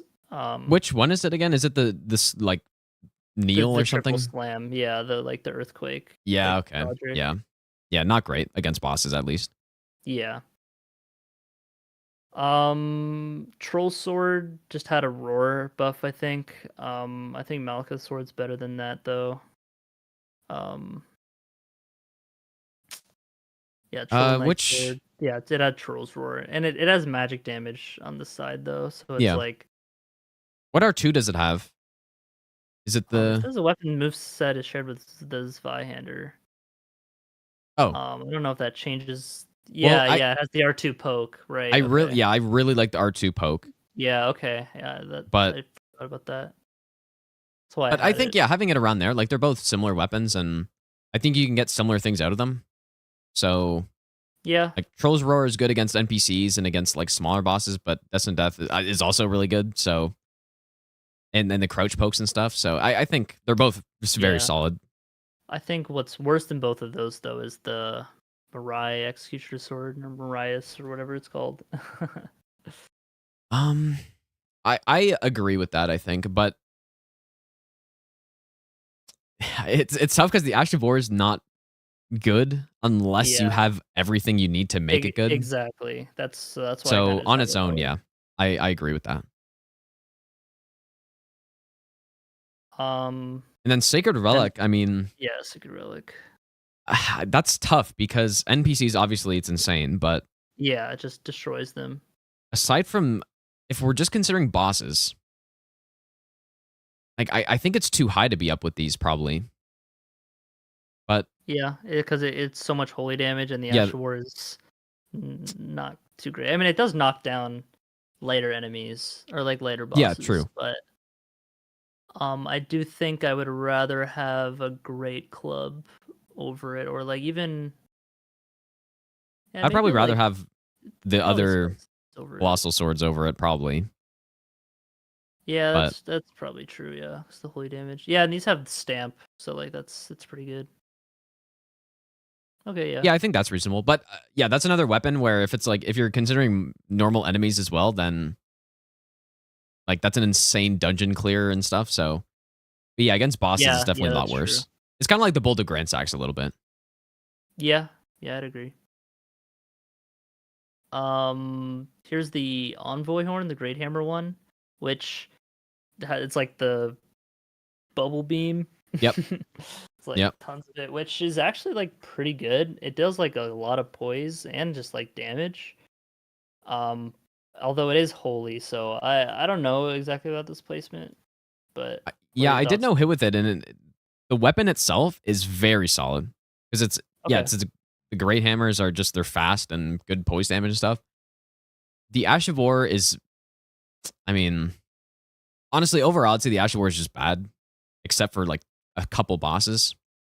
Yeah. But I do But think it it is a great deserves to be hammer. this high. Like I think that's correct. Yeah. Okay. I'd Carry Knight Sword, which I think is one of the higher kind of straight swords. I guess except the square off ones. I had square off just like in its own tier separate for a Yeah. while because I just don't know what to do with it because like square off itself is like really good, Mhm. but the weapons that they're on, like Cane Sword, Yeah. Yeah. so it's like I kind of just had them together and just kind of threw them into B tier somewhere. But I honestly agree with that. I yeah. did no hit run with the cane sword. Like I think someone wanted me to do it thinking it was some like garbage, like worse straight sword garbage weapon. And it was so easy because square off, like the damage wasn't good, Yeah. but square off just blasts through everything. I might be a little high on square off, but I think having the square off straight swords being like near like high B tier, I think is definitely reasonable. Yeah. And yeah, I think it, it could maybe be a little higher, a little lower, but like Yeah. square off just is so good by itself, and like having a straight sword isn't bad. It's still just like a relatively quick weapon, which is always nice, and Yep. solid range, still just a sword. Yeah. So Carrion Night Sword is similar, just like a solid sword, but it has like big charge L2 though, not square off. Which you're realistically not really getting the full charge of this off too Yeah, often. yeah. Yep. But even just the single one is pretty good and still knocks down stuff like a Leonine or Melania, I think. Yep. No, I agree. I think it's very solid.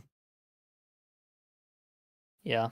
Then I had Ordovis's, which is it is holy damage, Mm. but the L2 on it, like if you get the fully charged L2 off and all the hits, it's like 60 something poise damage, like 66. Yeah, I think that's right. So Yeah, it's it's an like even the tap yeah, Ash of even War the is still tap really one. solid. Mm-hmm. And like the tap one is still pretty fast, like just as fast as like the Charger 2, maybe a bit faster even. So I could see this being higher, but I don't know. What are your thoughts? Um, Because it is holy damage at the end of the day, so it's like, ooh. yeah, I think this is reasonable too. Like,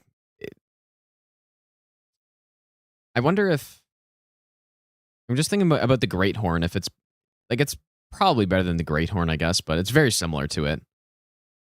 Yeah. It's like solid poise damage, decent move set. So I don't think I would change this too much. If it was like magic damage or something, then then it would yeah, be if it's like magic A damage, tier it'd be like easily. A But tier. Yeah. A lot of weapons are held back by being holy weapons. yeah. But then Yeah, I mean, I clubs think after, I it's think in there. like clubs are so good. Yeah, I kind of just threw them all together. Which these ones were kind of like these ones are just kind of ranked in their kind of the damage whatnot. These two being a bit lower because of the different R2 kind of makes it. I don't know if it's the same speed. It feels slower. Like the ones where it like kind of holds it up to the side and then slams it down instead of just the Yeah, I don't know. big I don't know. overhead. I don't know if it's slower. It does feel slower. I agree, but Mhm. But even just like damage wise, this was kind of like the order relatively. And then I okay. had some others like higher, like these ones Well, being much more. The brick hammer's a great hammer, right? Oh, yeah. It kind of snuck in there. Yeah. It's a good weapon. But, I mean, That's barbaric roar. Yeah, probably shouldn't be like in the middle of them.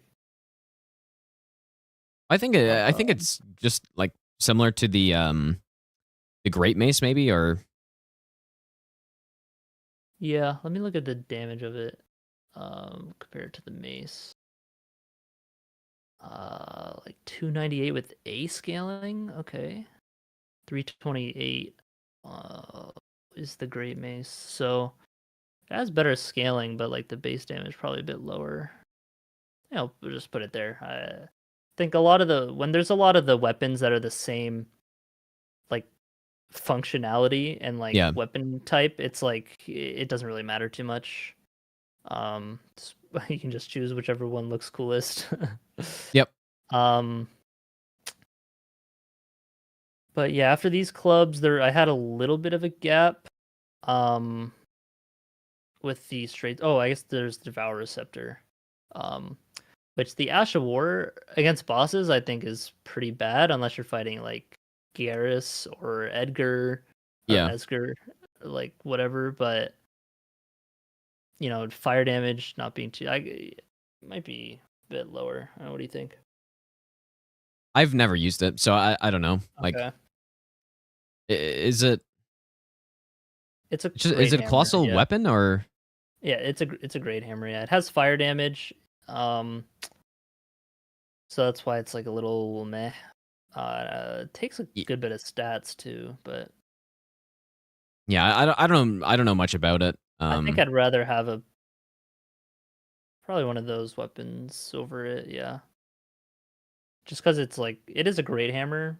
Yeah, It's like not too bad, but yeah, I think okay. that's fine. And then I had the square off, and then I think there was a decent gap between these clubs because just like of the damage, like 122. Yeah, I don't think that warrants them being completely separate though. least those ones. This is the Nox Flowing Hammer. Oh, it doesn't have magic. Flowing Form, I don't think is like too great. But it's all right. I don't know is it the same like R2 and stuff on this one as the other clubs? I Because think all I so. remember with the Nox weapons is I definitely preferred the other Ash of War, I think. But maybe I don't. Maybe I don't. With I the don't know. sword? Yeah. But I Yeah, can't. no, it's the same moveset as the Okay. hammer, Okay. but it Okay. does Well, have that's fair then. that flowing form. And yeah, it's like the same, like higher damage tier of out of Yeah. the hammers. So Okay. yeah, Yeah, that then looks there good. was this, I forget what it's called. Great Axe. Long Haft Axe. It just has War Cry. Oh yeah, this is the start of all the Great Axes. Okay, or like most of them. Hmm.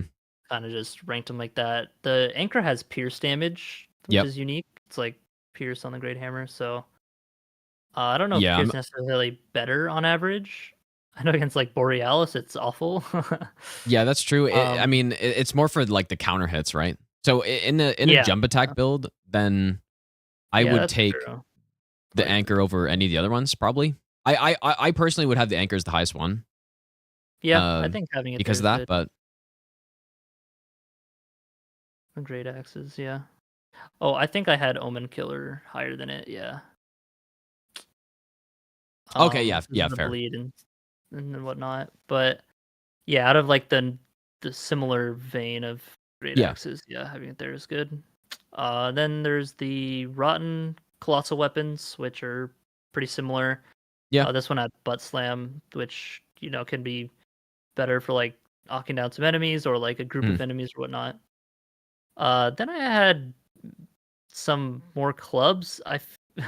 At first I thought this might have been a bit too high, but it is like the longest range hammer, like kind of tied with the ring finger, Mhm. or maybe the ring finger is a little bit longer, and has magic damage.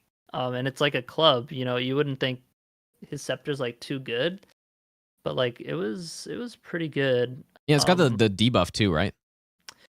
Yeah, I mean the debuff's like magic. Oh, is it spell damage or magic damage? Yeah, okay, just magic negation. So yeah, because it deals the magic damage. Yeah. Makes it's not it bad. even better. So, I don't know which is better, the finger or the scepter. I think the finger is a bit better because the Ash of War does a lot Yeah. of damage. Like, Yep. I want to say like more than 50% more than the Charge R2, and you can also like knock things down. Yeah, the knockdown is actually really good on it. I like the Yeah. finger a lot. Yeah. Mhm. And when it like grows, when it like bulges, that can like interrupt people too. Yep. It'll like push them back. Yep. Is this Great Hammer? What is Great Hammer doing here? Yeah, Battle Hammer. I guess. Oh, it had Braggart's Roar. I remember that being like better because I think it gives you extra stamina yeah, regen, right? Yeah, it gives extra stamina regen and damage negation. So it's like Okay. but mainly the stamina regen is like so valuable. So that's Yeah, kind of why true. I had it like higher up. And wait, what is it a hammer It's a too Great or Hammer. Yeah, so it's Great over Hammer, okay. 40 poise. The thing is though, when you do the roar, it changes the R2, so Yeah. it's like a little awkward. So that's why it wasn't like too high up, but I think it's good there. Yeah, I think it's still solid.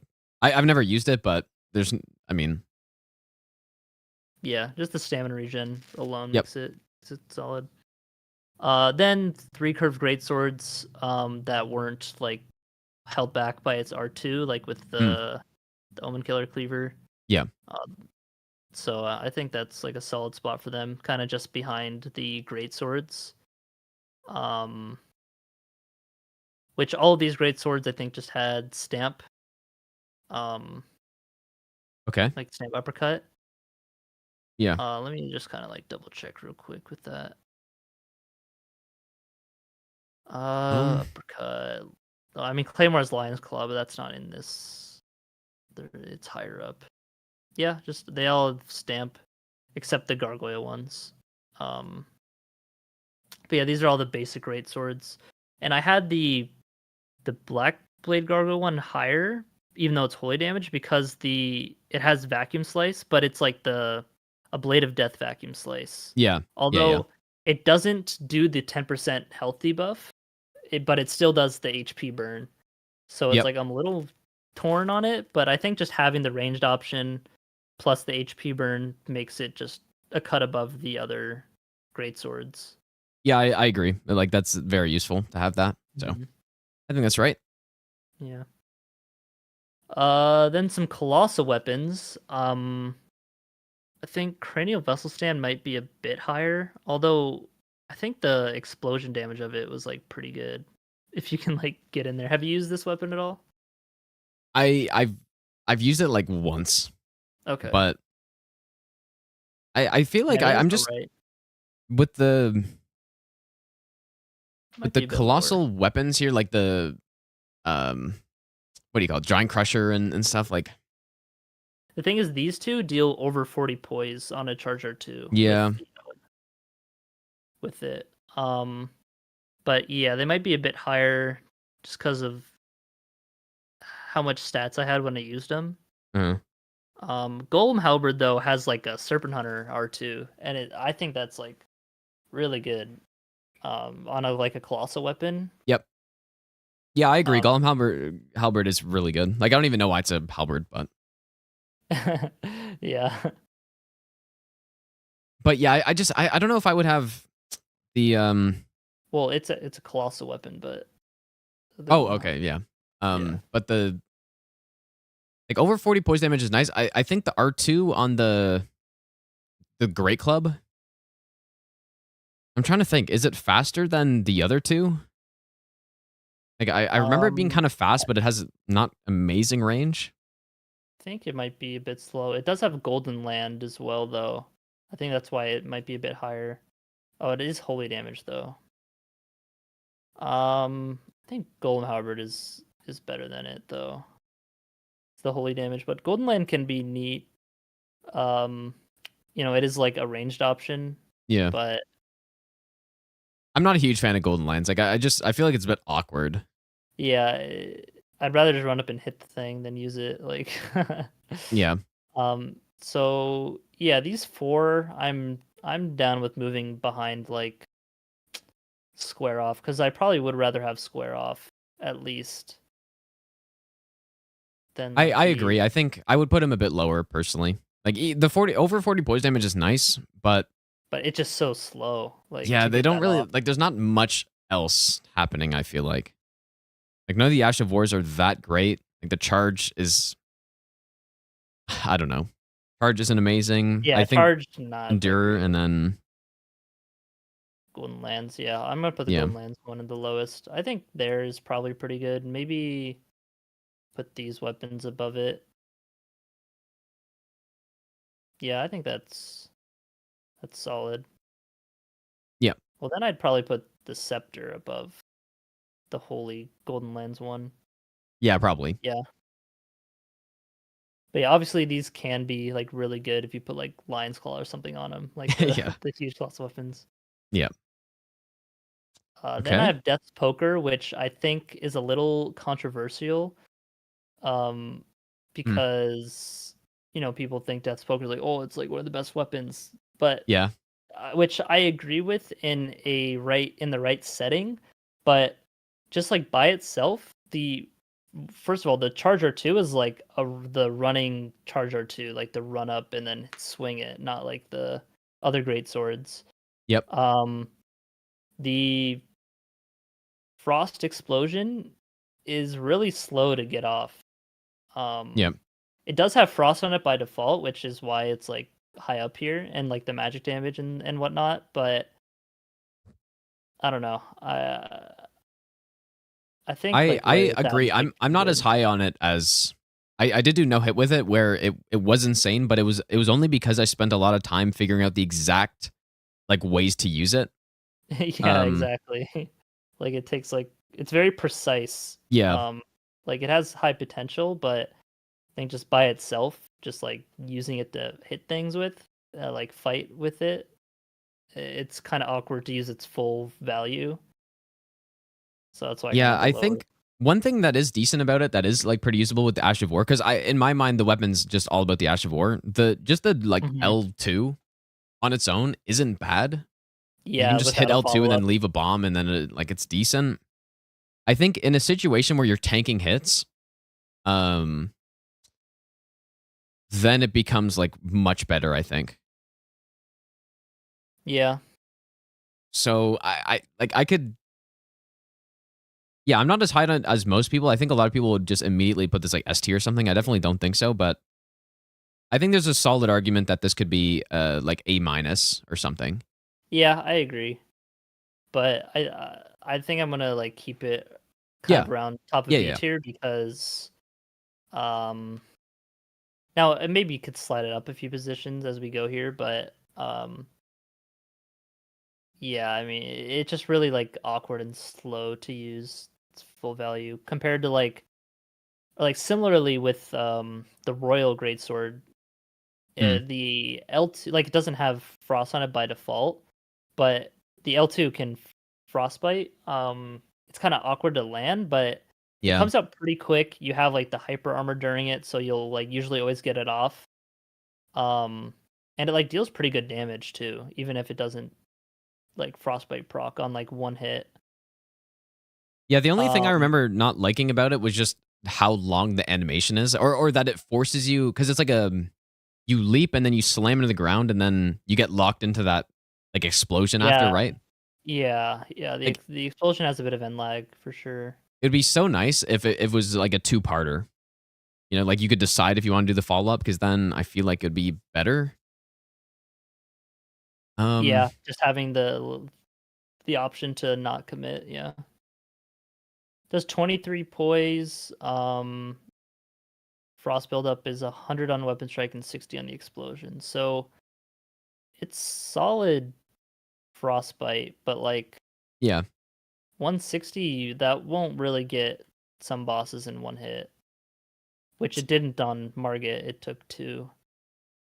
Yeah, I definitely think when it comes to Death Poker in this one, I'd probably take, well, Thing is, it in is terms of still Ash of just like War, a I would good easily colossal take Death sword. Poker. But Yeah, the Ash of War. But like look at the damage scaling on this, or like it has more magic damage than its physical. yeah. Which its physical is 274. Let's compare it to like the Great Sword, which is like it's 401. Mhm. So like, but overall this is like 600 damage. Yeah. compared No, to compared to I did do a 400. So run it's with it, like, and I remember yeah, its damage being like really solid. So I think having it upper B tier, I think I think that's reasonable. yeah, I think it's good. And then there's Bloodhound Claws, Yep. which maybe needs to go down a peg, but I think it's pretty good. Like it's a B tier weapon for sure, but it might be Yeah. a little bit higher because I probably would have Square Off over it, even though it can do a lot of bleed in like a club. I don't know. What do you think? Bloodhound Step is really nice though, but Yeah, if this was like pre nerf Bloodhound Step, then I think it'd probably be like an A minus or something. But like it's when it comes to PvE, it's not really that much better than Quickstep at this point, right? So yeah. 'Cause, like, you I get a do bit think it's more maybe a bit distance, high, but yeah. but I would think definitely put putting it it like I'd like, definitely put it over the other ones, I think, because of Bloodhound Step. But yeah. I mean, it might just go just like right above the others. it could, yeah. Yeah, I don't know if no, there's I any think that's differences right. with it though. Like Yeah, I mean, it has a bit more base damage, but it's not too, like you said, it's not too different from Quick Step to like have a gap, I think. So yeah, yeah, I think that's solid. okay, Then Grafted Blade Greatsword. All these last few, I'm not really sure, but okay, Grafted Blade I know is you know, it's pretty solid. Has a good Ash of War, just buffs Yeah. you for all 5 stats for like I think it's a minute now. It used to be Yep. pretty bad, but it's like a full on minute. Yeah, you get a Yeah, minute so of seconds. plus 40 levels basically. Mm-hmm. I think because that Ash of War is so insane, it could be higher. Yeah. But the weapon itself though isn't like it doesn't have the poke R2. Like the weapon itself is Yeah, not it has anything crouch super pokes, special. but But the Ash of War is though. So I mean, yeah, that's kind of why. Yeah, yeah, I think it probably better than the gargoyle great sword at least, because this is just a great sword, but it has the range on it, which I think should actually go with the other great swords. yeah. What do you think? Do you think a normal vacuum slice with like just pure physical is better than like the holy damage one with the bleed tick or the burn tick? Well, I the holy damage isn't as bad, right? Like I think like how good is vacuum slice on bosses? I don't think it does too much damage. I think it's more just like a ranged option to like, Yeah. kind of poise, or like they're doing a like Morgott phase transition explosion or something. You know, it can just having that option is always nice. But yeah, no, I think the physical probably goes above. Like I would probably rather the Ash of War on the other one, but Yeah. yeah. Then I have Tree Spear, which I like Tree Spear. I think Tree Spear is pretty good. Where is Tree? It has what, like the shared order or double? Yeah, it has Sacred Order, which is yeah. a raw 10% damage, and like the undead buff, or like against undead. But just like the raw 10% damage. Yeah. Is like really good. You know, it's percent based, so it always scales. The R2 on it is like the double hit R2, which does, you know, pretty good damage. It's like the double thrust.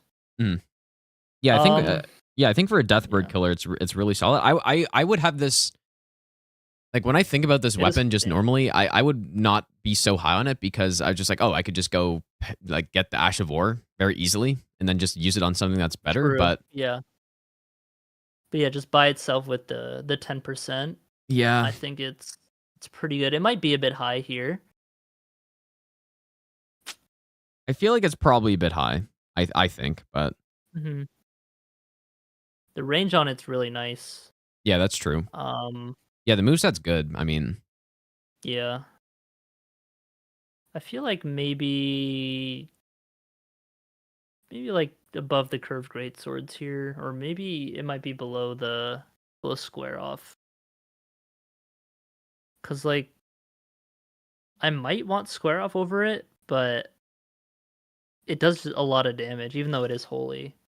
Like the 10% damage helps it a lot. I don't know, where would you place it?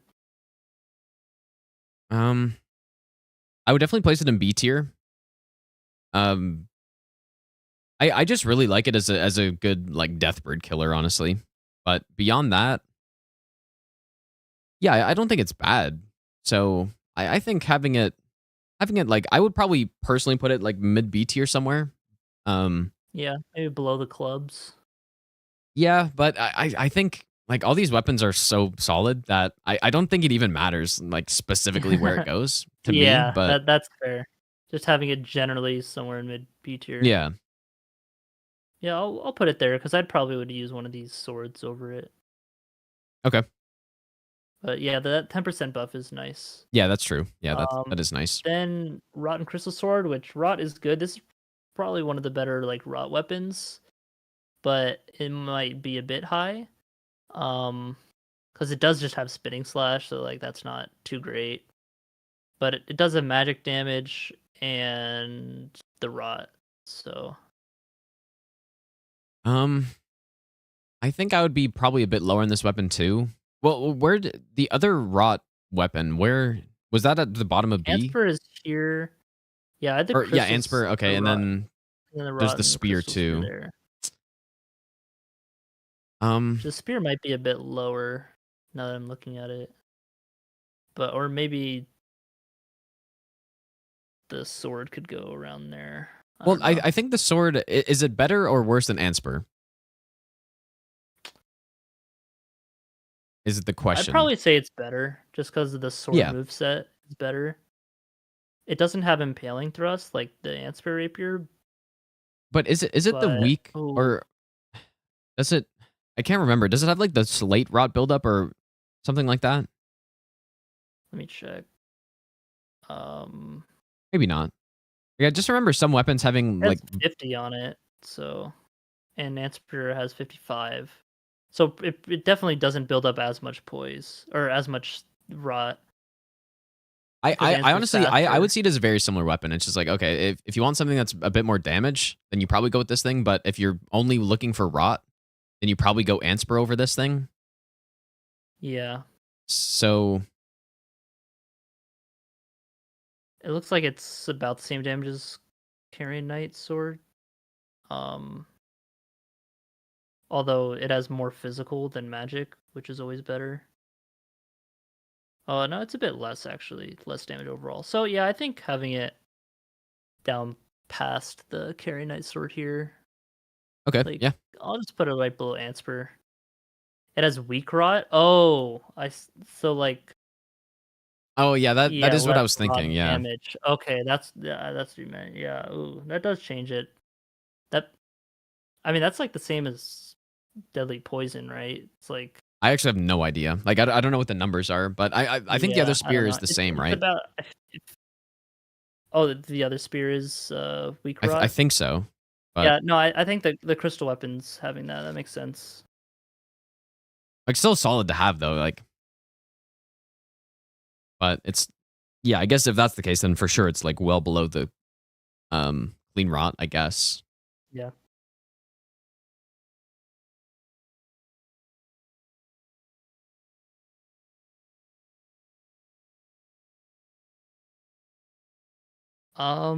Yeah, I think it's fine there.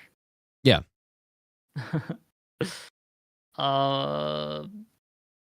Yeah, I think the straight sword's better than a spear on average, so. I agree. Then I had Vike's War Spear, which I think is a bit high, but it does have just like a good Great Spear moveset, like Serpent Hunter. The Astral War is basically useless, like even against NPC enemies, like. Wait, it does. It has the good charger too, like the same as Serpent Hunter. Or yeah, is it has the sideways like charge one. Yeah. I don't know. I just don't really like this weapon, I guess. But if it's damage, like Yeah. it's fire, right? Yeah, it's fire, so that's why I'm kind of inclined to put it a bit lower.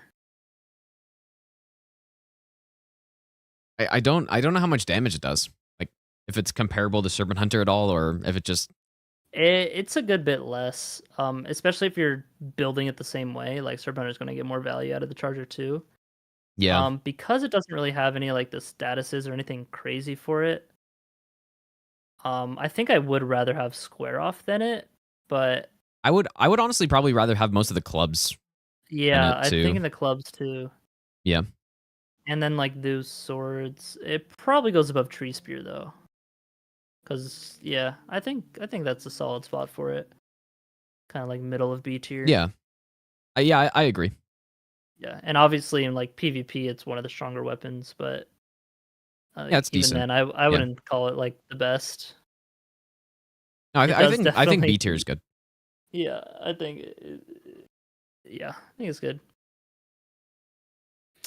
Then the ornamental straight sword, which I think maybe could be a little lower because the buff kind of does fall off over time. Yeah. But I do think the buff is really good, and with the R2s, you don't need not even like the full R2. You can just do it like tap R2 spam, and it's like so much damage. It's like the quick like upward cross.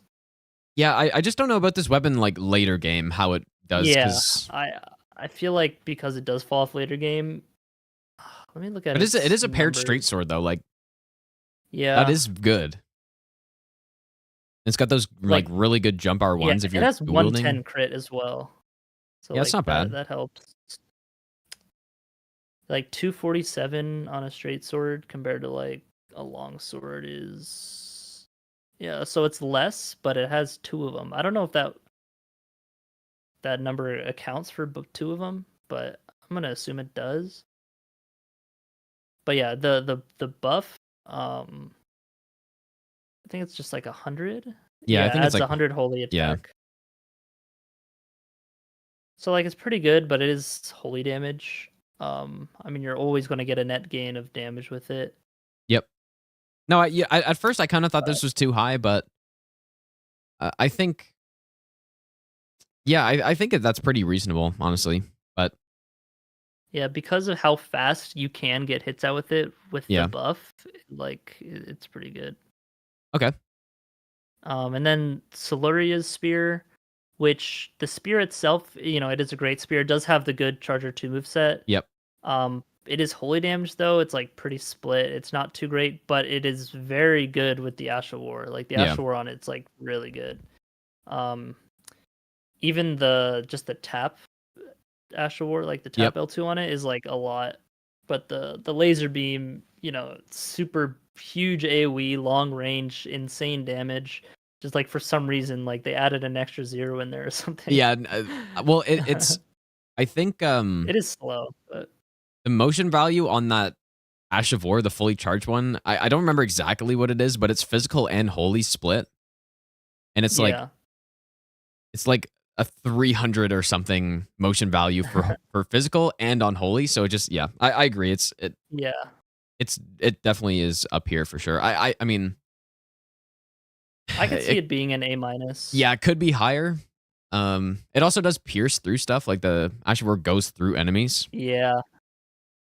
But it is holy, so if it's not holy, that is, I mean, yeah, if almost it's S tier, any but other damage type, yeah. Do you think it's better than Wing of Estelle? I still don't think it's better. I think Wing of Estelle is like I have it really high up, I think, but okay.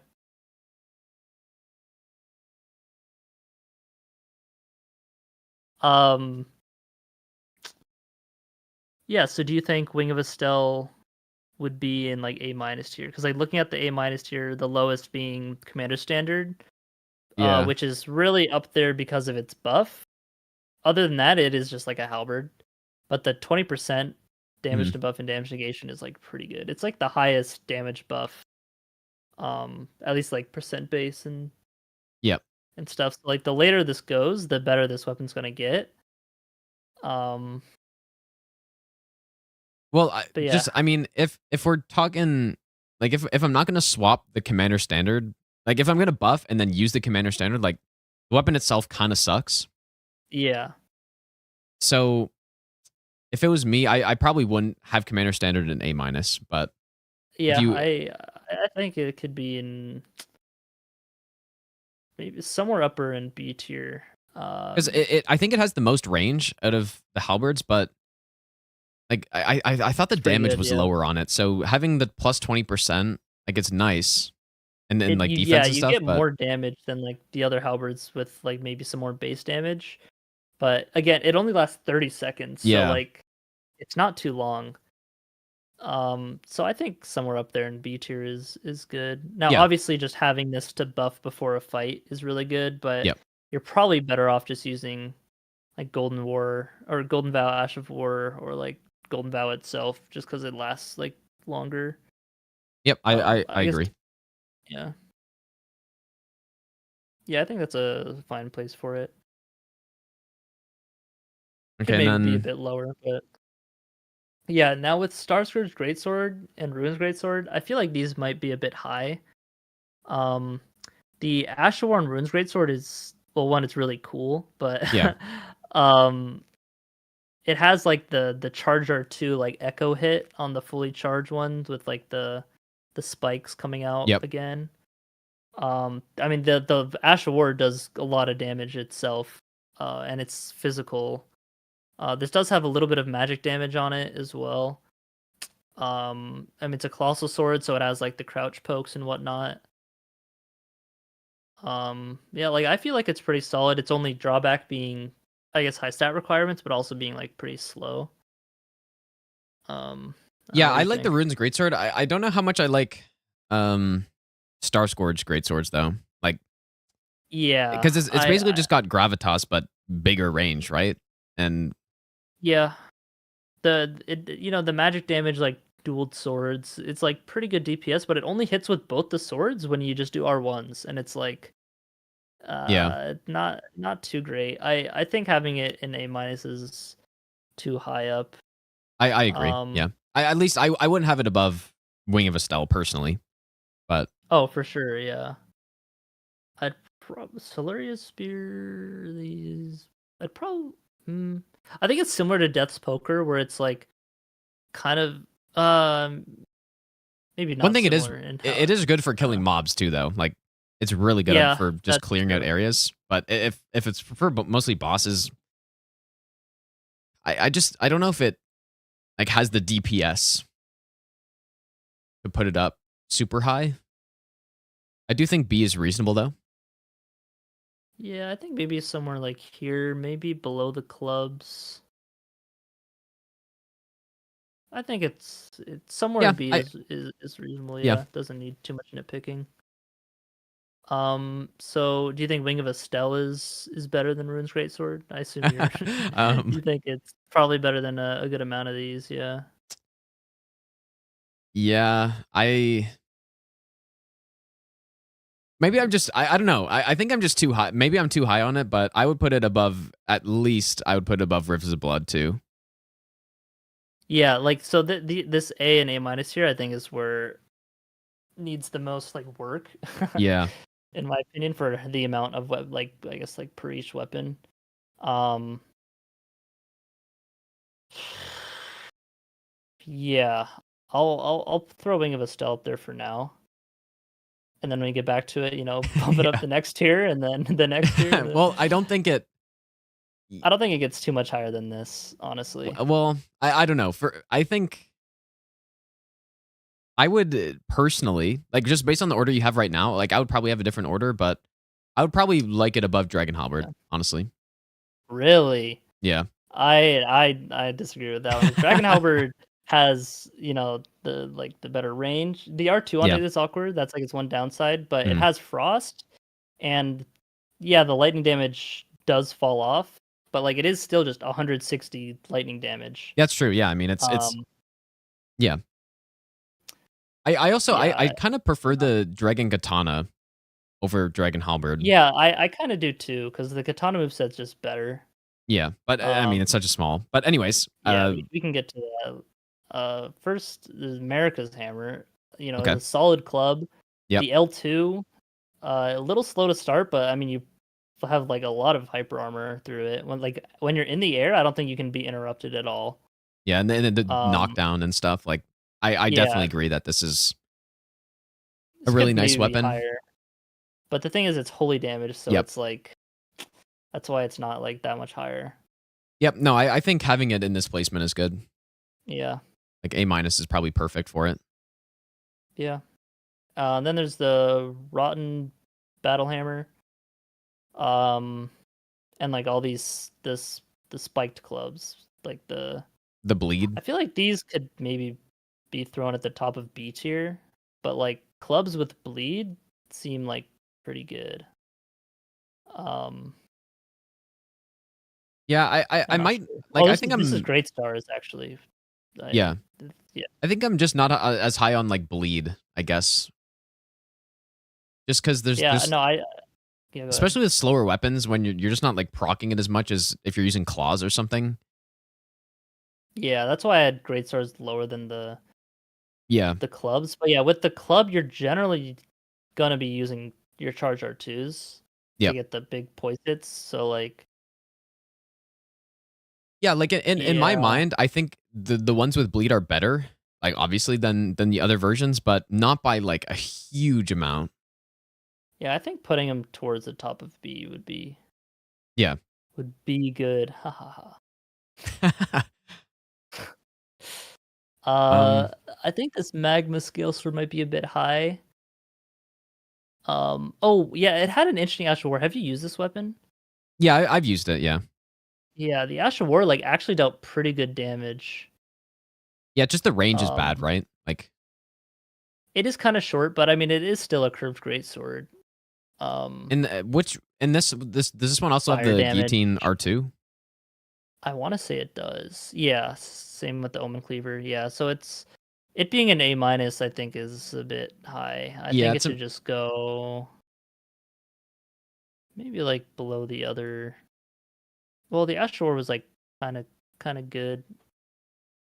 I think if we start moving too many weapons below or like into B tier, we might want like a new cutoff point for what A minus means. You know? Yeah. Like, it just depends how you want to balance it, but like you could Yeah, I easily, mean, I could easily see Soluria's Tree and like Grafted Blade and stuff moving into A minus Like if you just want to like these three up shift it here. a bit. But No, I agree. Yeah. And I don't think Commander Standard. I think that's probably good. yeah, that looks good to me. Yeah, I think it like Elden Ring has obviously like much more weapons than any of the past Souls games, but I feel like it also has a lot more viable weapons than the past Souls games, like on average. Yeah, I agree. Yep. Maybe that's because you can just get yourself a lot stronger through other means, but yeah, so I think having a huge like B tier and like C tier, makes sense, and I think I'm fine with having that. Even though there's probably a decent bit of a gap between like these lower ones and higher ones, there's still like B tier. Like I could, maybe split it up B plus, B minus, but just arbitrary for like the middle like solid of the pack. Keep them all there. Yep, I agree. Yeah, the Reduvia I had an A minus, because even if things didn't bleed, it's still like the physical damage. I'm kind of inclined to move it down a bit though. I don't know. What do you think? Yeah, that's a bit high, but I mean, I don't think it goes below an A minus though. Probably. Yeah. Or at least it's a B plus at very least. Yeah. Because the insane bleed, the Ash of War, like is ranged and does crazy bleed. Yeah. So and you can get the double hits on the Ash of War. Like, it's almost arguably better than Rivers of Blood, right?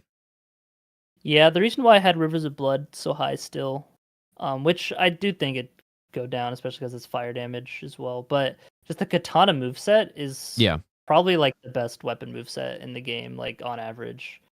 Just like the charge R2s, like the running attacks are faster now. Like the R1s are quick, and like bleed is good on it. Yep. The corpse piler though, you're not really using it too much on Rivers of Blood. Like, it's not too great. I mean, it's still pretty solid, and it's got like the insane range, and it's pretty fast. I think having it here is still good. Good range is good. Yeah. It could arguably be worse than Reduvia, but I think they're both. I think I see them both as pretty similar weapons, but I do definitely like the Katana moveset better. So I think against like Radabeast, I would rather have Rivers of Blood just for like the range and just, like, the fire damage is good on Radagon. So yeah, the fire damage is worse on Elderbeast too, though. But yeah, true. So I guess it evens out, but just the moveset, the range and stuff. I think Katanas just outweigh the dagger a bit. Yeah. Then I had Serpent Bone Blade, which I feel like might be a little high because it is only poison. Yeah, it's deadly poison. I don't know. I don't think there's a ton going for that weapon. Yeah, I think it could go in B tier. I agree. Towards the top. Yep. I think that's. Yeah, I'd probably have one of the spiked clubs, and I think like there is solid because it is a katana. Like it's a good moveset. It does have like the R2, like the weird R2, right? The double hit R2, which I think is really cool. But yeah, let me get that. Where's like it's like the charge, and then it hits twice, so you get the more poison buildup. But I'm not sure what the poise damage is like on it though. I think it's like a double slash. That's what it's like. It's like the double slash. Yeah. Yeah, and then the Ash of War on it is basically Rivers of Blood, but without the range Without and it. poison. Yeah. It's too bad Just it like doesn't the- have the same range as Rivers of Blood, because then it would be like actually quite a bit better. But Yeah. It's like a poison version of it. It could be cool. Could have been cool. Then I had Onyx Lord Greatsword, which is a curved sword that had like some magic damage. I think it had gravitas on it. okay. Or the Onyx Lord's repulsion. Oh, it's the one that sends things away. It's like the explosion. Oh, interesting. But yeah, so like that's good against like mobs, but Yeah. I think just as a weapon, just like the curved greatsword is like pretty good. Okay.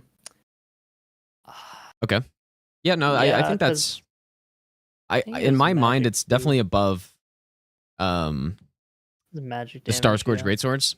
I think pushing is more useful than pulling probably. But maybe that's Yeah. I don't know. You can just like knock stuff off ledges and I don't know. Yeah. I think it might be a bit lower in A tier. I don't know. I think I'd rather have it over Reduvia, but not like grafted because it does have the magic damage. Yeah. I just really like the curved greatsword moveset. Just a really long range weapon for how hard it hits, and like it's not too slow. Yeah. So The Omen Killer, does that what Ash of War does that one have? it has wild strikes on it by default. Okay, yeah, that's right. Yeah. So like I think it's pretty good with what it Yeah, had. that's like, that's actually for yeah, the that's really bleed. good. So that's kind of why I had it up here. Yep, I like that. I mean, I could see that being even higher, but Yeah, I kind of agree. It's like relatively low stats as well. and it's a I think there is probably what good. type of weapon is it? Is it a great? It's smithing. Oh, great axe. I think it's a great axe. Yeah, great axe. So it's pretty good. Yeah, no, I like that weapon. I have used it and it's solid. If boss can bleed, it's very solid. And Wild Strikes is Mhm. obviously good on a lot of Even if stuff. it, So yeah, and even if it can't bleed, it's still like a Yeah, pretty true. good big weapon. Hand of Millennia, I didn't have too high because waterfowl is not that great. no, But it is a very long range katana, and so that alone makes it like pretty good. I think I'd probably would put it over the bleed great swords because these are just great swords that bleed, and I think the great sword moveset is pretty good. Them bleeding though isn't as great as like a katana because it's not as fast, but I still think it's pretty solid. I want to say the Flamberg has a higher crit. yeah. But no, it doesn't. Okay, just 100.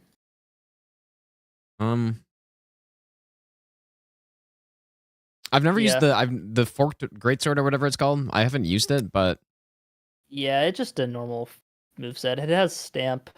It's just a great sword. And Okay. it's kind of has some lower range. It's one of the lower great swords, but it's still like they're all around the same length essentially. yeah. Yeah, I think that's good. This Sonaf I feel like is maybe a bit high though. But I don't know. I think it's pretty damn good. I think it stays an A minus here for sure, but the stats on it are really weird. It's a bit slow to use its special stuff, but Yeah, that's even true. without that, it's like still this 3 damage type weapon that's like it deals good just damage.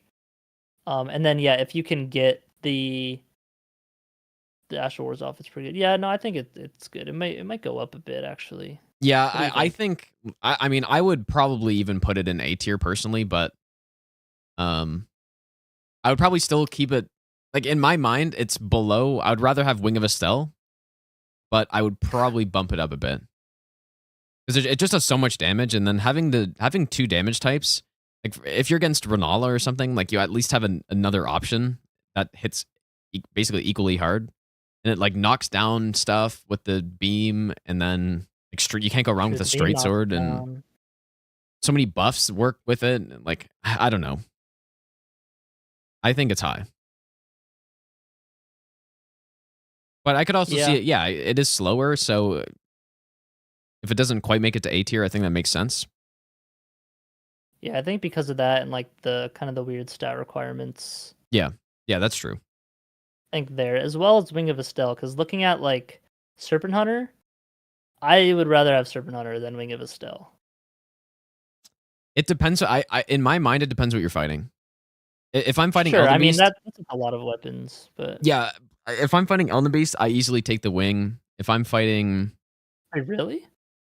yo, the Wing of Estelle is equal to the Starfist on Elden Beast. I assume because of Nebula, right? Oh yeah, it's all Nebula. Yeah. Yeah, okay. No, that makes sense. Does it do bonus damage against Elden Beast? Or is it just I don't think so. okay, no, it's not like a gravity enemy. But I guess what I like so much about the Wing of Estelle is it covers every base that you could need, basically. Right? It like its entire moveset is good and usable. Like, not only is it usable, but it's really good. So that's why I have it so high, but I just think the raw damage on it is a little bit lower. But I do agree that it is like a very flexible web. It's like a jack of all trades. Yeah. And what it does well as well. So, but it just the damage I think is just a little low. It depends. It depends what you're fighting. Serpent Hunter, I feel like is basically just as versatile. Now it doesn't have like a crazy Ash of War. The Ash of War is like pretty bad unless you're against Rykard or very specific scenarios. Well, the Ash of War, I think the Ash of War on the Serpent Hunter, yeah, it's not as good as other things, but if you can sneak attack somebody with it, then it is a cannon. Like as an opener, it does yeah, it does more than like a charge or two on it at its full potential. Like, yeah, and it has the crazy poise damage really since the buff, so yeah, that, and you can even maybe go for a follow-up as well, because you get a lot of hyper armor during it. Yeah, I just think Serpent Hunter R1s are bad, like, and so oh yeah, the R1s are bad, but like it's kind of just an R2 weapon, which isn't bad because it's one of the best in the game. Well, the jump R1's actually really good too, though. Jump R1 and Jump R2 even is good, and like the crouch pokes, it's really good against NPC enemies. I mean, Gideon won't even move if you just get on him with the crouch pokes. You can just catch every roll. That's a good point. But no, I I think like which one's better? I don't know. It's with these top weapons, it's very hard to say because I think they're both so good that it could be either one. I'll put in A tier, but yeah, I think it's you've convinced me that Wing of Estelle is yeah. Maybe I'm just too high on the weapon. Opinion, so. But have you like used it recently? Is why or I did it. I did a no hit with it like a few months ago, and you can just you can build in so many ways. Charger 2 build's good because of the projectile and just the damage is good, and then like the main thing is the Ash of War just does so much damage and poise damage.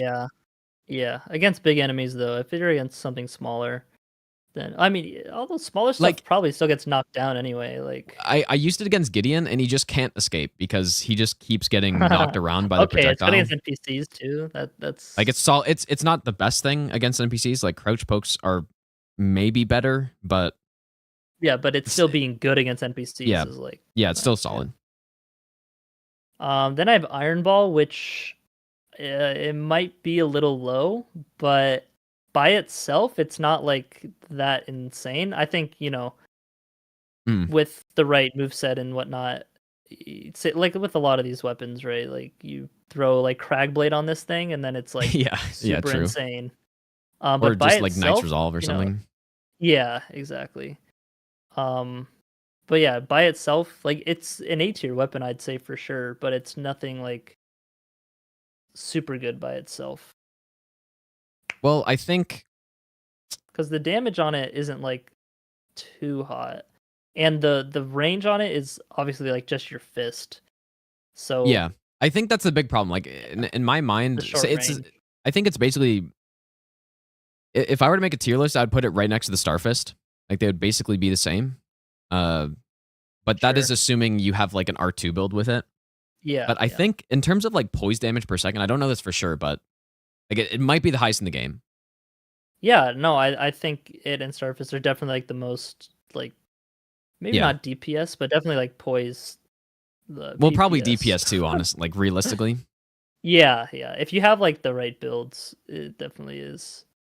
Maybe some sort of magic build with like Comet Azure, like Ultra Glass Cannon, but Yeah, true. even then, like y- the balls are gonna be more consistent because yeah, I think like the thing with those boost them, weapons. yeah, that you could argue that it keeps them down here is that the R1s are like nothing special, and Yeah, the rest of the moveset, like it honestly isn't great, and the range is terrible. So that's kind of why I have it in A, like because yeah, it's by itself. It comes with Braggart's Roar, which isn't the default Ashore, but you know that's what I'm counting it yeah, because that's what true. it comes with. And so that destroys the R2s. So like the Ashore is not that great. Yeah, I think Um, it depends on whether you value the DPS and poise damage like higher than the actual moveset and range of the weapon, which I don't I think mean, there's a I'm kind wrong of answer. valuing Like them both. so, Yeah. Yeah, I mean, just compared to like Golden Halberd, I think Dragon King's Cragblade actually could be lower. What do you think about Dragon King's Cragblade? Because I I think the think L2 can be good. The fully charged one, I think, gives you a bit too much distance, though. It's like kind of awkward. yeah, Um, I think putting it I don't know. above something like um I mean, probably a lot of the A minus Somewhere, weapons. I don't. I think somewhere in A minus makes sense for it. I did do a no hit with it recently, and or maybe it wasn't no hit. I did some run with it, but like lightning's good. The Ash of War, if you can land the whole thing, does a ton of poise damage. Yeah. Hmm. So that's nice, but the tracking's not great, Yeah. and so I don't know. I think I'm not sure if I'd rather Reduvia over it or not. Like probably I'd rather it over Reduvia. I think so. Yeah, that's kind of where I'm at. I think probably over the Curved Greatsword too. It also has the buff against dragons. It's like the dragon weapon. Yeah. Yeah. But then Golden Halberd, like the buff is just so good on Golden Halberd. Yep. I agree. I feel like this should maybe be a bit higher, but because it's like holy damage and it doesn't have like a status effect, like basically everything else on here does, kind of like Yeah. I've kept it here. Um, Yeah, I think the But- moveset is basically perfect, almost. Like the Yeah, I moveset's insanely good. Like the jump R2s are really good. Buff's really good, but like it's so good to a point where the holy damage almost doesn't matter, but yeah, it does keep it down. Yeah, I agree that it's like if it wasn't holy damage, oh, it'd be so good. But yeah, looking at Claymore, which I have in H tier because of Lion's Claw, like Yep. Lion's Claw is being so good. Yeah. I feel like Golden Halberd beats it out a bit, or is that at least like they're very tied? Like it Yeah, could be, that's like, tough. kinda either. I think I would give an edge to Lion's Claw personally, because it just does so much damage and is so fast. But Yeah, I mean I kind of why I added higher up. Yeah, I'll put it there at least. Then have some more curved sword with Morgoth's curved sword, Yeah. which very long range, has bleed. The Ashore isn't too great on it. It has a good amount of bleed buildup, but just like the raw range and moveset of Morgoth's curved sword is like pretty good. And it uses arcane in its leveling, so it's like upping the bleed procs even Yeah. more with that. How do you think it compares to like Golden Halberd and Lion's Claw though?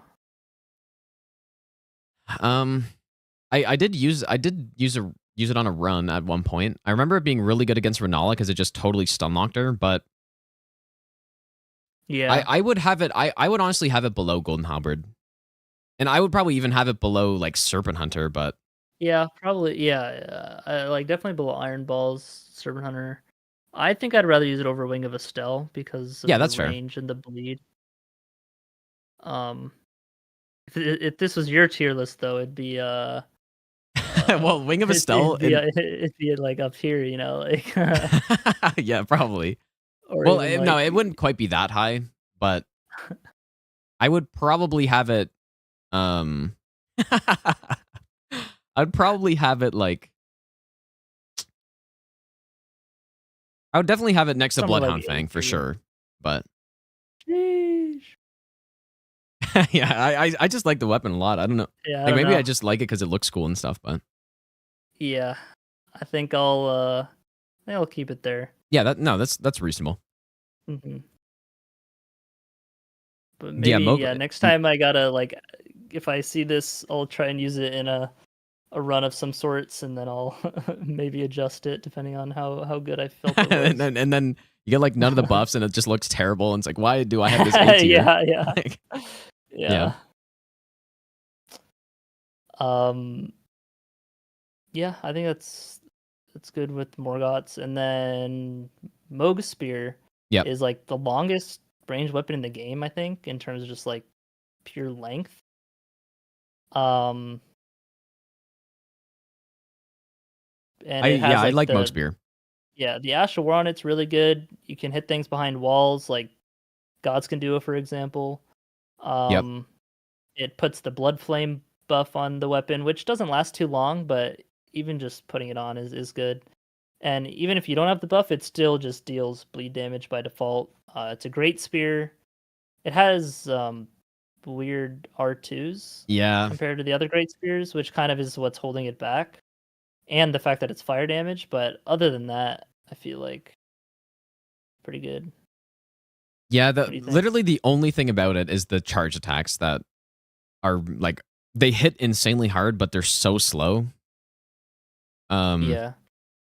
But I think there's Yeah, no it's very question slow. it's an A tier. Like I think it's against most bosses, like if they bleed, it's good. It also does decent damage, even if they can't. Like on Radagon, Mhm. I obviously it's fire, but Yeah. like it does really nice damage there. But just on mobs, it's so good that like hit stuff through walls and all this stuff. So yeah, I think it's Yeah. easily an A tier. I think it could be higher even, but Yeah, I could see it going higher. The thing is just holding it back in my mind is the L2 is a bit hard to get off against like aggressive bosses. It is fire damage.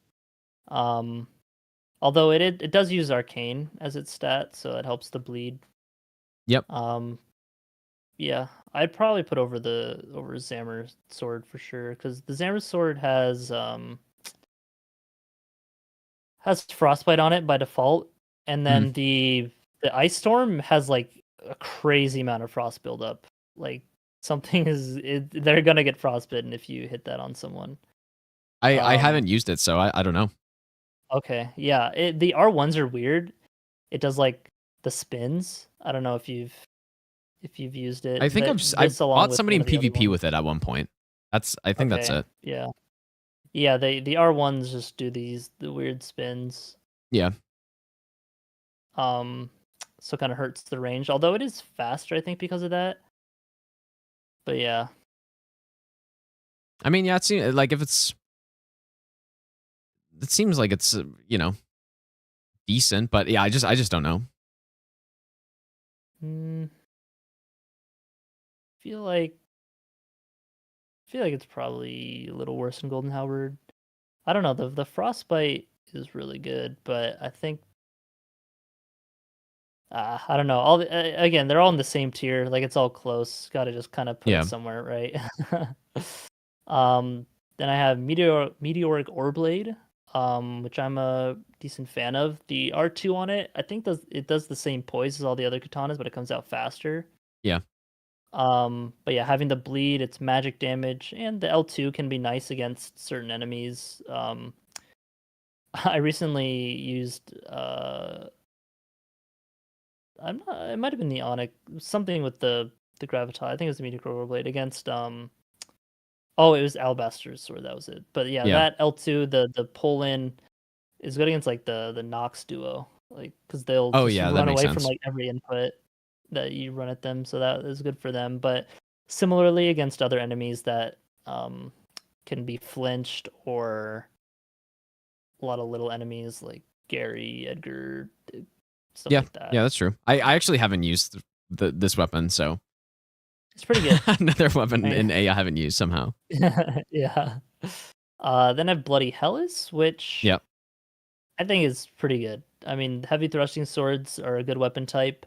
The L2 on it is very interesting in that, you know, you can dodge things with some iframes Yeah. and then follow up with like big damage, like pretty big poise damage. I want to say, how much does it do? Heavy thrusting sword, Dynastics, finesse. So yeah, 33 plus 11 plus 11 on like each of the hits. Like the thrust does the 33 and then 11 11. So it's a lot of Yeah, that's of not poise bad. damage.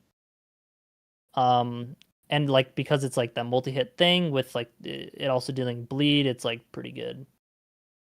Yeah, that's actually that's interesting. But then yeah, like the rest of the moveset is pretty good. So I think it's pretty solid there. But you know, I could see it moving up and down this list a little bit.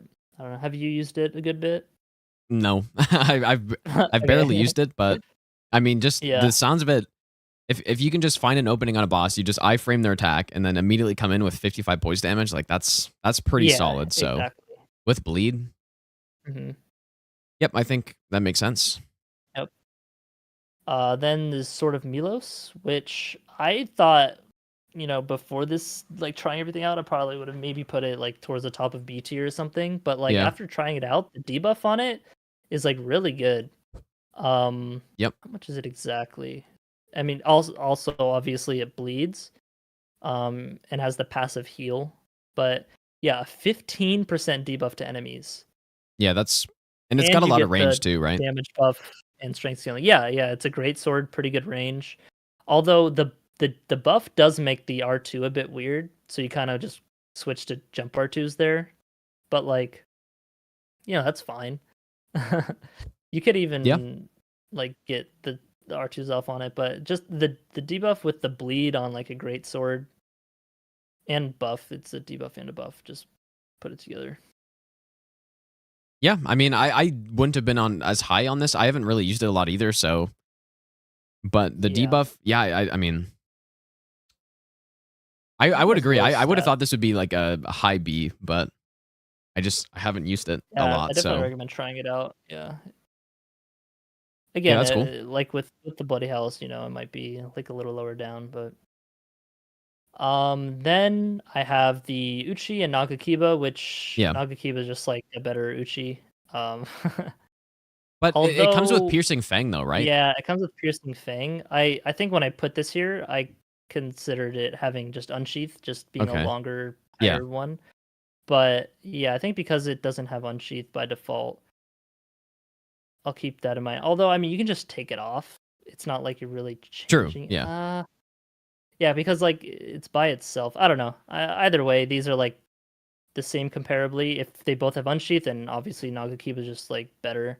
Yeah. Yep. So I'll just put it there because when you do get this weapon, you do have Unsheath. So, yeah. And then Moonveil being basically just Uchi, but with magic damage and ranged. The damage overall might be a bit less than Uchi, but I think the ranged component is like good with it. What do you think about Yeah. it? No, I think I don't know. It does like similar. It does basically the same poise damage, right? Yeah, I think it does the same if you hit with the weapon and the ranged. Let me So double check. I agree with this. I think all of those are very similar. If you're considering like buffs though, or like the potential, Moonveil has a lot of buffs that can go on it, right? Like magic tier and like all this magic damage buff. So I do like it having a slight edge over it. So, yep, I like that. No, I mean it's been nerfed a couple times, yeah, but it's still like solid. It's just not busted. Well, broken yeah, anymore, it used to be like but- 50 poise damage on the yeah, Unsheath, so the damage and the poise damage used to be crazy on it. Yeah. Then I have Stormhawk Axe, which think is a very solid weapon. Just there's really no downside to it. The only thing that I think is prohibiting it from being higher is that it doesn't have like a status effect, and the fact that the lightning doesn't scale. But yeah, just the good scaling, big damage weapon. The Ash of War is really good against a lot of like smaller enemies or NPCs. They just get stun locked by it. Yep. It deals like a lot of damage by itself. And then it buffs the weapon with lightning damage for like 160 lightning damage. So I think it's an A tier. I just don't know if I would have it above the katanas and like the I just don't know where an whatnot. A tier would go, but I think it's yeah. I think it's obviously an A tier. And like same with Dragon Halberd and same with the katana. So because like early game, this is like one of the best weapons to have. Oh 'cause yeah, of the 100%. damage. But like it does kind of fall off on scaling. I'll probably just put it behind the katanas for now. But yeah, I think I don't know. It's It's so solid. Like that's what I was saying. Like all these like higher weapons, it's just like they're all like good. It's just hard to like kind of place them exactly. So it's like it's A tier. I wouldn't say it's like crazy good. I would say like for sure though the katanas all scale like way better late game. If I'm going into Elden Beast, I'm easily taking Unsheath over like over Stormhawk, over Dragon Halberd, over Dragon Scale, whatever it's called. Yeah. The reason why I think I'm putting the dragon weapons, at least for now, over the katanas is because they also get the frostbite. Yeah. And they also get the 160 weapon. The katana I think probably beats out the halberd because a better moveset, but also because the buff on it is like a better damaging thing. Like it does decent poise damage and whatnot compared to like spinning slash. Yeah, true. Although the spinning slash is a bit faster because you can just get the buff off with the first part of it. Yeah, spinning slash is nice to stun things, but I like the katana more, 100%. Like it's just faster to get off the procs. So yep. Yeah. But yeah, I could definitely see the katanas being higher than these, and maybe something else. Like these are all like so even. Yeah, like, maybe the tail end being a bit weaker, but I just the Dragon Halberd R1s are just not good though. That's what I don't like. They're kind of slow. Yeah. So I personally would have it below Stormhawk, I think, but it does have the frost, so maybe it makes up for it a bit. But so maybe it's like slightly above, I guess. I think it's a toss up. Yeah, I agree. Thing.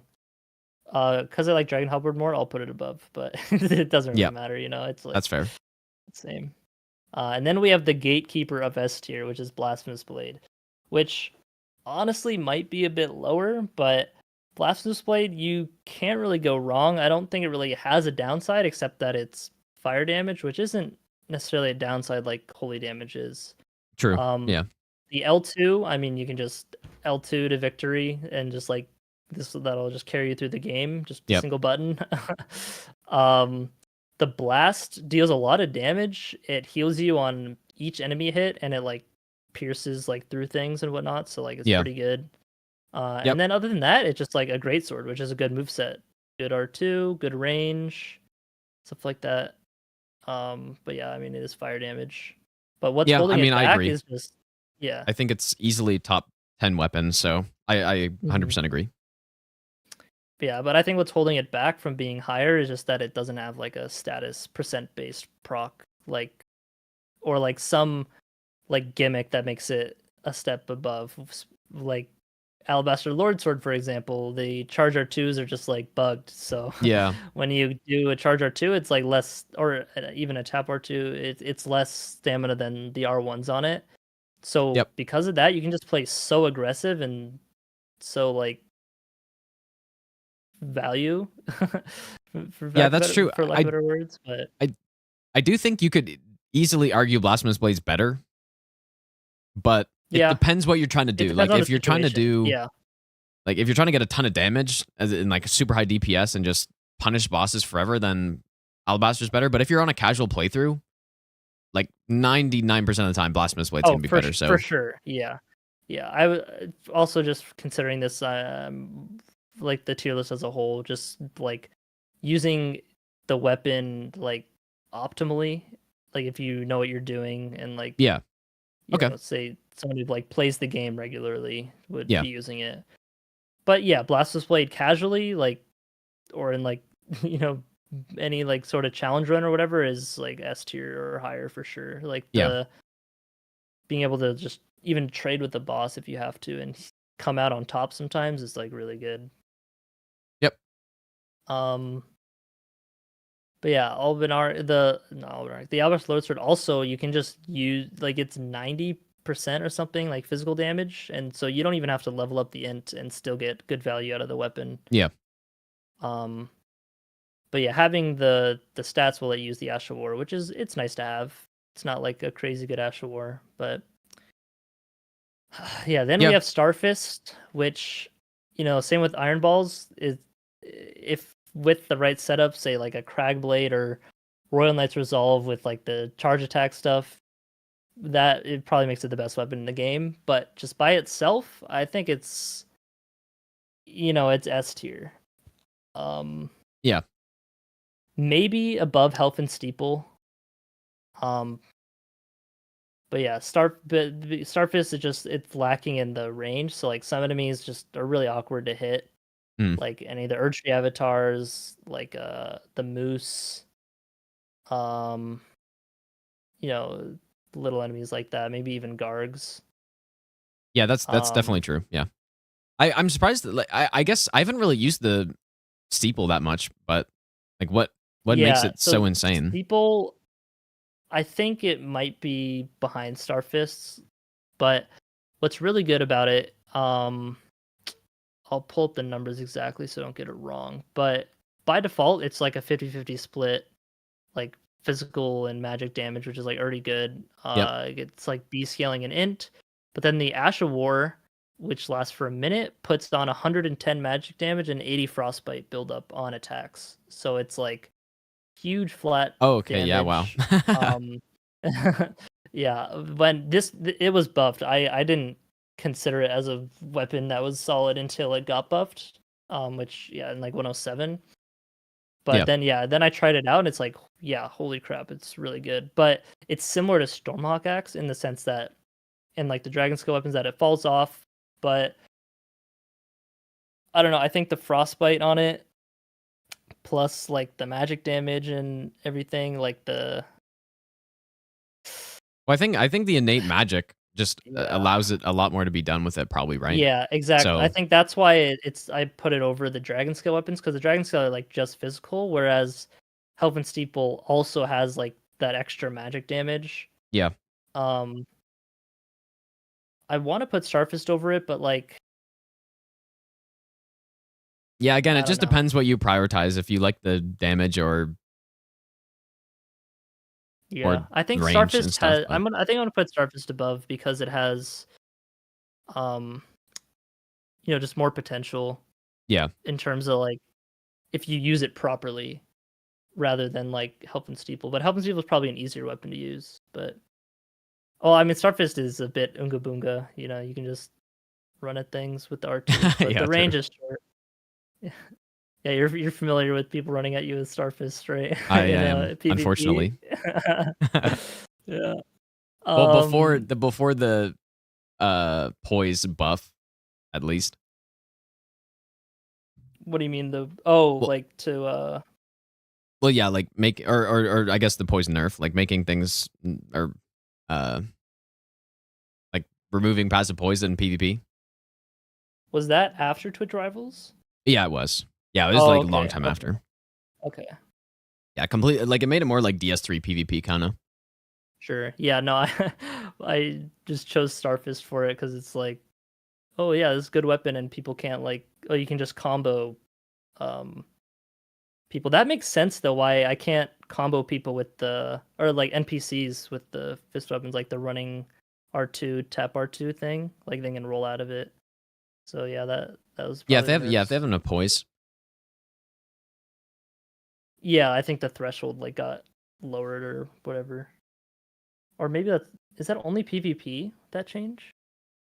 I think what they did is adjusted the amount of poise damage weapons do only for PvP. Hmm. So I'm not It 100% doesn't sure. apply to Like I haven't done NPCs. PvP a lot in this game. Yeah. So Maybe the NPCs just don't care about the combo. I don't know. But yeah, that aside, again, this tier list isn't really isn't at all for PvP. So, yeah. But yeah, Starfist still just a super good weapon by itself. Against mobs, one of the best. And then, but I think Bloodhound's Fang has the edge on it a bit. Because the range is really good, the moveset is better. Maybe, yeah, the overall moveset I'd say is better than Starfist, because Starfist is really just R2 is what's really good about it. But yeah, Bloodhound's Fang, and then the Ash of War, you get some hyper armor on it, and then does like 22 poise on each hit, and then the follow up you can dodge with having to bleed. Really good scaling. Kind of low stat requirements. Yeah, I mean. Yeah, I mean, I think honestly, I think the top. Well, I think Darkmoon Greatsword's an obvious answer for #1 weapon, and then Bloodhound Fang. I think in terms of like casual playthroughs, especially, or just not hyper optimized build, like people can just spam it and then it'll just work basically because you just iframe half the attacks anyways, and it does so much damage. So I think the only thing I don't like about it, the follow up R2 is really bad, but the initial R2 is good. I mean, I don't think it's really bad. I mean, it does more damage when you land it, but it's hard to land, and obviously you're not always going to follow up with it if you need to actually dodge and then keep dodging. But if you can like use it to dodge a move in like a sequence and like have that work, then that could be good. Like it's used in the speed run, like any percent glitchless and stuff. Oh, right? interesting. Okay. Yeah, I mean, it used to be Serpent Hunter, but strats were found for Bloodhound's Fang. Obviously, it needs to be found early for speedruns, but like there's some crazy strats they use for the weapon on like Gideon and whatnot. Have you seen like? I have not seen anything really. No. Here, I'll pull up the Gideon fight real quick. Elden Ring. Let's see. Yeah, I think Darkmoon Greatsword. I mean, like. Yeah, I guess even in like optimized builds, no matter how you consider it, I think Darkmoon Greatsword's probably the best weapon in the game. Yeah, because like the frost damage, I mean, it has frost by everything, default. So. Yeah, the only downside is that it has high level requirement, but like that's hardly a downside, right? Yeah. And when you put that, you're gonna be pumping int anyway for the damage on it, but. Yeah, I mean, high damage and magic damage. It has frostbite on it, and then when you buff it, it gets a flat, I think 80. What is it? It gets 65 magic damage, and then 15 more frostbite buildup on top of the 55 already. So that's like doing a lot of frostbite, and then obviously the projectile, like the R2. It's just insane poise damage for like a ranged attack that has a lot of frostbite. You can just stun lock enemies from like 20 feet away and just destroy. Yeah, the poise damage is actually just stupid on it. Like tap R2 poise damage, and it's so stupid. But yeah. So by itself, it just like it doesn't need anything else to be super good. Same with like a lot of the weapons up here, but like it's just better than others in every way. Yeah. Yeah. Here's the world record though, Mr. Forza. Why am I full screen? So using the follow up R2 on Gideon. Yeah. Watch like the start of it. Yeah, they have Golden Halberd like for the buff. That's actually interesting. Getting Golden Halberd and then go for the backstab. But yeah, the follow up needs to be the right damage. Oh, he actually doesn't use freezing grease. Oh, I thought you meant like the follow up charge R2. That's what I meant. Oh, that makes a lot more sense. I'm like, wow, you really don't think it's that good? Yeah, no, that is another thing holding it back. Like, if you want to get another big hit in with this, you're better to just stop the movement in R2. Yeah, okay. No, yeah, the follow up, the Ash of War follow up is it's insane, but. Mm-hmm. But yeah, all the curved greatsword charge R2 follow ups are a bit weird. Yeah. But yeah, that's the only thing about it that I think is like not really good. So Yeah. but yeah, All right, I think maybe I need to make a tier list, and I'd be interested to see how different it turns out than this one. I think Yeah. the biggest differences would be I would probably have Wing of Steel higher, and then I would probably have like, I don't know, I might have some of the whips a bit higher, I guess. It's so hard to say though with all those middle tier weapons. Yeah. They could really just go anywhere, basically. Yeah, like all the ones like kind of when you get to like the curved swords like up all the way through like here, there is a general like progression as you go like a couple lines, but like right next to each other, like all of them are fine, and I guess that Yeah. goes to show how well balanced the game is in terms of like what weapon you can use. But Yeah. yeah, I mean, I'd say they're all good. Yeah, maybe I got to try out Wing of Estelle, and then I might have a different. Yeah, I it think might be I think better. it is in like I think it is really good. I don't know if people agree with me, but Yeah, I like it at least.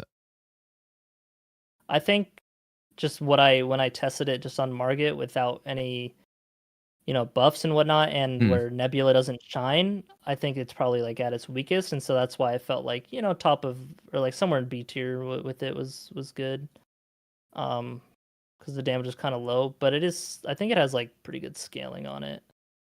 Yeah. I mean it like I said, in the right situations, like if you're fighting Placidusax or like the big bosses, the Ash of War makes it arguably the best weapon in the game for those fights. Like when I did no hit with it on Elden Beast, it killed him equally fast as the Starfist do, if not even faster. Like it was insane. Yeah. And Yeah, then apart from those fights, like the R1s are good, the jump attacks are good, the R2 the is thing is good. though, like you say it's like as equally or maybe faster than Starfist, but Starfist can do that against smaller bosses too. Yeah, not yeah, just 100%. big Yeah, bosses. So true. that's why I feel like, well, I guess yeah, even if you have Wing of Estelle like up here, maybe Starfist a bit higher, but yeah, I think this is pretty solid. Just like even if you're just like a casual, just picking out one of these weapons, like ooh, I want to use a weapon for my run. Like obviously anything like A or higher will be totally fine. Anything in B tier, you'd honestly like be fine with just like using for like your whole run, or Yeah, whatever. it'd be hard to go wrong in this game, I think, for the most part, unless you Yeah. accidentally go Vari's Bouquet, and then and then you're not having a Yeah. good time probably. But Like some things are gonna be weaker than others, but I think players, obviously casually, will just like they'll figure out things like, oh, let me try out this weapon and this one, and just whatever feels like strong and good to you is probably good enough Yeah. to like carry you through the game. I mean, even you didn't include the torches on here, which is fair, but even the torches yeah, are I not just kind of- even that bad. Like, Yeah. but I would say every single torch is better than Vari's Bouquet, probably. Oh, for sure. Yeah. Yeah, I just didn't really care to test Yeah, them, I think that's fair. so and I haven't done a run with them, so I was just like, I don't know. Yeah. I think it's solid. So you've spent how many hours did this take in total now? Like, is this done? I think like or... 20. I think this is done. I don't think I'm touching it anymore. Okay. But yeah, I think a good amount of those hours of testing, I was kind of halfway through each day. The brain has deteriorated a bit, but Yeah. things were slower getting through it. But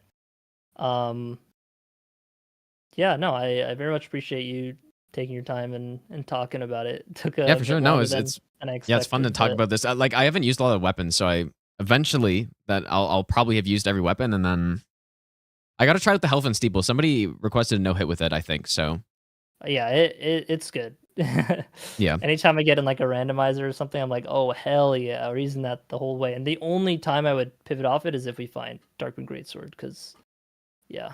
Yeah, that makes sense. But yeah, I've used a good amount of the somber weapons. But a lot of the smithing weapons I just like haven't touched. Because a lot of them are just very similar. Like a lot of the spears, halberds, clubs, they're just like the same, just kind of reskin. Yeah. One thing with this game too is like the Ash of Wars, right? it makes Yeah, sense to not true. consider them because then, then it becomes a huge mess. Yeah. I think But just keeping it to the raw weapon itself was just the best way to do this. yeah. But then, yeah, for people playing the game, if Ash of Wars are even more of an equalizer than, like, we obviously have a lot of, or you have a lot of weapons in B and C, which are all just, like, totally viable weapons, but being able to swap the Ash of Wars on those smithing stone weapons makes them even more equalized. Yep. So, Makes it even better. And, like, yeah, even if a thing, like, Ash Wars and stuff aside, even if something's in, like, C or D tier, like, just because it's lower doesn't mean it's bad. It's still, like, totally usable. So don't think like, oh wow, the weapon I used in my run was like in C tier or whatever. Yeah. But it's like, it's still there's still like good weapons. Like they might not be as strong, but it's like that's bound to happen. Some weapons are gonna be better than others. yeah, for sure. Yep. All right. Well, I won't hold you any longer. Thank you Yeah. for I mean, are you streaming still or? Are you Yeah, I'm done still for streaming, the yeah. day? Oh, really? Okay. I know Yeah, you're people an were early giving riser, their so- input. People were upset that Gaussian Peeler's still low. But I mean, yeah, I get the sentiment with that, but it's like use it without the Ashavor and then get back to me. Yeah. So it's like, it's something that's carried by the Ashavor. You got to keep that in mind. Yeah, all right. Thanks Yeah. for taking your time. Appreciate it. Yeah, it was fun. It's fun to talk about it. Sure. Yeah, I'll talk to you later. Yep. Have a good one. Or you too. See ya. See ya. All right, dude. Man, it's so tough actually. Here, let me just shout him out really quick. It is tough, man, because there's so many. I guess here. Let me put this on YouTube. It's tough because there's so many. Like my tier list. I think if I made one, would look totally different, dude. Maybe not the top end, but just so many of those middle tier weapons could be swapped. Like I think some of the weapons that he had high B could be low C very easily.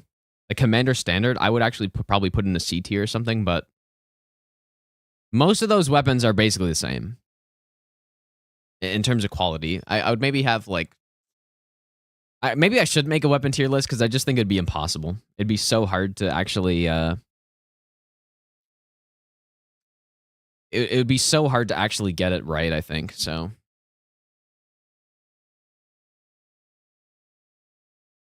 But yeah, I should probably end you guys. I streamed way longer than I thought I would today. So. And yeah, I think making a tier list as well. He kind of did it more of a boss focus thing, but yeah, it did seem like he was coming more from like randomizer perspective. But you definitely have to have a perspective on like how you're considering the weapon, because like a first playthrough, one of the best weapons will not be or like a Starfist on a first playthrough would be worse for most people than a Bloodhound Fang, even though for someone who knows what they're doing, Starfist will be better 100% of the time. So there's a lot of things to consider like that. And then, like where you get the weapon could also be consideration depending on what you're ranking. If you're ranking weapons for no hit, then obviously that's a consideration. Like Wing of Estelle, it would not be as good as like Iron Balls, for example. Oh, but yeah, I paused the alerts, you guys, because... Wait, oh shit. Because I turned up my volume really high for Chris because his mic was kind of low. Isn't that the one guy that's like really good at video games and super smart and also So let me just play these out and then I'll probably end, I guess. And also very handsome. Maybe the volume on that's good. Okay, what did I miss here? Ever. Platano, thanks for the 1,000 bits, dude. I'm sorry I didn't read that out when it happened.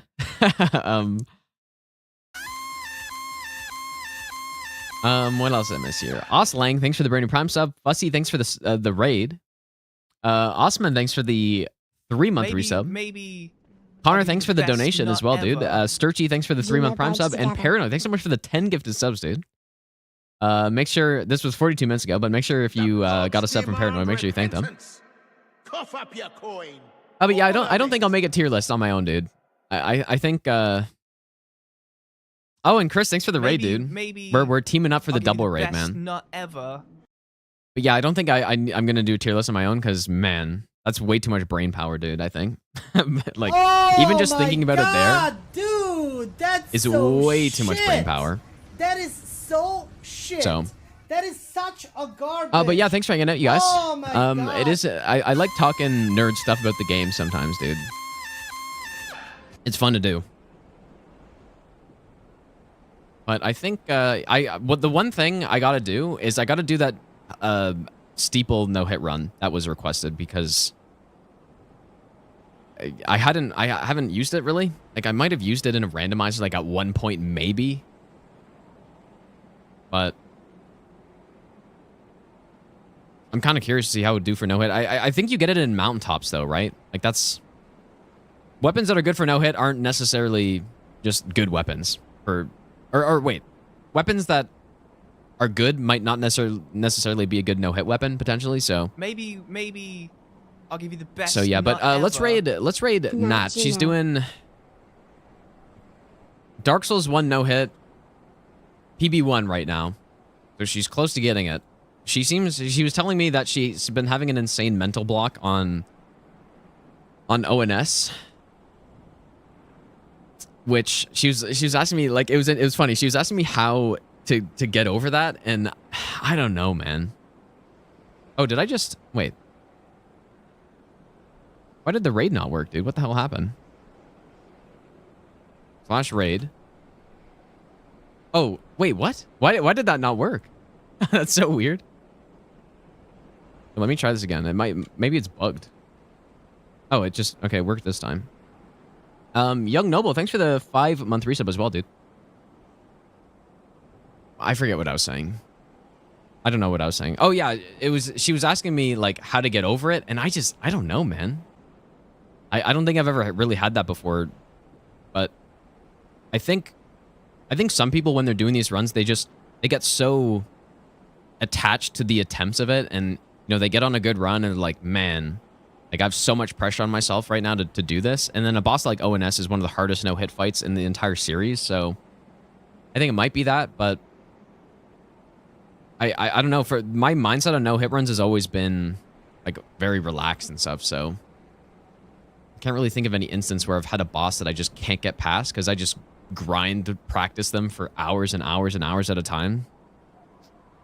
But anyways, I don't know. It's an interesting thing, but yeah, go say hi to Nat, you guys. I think I'll be back on tomorrow, and we will do a full run through of the DS2 all bosses.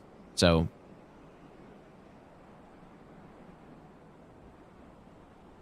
apparently your internet's dying, but anyways, have a good night, you guys. I will see you all tomorrow.